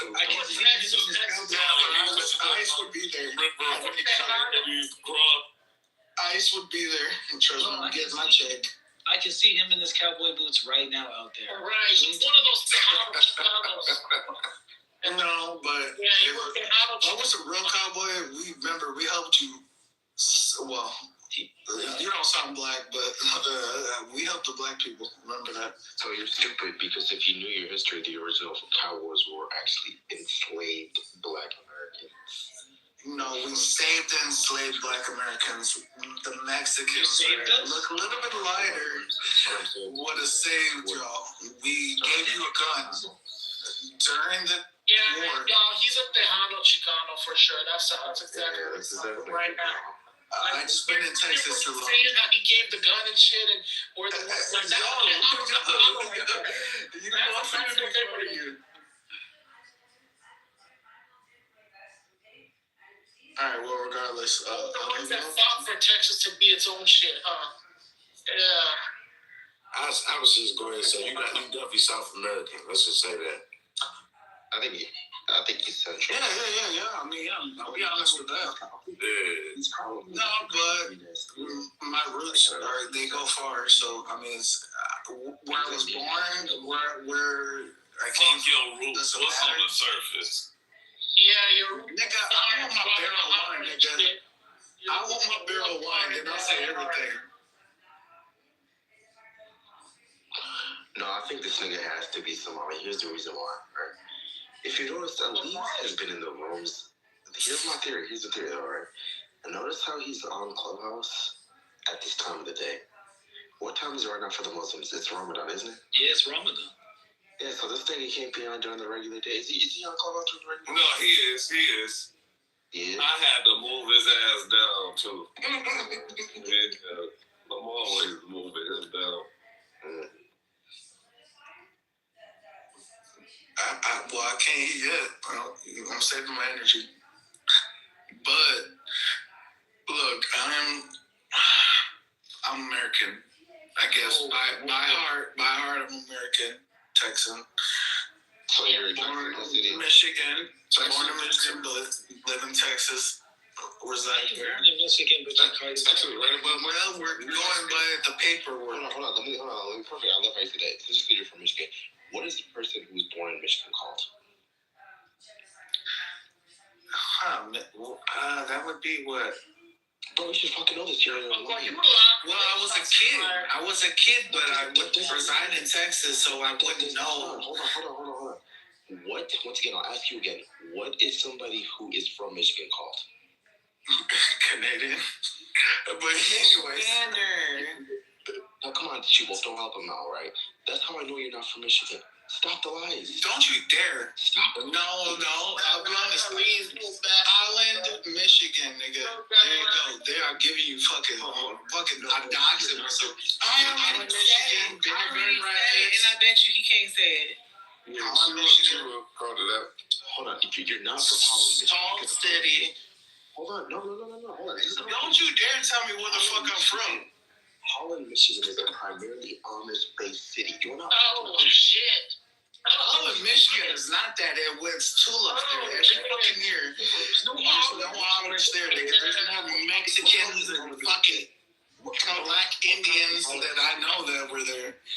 county is Holland, Michigan in? I was a kid. I don't know that. You fucking stupid. You don't know your phone, man.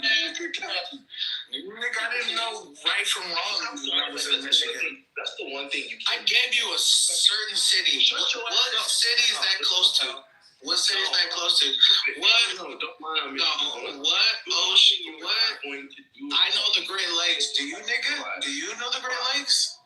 Yes, I do know the Great Lakes. I can name off the top of my head too. What is the acronym for the Great Lakes? What do you mean the acronym for the Great Lakes? Yeah, shut the fuck up. You're stupid. Dumbass nigga. Home, nigga. Retard. What's the dirtiest Great Lake out of all? There's no other Great Lake. The what? What's the dirtiest Great Lake out of all? Detroit Lake. Say You Googling it right now. Let me say it, nigga. Erie, bro. Everybody knows this. Hey, yo, you about to say Mississippi River instead of... I'm from, like, what else you want me to fucking say? Like, I'm from Michigan. I'm telling you this right now. If you are from Michigan, you should have easily known. She who's not from Michigan, but she knows this. Anyone from Michigan knows that you are called a Michigander. Simple. That is a simple, basic thing. No, not if you're a kid. I left when I was like 11. I left when I was 11. And guess what? Bro, I left the state too when I was a kid. But I still knew that. I've never been to Michigan, and I knew that. Yeah, I was gonna say Austinite, but whatever, nigga. On the Great Lakes, man. Fuck that shit, nigga. Hey, Steve, you live in Texas now? Yeah. Oh my God, yeah, you're probably cooked. Does he live in Texas? I mean, he's lied about everything so far. Look at my picture. Yeah, that's Austin. You could be on vacation. Man, he's a liar. He's an LA Mexican, y'all. Hell no. Fucking LA, I would never. I'm waiting for that shit to go into the ocean.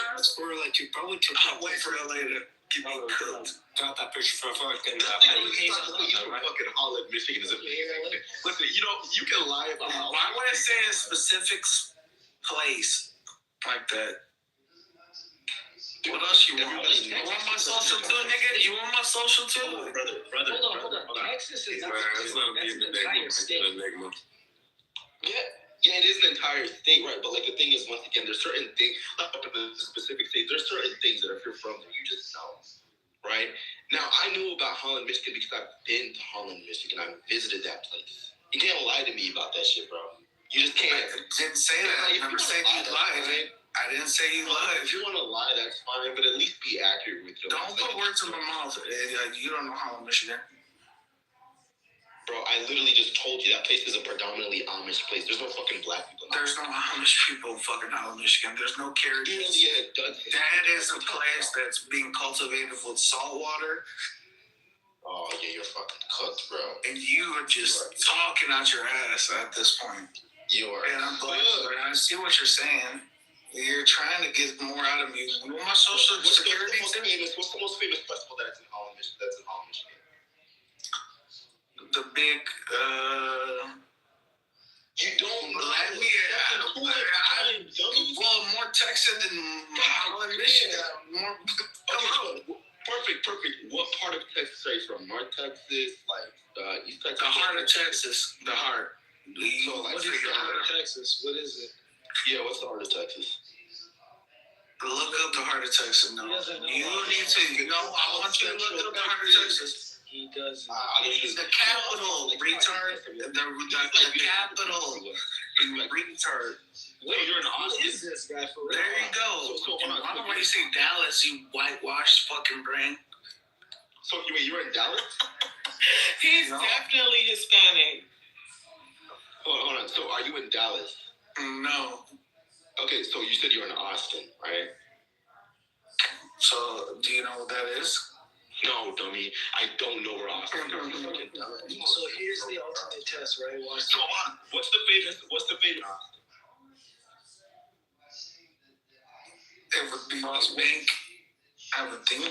This is bad. The toxic lake. Bro, the toxic lake. What is with you? Bro. Yeah, I'm being funny and I'm trying to tell you that I know. Your jokes aren't landing, pal. Sorry. Yeah, because you don't know Austin and you don't know how I go Austin, bro. Everybody said The iconic state in Austin, Texas is keep Austin weird. Beer. Yeah, nigga, I said it before you, nigga. Trust me, I know what I'm saying. What, you want my social yet? I'm waiting. No, you're gonna make me rich, nigga? About your shit, gang. Because you're gonna get cooked. Cooking shit, nigga. I'm saying everything before you. Yeah. Real quick. The famous boxer in Michigan. Famous boxer in Michigan. Do you mean which famous boxer has land up in Michigan? Who was the famous boxer that was born in Michigan? Muhammad Ali has land. Hold on. Muhammad Ali has land. He used to live in a small part of I think Southwest. Yeah. You're stalling, nigga. You're stalling. What am I stalling about? I told you who was the famous boxer in Michigan.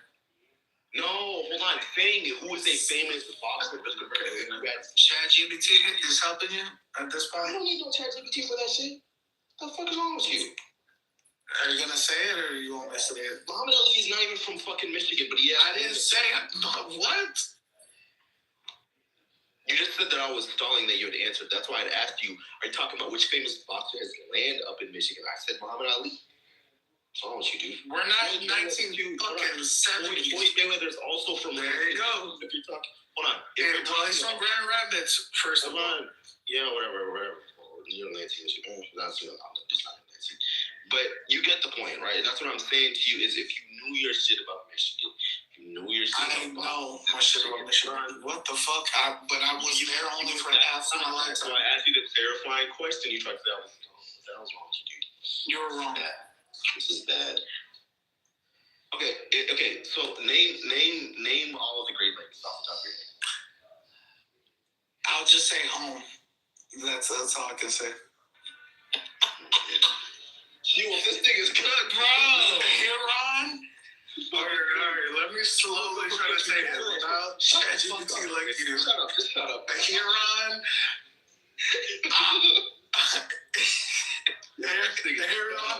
What's sad is he reading it, he can't even say it. Man, bro.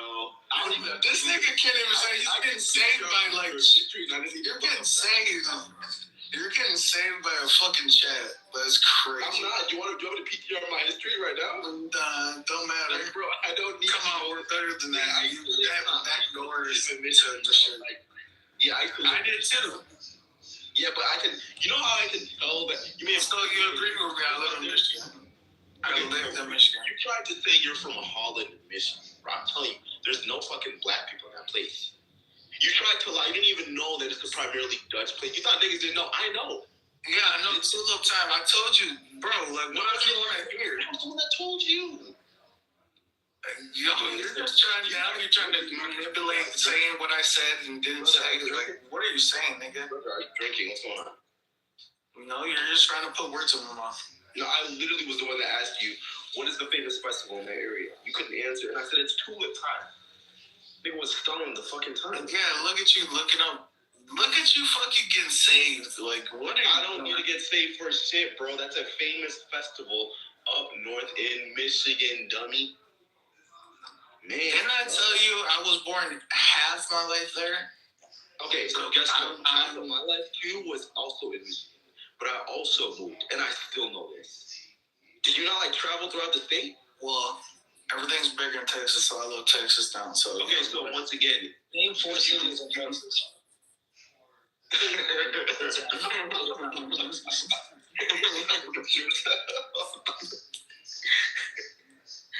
What does it matter, nigga? What does it matter? You can't. I can name 4 cities. I gave you what I am, and then you started worried about where the fuck I was. No, you gotta give them this. Name 4 cities in Texas, but it can't be Austin, San Antonio, Dallas, or Houston. Yeah, McAllen, Fort Worth. No, hold on. No. See, look, it's already like no. He wants to say this shit. No. I already gave it to you. I got another one after you. Go ahead. Finish the question. Corpus Christi. Oh man, you're stupid. And Christi, Texas, baby. I'm struggling. Now, what is the only? I'm getting attacked by 3 people. What do you want me to do? Not struggle? I'm giving you grace. You said that you grew up half your life. Fight through it, little nigga. Yeah, fight through that shit. All right, nigga, we'll talk. You didn't know your shit about Michigan, so let's test your Texas knowledge, right? Since you said that you know your shit about Texas. Right, I got family and friends out in Texas, so I know some stuff about Texas, right? What is the only major city in Texas that is still remain predominantly red? It would have to be. You don't know politics. Watch Marshall come in here randomly and ask The thing is, you don't even need to know politics. What I'm saying is that every major city in Texas is like blue, but there's one major city that still like maintains a very conservative culture, both politically and socially. You should know this. Any Texan knows this. Which city is it? Houston. Give time, bro. No, my God, bro, it's fucking Fort Worth. Damn it, you're fucking cooked, bro. Fort Worth is like fucking small as fuck compared. No, it's not. Fort Worth is still a major city. There's a lot of fucking land that's nothing. And guess what? There's also a lot of land in Damn, but still. There's also a lot of land in Austin. There's also land in Houston. A lot of land down in Houston. Dumbass. The fuck? You don't know your shit. But Fort Worth is Are you even politically ready? Like, what are you saying? No. You failed the Michigan test. You failed the Southern test. No, you want me to fail the test. You were just fucking just saying a bunch of random shit. Nah, bro, you're good. You were saved and bailed by these fucking other motherfuckers that want to talk. If you were on your own trying to fight me, you would have been cooked. But yeah, hold on. So let's like I said, okay, fine. I'll give you the credit. I took my quote unquote L allegedly, right? Let's go one on one. So once again, tell me one major state park in Texas. Hey, y'all shut the fuck up. You don't know this shit. Yo, Zilker Park. There you go. Boom. Yo, this guy's cooked, bro. Zilker Park. What's going on, Anto? What are you saying, bro? What's good, man? You over here questioning an idiot on fucking state park? Hey, this guy, he said he's from Michigan. Literally, you know that there's folks from Michigan who are on stage. So I asked him some questions. I'm from Holland, Michigan, bro. Like, yeah, I don't know what you want me to prove. Nah, this nigga has to be Canadian. I think that's what it is. I think he's a Canadian. No, that's what it is. Hell no, somehow. Still, don't fucking start fucking babying this guy still. Baby this nigga. This nigga tried to say he's from Michigan. And he tried to say that shit with confidence. He said Holland, Michigan. He thought niggas didn't know about Holland, Michigan. I said, you're not from Holland, Michigan. That's a primarily Dutch / like Amish place out there, right? I then asked him, what's a very famous festival that Holland, Michigan is known for? I told you, nigga. I told you. I answered it for him. Wait, hold on. I started off. Yo, hey, you knew more about Michigan than him. I first asked him, I was like, what is a person from Michigan called? Yo, that's a weird ass question to ask. Like, okay, it's not, bro. Hold on. So here's why I asked that question. Because getting a Michigan from 8 Mile people. No. People who aren't from Michigan either will probably say like something like that. But if can I have some of these women or somebody help me out? Like, I'm just gonna get cooked by these niggas. Like, what are we doing? Yeah. At least you admitted it. So I'll let you. Hey, yo, are you from? Why you let a nigga still cook you like that, man? Why you let him cook you like that, bro? Yeah, what's going on, brother? Cook you? What? He's from Rollo. Cook you like that? Nigga, I will shoot you. What are you saying? Fuck, you're not, nigga. Nigga, I would shoot you if you have a fucking shiesty mask on, nigga. And this motherfucker Ruiz go shoot you. Well, y'all might have to shoot too.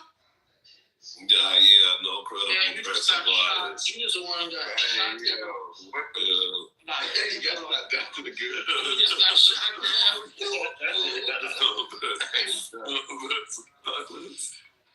He's like, I will shoot you. Kendall's like, no, I will shoot you. Well, what up, man? You trying to Hey, my daughter's from Livonia, Michigan. Did you know that? You said who? Oh, shit. Madonna, your favorite singer. She's from Livonia. Madonna? I didn't know that. Yeah, isn't that dope? And Eminem, that punk rapper, he's from 8 Mile. I thought it was 7 Mile. Oh, 7 Mile. My bad. It's one of the miles. I thought it was 8 Mile. I don't know. It could be. Isn't that dope? He's definitely 8 Mile. Yeah. Fun fact, Judge Mathis is from Michigan. Mom's spaghetti. Shout out to Wayne State University. Later. Shout out to Southfield. Shout out to Royal Oak. Pontiac. Hey, this nigga says he's from Michigan, but he's probably a fucking Spartan. So. At least. Who's from Michigan? I'm from Michigan. I'm from Ohio. Hey, okay. Great Lakes for the Bills. We hate Michigan. I know y'all do. Go blue, nigga. I'll just stop this. Go blue. Yeah, I know how y'all go with the OSC shit. Great. No, but one thing good about Michigan is they do have some freaky hoes. They do have some freaky hoes. Hey, yo. Come on, in that number? No, that is a fact. It's a freaky bitch. Quick in Michigan. I got that. Kalamazoo got some wild ones too, man. Flint. But if you go to Flint, just don't drink that water. Kalamazoo. Look. Hey, you're in the shower. Grand Rapids. There's a reason why they call them some Grand Rapids. That's the fact. Those rapids are grand, and I'm not talking about no fucking river, man. Right. The rapids be rapping. But everything I know from up there, they got kids now. It's crazy. One of my friends, he got himself in some trouble with a kid, and if by accident, but luckily he's gonna be an active father. So, I mean, Michigan is a freaky ass state, but you know, I'll go Michigan. It's a beautiful state now. Yeah, it's a beautiful state. I was out there for the first time. That was crazy. Y'all gotta stop getting trapped. You gotta be going to the state. You have to be going to the state. Hey, you know which state I heard is beautiful, but there's nothing to do other than going to see the view. I mean, going to see the nature and shit. Which is like unmatched. Montana.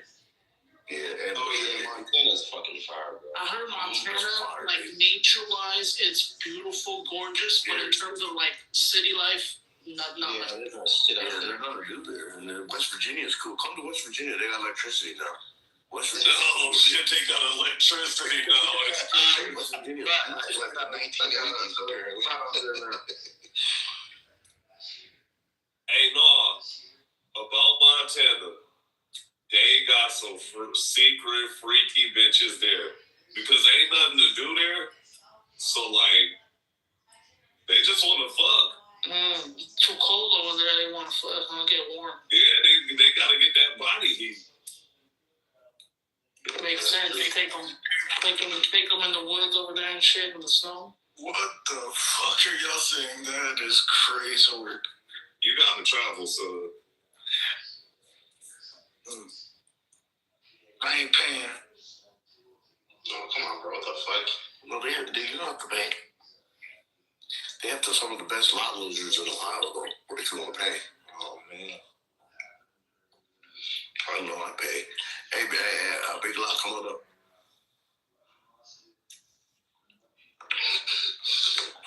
Some of the best lot losers I've had is a truck stop. That's why the lot losers. They got no teeth. They got no teeth. The gummies. Oh hell! I'm the tweet. You're feeling good. No friction. People Big Lot, come on. Come on up, Big Lot. Big Lot is a lot loser. Come on up. Let's see here. Oh, no wonder she was so nice to me. Okay, I'm getting it. God damn, y'all are crazy. Big Lot's a lot loser. Come on up. I can't say that. No.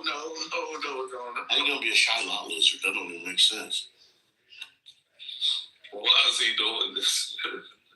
Big Lot. Free Tory. Wow. That Houston bitch. Sent her to jail. Yo, she was going crazy when he got locked up. She was like, "Oh, fuck you, Americans! You're locked up, Tory Lanez." Oh yeah, that's right. He's Canadian. Fuck that nigga. Anyways. She was cussing us out for like 3 months straight.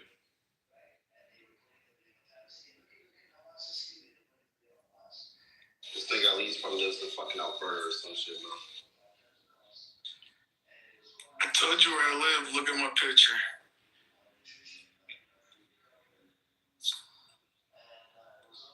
I don't know. That could be St. Augustine. What you think? That nigga in Quebec or some shit. Born and live are two different things. Come on now. Motherfucker in Winnipeg.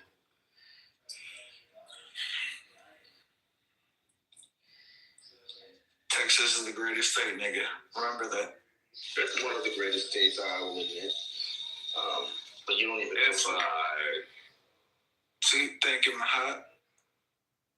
What part of Texas you been to? I'm sorry, man. Texas has to take a major L over Tex-Mex food, but whatever. Who has it better? Some Tex-Mex slap.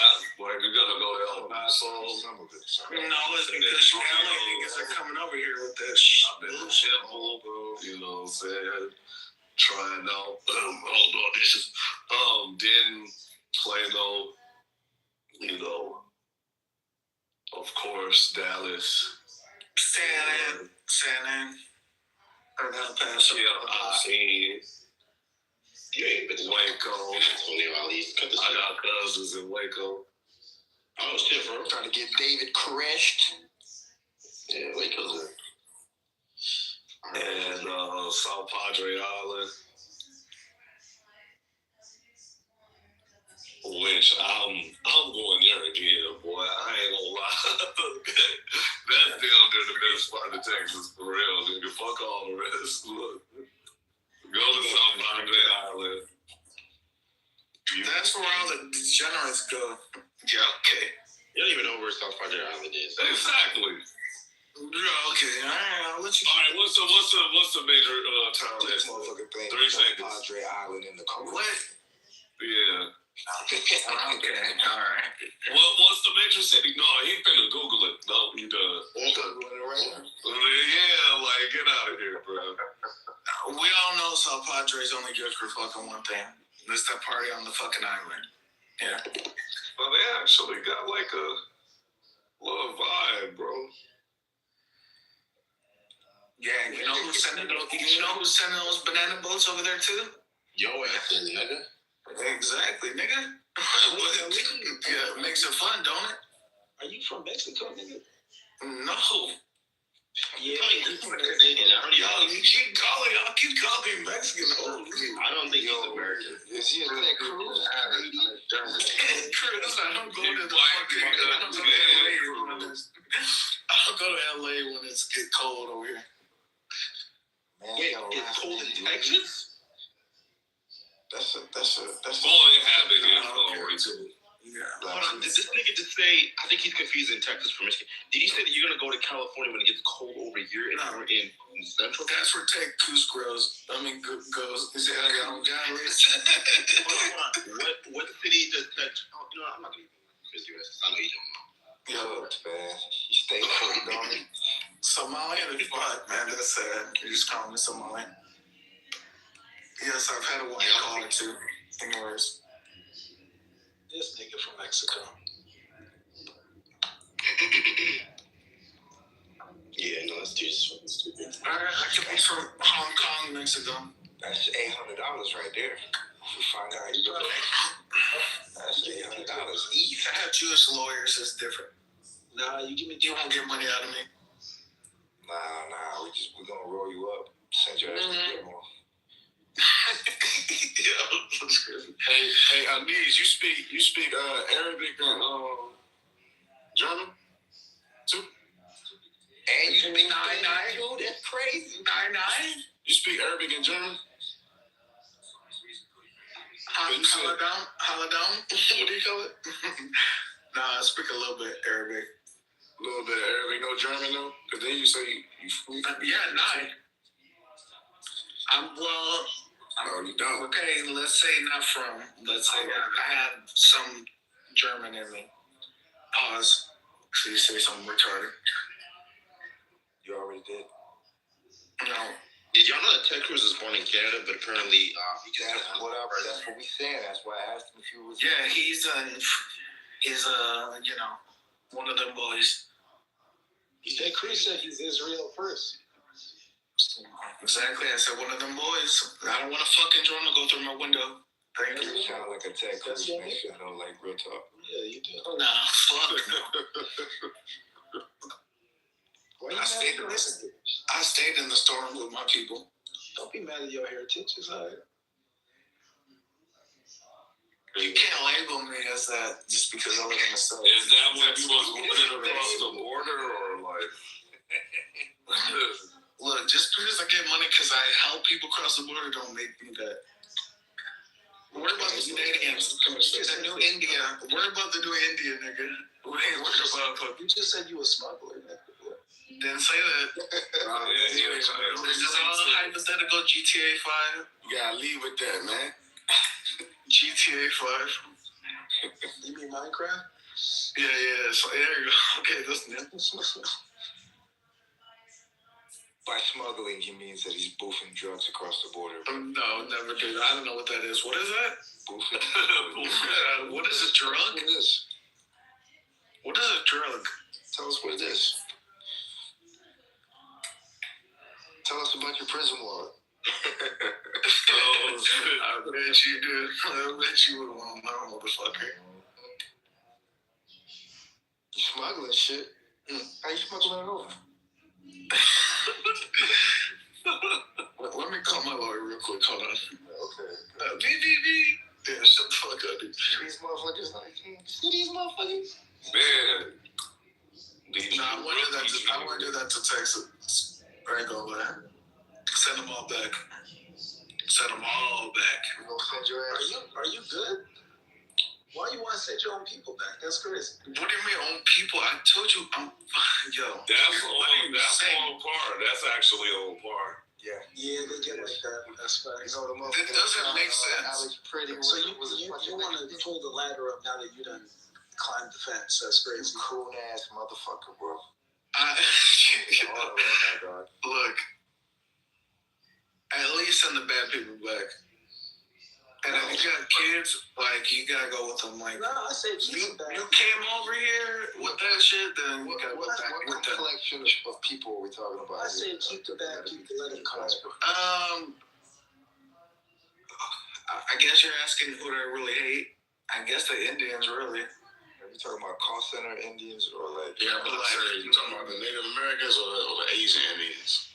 The Asian Indians.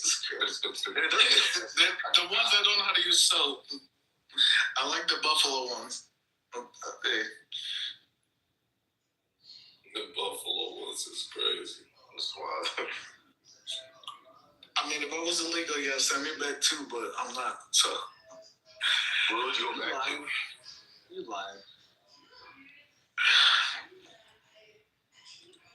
I said if I was Mexican like that, send me back too, but. You lying. How many not say I was I told you what I am. I gave you 3 options. It's up to you to decide what the fuck I am at that point. What were the 3 options? We all know you Mexican. With more than 3 options, I don't think I was here for that. What is that? He said like German, Sudanese, or you said Spanish. Yeah, sounds bad. Something about Central America. He was trying to say he was Guatemalan, but he.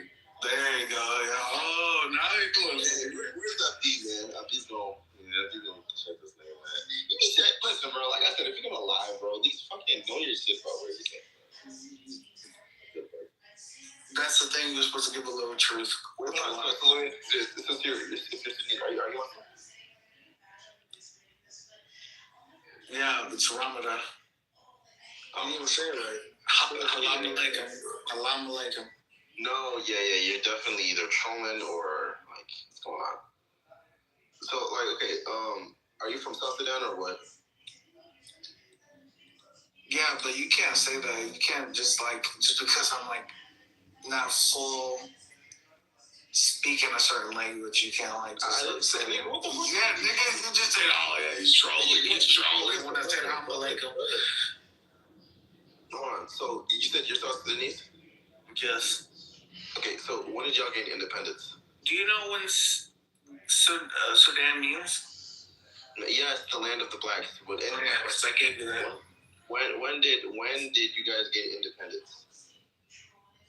If I wasn't born there, should I know that? Woo! Man, you're dumb, bro. If you say you're from a place, so you just admitted you're not Sudanese, so that checks out, right? I said it was part. Yes, exactly. And so once again, and I didn't know what Michigan. You're the one that was talking about Michigan as well. All right, run it. No, but the thing is, I actually know my shit about Michigan because that's why I used to live there. All right, I've been there. So like, I'm not gonna like lie. Jordan. What? Nothing. Never mind. Bro, thought you would get that. Never mind. This guy's bad, bro. All right, run it. What else? So now we know you're not Sudanese. Barney informed us in the chat that you are Punjabi. Mexican. I think he is Punjabi. And black, but you didn't say what type of black, so I'm assuming prison black, since he accompanied it with being a Muslim. So you're Mexican. That's actually like you're Punjabi. I'll flip my head if I'm not black. You like to shit on the ground occasionally? I mean, are we on like a 6-hour road trip and I have to take a shit? Oh, like, what are we talking about? It's a customary for you because a 6-hour road trip. Is it Taco Bell that we had to go? We like, what are we talking about? If you're a Mexican, then a 6-hour road trip made you shit on the floor. That's crazy. Dirty. Well, we're driving in Texas, right? I mean, depends. Where we going? That's illegal. I wouldn't just shit on the floor for no reason. He's an illegal at least 3 different ways. This nigga, you're crazy. Dirty ass. Do you want me to be Mexican? Like, let's just say if I was Mexican, like, are you gonna help me or like, what are we doing? Yeah, I'm gonna. Are you gonna get your $700 or the $7,000 and you're a Jewish man? Immediately. Yeah. We've got a recovery team that's ready to tackle you upon sight, and we will hog tie you or zip tie you. Jesus.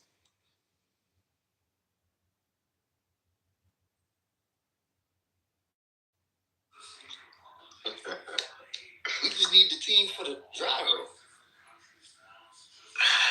Oh my God, that's funny. At least you're a verbal liar, brother. You gotta deal with it. I'm not lying, bro. Like, y'all are fucking. I'm being adjusted to the way y'all talk. How do you feel about getting waterboarded? It's gonna teach me how to hold my breath more. Like, what the fuck you mean? We're gonna see how many languages you really know. We're gonna see how much Spanish you can actually speak. Yeah, until my extraction team gets there. But anyways.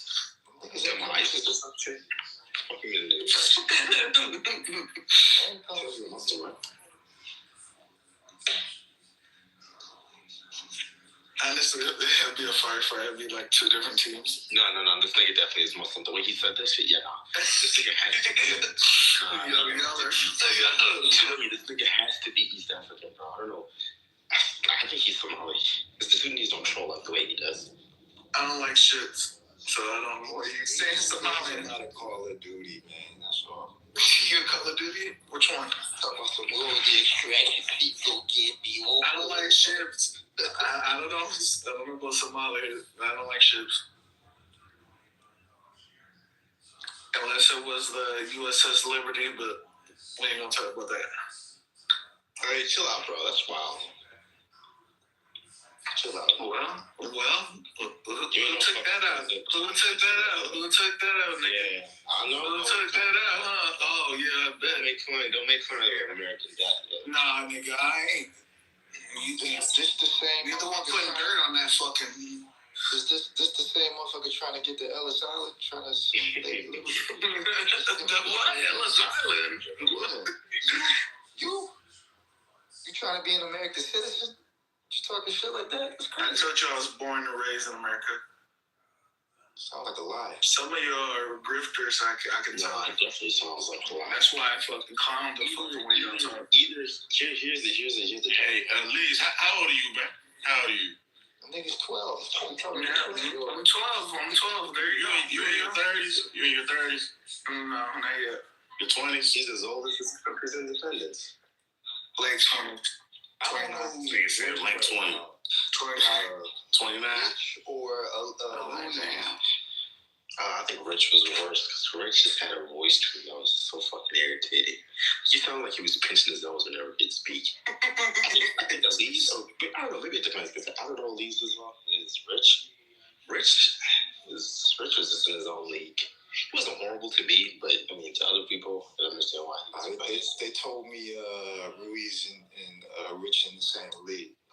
We'll give him some time. That's not fair because I don't know how Rich acts, so you can't say that. Pretty terribly. Well, don't do that to me. Don't do that to you? Shit, it might be. I talk a lot of shit, but I mean, there's some like context. It might honesty within it. Okay, we'll see. We'll give you some. Night King. I mean, he probably knows me better than half this fucking lobby here. Well, we'll see. We'll see how things shake up. Right. Well, what else? A Mexican? You said what? El Chapo? I think that counts as Mexican.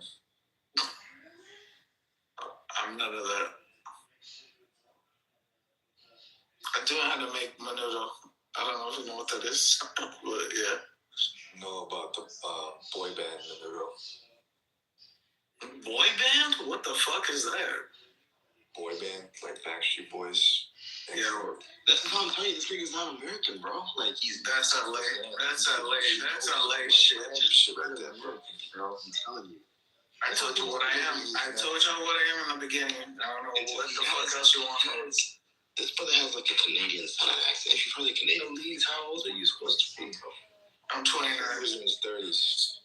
This nigga just said he's 29 and he doesn't know who the Backstreet Boys are. If you don't catch your word. I didn't say that. I said cook them because they were pretty much you didn't know what a boy psyop, bro.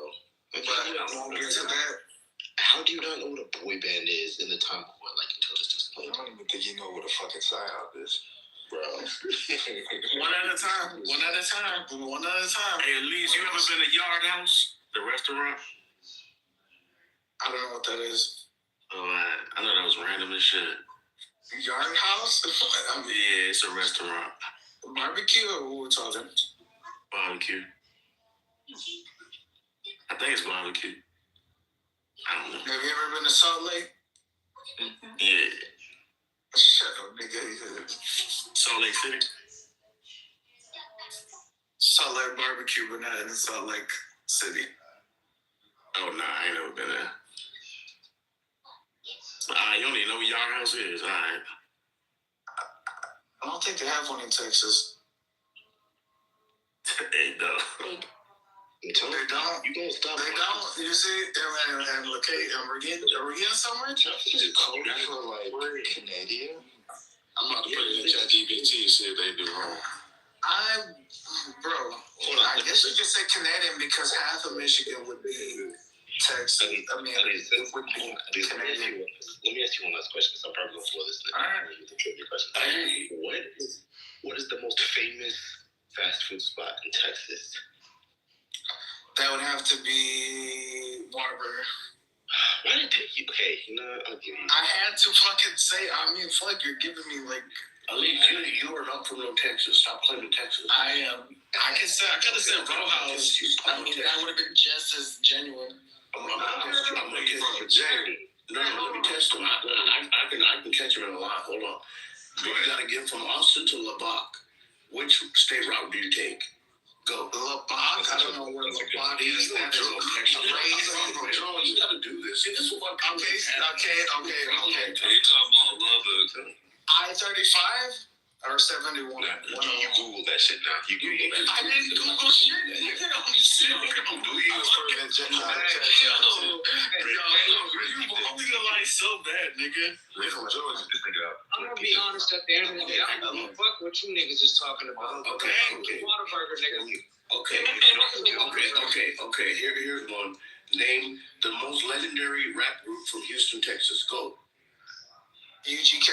No, that's Ghetto Boys. Man, you messed up. You just messed up, man. UGK? Do you even know who UGK is, nigga? We're gonna keep this me after this. Hey, at least UGK is the most prominent black group that's Here's really another quiz. True or false? They used to be sipping on that syrup in Houston. True or false? Go. true. Oh man, he might be from Texas. He might be from Texas. What else you wanna know, nigga? What time I take a piss? What's the most famous convenience store in Texas?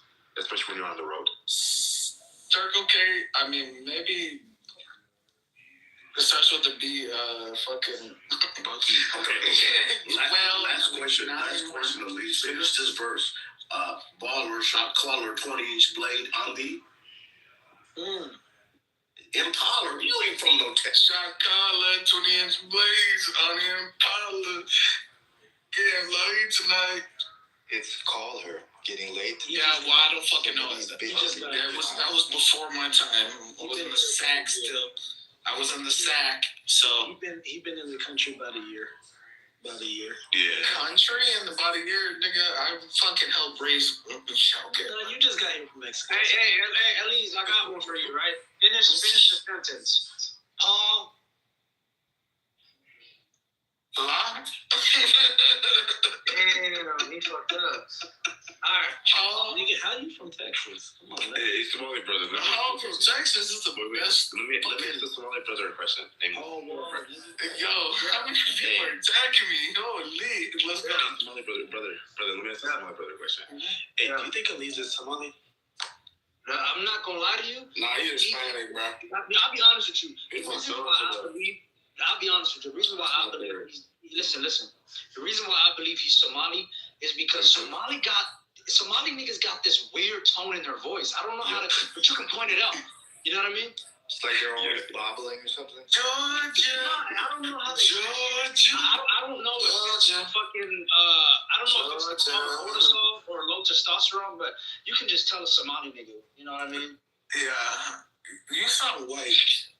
You sound like a white boy that brought a lot of niggas. Hold on, Pete this. He tried to say, at least tried to say that he was Sudanese. And you know what I asked him? I said, if he's from South Sudan. He said, yes. So I asked him this very basic question. I said, when did your country gain, I think I asked him, like, when did your country gain independence? This thing said, I'm half Sudanese. He didn't know that shit, bro. No, I said, I don't know. No, you can't say that. My parents didn't tell me that. Like, what are you saying? I was in the room 3 hours ago. And I could have sworn this nigga said he's Armenian. No, that was another. No, that was somebody else. What was his name? His name was fucking. No. Why would I lie to y'all motherfuckers? Like, what do I gain by lying? It's like a lot of people are smart, and I will say, I want your knowledge. Why would I lie to you? Brother. Hold on, here's the thing. I think you're not lying about the Texas thing. I think you've been the most consistent with answering those questions, and with a better track record than the other ones. Now, as for the Sudanese thing, I don't think you're Sudanese. I think you're Somali. You gotta be partially East African. You have to be partially, brother. If I was, I would cherish that. You have to be partially East African. I know you do. Look at my name. Does that seem like a Sudanese? We know you're a troll. That is not your actual name. Your name is probably Abdul. I don't think you're a troll. That's crazy. Hey, check this, right? There's only one way to find this out, right? Yo, Elise, I want you, I don't know where to, just post a picture of your legs. Yo, that sounds freaky as fuck, nigga. No, I'm not doing that. You're gonna have to send me some money if you want that. I'll be honest, you know a Somali by looking at his legs, you know, because send me 300. Maybe I'll send you a pic of that. All right. So if you have some Rugabasco legs, yeah, we know you're Somali. I guarantee you. I'm not a Somalian. Okay, and then now I would cherish that. Somali brother, is this unlucky. Let me ask this. Hold on, Somali brother. Is this nigga a Muslim? Don't you dare call me Somali, nigga. No, I'm talking to the other one. Yeah, that's a Somali. It seems like you took that quite personal. I just feel like I was talking to you. Well, I don't know who you were talking to in the first place, so it's kind of different. So I think the truth just smacked you in the face, huh? No, honestly, it didn't. You were just talking out of place. Did this nigga just respond saying Somali brother? He said, huh? He did, yep. No. It's just somebody at the table with their elbows on the table. Hold on, listen. It's okay to be Somali. Take that shit with pride. Right? What are you saying? No, I know you got that giggle to you. You sound like a more advanced. You want me to be Somali so bad? Why? Hey, Nick. Why do you want me to be Somali? So, come on. He sounds like an advanced version of chill. Like, he doesn't speak as slow. He speaks more fast. He's, probably more in line with the convo. But, like, you just kind of sound like this, especially that laugh. Yeah, he definitely is Somali. What did the Somalians do to you? Let's hear this. Nothing. Before I could sell anything. Brother, the Somalis didn't do nothing to me at all. Why do you out to get me to be a Somalian when I said I'm not? Right now you're saying Somalian on purpose. We know you're trying to. I know your tricks. No, you fucking know. You're just saying a whole bunch of word salad. Nagamos. So here's the thing, all right? You just shut up when I told you to shut up in Somali. Oh, shit.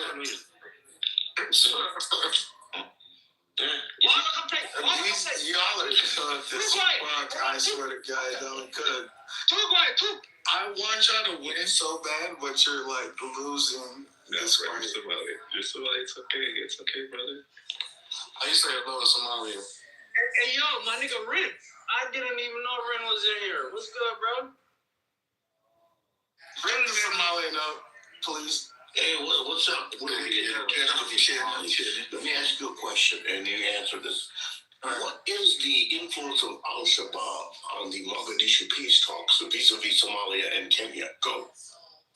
We're not going to talk about that. Well, this is a very complicated topic. I called him. He knows something about that. He don't want to talk about it because it's a sensitive subject. He is Somali. Another question. I'm a drifter like half of these. Why are Somali girls so musty sometimes? I mean, they're fine and everything, but they musty a little bit. What happened? Go. Well, because there you go. Let him talk for me. First of all, Somali girls do not stink. Number one. Yo, this nigga loves them. And then I'll be honest with y'all. When y'all really think about it, right? Somali girls, like all of these white people, blacks, how come it's Karatan? Like literally, y'all don't wash your ass, so you can't even talk. You know what I mean? Be nice, okay? Don't attack them. They live in a certain area. I've humid, hot. Never bathed ever. Not even once. Humid, hot area. Therefore, those people. I only hate the ones that take over the cargo ships. We have to fucking shoot them. But anyways. I'm the captain. You mean I'm the captain now? What's the name of your AK-47? Ruiz. And go. Do I have a banana clip or do I not? There. Show me the way. This is fucking Nigerian. Holy. What else? Yes, my AK-47 is from Is it Chinese or Russian? It's in a white mountain and was in the snow. There you go. Okay, noted. I'll be putting that down in my notes. And no further questions. You may continue. Alright, who else? Since I'm on the fucking chopping block.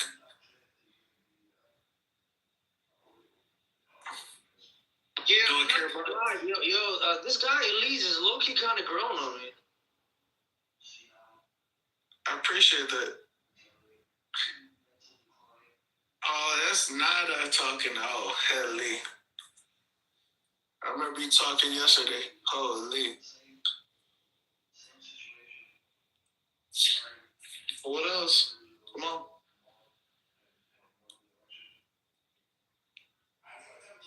Are you just like searching up shit? Just to fucking say? Like, what the fuck are we doing? I'm not gonna lie to you, you're bored, bro. Well, y'all be boring. And then go do something fun, nigga. Nigga, sit down, bro. You change your profile pic, nigga. You must be hurt. What you mean?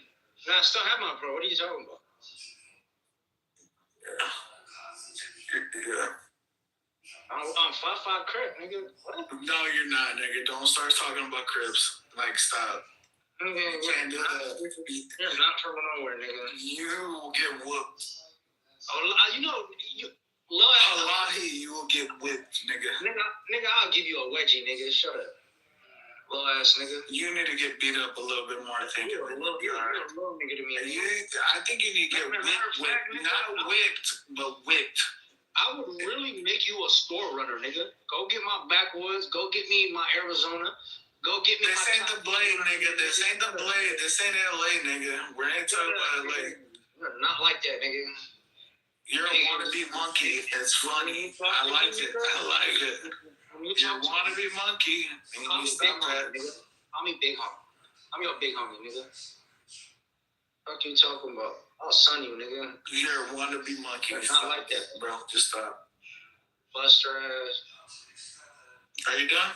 You don't get tired of me clowning on you? Like, you're not clowning. You're not saying facts, but what I'm saying is really wounding you, nigga. I literally make you cry. Delete this. Yesterday, you were definitely crying. What do you mean I was crying? None of the bitches even wanted to talk to you. I'm not gonna lie to you. If you look at my back channels right now, it's crazy. Between me and you. I want me to look at your back channels. That means, therefore, nobody gives a fuck. I'm not. Anyways, nigga. Can we get somebody else to talk? Because this nigga talking about a whole lot of nothing. Word salad, just like women do. Not all, most, but. I already know what it is, man. Yeah, you're a homosexual, nigga, and it's understandable, and I respect that. Yeah, you beat my ass, okay. It's respectable. I don't judge you for being gay. It's fine, bro. Nigga, wa kutilia, nigga. What's what the fuck do you think you are, brother? I'm not sure I can't see you now.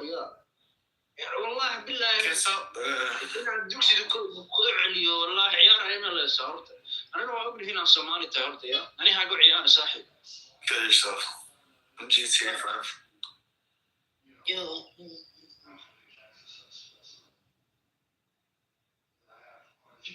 Are we done? Like Nathan Abdizzle? Like, what are we doing? You guys can go backwards there? Okay. You got game league? Everybody's asleep now? Holy. That's it? Look, I mean, after it just keeps on going on and on, I think it just slowly dies down to a.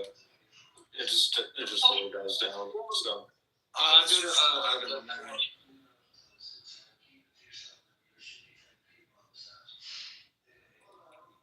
So wait, do you have little faith in humanity? Yeah, we're all cooked. If I say, I think the earth is this and that, and we argue about it without saying certain things, we're all cooked. Instead of us arguing what we think is what, and fight each other over it, then we're fucking cooked. Sorry, but now you're confusing me on this now. So, wait, explain again. If I was showing a video that Earth is round, expensive video entity corporation, and they say it's round, and then somebody tells me, "Oh, it's flat," and we argue over it, and we've never been to space, and we fight and fight, and maybe potentially kill each other over it. That means the person that put all this money into thinking and saying, "Oh, this maybe, like setting up the chessboard, we're cooked." I don't want to go on and on. But anyways. So therefore, humanity is cooked. Once the grid goes down, we're cooked. When? I don't know. We're cooked.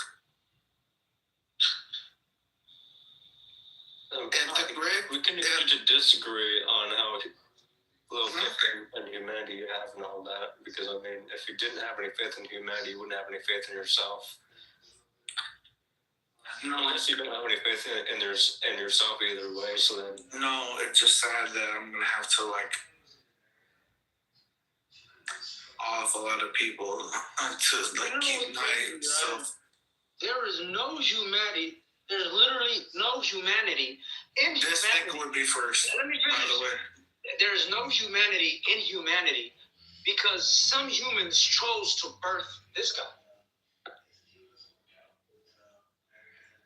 Yeah, you gotta swallow. See, this nigga, they're saying nothing.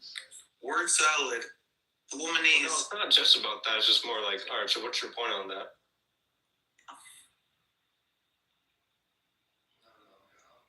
Exactly. So, this is what things I think are going to happen. I don't know when this year, but they might, maybe. I mean, I'm not a fucking genie. They might shut the grid down because we're so reliable on that. Nobody knows how to read a map. Nobody knows how to cultivate food and etc. That will kill off a lot of people within 2 months, 3 months. And then we'll start killing each other. Then we reset. That means 20% maybe of the population. Nobody here, I don't even think, since I've been in here, anybody raises their hand and say, this is how we fix the problem. We're just cooking ourselves. We'll fight with each other, which is fine, I guess.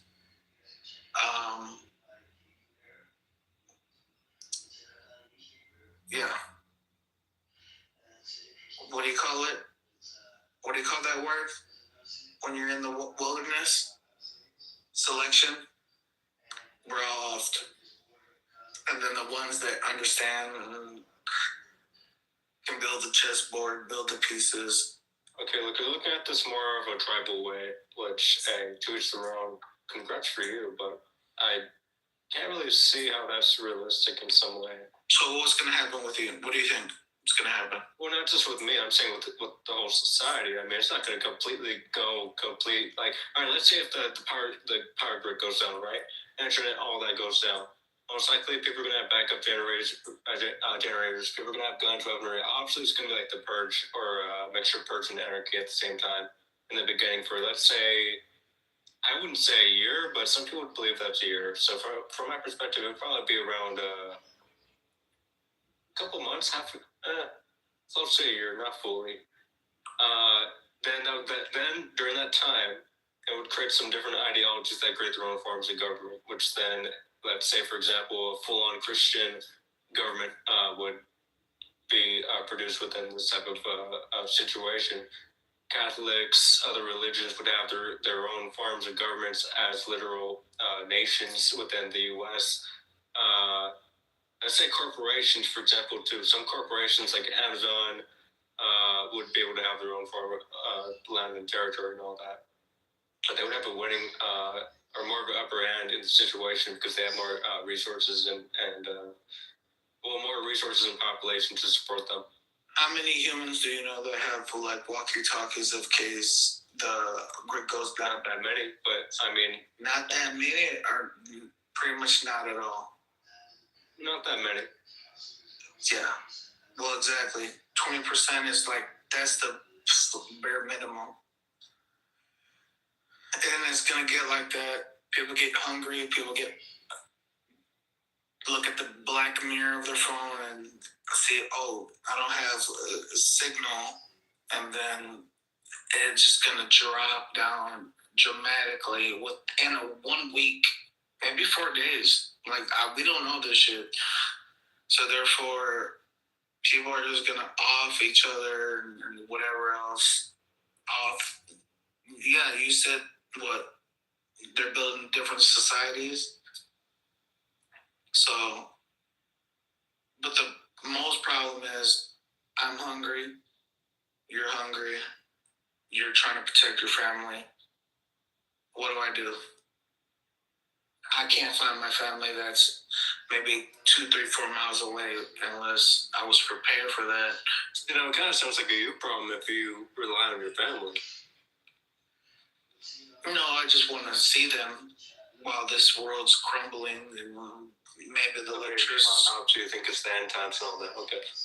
Well, it could be it could be like a stage. Like it could be what they did with COVID. I don't know what you did during COVID. That was the perfect time of my life. When they said you can sit down and eat and take off your mask, I said, okay, I'm not getting a fucking boost. I'm not getting the shot. I'm getting the booster shot. No, I didn't get none of them. All right, good sign. But I understand and I respect some of the people that lost family because they got the shot and whatever happened because it's emotional. But I mean, that's a touchy subject, and it's kind of hard to like say, well, I didn't get the shot. Why did they get the shot? But they were older, etc. Like you know what I'm saying? Like it's kind of hard to like talk about that. Well, hey, look, we can agree to disagree on that portion. Yeah. Okay. Well, tell me. Look, ultimately, I believe that it should be natural selection or natural immunity throughout that situation. If people want to take the vaccine, feel free. Respectable. Die from it. So honestly, yeah. I'd rather, like myself. I mean, like I'd rather get the actual virus itself, or even the strongest version of the virus, and survive. Or, yeah, natural selection, or don't take it, and if your genes are good enough, and win with these fucking things that they got fucking sending in the sky or whatever, yeah.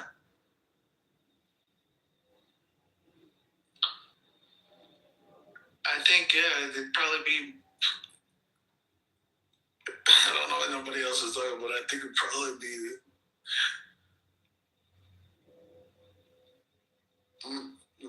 most of us on here are like,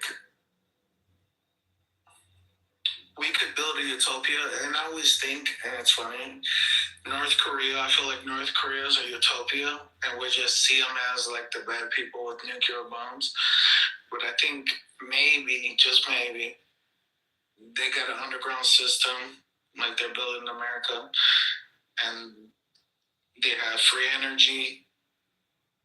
But that's far-fetched, so I'm not going to go down the rabbit hole. But we're supposed to look we're supposed to look like the bad guys, and free energy, free food sounds good on paper. So what ideology are you for? Me? Well, I mean, I was born Catholic Christian, but I'm for ideology. That would be. All right, look, honestly, you don't know what an ideology is, right? No. All right, so let's say, for example, me. I'm a pluralistic anarcho-sovereignist. I'm for complete anarchy. Think of a ideology that's for complete chaos. While at the same time, different ideologies are able to grow, progress, have their own land and territory. Think of it eye for an eye. Eye for an eye. Yeah, eye for an eye. If you fight a war and you win that war, you win that land. Agreed. Same for eye for an eye. But when you win that war, you would want to help, like, I guess you would say, program that civilization to help not fight another war. No, war would be continuous. Yeah, it's profitable, but we don't want to do that. We're trying to fix the problem with not another problem. Well, no, because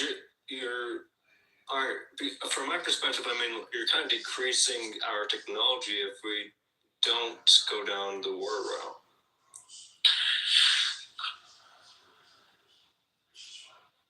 All right, think about this. Most wars have a lot more of a progression of technology, or a faster progression of technology within a short amount of time, because they're obviously trying to look for ways to win the war and get each other. Whoever has the bigger stick in the game, they're going to win. Now, in a, let's say, hypothetical nation that had nonstop war, corporations, different ideologies, everyone's going to find a way to get a bigger stick in the game. Even if it means destroying the whole entire planet, that also branches out into colonization on other planets. Because if one corporation goes down, they're going to take down the whole world with them. Let's say we have the same amount of land. We fight, and then we're both losing resources, etc., etc. Wouldn't you want to say, okay, let's fix this? Let's try to, let's just say religion-wise, let's understand both of our religion and then slowly accept both of our community together. So wouldn't that be better than kill each other and just keep trying to repopulate? No, not really, because what am I going to benefit out of that? You're giving life. You're letting life live. Like we're all on this earth, or whatever the fuck you want to call it, for a reason. What is no? I mean, like, what? All right, let's say we were to go down that hypothetical, right? You proposed me that idea, right? I don't see a benefit of really supporting that, because really, I'm more for technology progression. I'm not moving to space. I'm for doing whatever means necessary to make our species superior, or not just superior, but stronger as of technology, and again, doing by any means necessary to achieve it. If we're killing babies and we're killing families, then it's kind of hard to do that, to even want that in the beginning. All right, so let's say, for example, with food supply, right? I don't know, with the population increasing at large rates, then if people choose to be eaten alive, then that's their choice. Cannibalism should be a choice.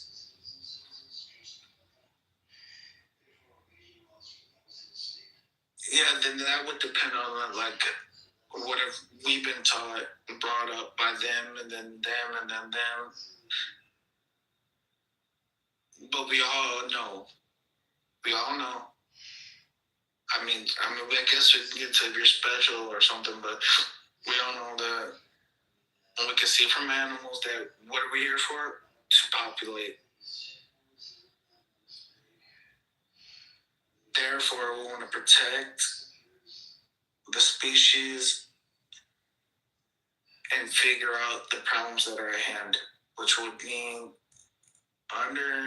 understanding ideology, our beliefs, rights, religion, etc. Like, wouldn't that be it? No, because people have other motives. It's not a collective ideology that, just because we all want to live and survive, hey, let's all coexist. That's not how it works. Then I guess like that would be territory. I guess then we just have to have territories then, and then. I think like this. Let's say what's your religion? Don't have one. All right, let's say the extreme Christians against Muslims, right? Extreme Muslims, they have their own land and territory. These different ideologies of religions, they don't agree with each other's religions. And if let's say one of their teachings or their books is in each other's land or territory, then that would be contraband or illegal and contraband in their territory, which would then cause a problem between those two nations. Because they're both religious nations. They have a strict religious code to their laws and regulations, or standard that their citizens should be living by. Which then in some way it's going to create more problems in the future for both those nations that are neighbors. And most likely it's either they try to in some way coexist, even though that they're both very strict religions or religious nations, or they'd have to fight or go to war against each other just to fix the situation or get over something. Well, what I would do before there was like a war, I would send a woman, female. I mean, like a Muslim or something. I would see if they would, understand the religion, and then I would send them to go and ask the other side, Christians, to talk it out and then understand both religions and speak with the people about it. That would be my ideal to stop war. But all right, so let's say we were to go down that route, right? They're extreme. Both of the nations are extreme religion versions of Christianity and the Muslim belief system. They're the most extreme version. Okay. So why would they communicate with each other if they have different beliefs, or not just different beliefs, but because I wouldn't think it's just about the belief system. Because if the leader system having their power, they don't want. Because their power is the religion is what powers their powers, leadership, and all that.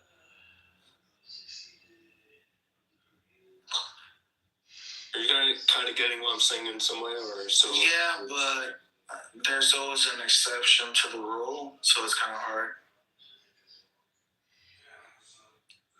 Like, there's some way you could persuade somebody to say something, and then maybe it'll work out.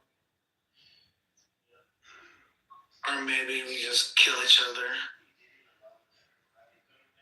So it's like, who knows?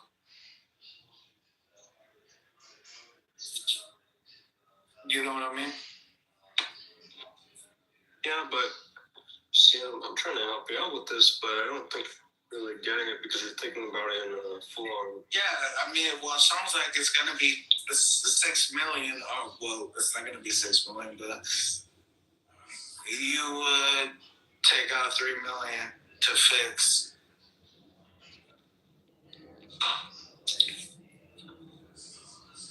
It seems like you would take out almost a whole population just to fix 1 million. Therefore, you would just, instead of fixing the problem, you just go for the simple, just fight it. Well, no, not just that. I mean, because think of it like this. Shit. Because you don't believe that the Earth is round, so... well, I didn't say that. No, you said that it was flat. You did. I asked you, you said that you believe the Earth is flat. No, I made a conversation. Earth is flat, Earth is round. Okay, well, either way. I don't know what it is. Consciously, I mean, it could be anything. Okay, well... I haven't been to space. Have you been to space? Either way. Have you been to space? Well, no, actually, I've been in the cockpit of a plane before, so Yeah, same. But do you know what those windows are made of? Oh, right, for sure. There's fish lens. Yeah, okay. So we don't know. For sure, they're made out of... have you seen, plane, routes? Yeah. They're all certain ways, if you look at the map, which most humans don't even know what a map looks like anymore. No, because, I mean, if you're saying that they should go straight, that's not how it works. Why? Because the planet is round. Maybe. It's not a maybe, because, I mean, alright, let's say if we were to have it straight, just to appease you, right? Sure, yeah, it would just look straight on the map, just because it's a flat map. That's the only way that you're gonna automatically determine that that's how you automatically determine that that's the world, just by seeing a flat map, when you don't even know if it is flat or not. Yeah, but when you're looking through fish islands, doesn't the perspective of the horizon, if the world's curved or not? You don't even need fish islands. You don't need anything extra. Have you asked pilots that really know the? I have family that are pilots. I know the shit.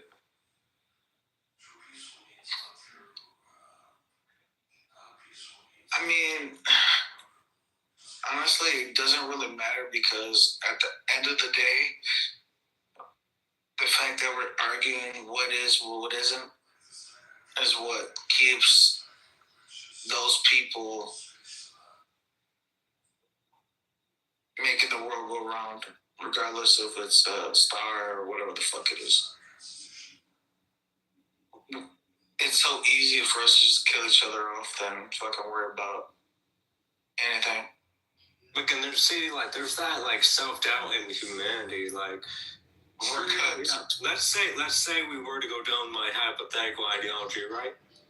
Sure, yeah, there's gonna be a lot of wars, but think of the progression that we've made. Think of all the technology that we could have created. Let's say, for example, immortality. There's right now, from what the conspiracies say, they think that they've already done immortality by making a humanoid body from cloning, and then putting a Neuralink in the brain, and then cloning the person that's currently alive, their brain, into that Neuralink, and there you go. That's immortality in some way, by regenerating another body. When really, we could have done a more better solution of immortality as of removing the brain and putting it into a robotic body. But within a liquid that could keep the brain alive.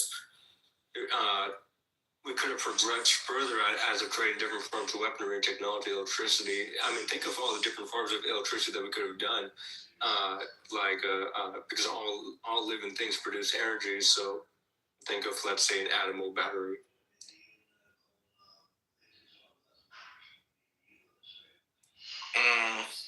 Well, regardless, end of the day, if it's not going to benefit the small portion of humans, we're all just going to cook each other. Well, no, it would benefit. That's the problem. That's the thing with different ideologies. This is why ideology is important. Because, let's say right now, obviously, it's not going to benefit the lower class, because it's capitalism. It's a type of system that you have to fight for what you want. Yeah, but you're sacrificing them at that point. You're sacrificing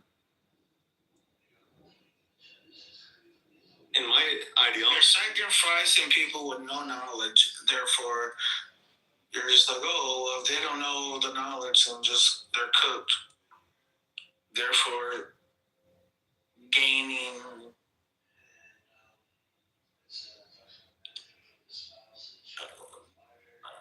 how would you say it? Material, I guess, at that point? What would you say? All right, so I guess we're talking about in terms of my ideology. Is that correct? You said it. Material? Wealth, I guess. More time on immortality? Planet. Yeah. Okay. Well, to continue. I guess, shit. Damn, I got locked now. Shit. Alright, Lord, you there? Okay. No, I'm still here. I'm just, I got lost in what I was trying to say now. Pretty much, with anarchy as an ideology, I mean, nobody's stopping anyone, even lowest class, to progress or even survive. So, again, it's just about ideology. It's not about who's higher up and who's not. Let's see if we were to go through that situation that you brought up about turning off the grid.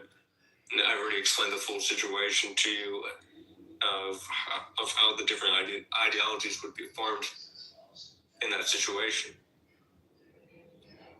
It's not going to be a complete, full-on humanity's going to die off or everyone's going to die just because the power grids go off or internet goes down. Sure, it's going to be panic and chaos for probably a couple months, but it's not going to be that bad.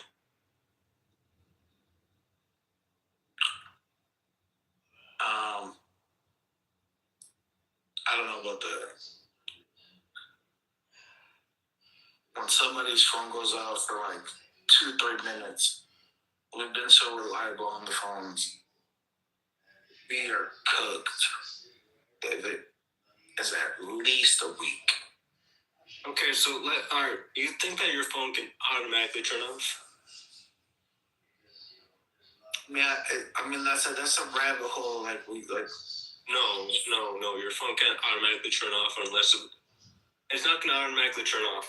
It's gonna, it has to turn off. It could be blocked. It could be a fucking virus system, whatever. No, because you'd have to be connected to a server. Tower.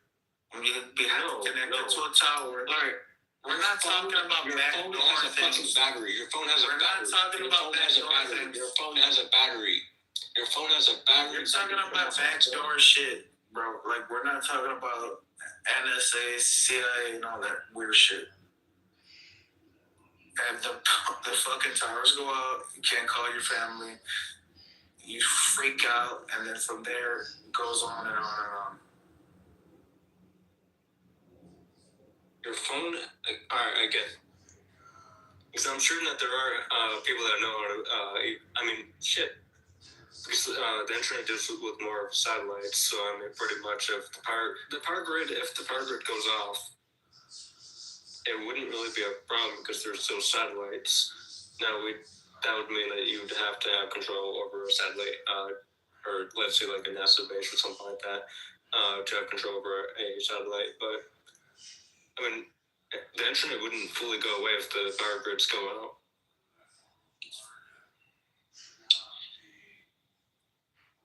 You really think internet is powered by power grids? It's the connection, but it's not the point. The point is,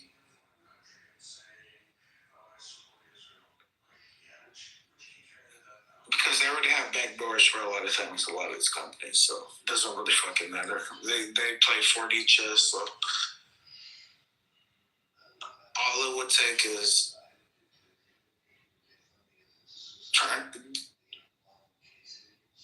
let's say this. Did you see what happened in New York with the Chinese SIM cards? No. Alright, well, it's not that hard to motherfuckers mine Bitcoin, but that's a different story. But it's not that hard to turn on something Doesn't matter if it's a fucking EMP, the power grid goes off. It's not that hard to like just snap your fingers with some amount of money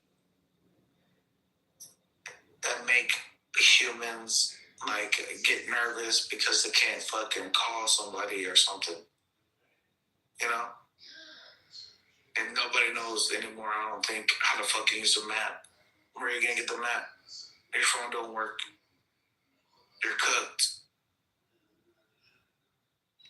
The system nowadays, there's more money virtually than there is in real life. Like, we're cooked. Like, you don't understand. Like, we are like surviving off a thin piece of hair of reality and money. Unless you have a piece of gold, I guess, if you're at the gas station. Unless it's India. But whatever. Argue that. You're not exactly making any sense. I'm a little confused now.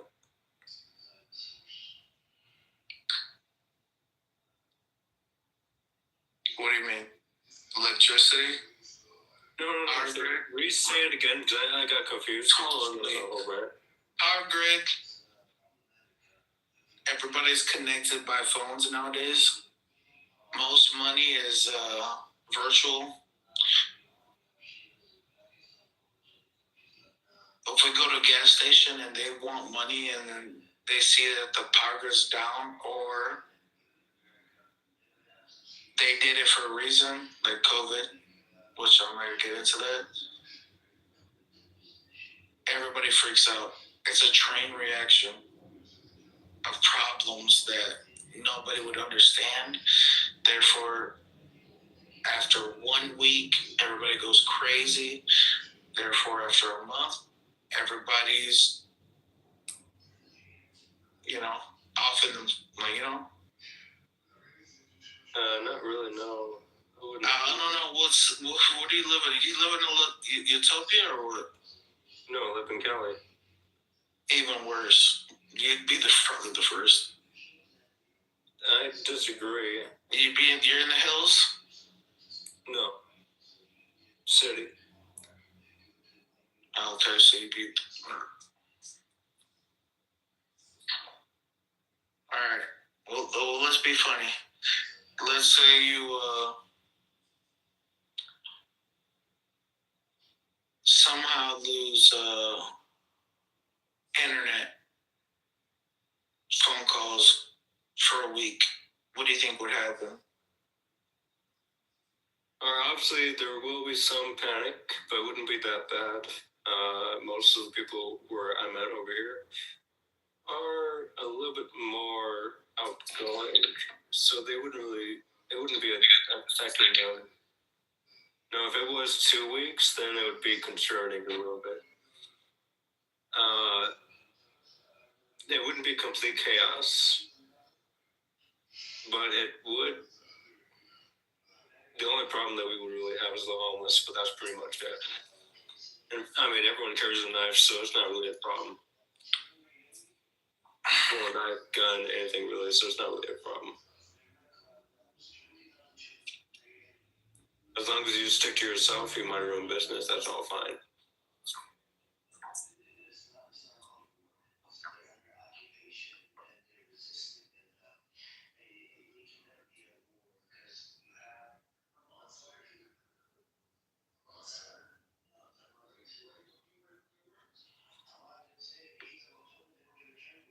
So ultimately, I guess, it wouldn't go that bad over here.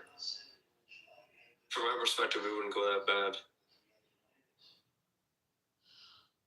It wouldn't just go full-on complete Mad Max within a month. If anything, it would just be a little more calmer in some way. Or calmer, and at the same time, people are going to start to talk to each other a little bit more, trying to figure out what's going on. In a complete city, some cities are going to be in chaos, some of them aren't. But people will know by being there or being from the area that this area is a no-go, this area is fine. And hopefully, though, people are going to communicate, which areas to go, which areas not to go. Start to build up their own power grids or their own generators. Go ahead.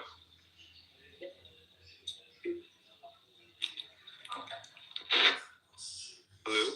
How many deaths will it take? Not that many. Oh, not enough. Okay. If you don't get there has to be deaths. I don't think you ever been hungry. No, I have. I haven't been for a while. Hungry and then just hunger. No, I know. I've starved times. I know. Yeah, well, yeah. Imagine you have a family, wife, 2 kids, and then maybe it's a bad day, 1 week. But have you? Have you been through that, huh? I've seen people that way. You've seen it, but you haven't been through it. You don't know. Yeah, of course I almost got there. So, I guess it's not. See, now you almost, you haven't. So you can understand the potential of one that would be. Yeah, it's a low population. There's not that many. It's not a low population. Oh, really? How many rich people do you know and how many middle class people you know? Those are the people that are going to be affected. If the power grid goes off, everyone's fucked. So there's no. No, we're not doing that. It's people killing each other. That's what I'm talking about. The crazy people are going to go crazy. The middle class, and then. Look at the homeless. They're surviving pretty well. The homeless are surviving pretty well. Bro, I've seen Texas get scared because of the fucking winter that was coming. That's Texas. What did they grab? Yeah, but that is just like, it's an example of what could be. It's not the same for every state. Well, LA's cooked. Cali's cooked. Really is cooked when Cali's cooked. Can't control themselves. Cali's cooked. Really? Yet the homeless over there in Texas You can't even know guns over there, really. They can't control themselves over there. They can't. People were buying toilet paper before food. Okay, and that's their choice. And that's gonna be the same thing for y'all. But that's just the beginning. That's just 4 days worth of problems. After a week, you're cooked. No, because people aren't going to be rushing into it. No, it's not going to go that far. You know what's funny? I've been saying all this shit and giving you something that's changed your mind. You didn't say anything about helping. You didn't give one solution to the problem. No, I did. It was my ideology. Yeah, kill off half the fucking people. No, it was. Give me one without sacrificing anybody. What do we do?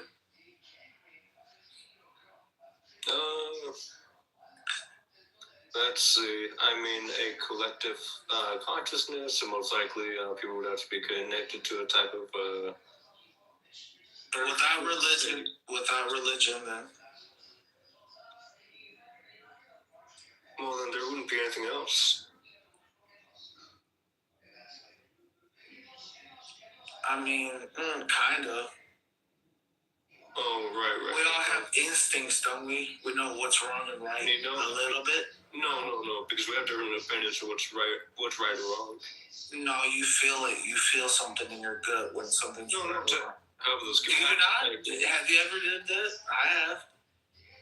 So from somebody and then felt like, should have done that. No, I mean, you're doing whatever you need to do to survive. You don't have a moral code at that point. Well, no, that's moral rights, but you know it was wrong. All right, let's say hypothetically, right? I don't know. Shit. No, are you pro-life? Are you pro-life or pro-choice? Pro-life. All right, so I am 100% pro-choice. Whatever you were, that baby. Hey, thank you.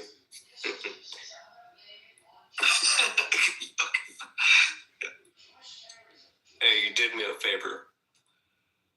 No. Did you deserve that favor? No, nigga. Not about deserve, but honestly, suffering for a eternity, no thank you. Yeah, well, life ain't fair, so you got it. No, of course. So you got, yeah, I mean, that is something that's yin and yang. If your two parents have consensual sex,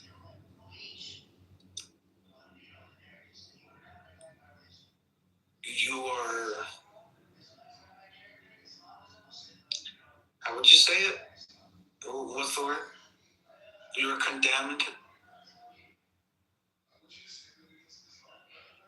Two grown people having sex, and then you are conceived. Yeah, you have to bear. And all that, yeah. You have to live through it at that point. But that trickles down to like, oh, okay, everybody has to like understand that if they have sex and all that and do that, you have a baby, you have to do it. There's a rare, small solution, okay, if it's rape and et cetera, but that don't really happen. How do you know this really happened?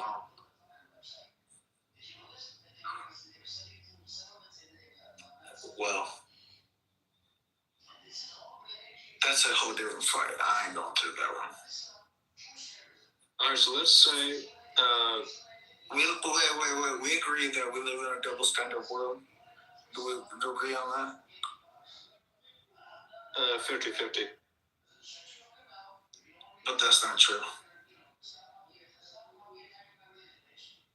What do you mean? Women have more rights than we have. No, they don't. They kind of do. No, they don't. They kind of do. And even lawyers.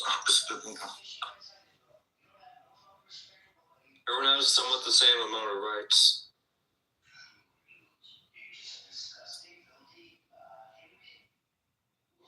Money talks. Obviously, I mean, we're in capitalism. Yeah, I mean, so that means women have more rights.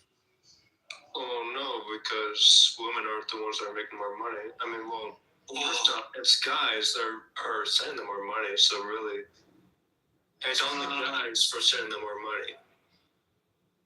Well,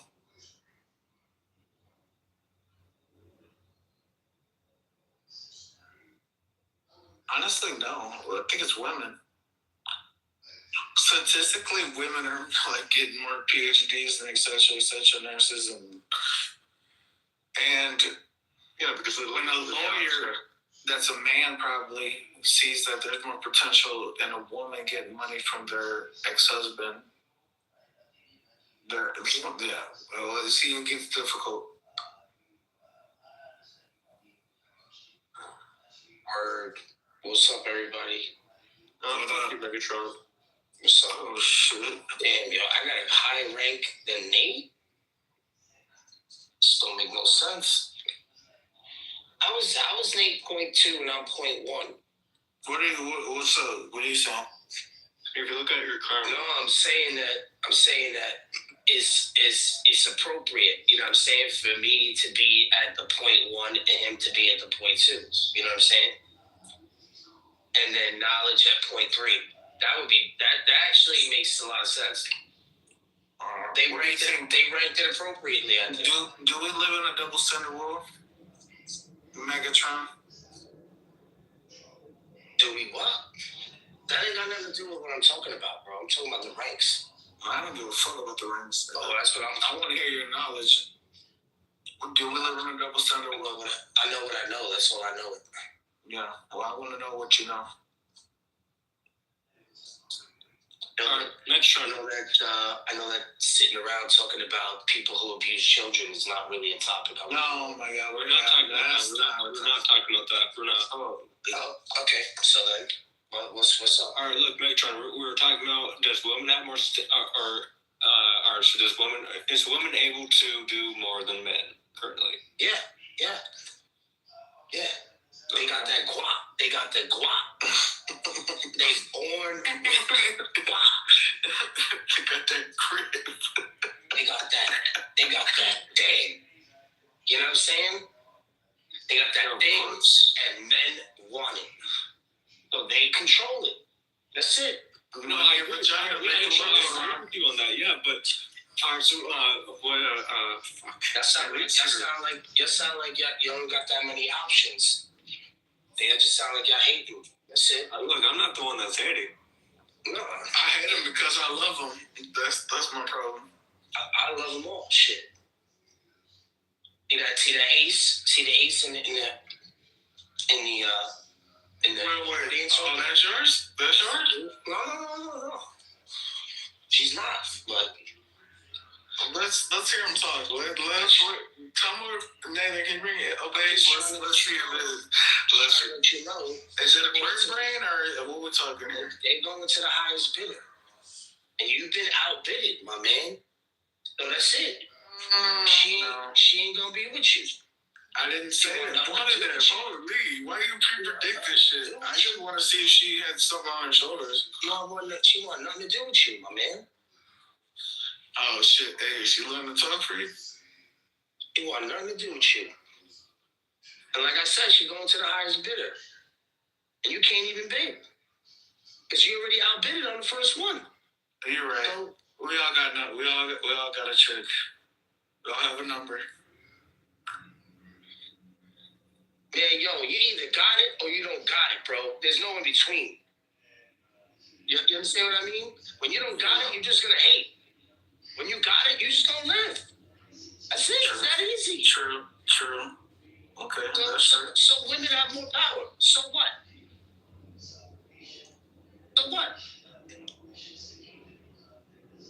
Don't fucking what? So you got a problem with that? No. I respect that. Holy. If they're gonna go, you were. No, I asked you what the double standard world. You said no. Correct. Oh shit! I got mods in here. I feel like Andrew. Oh shit! They're gonna sleep. I feel like motherfucking Andrew right now. Shit. Yeah, special treatment.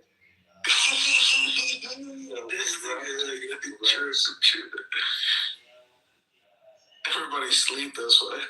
This nigga give me mods when there's 4 people in the room. He gives that fucking white trash fucking piece of shit. Fucking mods when there's 50,000 people in the room. That shit is funny as hell. That shit is so funny. Oh, let the favorites get talked. You ain't no favorite. I know, I'm just saying. None of the favorites can talk. Trust me. Megatron, do you believe the Earth is flat? No. Okay, good. Have you been to space? I do believe in a geocentric model, though. I don't think that we revolve. I don't think that things revolve around us, but I do think of the geocentric model of the universe because that's how the scientists portray it. We are in the center of the observable universe. The oldest clock in the world is geocentric. So I believe the Catholics were right about the geocentric model. So, alright, so you don't believe that it's a sphere? No, it is a sphere. Has to be a sphere, bro. Okay. We don't know. Yeah, I don't talk about flat Earth. So if you guys want to have that conversation, yeah, you can have something else. No. See, that's the right answer. That is the right answer. I just wanted to know if I was the only one that believed in that. Thank you. In what? In the Being programmed. Sure. Being programmed to believe. Yeah, I remember Nate gave a prime example. He was talking to an atheist and he talked about the flat Earth. And he said, what if I took the flat Earther up to the space station and I made him look back and he saw the world with his own eyes? He would see that it was round. That's all I have to do with a flat Earther. Who built those windows? What do you mean, what windows? There's no windows. In the space station? There's no windows? If there was one? I don't know, man. I don't know what you're talking about. Oh my God! You done got a hold of Megatron. Fish lens? He's saying that the fucking windows, they're TV screens. A fish lens? You're looking through a fish lens and say you can see the horizon and blah, blah, blah. We're talking about the space station, my man. Yeah, and we're looking at what? The Earth? Yeah. Exactly. Yeah. You're cooking yourself. No, I'm not. Look, we haven't been to the space That station. statement is very loaded. That statement you gave is extremely loaded. You think I'm following you? I'm not following you. Yeah, I know you don't have to follow me. I don't want to follow myself, but we all got to understand that we've never been to space. We've never been to the space station. We've only been. I told you I'm not having that conversation. Propaganda is. I answered your question, but I told you I'm not. You answered his question, not mine. All right, but I'm not having a flat Earth discussion. All right, that's fine. I respect that. All right. Besides that, flat Earth rooms. Ideologies. This room is not a flat Earth room. There's other rooms out there. There's flat Earth rooms. Oh, you can open a flat Earth room. That's all you can say. It's like you don't know. You don't know, nigga. You don't know. You a popular dude. You can open up a room and people go in there and they want to talk to you about that shit. This ain't that type of room. You could have just said, I don't know. I've never been to space. I don't know what the fuck's out there. All right. Look, the point is, I just wanted to know that's it. That's all. Thank you. All right. Next question. Yeah. What ideology do you believe in? I do work construction though, and I've worked on the Verrazano Bridge.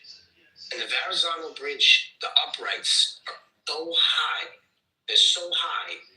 They had to take the measurement of the curvature of the Earth in order for each upright to match up with the other one. Do you know that is a fact? That is a physical fact in the world that when we built, if we built it with your model, then each side would not have lined up. So each upright is up 2 degrees to match the curvature of the world. Now, if you're going to tell me that these engineers spent billions upon billions of dollars building the bridge to Staten Island, and they took the chance in building it your way instead of building it the way the curvature of the world is, then you have a lot of questions to answer, my man. Because with your model, the measurements and science don't work. I got the answer. Okay? So if you can debunk, if you can tell me how they built the Verrazano Bridge without the curvature of the Earth, then you're gonna win a Nobel Peace Prize. Insurance, Nobel Prize, or whatever. Insurance and liability. That's what. What year was the Verrazano Bridge built? Oh man, this is great. What year was the Verrazano Bridge built? Just please tell me that. Do you know what year it was built? I'm gonna guess, but I know what's backed up by. You know, there's long. Don't help them out, Sam. So, go ahead. What I'm gonna do is I'm gonna post on Wikipedia. I'm gonna post on Wikipedia the Verrazano 2001. 2001. That's what I'm gonna say. Verrazano Bridge. There is way longer bridges. Like the Golden Gate Bridge is way bigger.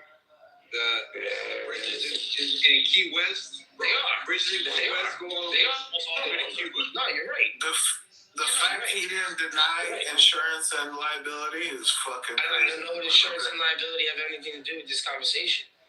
Yeah, well, look it up. Well, no, you flat for it. Well, not just that. I didn't say I think that. Not just that. He thinks the world's going to end just by a blackout, or not blackout, a fucking grid, cutting off the grid or something like that. Right? Yep. How old is the grid? I didn't say the Earth was flat. 60 up. How old is the grid then? Since you asked me how old that bridge was. How old is the grid? I'm gonna post a link for you right now. How old is the grid? ChatGPT saying to you? Okay. No, there's no ChatGPT. This is Wikipedia. All right. How old is the grid? How old is American grid? I said the bridge. Yeah, I'm asking. How old is the grid? It is. It was built. It was built in August 13, 1959, and it was 66 years ago from today. How many humans own a phone?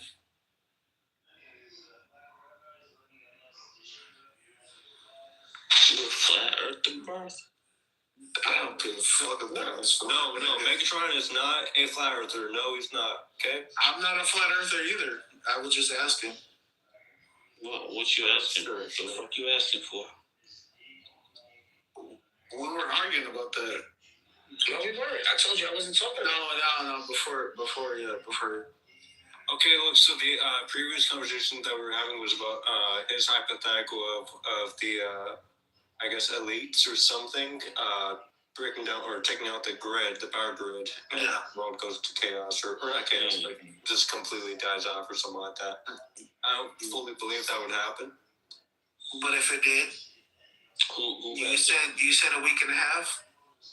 Who has the control over the quote-unquote grid? I mean, it really doesn't matter. It's, it could be EMP, it could be anything. Like, who has control over it? I'll just say 6-point star. That's all I'm gonna say. Okay, the Jews. Didn't say that. You don't have to say it. These conversations always end up in the same fucking area. Niggas is weird, bro. What the fuck is wrong with y'all? Yeah, y'all worship Jews, man. I would never agree with that. But goddamn, bro, come on. And you know what's crazy that you would even allow this sort of conspiracy, because America, right, is never going to reveal who the real oligarchs are in this world. And since the Christian monarch, they've been using Jews to, finance and stuff like that. And they always did. They always used the Jews for finance because there was rules against them actually owning land or gaining wealth. So it was perfect for the Christian monarch to have them handle these sort of interest loans and stuff like that. But it was all money from the Christian monarch. So it was the Christians who put the Jews in this position to do it so that we wouldn't charge interest to one another. Yeah, these families are playing 4D chess. Of course, they're going to be a fall guy for everything. No. Oh my God. What are you talking about? What's wrong with you? I don't think y'all motherfuckers can handle the truth. The interest laws come from the Torah. They come from the Torah. Is that a new God? The interest rules and laws come from the Torah. Is that a new God or what? Let me post that link too. Torah laws in banking. Look, we got it right here. Look, loans and interest in Judaism. Look at this. We pointed fingers, but are you gonna help fix it? Look, we just blame niggas. We got it. No, we ain't blaming nobody. We just did.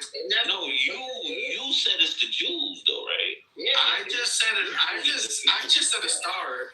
I didn't blame nobody. So you wanna play that? It's a label. I just said a label. Nah, don't let up on this little nigga, man. Apply pressure. He complained, he cried. Wait. Oh, I didn't get to talk all day. Alright, It's your time to motherfucking shine, boy. I'm cooking these niggas. We go down the I put him in that fucking oven that wasn't my our king. Wait, at least. Let me read you this really quick. Let me read you this really quick from this post at the top. Let me read you this real quick. It says the Torah and the Talmud encourage lending money without interest, but the halakha, which is the Jewish law, that prescribes interest-free loans applies to loans made by other Jews. However, not exclusive. However, Rabbi Isaac,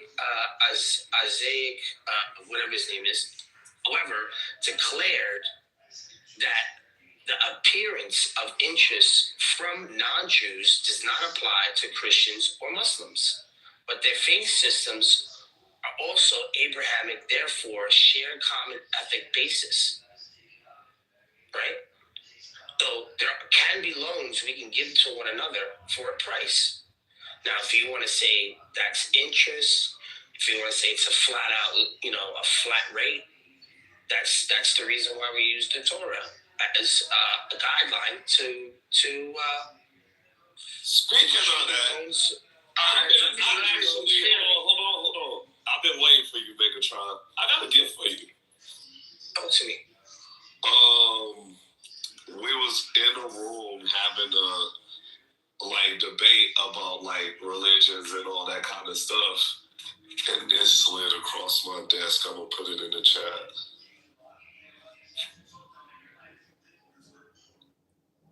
All right, let me piggyback. Put it up at the top. I want to cook it up at the top. Yeah, put it at the top. I want to cook this man real quick. Wait, hold on. Oh, wait, before you do, I just want to say, when we're done with this little portion of it, could we also go explore his hypothetical of, let's say, the grid does shut down, right? No, I don't want to. The grid is got. I got a generator. I'm good. No, I know that, but let's just go down his hypothetical. That's an Iran problem. That's not a United States problem. You're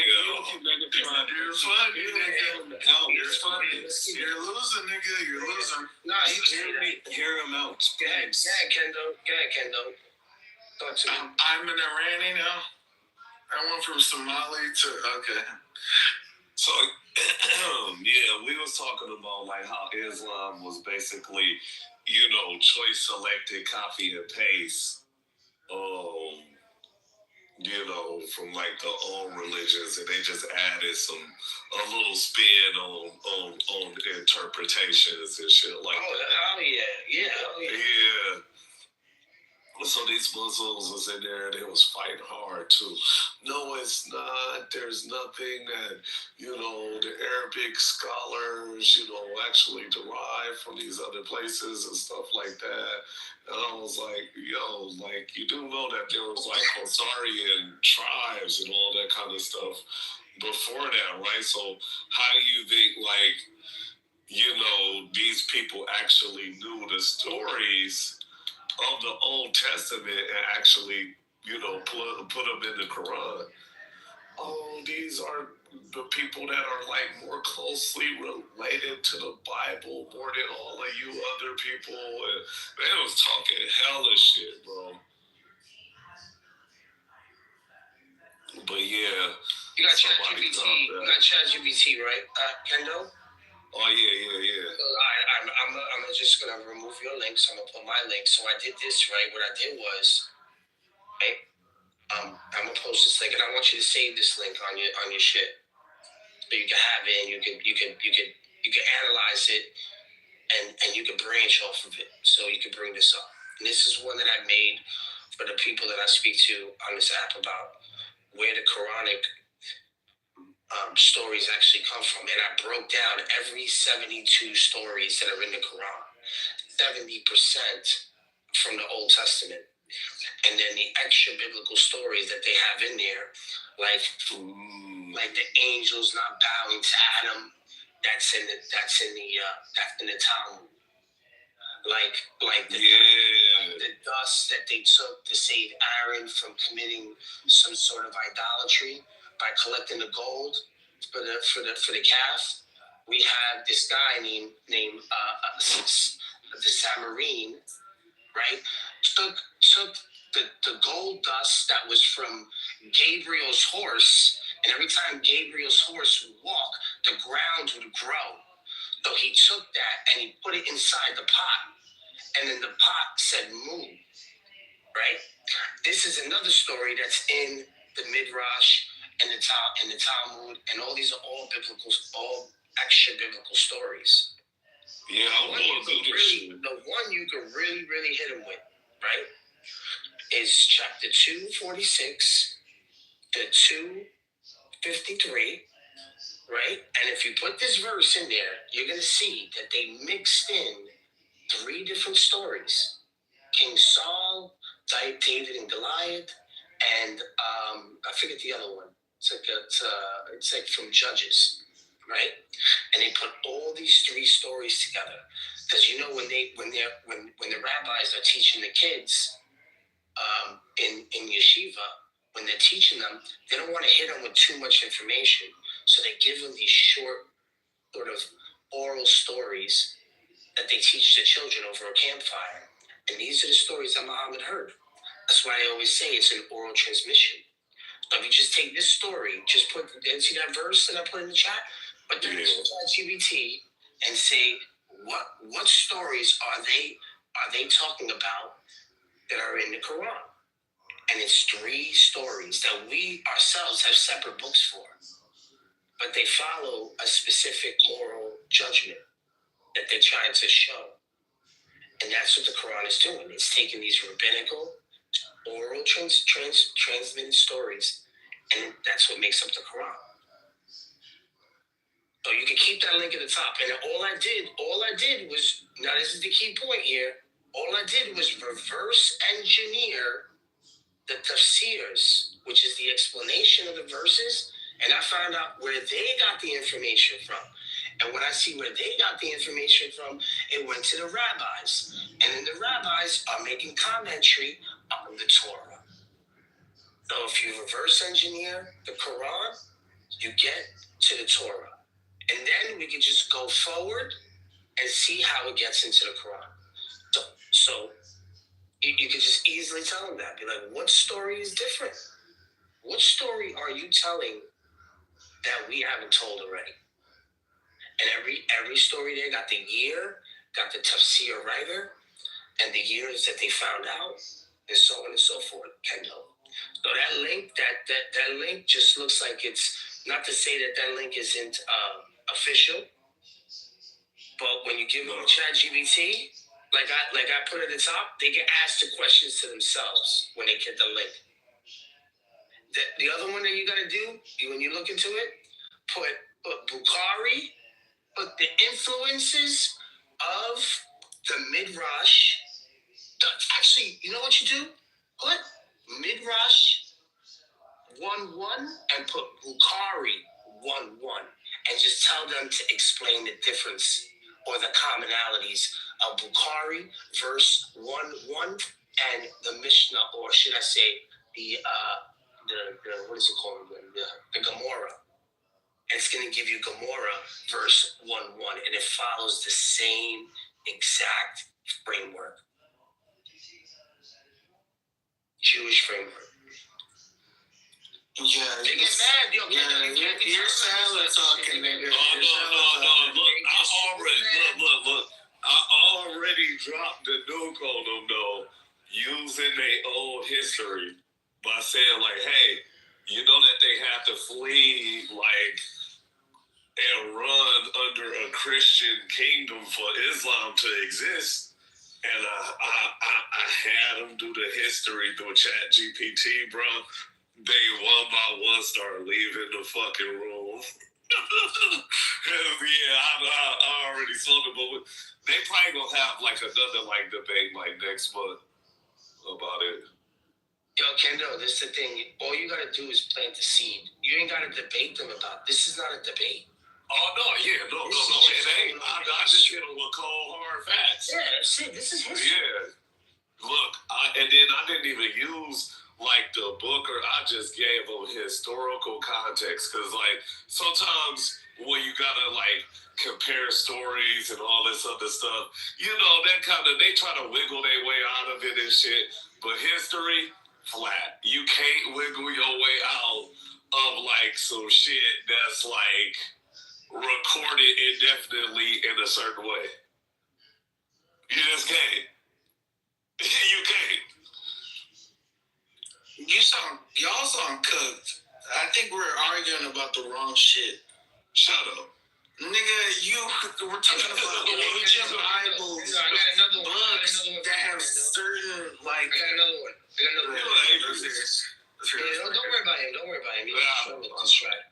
He's just trying to distract. So look, this one. Oh, read this one, Kendo. Oh my God, you don't even gotta argue. Y'all niggas about to have a Bible study, bro. What the fuck? No, we're not having a Bible study. This is just tragic. Let Alice debate y'all. About what? Alice, Aliz. How you pronounce it? Thank you, Mahat. Yeah, and call me Alize, whatever. Alice Day. Let these niggas just talk over each other. Hey, little mama, hey. Your name is Alize, bro. That's zesty as fuck, bro. Come on. Why am I being attacked, nigga? What the fuck? I'm talking to Kendo. So Kendo, look at that link. Y'all niggas having a Bible study, bro. Come on. No, we're not, bro. We're talking about the Quran. Bro, this is a prime topic. That's okay. A doctrine study. So look at that. You see that Issa's unique attributes in the Quran. Who had the baby in the background? Let's read some of these things. We gotta read. Sinless birth, sinless life, conceived by the Spirit. Why the baby awake? Explicitly called the Word of God and the Spirit of God. Oh shit! See, there's freedom from Satan at birth. We're not having a Bible study. We're just having a conversation. No repentance. No repentance narratives. The power to create life. Yo, you don't know. The power to raise the dead. The Sunday is church. We're churching. We talking about God. Look at the cradle. Speaks authority in the first person as a child. We're talking about ancient Bibles. Ascended bodily to heaven. No, this is the Quran. This is the Quran. You see that? You saw it's that? An ancient Bible. Yeah. It's an ancient book. You saw that? You saw that? But this ain't Ascended bodies to heaven, alive, preserved alive until end time. Let them preach. Returns before the hour, kills the job, rules the world in justice, breaks the cross, judges humanity, witness over humanity on the day of judgment. He is the sign of the hour. Who is this, yo? Who is this guy? Of course. We know who he is. Yo, who is that? That's Jesus. That's the guy. Alright, so y'all niggas done with y'all Bible study, but yeah, I just want to share some links with Kendo so you can use them. Yeah, that's like a prime topic, right? Like politics, religion, and race. So can we talk politics? How about that? Politics. Yeah, I'll leave. Right, Talk about Kendo, who you vote for? What do you mean? Who did you vote for? The Orange Man. In the presidential race, or like local, or yes, president. He said yes to all of them. Just any of them. The same black man or the white guy that died in 2019. Stop dodging the question, Kendo. I voted for Cornel West. I'm black. Who you voted for? Motherfuck you. No, what the fuck? No, you did not, nigga. Stop. Prove I did. You voted for Trump. I mean, I might agree with him, but you don't. You didn't deny it. Save that book and drop it in the ChatGPT and it'll give you like killer arguments. Did you vote for Trump, Kendo? Me is her. Oh yeah, I did. Yeah, you did. You motherfuck you. What? What you think about what's going on? Like, what you think about like the current economy and all that shit? I mean, listen. As far as what he doing with the tariffs, I think it was a bright idea if there was other people that will fall in line and actually leverage off of what he was doing. And right now we don't see that, so it's kind of seeming like bad. Only like a couple companies is like actually like on board and tracking what his like global plan was like, which is the stop letting people like Skype us. Like the thing is, I'm sorry, like our country is not like a charity fucking pot that people just freely get to fucking just dig their hands in and just take what they fucking want, you know, back to their country and shit. Nigga, open that book up that motherfucking orange man looked at. So you're saying tariffs? Okay, so blanket tariffs. So you disclose that blanket tariffs are a bad idea unless when is blanket tariffs good? Hey, yo, Dominic, I get to make those jokes, not you, big head. Sorry. Whoa. During Ramadan, I'll do that. You didn't vote for Trump and you still... I'm doing hot. Hot. Yeah, you are kind of thirsty. And Jill, chilling. Just not even just the tariffs, the thing, the immigration shit too. This shit was coming. I can't wait until it's over. Pause. Send that nigga to the bro. Night King, like no, I'm finna move you. I'm flirting with that nigga. Okay, I'm finna kick your ass down. Just shut the fuck up. Damn, you ain't gotta be the star of the show. Damn, let other people talk. You mad because we don't want to talk right now. So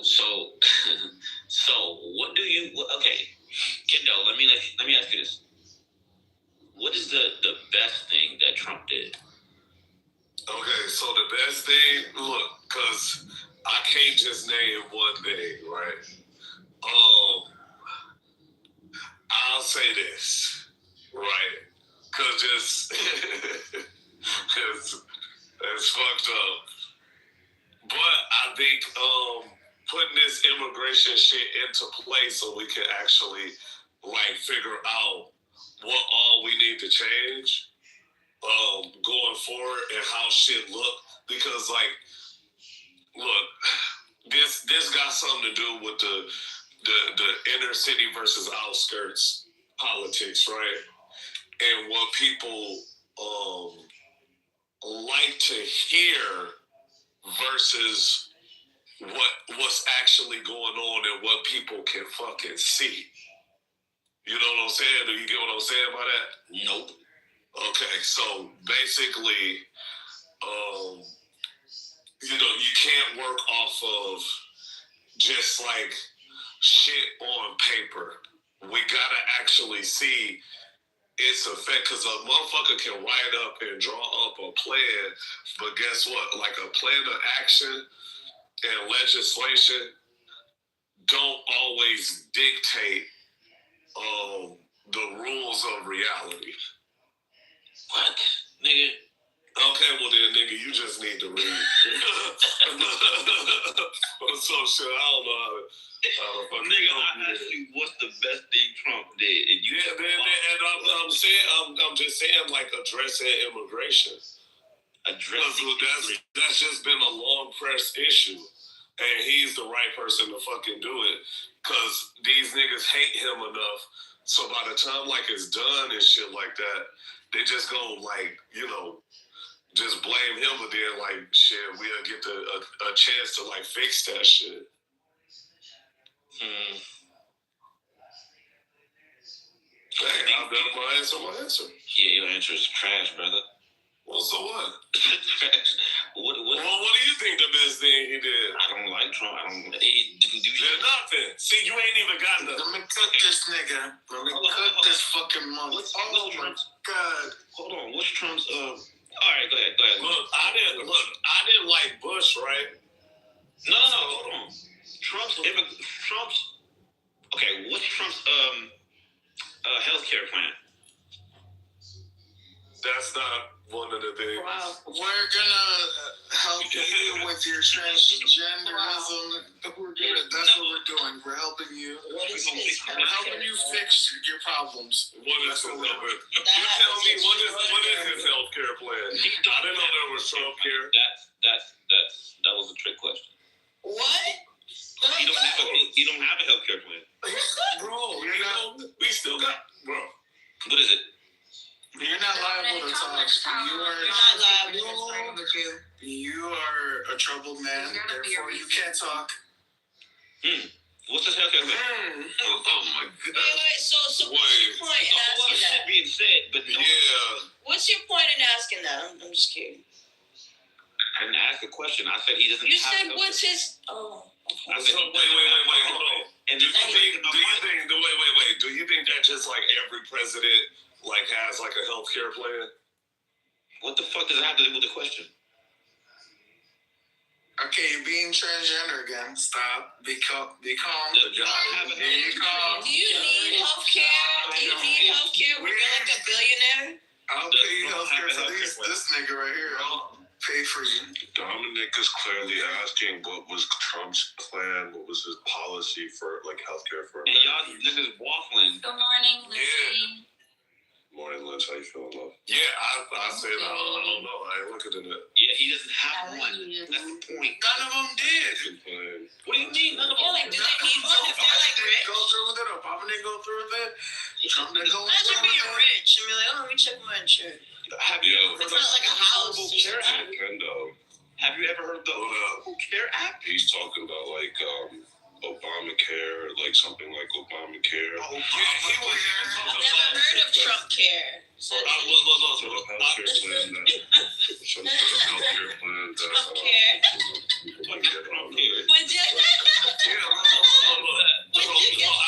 I'll tell you what I do know about. I know about like Trump RX, right? Okay. Which was like, hold on, motherfucker, hold on. Go ahead. Yeah, which was designed to tackle like our prescription pill infrastructure and shit like that, and like the deals that he done cut with like certain companies to kind of like lower and mitigate costs. To where like we're on par with like other countries that got universal health care. Trump RX. I also know that he planned to like do some kind of like redesign of the Affordable Care Act and shit like that, but I didn't look into that shit. So Trump RX is just he just put his name on a medicine that already exists. He just put his name on it. On a medicine? He didn't do shit. Yeah, the what's it called? RX, the RX thing. Prescription. Actually, he did. He just put his name on it. He got. So is it like a pharmacy? He got with like 17 different major pharmaceutical companies. Okay. And it's supposed to kick in next month too. And like actually like structured and negotiated a deal. He already kicked to like flatten costs. My medication is cheap. Trump RX is just like we had to invade like 3 countries to $9 affordable care. Trump RX is like a service that connects like patients to drug manufacturers. Patients, holy.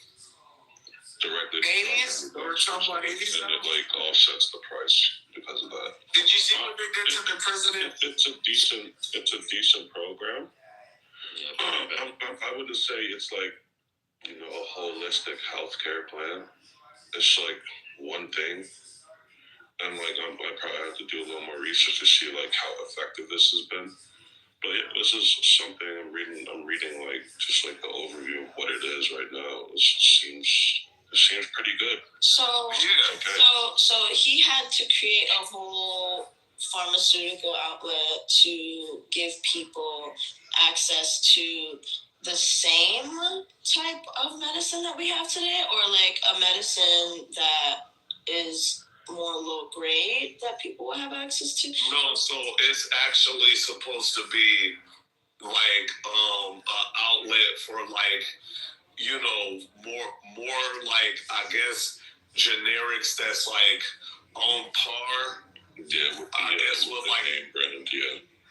Yeah, with the name brand and stuff like that, and it's supposed to slight the cost of like what it was before. So his intent with this was to remember he's trying to outdo like the Affordable Care Act stuff and like all the things that were in the years prior, where we seen like hikes in costs of like, you know, like diabetes medicines, and, you know what I'm saying, like all that kind of shit. It's essentially a replacement for healthcare, though, Kendall. Like this is for people who want to pay out of pocket, right? So this is essentially people who don't have healthcare of any like kind, or like health insurance of any kind. It's like a service for like those people who are paying out of pocket. It's like, all right, like since you must pay out of pocket, you don't have health insurance. Well, like it's like a program to like at least, you know, cut the cost of medication. If you know, yeah, it's designed for like people that's like on the outskirts. Again, like these are people that's like, you know, they might be farmers or like, you know, people that's probably in like, you know, those Rust Belt economies that's just like living hard. Like, man, I don't need this healthcare. I only get sick like 2 times a year. But when I do want to pay, why am I paying an arm and a leg? You know, no. They might get sicker more than that and shit like that. But I do know some motherfuckers that's just like, man, paying all these insurance costs. You know what I'm saying? Like, they not finna do all of that. I know motherfuckers that's living La Vida Loca. Yeah, aliens. So this is just medication. It's not like the actual providers themselves, right? Well, look, so it's supposed to actually like trickle through the providers. That's why, you know what I'm saying, he made those deals with those companies. It ain't just for it's not supposed to be just for his thing. It's like flat all over, you know, insurance companies and stuff like that too. Okay, yeah, like, cause I know like they have certain like not insurance, like, yeah, they have certain insurance plans that do just cover like medication. Like there's like a medication part of it, cause they do give you like a medication card sometimes, like with your actual insurance card, you know. Yeah. But I guess, I mean, I don't know. It just sounds like. It sounds like Good RX to me. Y'all ever heard of Good RX? Do you put those people in the predicament, Violet? Huh? Good RX is Trump RX. What? Trump RX is Good RX. And that's what it sounds like. It sounds like it's like a coupon for, he didn't do insulin. And I'm just like, you know, let's not confuse medication and healthcare, because I mean, yeah, you know, like does this give them access to certain, you know, specialties? Like, what type is this, a PPL? Like, no, this is just a coupon for medication, as opposed to what Obama did, which was, you know, provide like a wide healthcare, like, you know, like. Okay, level 4 witch. Okay, yeah. Let's hear that. What's wrong with you? What the fuck are you saying? I said witch. What the fuck are you saying, though? For what? Just move him down. No, Nathan. No, you know what? You fucking weirdo. Wait. Level 4 witch. Like, So, she gotta say something. We got to, but he gotta stay in the game, you know, and play like so. No. If he's still getting cursed the fuck out, if he's still getting cursed the fuck out. Yeah, because I'm gonna curse his ass the fuck out. That's a noise troll right there. We can noise troll together. Look. Nathan, I'm pretty sure I moved him down twice as much as you. Just leave him. No. You don't need like no reason for him to be up here. He doesn't engage in any type of intellectual conversation. He says the dumbest shit. He can't control his suck muscles. He comes off the mic just to say nothing all the fucking time. No, he don't need to be in this room. You can stay right there in the audience and just listen. and mimic other people. Like, I'll tell you this. If you want to be a good speaker, mimic someone like Concrete. Mimic someone like Kendall. Listen to them articulate their points. They don't just start spurging up with dumb shit. And he's autistic. He's in the fucking, chat talking about some what the fuck, as if he wasn't here for the bullshit that he just fucking did. Yeah. Fuck out of here. No, we got. He's like a retarded Samoa. Like right there. That's like that. What's that Dave guy? You know that Dave guy who calls in here and doesn't say anything? He's the same like him. It's a random. No, Dave know how to have some conversation. No, he doesn't. Yo, I guess maybe in other ones, but not in chillism. Yo, this Trump RX shit, it only covers 43 medications. So it's not even like a expansive, program for like medical, prescription discount. It's just 43 medicines. Yeah, so it's like, it offers a better price for those specific medications. I'm pretty sure Trump is going to do the same thing. He can't cover all medication with his help out with all that shit, Like do something, you know what he can do? Make cancer medication more accessible. That's what he could do. Do something like that. Let Trump RX do some shit like that. Because Wait. cancer medication right now that don't qualify for it, and they're being left to die just because of insurance. One thing that the president can do, so we was talking about limited power and stuff like that yesterday, and how people that got $1 billion think that they got access to everything until you look and a billionaire got kicked off the White House. There's been a couple billionaires that's been banned from certain establishments that they can't buy their way out. It's stuff like that go on. So I look at that from a presidential role, right? The president can't automatically just go, especially to a big cancer company, and be like, hey, lower your costs for Americans. Well, they got plenty other countries to fucking serve and shit like that, and they could just easily give us the biggest fuck you. Or maybe especially if it's a high end, this is something that's just you know what I'm saying? A hard medicine to attain anyway, and to make and shit like that. Hell no, you can't ask them to change their costs. Sorry, there's just gonna be some people like that. Yeah. I know we don't like to hear it, but we don't live in no society where the developments of these things, that might cost $600 a vial to fucking make. It's just finna be $2. Let's think about it, right? You see what they're doing with this Epstein file thing, right? You see how they're just covering up certain things. Who's to say they don't do the same things with our own medications, with our own treatment plans, where they just selectively, make sure that they do nothing because, we have to make sure that these people get paid. Of course the presidents aren't going to do it. They're probably in on it,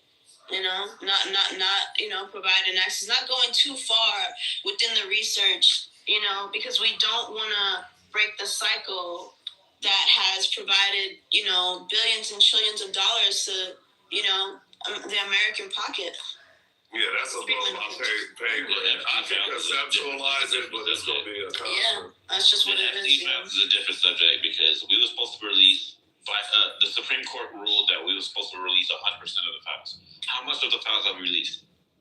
Didn't they say that, wasn't it, let me know if I'm bugging, right? Not even. Let me know if I'm bugging, but didn't they say that if they were to pursue everybody in this whole thing that the system would crash? I don't know if they said that. Did they say that? No, I don't think it'll necessarily crash, but it'll leave enough of a fucking big, power vacuum. Yeah, that's gonna, destabilize some shit. Yeah, so they do choose whatever it is for their greater good. They're not doing this based off of some moral thing. They're still watching themselves and doing what's in their best interest. But there's people that was mentioned that's why I made the connection where they're not gonna provide certain treatment for cancer because people get paid off of it. They get paid off of people being sick. I see it every day. You know? Oh yeah. Fuck that. Yeah, you in that field. It doesn't matter whether they investigate or not, or if anything moves here, because things are moving overseas. Fucking Prince Andrew was just arrested. You don't think Prince Andrew is squealing? The fucking like pump, like the fucking like he was right. Prince. He's in the files, right? Who's lived like this, like he was released, like cushy lifestyle. You think that's the first time? Wait, because he was in the Epstein files? What was that? Is it because he was in the Epstein files like on his birthday? Absolutely. Yeah, I saw that. Absolutely. Yeah, they got pictures and videos and shit of. Yeah, he's done, and I'm sure, like, I don't know, like, I hope it's not just like a formality thing to where they're just taking him in just to look, all right, well, just to do the song and dance and then release him. They released him already, Louis. Yeah, he's already released, bro. Same day. You know, there's like preliminary questions. I'm sure they're like fine, like, you know, looking up like some sort of charge. Like they're probably gonna call him in for questioning, see if he cooperates. They can build a case or like have something concrete that we could fucking charge him with. I'm sure they go back in. So what happened? Yeah, I expected I expected him to be released. I didn't think they were gonna hold him. I think they did something though, like, cause the niggas that's implicated in the files that's in America, nothing happened to them niggas. Nothing. They didn't even get slapped on the wrist. Like, okay, we in the files, we did all this shit. We implicated with, I don't want to say that, yeah. But yeah, like if people start talking overseas or like high profile, you know, suspects like Prince Andrew, like if they can like, you know, compromise them, like it might translate into like a lot of information coming out that our Justice Department has no control over, whether it comes out or not, and that's gonna like force like their hand a little more to like actually look into some of these cases. So I'm glad, like, you know, countries like Germany, France, the United Kingdom, they're really taking this shit more seriously than our Justice Department. At least someone's taking it seriously. Do we believe the story of our president with a 13-year-old? Do we believe that story that someone told on? I think it was. Do we believe that story, or we just like disregard that shit? Any story that's present here is like it's not. None of this is out of the realm of believability or possibility to me. I feel like all this is feasible. I feel like most of these people are capable of doing all this shit. So I can't say no. I can't say yes definitively. I just need proof at this point. Because it like left to me like I think all of you are capable. All these fucking sick politicians are capable of all this shit. So I was gonna say like nigga, I need proof that they did it or not. Like, if we could speculate all day, then the answer would be yes. I think they all do it. I think they all drink kids' blood and like sacrifice babies. I think they're all down for that shit. But like without proof, it's like we're just speculating. Yeah, I don't like the fact that niggas say we don't have proof, and then there's videos and pictures and shit. And how you can say we don't have proof? One more time. There's videos and pictures. Well, I mean, the videos that we have access to. Is there like anything incriminating in like the stuff that the public has access to? Yeah, but they took them down. All right, so they were up, then they took them down. Yeah, I mean, anyone who has like actual evidence of their wrongdoings in the files, yeah, okay, they probably did it. And most likely, if you're linked to him, like your hands aren't clean. Like, you know, your hands aren't clean. If you're dealing with a person like this, whose reputation precedes him. So, anyway, we can get off that if y'all want. What y'all want to talk about? I don't give a fuck, bro? It's 5 o'clock in the morning. I want to talk about the hockey game that's starting right now, Canada versus America. We about to fuck y'all up. Yeah. Canada's gonna win. Canada gonna win. You know we're gonna win. The first 5 minutes, Canada's already gonna be fucking throwing blows, punches. I'm talking. I can't wait for this. All right. Okay, so you talking all that big talk. You know, like you trying to bet. Y'all seen I'm a struggling student right now. I'm not betting. That's a bad idea. Just letting you know. Oh, that's a good idea. I'll spend I'll bet you $100,000 I can't beat you. I don't even have it. Let's go. I'm gonna tell you. Well, I'll tell you what. Well, you know, there's other ways to pay off your debt. So, you know. I'll pay it off. Because I won't have to, because we gonna win. I mean, well, bet. Shit, fuck it. Y'all seen the curling scandal? No. Bro, hey, look. First of all, how do that sport even exist? Curling, that shit is dumb. Hey, this niggas just be smart. Curling's a big deal in Canada. And he's trying to imply that we double tap. We didn't double tap on that shit. We didn't double tap that. He did. It's on video. No, you can't double tap like that. It's like you don't just double tap like you don't even know if you're doing it. Like nah, fuck all y'all for that. What you mean you don't know? What are you talking about? Yes, you do. You don't know about nothing about curling. It's on video. It's on. It's It doesn't matter. Leave us alone, bro. And what? And we didn't get banned. And what? So what? If you want to do it like that, I know it's not good. We cheated. So what? I just want to know how people know to universally roast Dom, because I love that. What? What? No. What? Are you speaking English over there? She's to take a shot at it. You know, don't mind.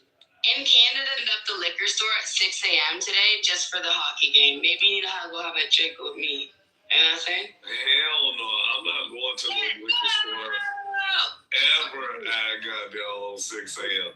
Now, I get lit and all of that shit. All of the alcohol stores in Canada for 6 a.m. just for this hockey game. So I don't even know what you're getting mad at me for. No, I'm just saying, like, that's kind of ridiculous, bro. Like, I know, right? But good for me, though. I get you, though. Can't wait till the people want to come up so bad. Everybody's fucked up right now, not just me. No, speak for yourself. I'm talking about in Canada, okay? Oh, shit, all right. Well, you guys drink in the morning because of hockey? Yeah, our premier in my city, he made it legal today to drink at 6 a.m. He opened up all the bars and everything 6 a.m. What do you mean legal? Oh, you mean you're not supposed to drink for until a certain time in Canada where they're not. I think it's like 8 a.m. where they can't start selling liquor, but at 6 a.m. today, like the bars are open right now. You're not allowed to buy liquor. You can still drink. You mean no, you can buy liquor today. You can. Oh yeah. The bar. I don't know if the wine rack's open, but the variety stores are all open with the alcohol right now. You know what I'm saying? Just because of hockey? The hockey game, I know, right? Just because. But mind you, our last prime minister, no, You know, prime minister. big wrong? Matrix. In certain places in America, you can buy this on Sunday, and then like they stop serving liquor at certain times in certain states. Yeah. Those are like grandfathered in laws from like, you know, the time of this country's inception that we just never got around to like changing. Well, in Canada, Sunday 6 a.m., you can get fucked up. No one can say shit to me today. Hiya. I lost my voice just a little bit. I'm just saying, it's not my fault. I woke up and found this out. I already had my alcohol at home, but I'm like, bad. You found out that this game was happening? No, I found out that the alcohol, I woke up this morning scrolling on my Instagram, says alcohol will be served, 6 a.m. because of the hockey game. I'm like, wait, what? I thought it was a scam. I'm like, this is real life. I was like, I'm fucking dead. If we lose, everyone's gonna be outside fucked up. That's gonna fight. So, you mean when you lose, right? No, well, we won't be losing. Like that would look real bad for Yeah, just like it looked bad for the women's team. What's her name? I don't care about the women's. What's her name? Hit that sweet slap shot. I'm sorry, I know it sounds bad, but I don't care about the women's. It's just a big move. I don't care about the women's. Oh my God, bro. Girl, lesbians trying to be better. I don't care about women's hockey. I don't even like hockey. I think hockey. I got the game on, bitch. During the locker room. Hockey is a mixture of figure skating and soccer, the two gayest sports. Soccer is a very sport. Figure skating. It's a combination of two extremely gay sports, and but we're still better at it than you. I still want to be better at it than you.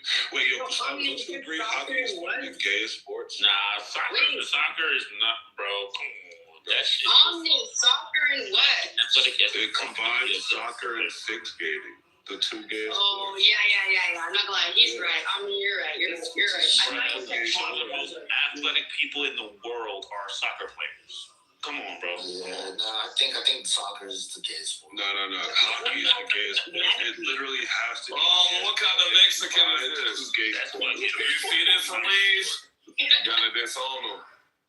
It's the combination of two gay sports, right? That's gay square. All right, so it's a Native American sport, but it's like, you know what I'm saying? Like, yeah, it's stickball. Soccer is the most popular sport in the world. I mean, it was probably tough when they didn't use pads and shit. Yeah.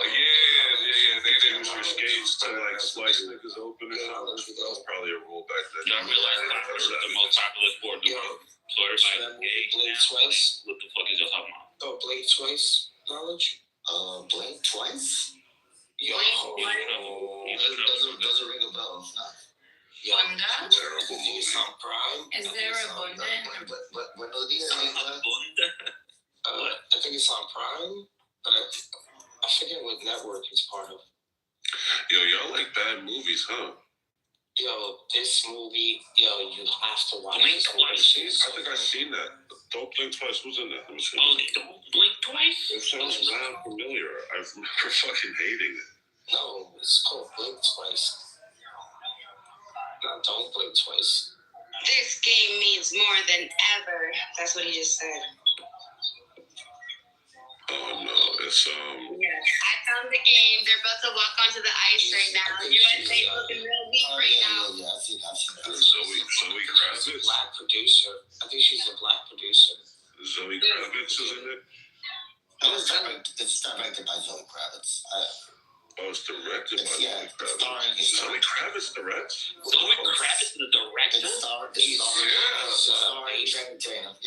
it's in the movie. Yeah, she's dope, man. I'm not many people have seen it. I just saw it because it came out. No, she's an actress in this too. Maybe she directs it as well. She probably doing her Mel Gibson shit. Yeah.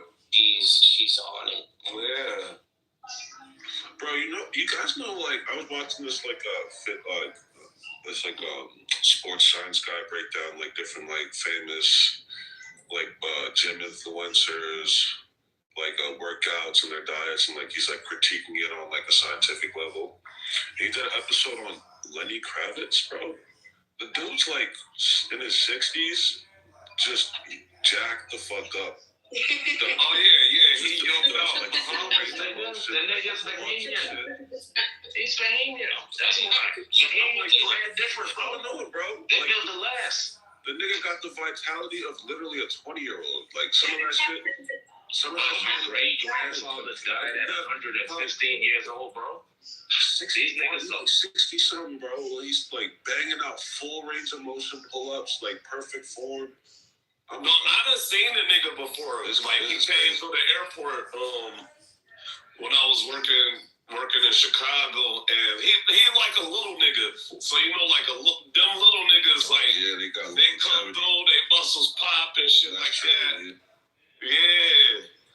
He like 5'4" or some shit.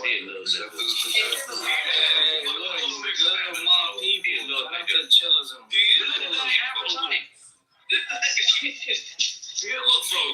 Hey, Big Law. Everybody's shorter than me, a little nigga. Can I get on y'all? Even your little nigga. Y'all seen that Department of Health commercial with Kid Rock in it? Yeah. No. I ain't seen that, bro. Back is back. My question is, what does Nicki Minaj have to do with Charlie Kirk? Damn, that's an interesting question. No, it's not. Yeah, it is. No, it's not. Not as at all. Candace Owens is really good friends with Charlie Kirk, or what? No, she wasn't. She just a Hey, have y'all seen that video? She was the best friend of that nigga. Are you confusing her with Candace Owens? With Nicki, right? I know. No, listen. First of all, I fuck with Candace Owens. I think Candace Owens is the greatest black woman in this country. I swear to God. And that means she fucks with Kanye too. That's Candace and Kanye too. No, listen. I usually do not agree with black women, but Candace Owens is the greatest. Candace Owens, right? She is the greatest example of what a black woman should be in America. I swear to God. Can you elaborate?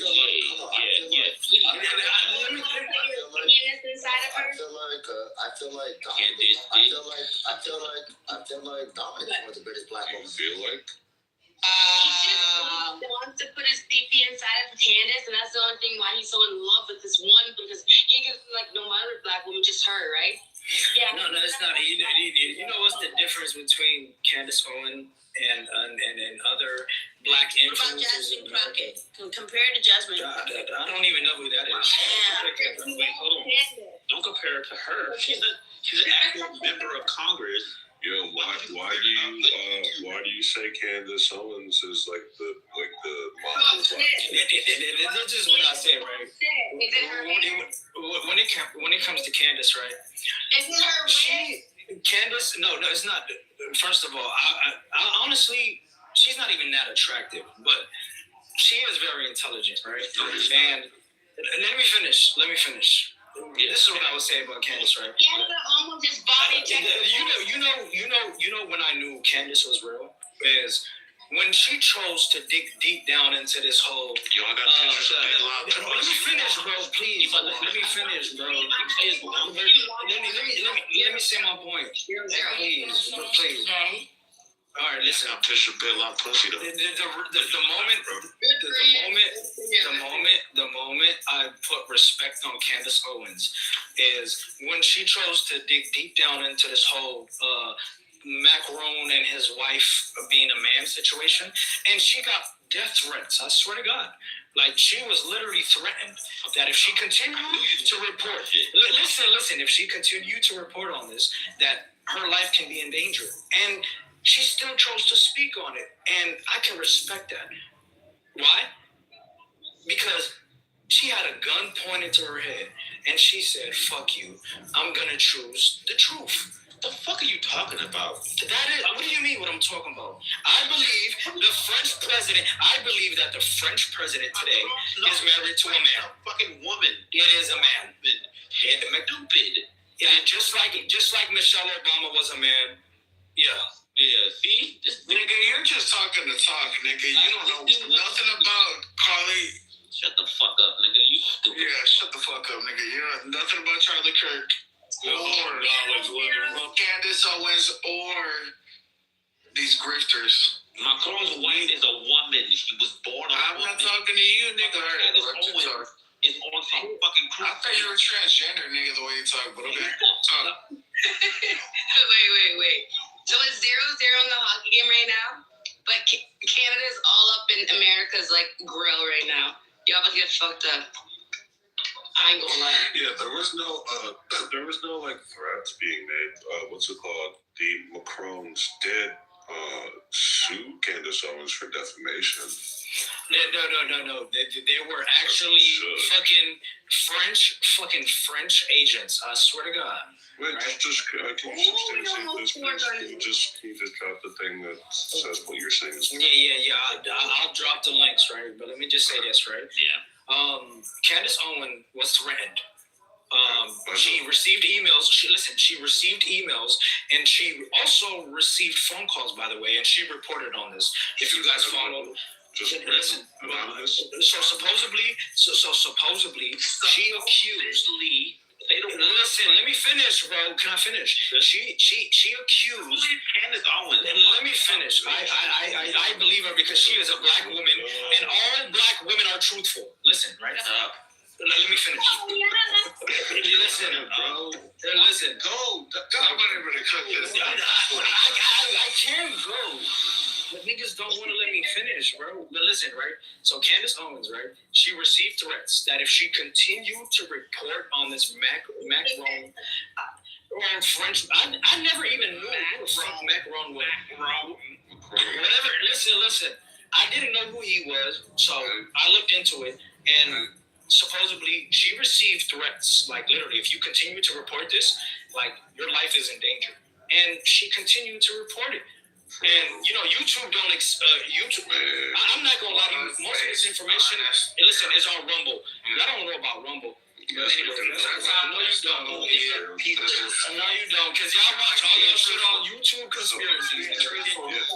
I think Rumble is a better place if you're trying to steal conspiracy. Talking about, nigga, it's called, and his name is Macron, not Macron, you dumb bitch. Nigga, Macron, who you calling a bitch, nigga? I'll slap the fuck out you, nigga. Watch your mouth, nigga. One of yours, I swear to God, niggas, I would really give you a wedgie, nigga. Relax. Ew. Macron. That's how you pronounce it. Not Stop playing with this gay shit, please. Can I cook one of these niggas, please? No, because it's gonna stink. Money out of California, faggot. How did I'm gonna say, can I kill these niggas? Let me give you the mic. You're not gonna say shit. Go ahead. One mic on the leads. Pussy. First of all, because I'm seeing the chat and that shit was crazy. Yeah. Bro, you don't give a fuck about Candace Owens. Yeah, she was threatened. No name, you there?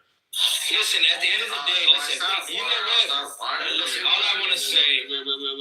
Yeah. Yo, you said you were about to drop a link that substantial. Yeah. Give me. Yeah, I'm gonna drop the link right now. Yeah, I appreciate that, bro. So Candace Owens has been. I ain't missionary because there you go. No, it's missionary. Hey, yo, this nigga, bro, what's up with y'all? I'm not gonna do it, nigga. No, you know what it is? It's this nigga knowledge. I'm not need your fade, nigga.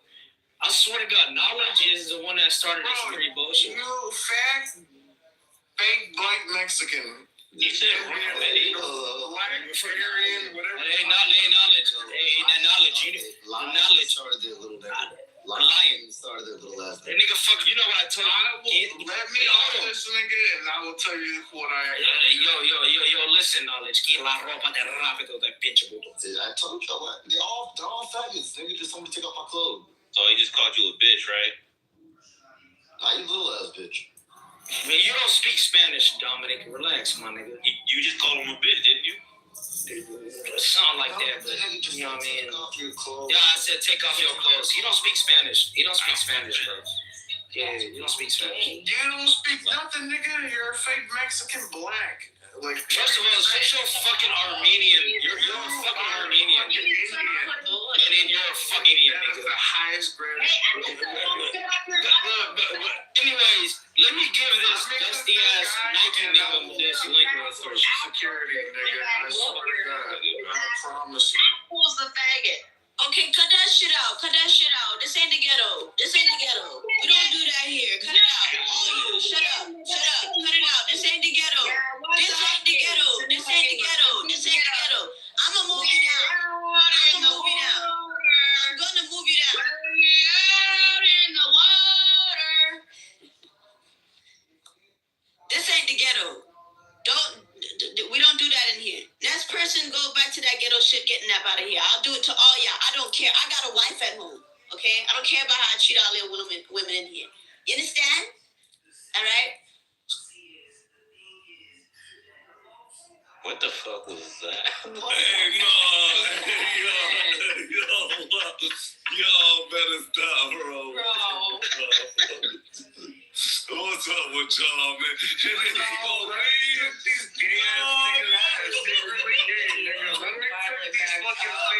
These fake grown men. Let me. Y'all better leave my women alone in here. The women are good here. I appreciate everybody. Okay, so to the kind of day y'all wanna have. Hey, so listen. Kind of day. Hey, so to the brother. I told them to the brother. Omni Poland guy. So I'm about to post the link. It's crazy. It's Omni Tower. The same thing, nigga. It's the tomato potato, nigga. Tomato potato. Listen. Tomato. Listen. All I want to say is, listen. The FBI chose to address this issue, and Kash Patel wouldn't look at this if it wasn't something serious. I mean, Kash Patel chose to dismiss this issue, but he doesn't deny it either. He does not deny it either, right? So Candace's latest accusation has set off a storm bigger than any of her past controversies, pulling in foreign governments, media figures, now the FBI. The conservative commentator recently claimed that French President Emmanuel Macron authorized an assassination plot targeting her, allegedly involving a team of France's National Gendarmerie Intervention Group, which she insists includes one Israeli. The accusation was widely mocked online, but it landed on the desk of FBI Director Kash Patel, who was confronted with the claims during a tense interview on the Megyn Kelly show. While Patel did not validate the theory, his response opened the door to a new level of scrutiny over Owen's explosive allegations. FBI weighs Candace Owens. Continue reading, nigga. Weighs Candace explosive claim. Oh, that's the title of the video. Okay. Last month, Candace Owens posted her original accusation on X, writing that a, quote, high-ranking employee of the French government warned her of an assassination order. She claimed the Macrons had executed upon and paid for my assassination, adding that the plot was already formalized. She further alleged the hit squad includes one Israeli and linked it to the murder of state of France apparently wants us both dead. On Kelly's show, Patel was asked point blank whether he believed the foreign government targeted Owens. Patel didn't support her claim, but he didn't dismiss it either. Any American that receives a death threat from overseas or anywhere in America is going to be fully investigated. So we're not going to turn our eye away from the investigation or any others. When pressed again, he clarified, so far, we're just looking at everything that comes in. If someone feels that their life is being threatened, we are, of course, looking at it. So, like, yeah, this is not, none of this, I don't see a confirmation. No, it's not about a confirmation. A claim. But listen, listen, bro, I listened to your read. The head of the FBI saying, we have received her complaint, we're looking into it, and they haven't confirmed or denied anything. So this isn't evidence that, yes, she's indeed been... Like, but would you say that the fact that even the FBI chose to pick this up and that they said, the FBI said, we are not claiming that her life is threatened or whether assassinations were put against her, but we're also not going to dismiss it. The reason why they're not going to dismiss it, let me finish. The reason why they will not dismiss it is because she received emails and phone calls. And listen, that's hearsay. It's not hearsay, bro. Listen, Brother Dominic, please, can you relax? I'm talking to my nigga white forces. If you do not have white forces on your PTR, do not talk to me, right? So listen, a white force, brother. Listen, white force, brother. Listen, right? Go ahead. Listen, white force, brother, right? This woman received phone calls. I'm talking about if you got 30 fucking calls a day, talking about your life is, do not talk about Macron. She's getting messages don't talk about Macron and his wife. And on top of that, right? Supposedly, what I've seen was she was getting like packages in the mail talking about. Do these messages come with threats, like you say, or it's when you say, listen, if I message you, listen, hold on, Nike, Air Force. If I message you, listen, I've seen them. First of all, you don't got a rumble, nigga. Shut up. You have it. Anyways. Listen, focus. Listen, White Air Forces. What I want to ask you, right? If I message you right now, and I told you, I don't want you to ever post no more fucking White Air Forces on your PTR no more. And if you do that tomorrow, you're gonna be dead. Like, what would you feel about? How would you feel? Let's be honest. I would wait. He's not even a real crib. Fake black wannabe man. What are we talking to this human for? No name. I would think you're threatening me. Do you have any such thing that shows that Candace Owens received an email like this? That's what I kind of was asking for. Why would the listen? If she didn't receive these emails and if she didn't receive these phone calls, why the fuck would the FBI and the fucking director Kash Patel take their time out of their day to even look at it? The reason, because this is an American citizen. This is an American on American soil, complaining about a foreign government having threats on her life. Of course, the FBI. A high-profile American too. She's a high-profile media figure. Of course, she's gonna Kash Patel lied in front of Congress. He lied. And now he's about to be investigated because he's a fucking liar. So why would you believe anything he says? Okay, let's forget about Kash Patel. Fuck honestly, listen, you're right though. You're right. Let's put Kash Patel aside, right?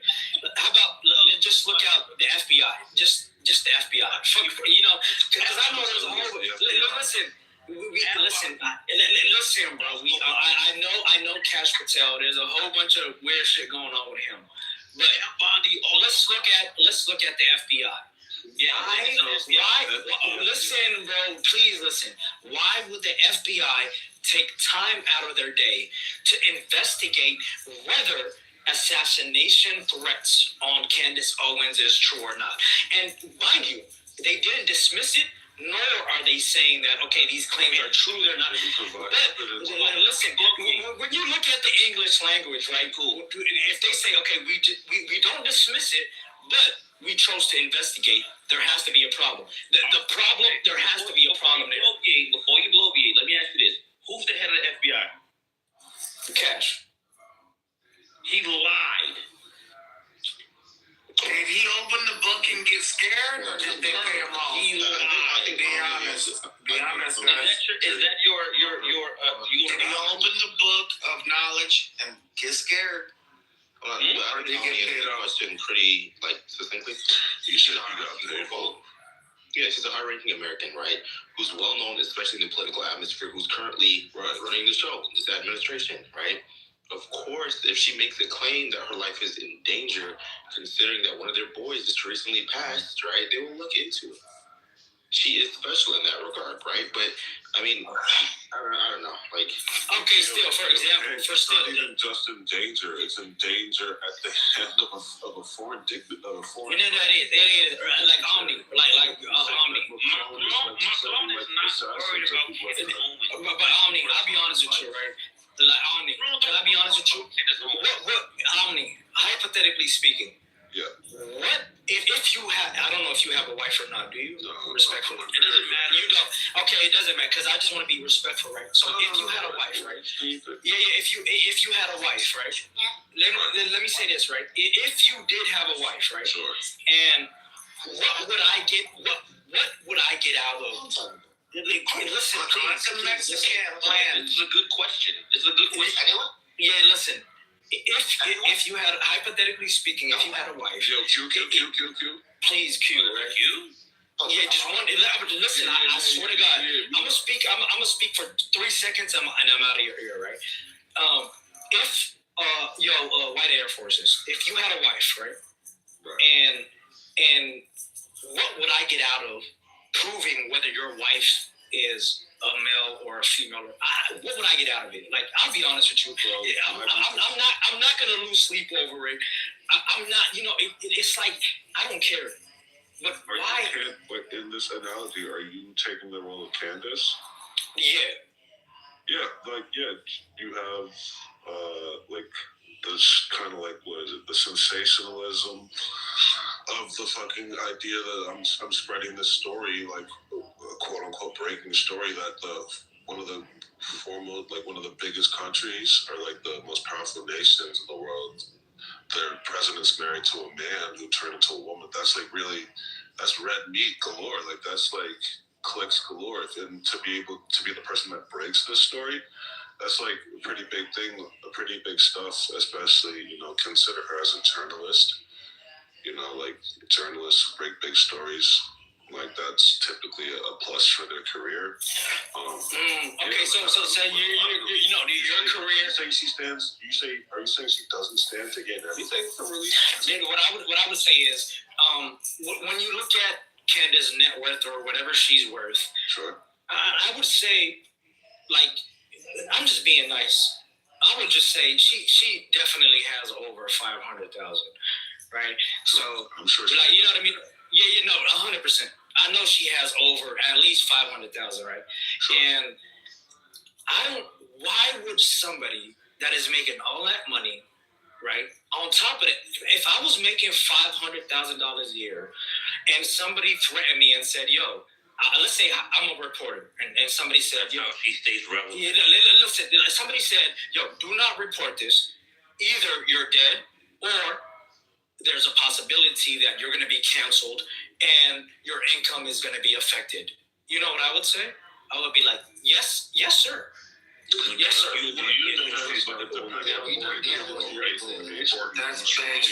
Candace can be dedicated to her vocation in a way that it doesn't matter, under threat of whatever, even of her life. She feels her craft and journalism is more important in getting the truth out to the people. Maybe she feels I don't know, she could be convicted on that. I'm sure there's many journalists. Why does any journalist continue after they've been massively successful in that case, right? She's not a journalist. There's she's a fucking dedication to the craft of journalism, of breaking stories, right?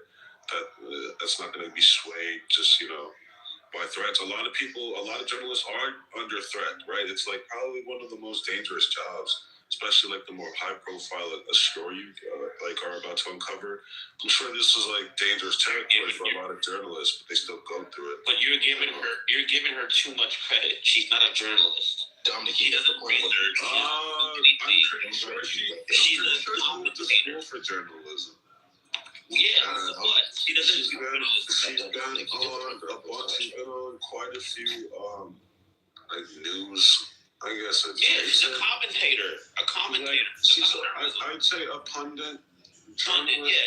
Yeah. I actually would call it. She's done investigative documentaries. She didn't know she has. She's done investigative journalism. It's not far fetched. She fucking hasn't, brother. It's not the most far fetched thing to say. Candace Owens. She's never done any type of She has. She's done investigative documentary.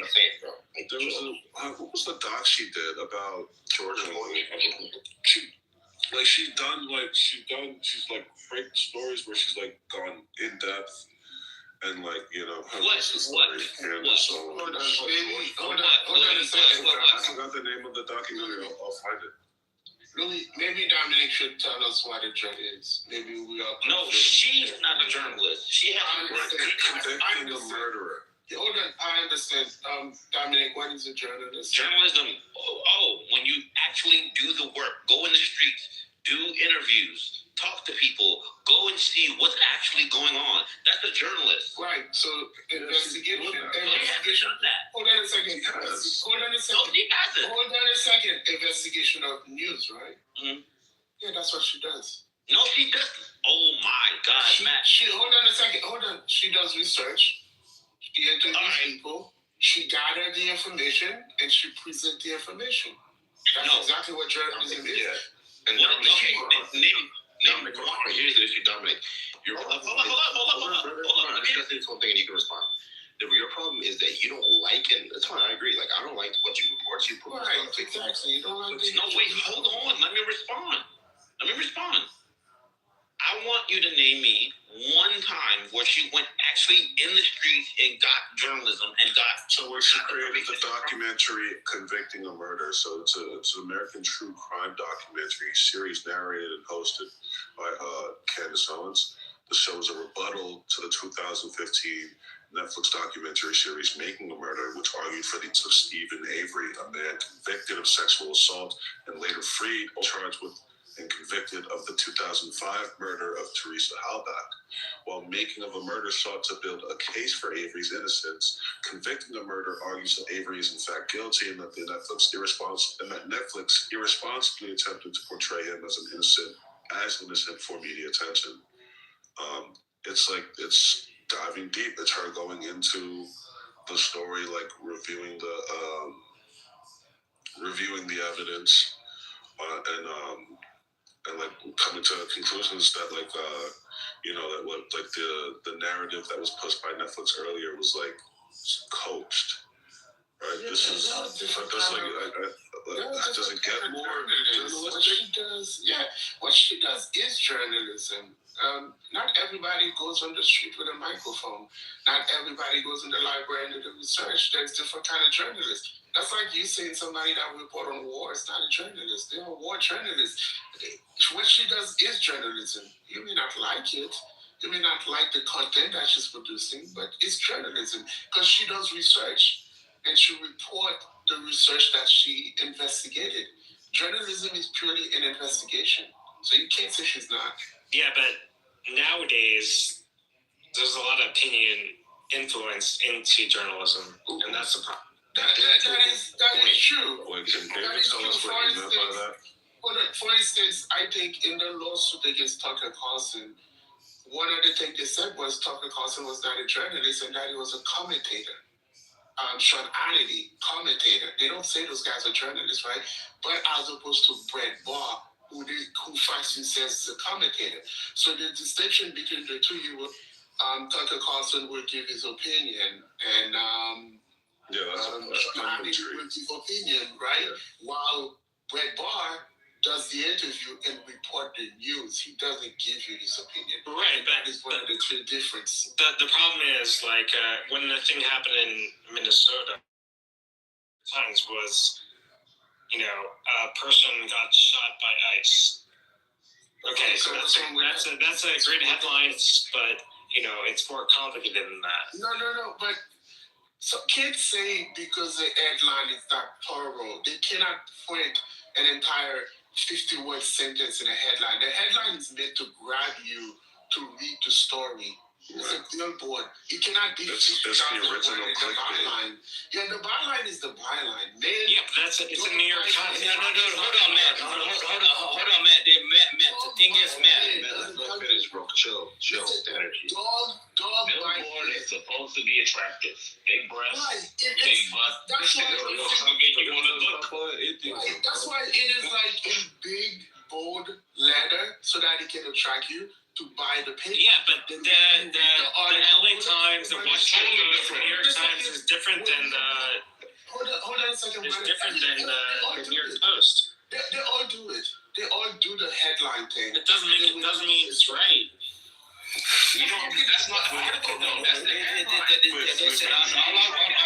Listen, all I want to say is what Matt just said, right?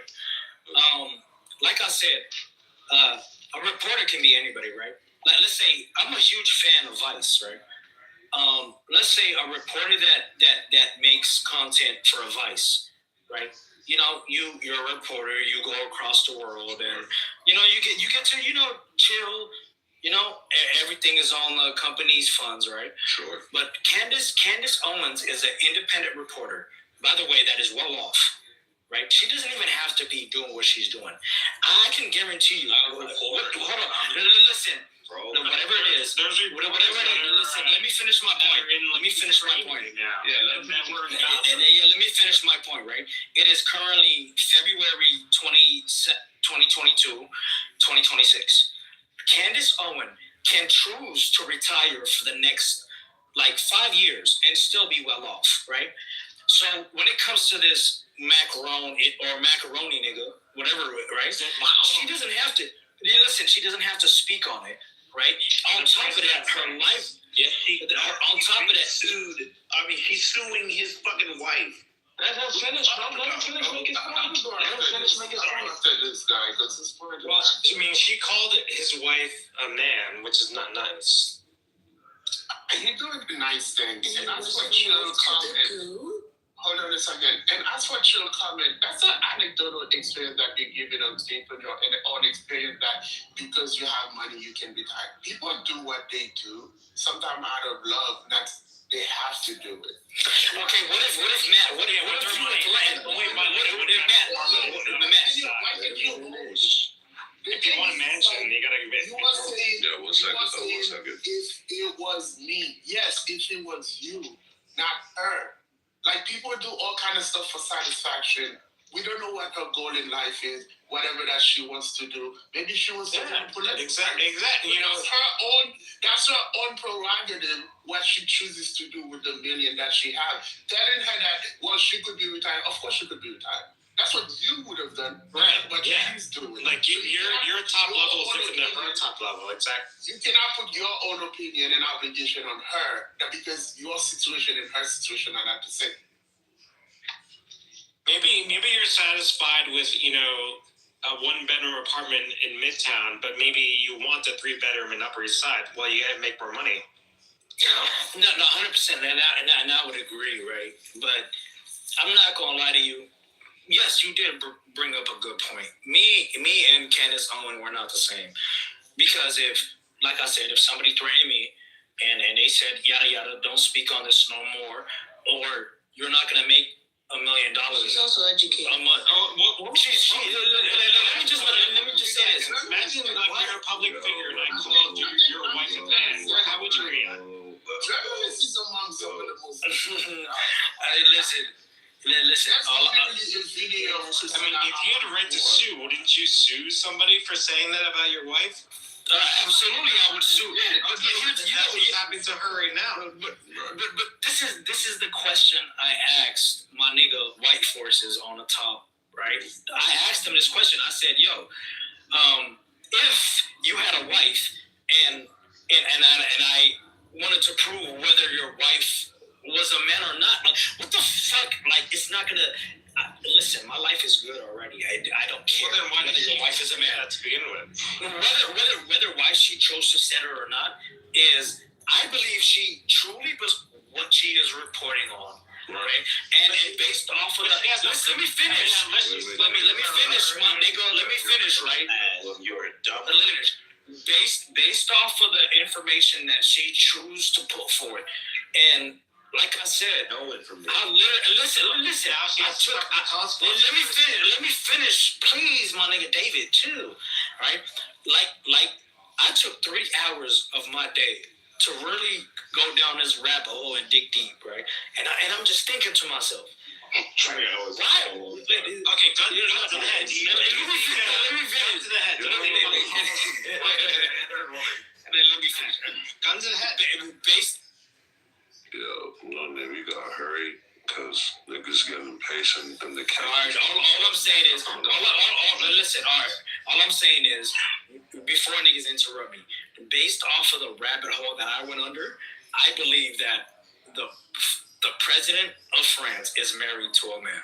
Wow! Okay, get the fuck if he... Let the record show. Wait, if he's wholly offended by that idea or that suggestion or that reporting by Candace Owens, why, what's wrong with suing her for defamation or sending a cease and desist to stop spreading this false information?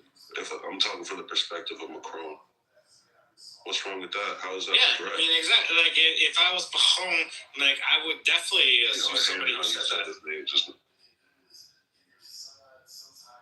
Just like he said, he would support his wife. Anyway, somebody called them a man.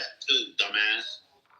So I think we have to look at French law regarding freedom of speech against public figure, because I think they can do that in France and say vile thing about their public official. Because if you got that court case is in the U.S. That case is in the U.S. Not in France. It doesn't matter. Their point in France is vile. They will show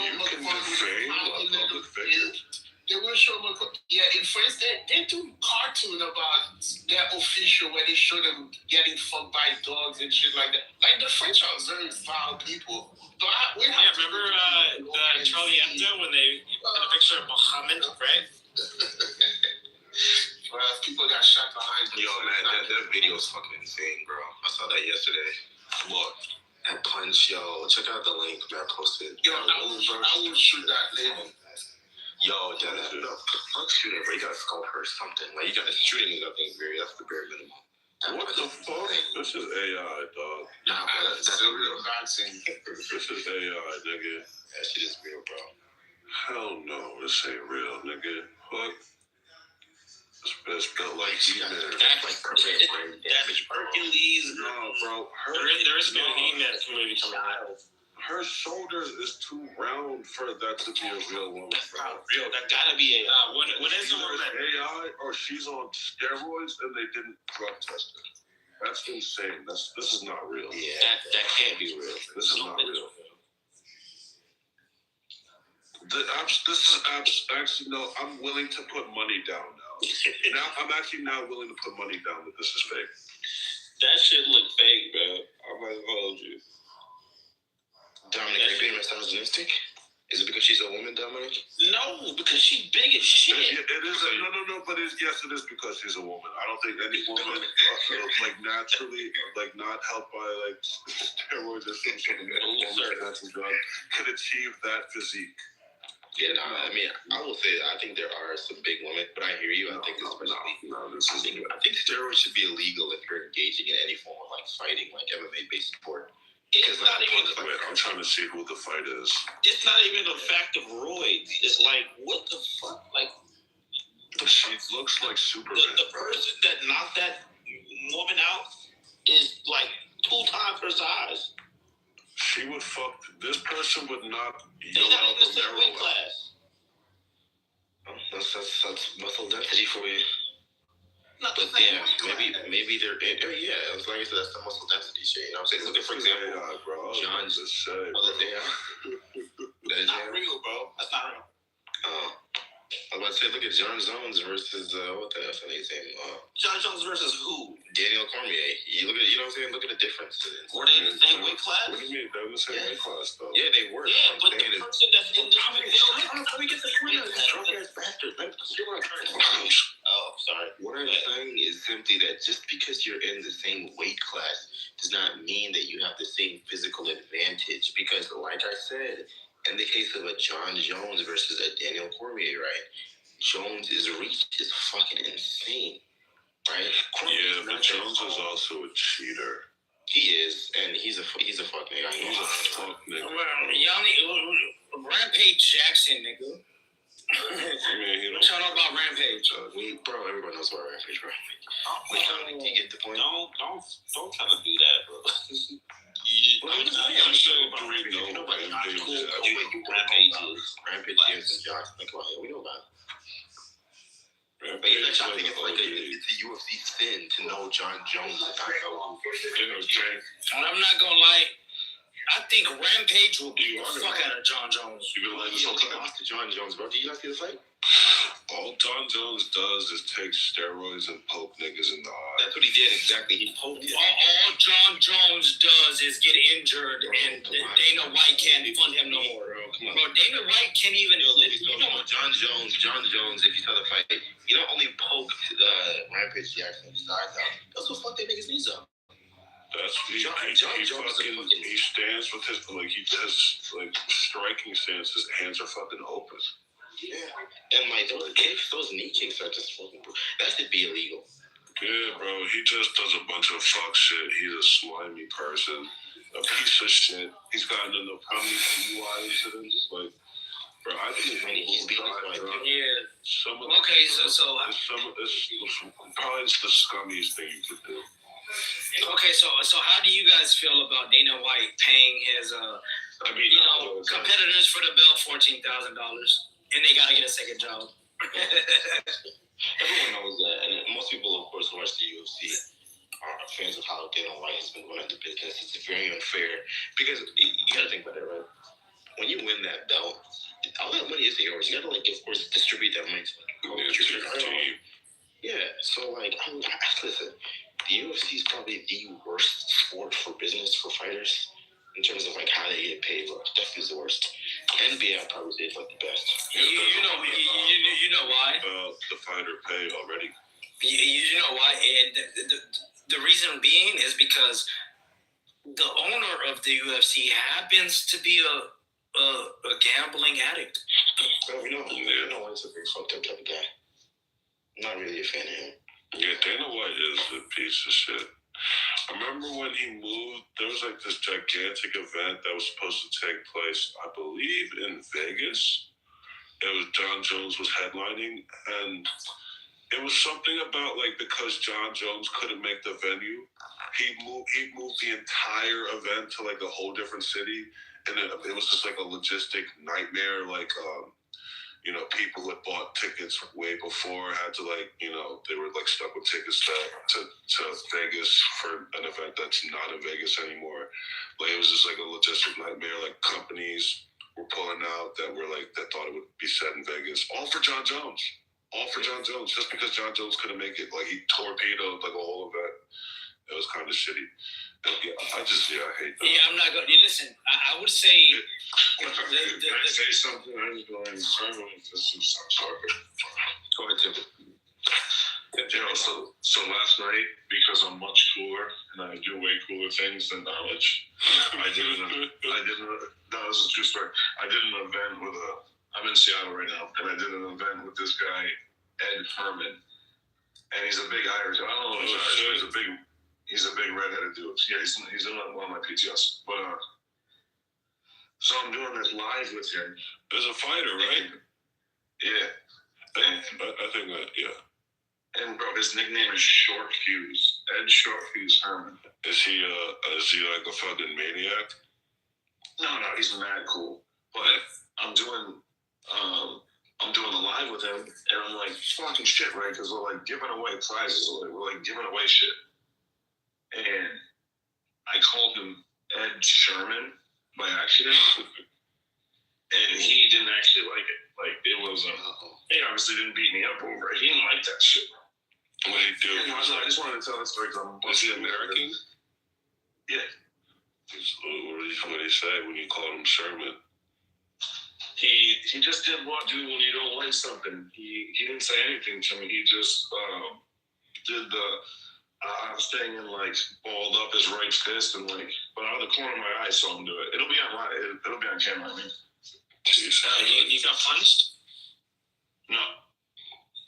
I'm just saying, I'm much cooler and I do cooler things. You would have fucked him up if shit came down to it? Well, I would have fucked him up? Yeah. No. Have you ever gone to a fight? Yeah. Well, did you win the fight or did you lose a fight? I've lost fights and I've won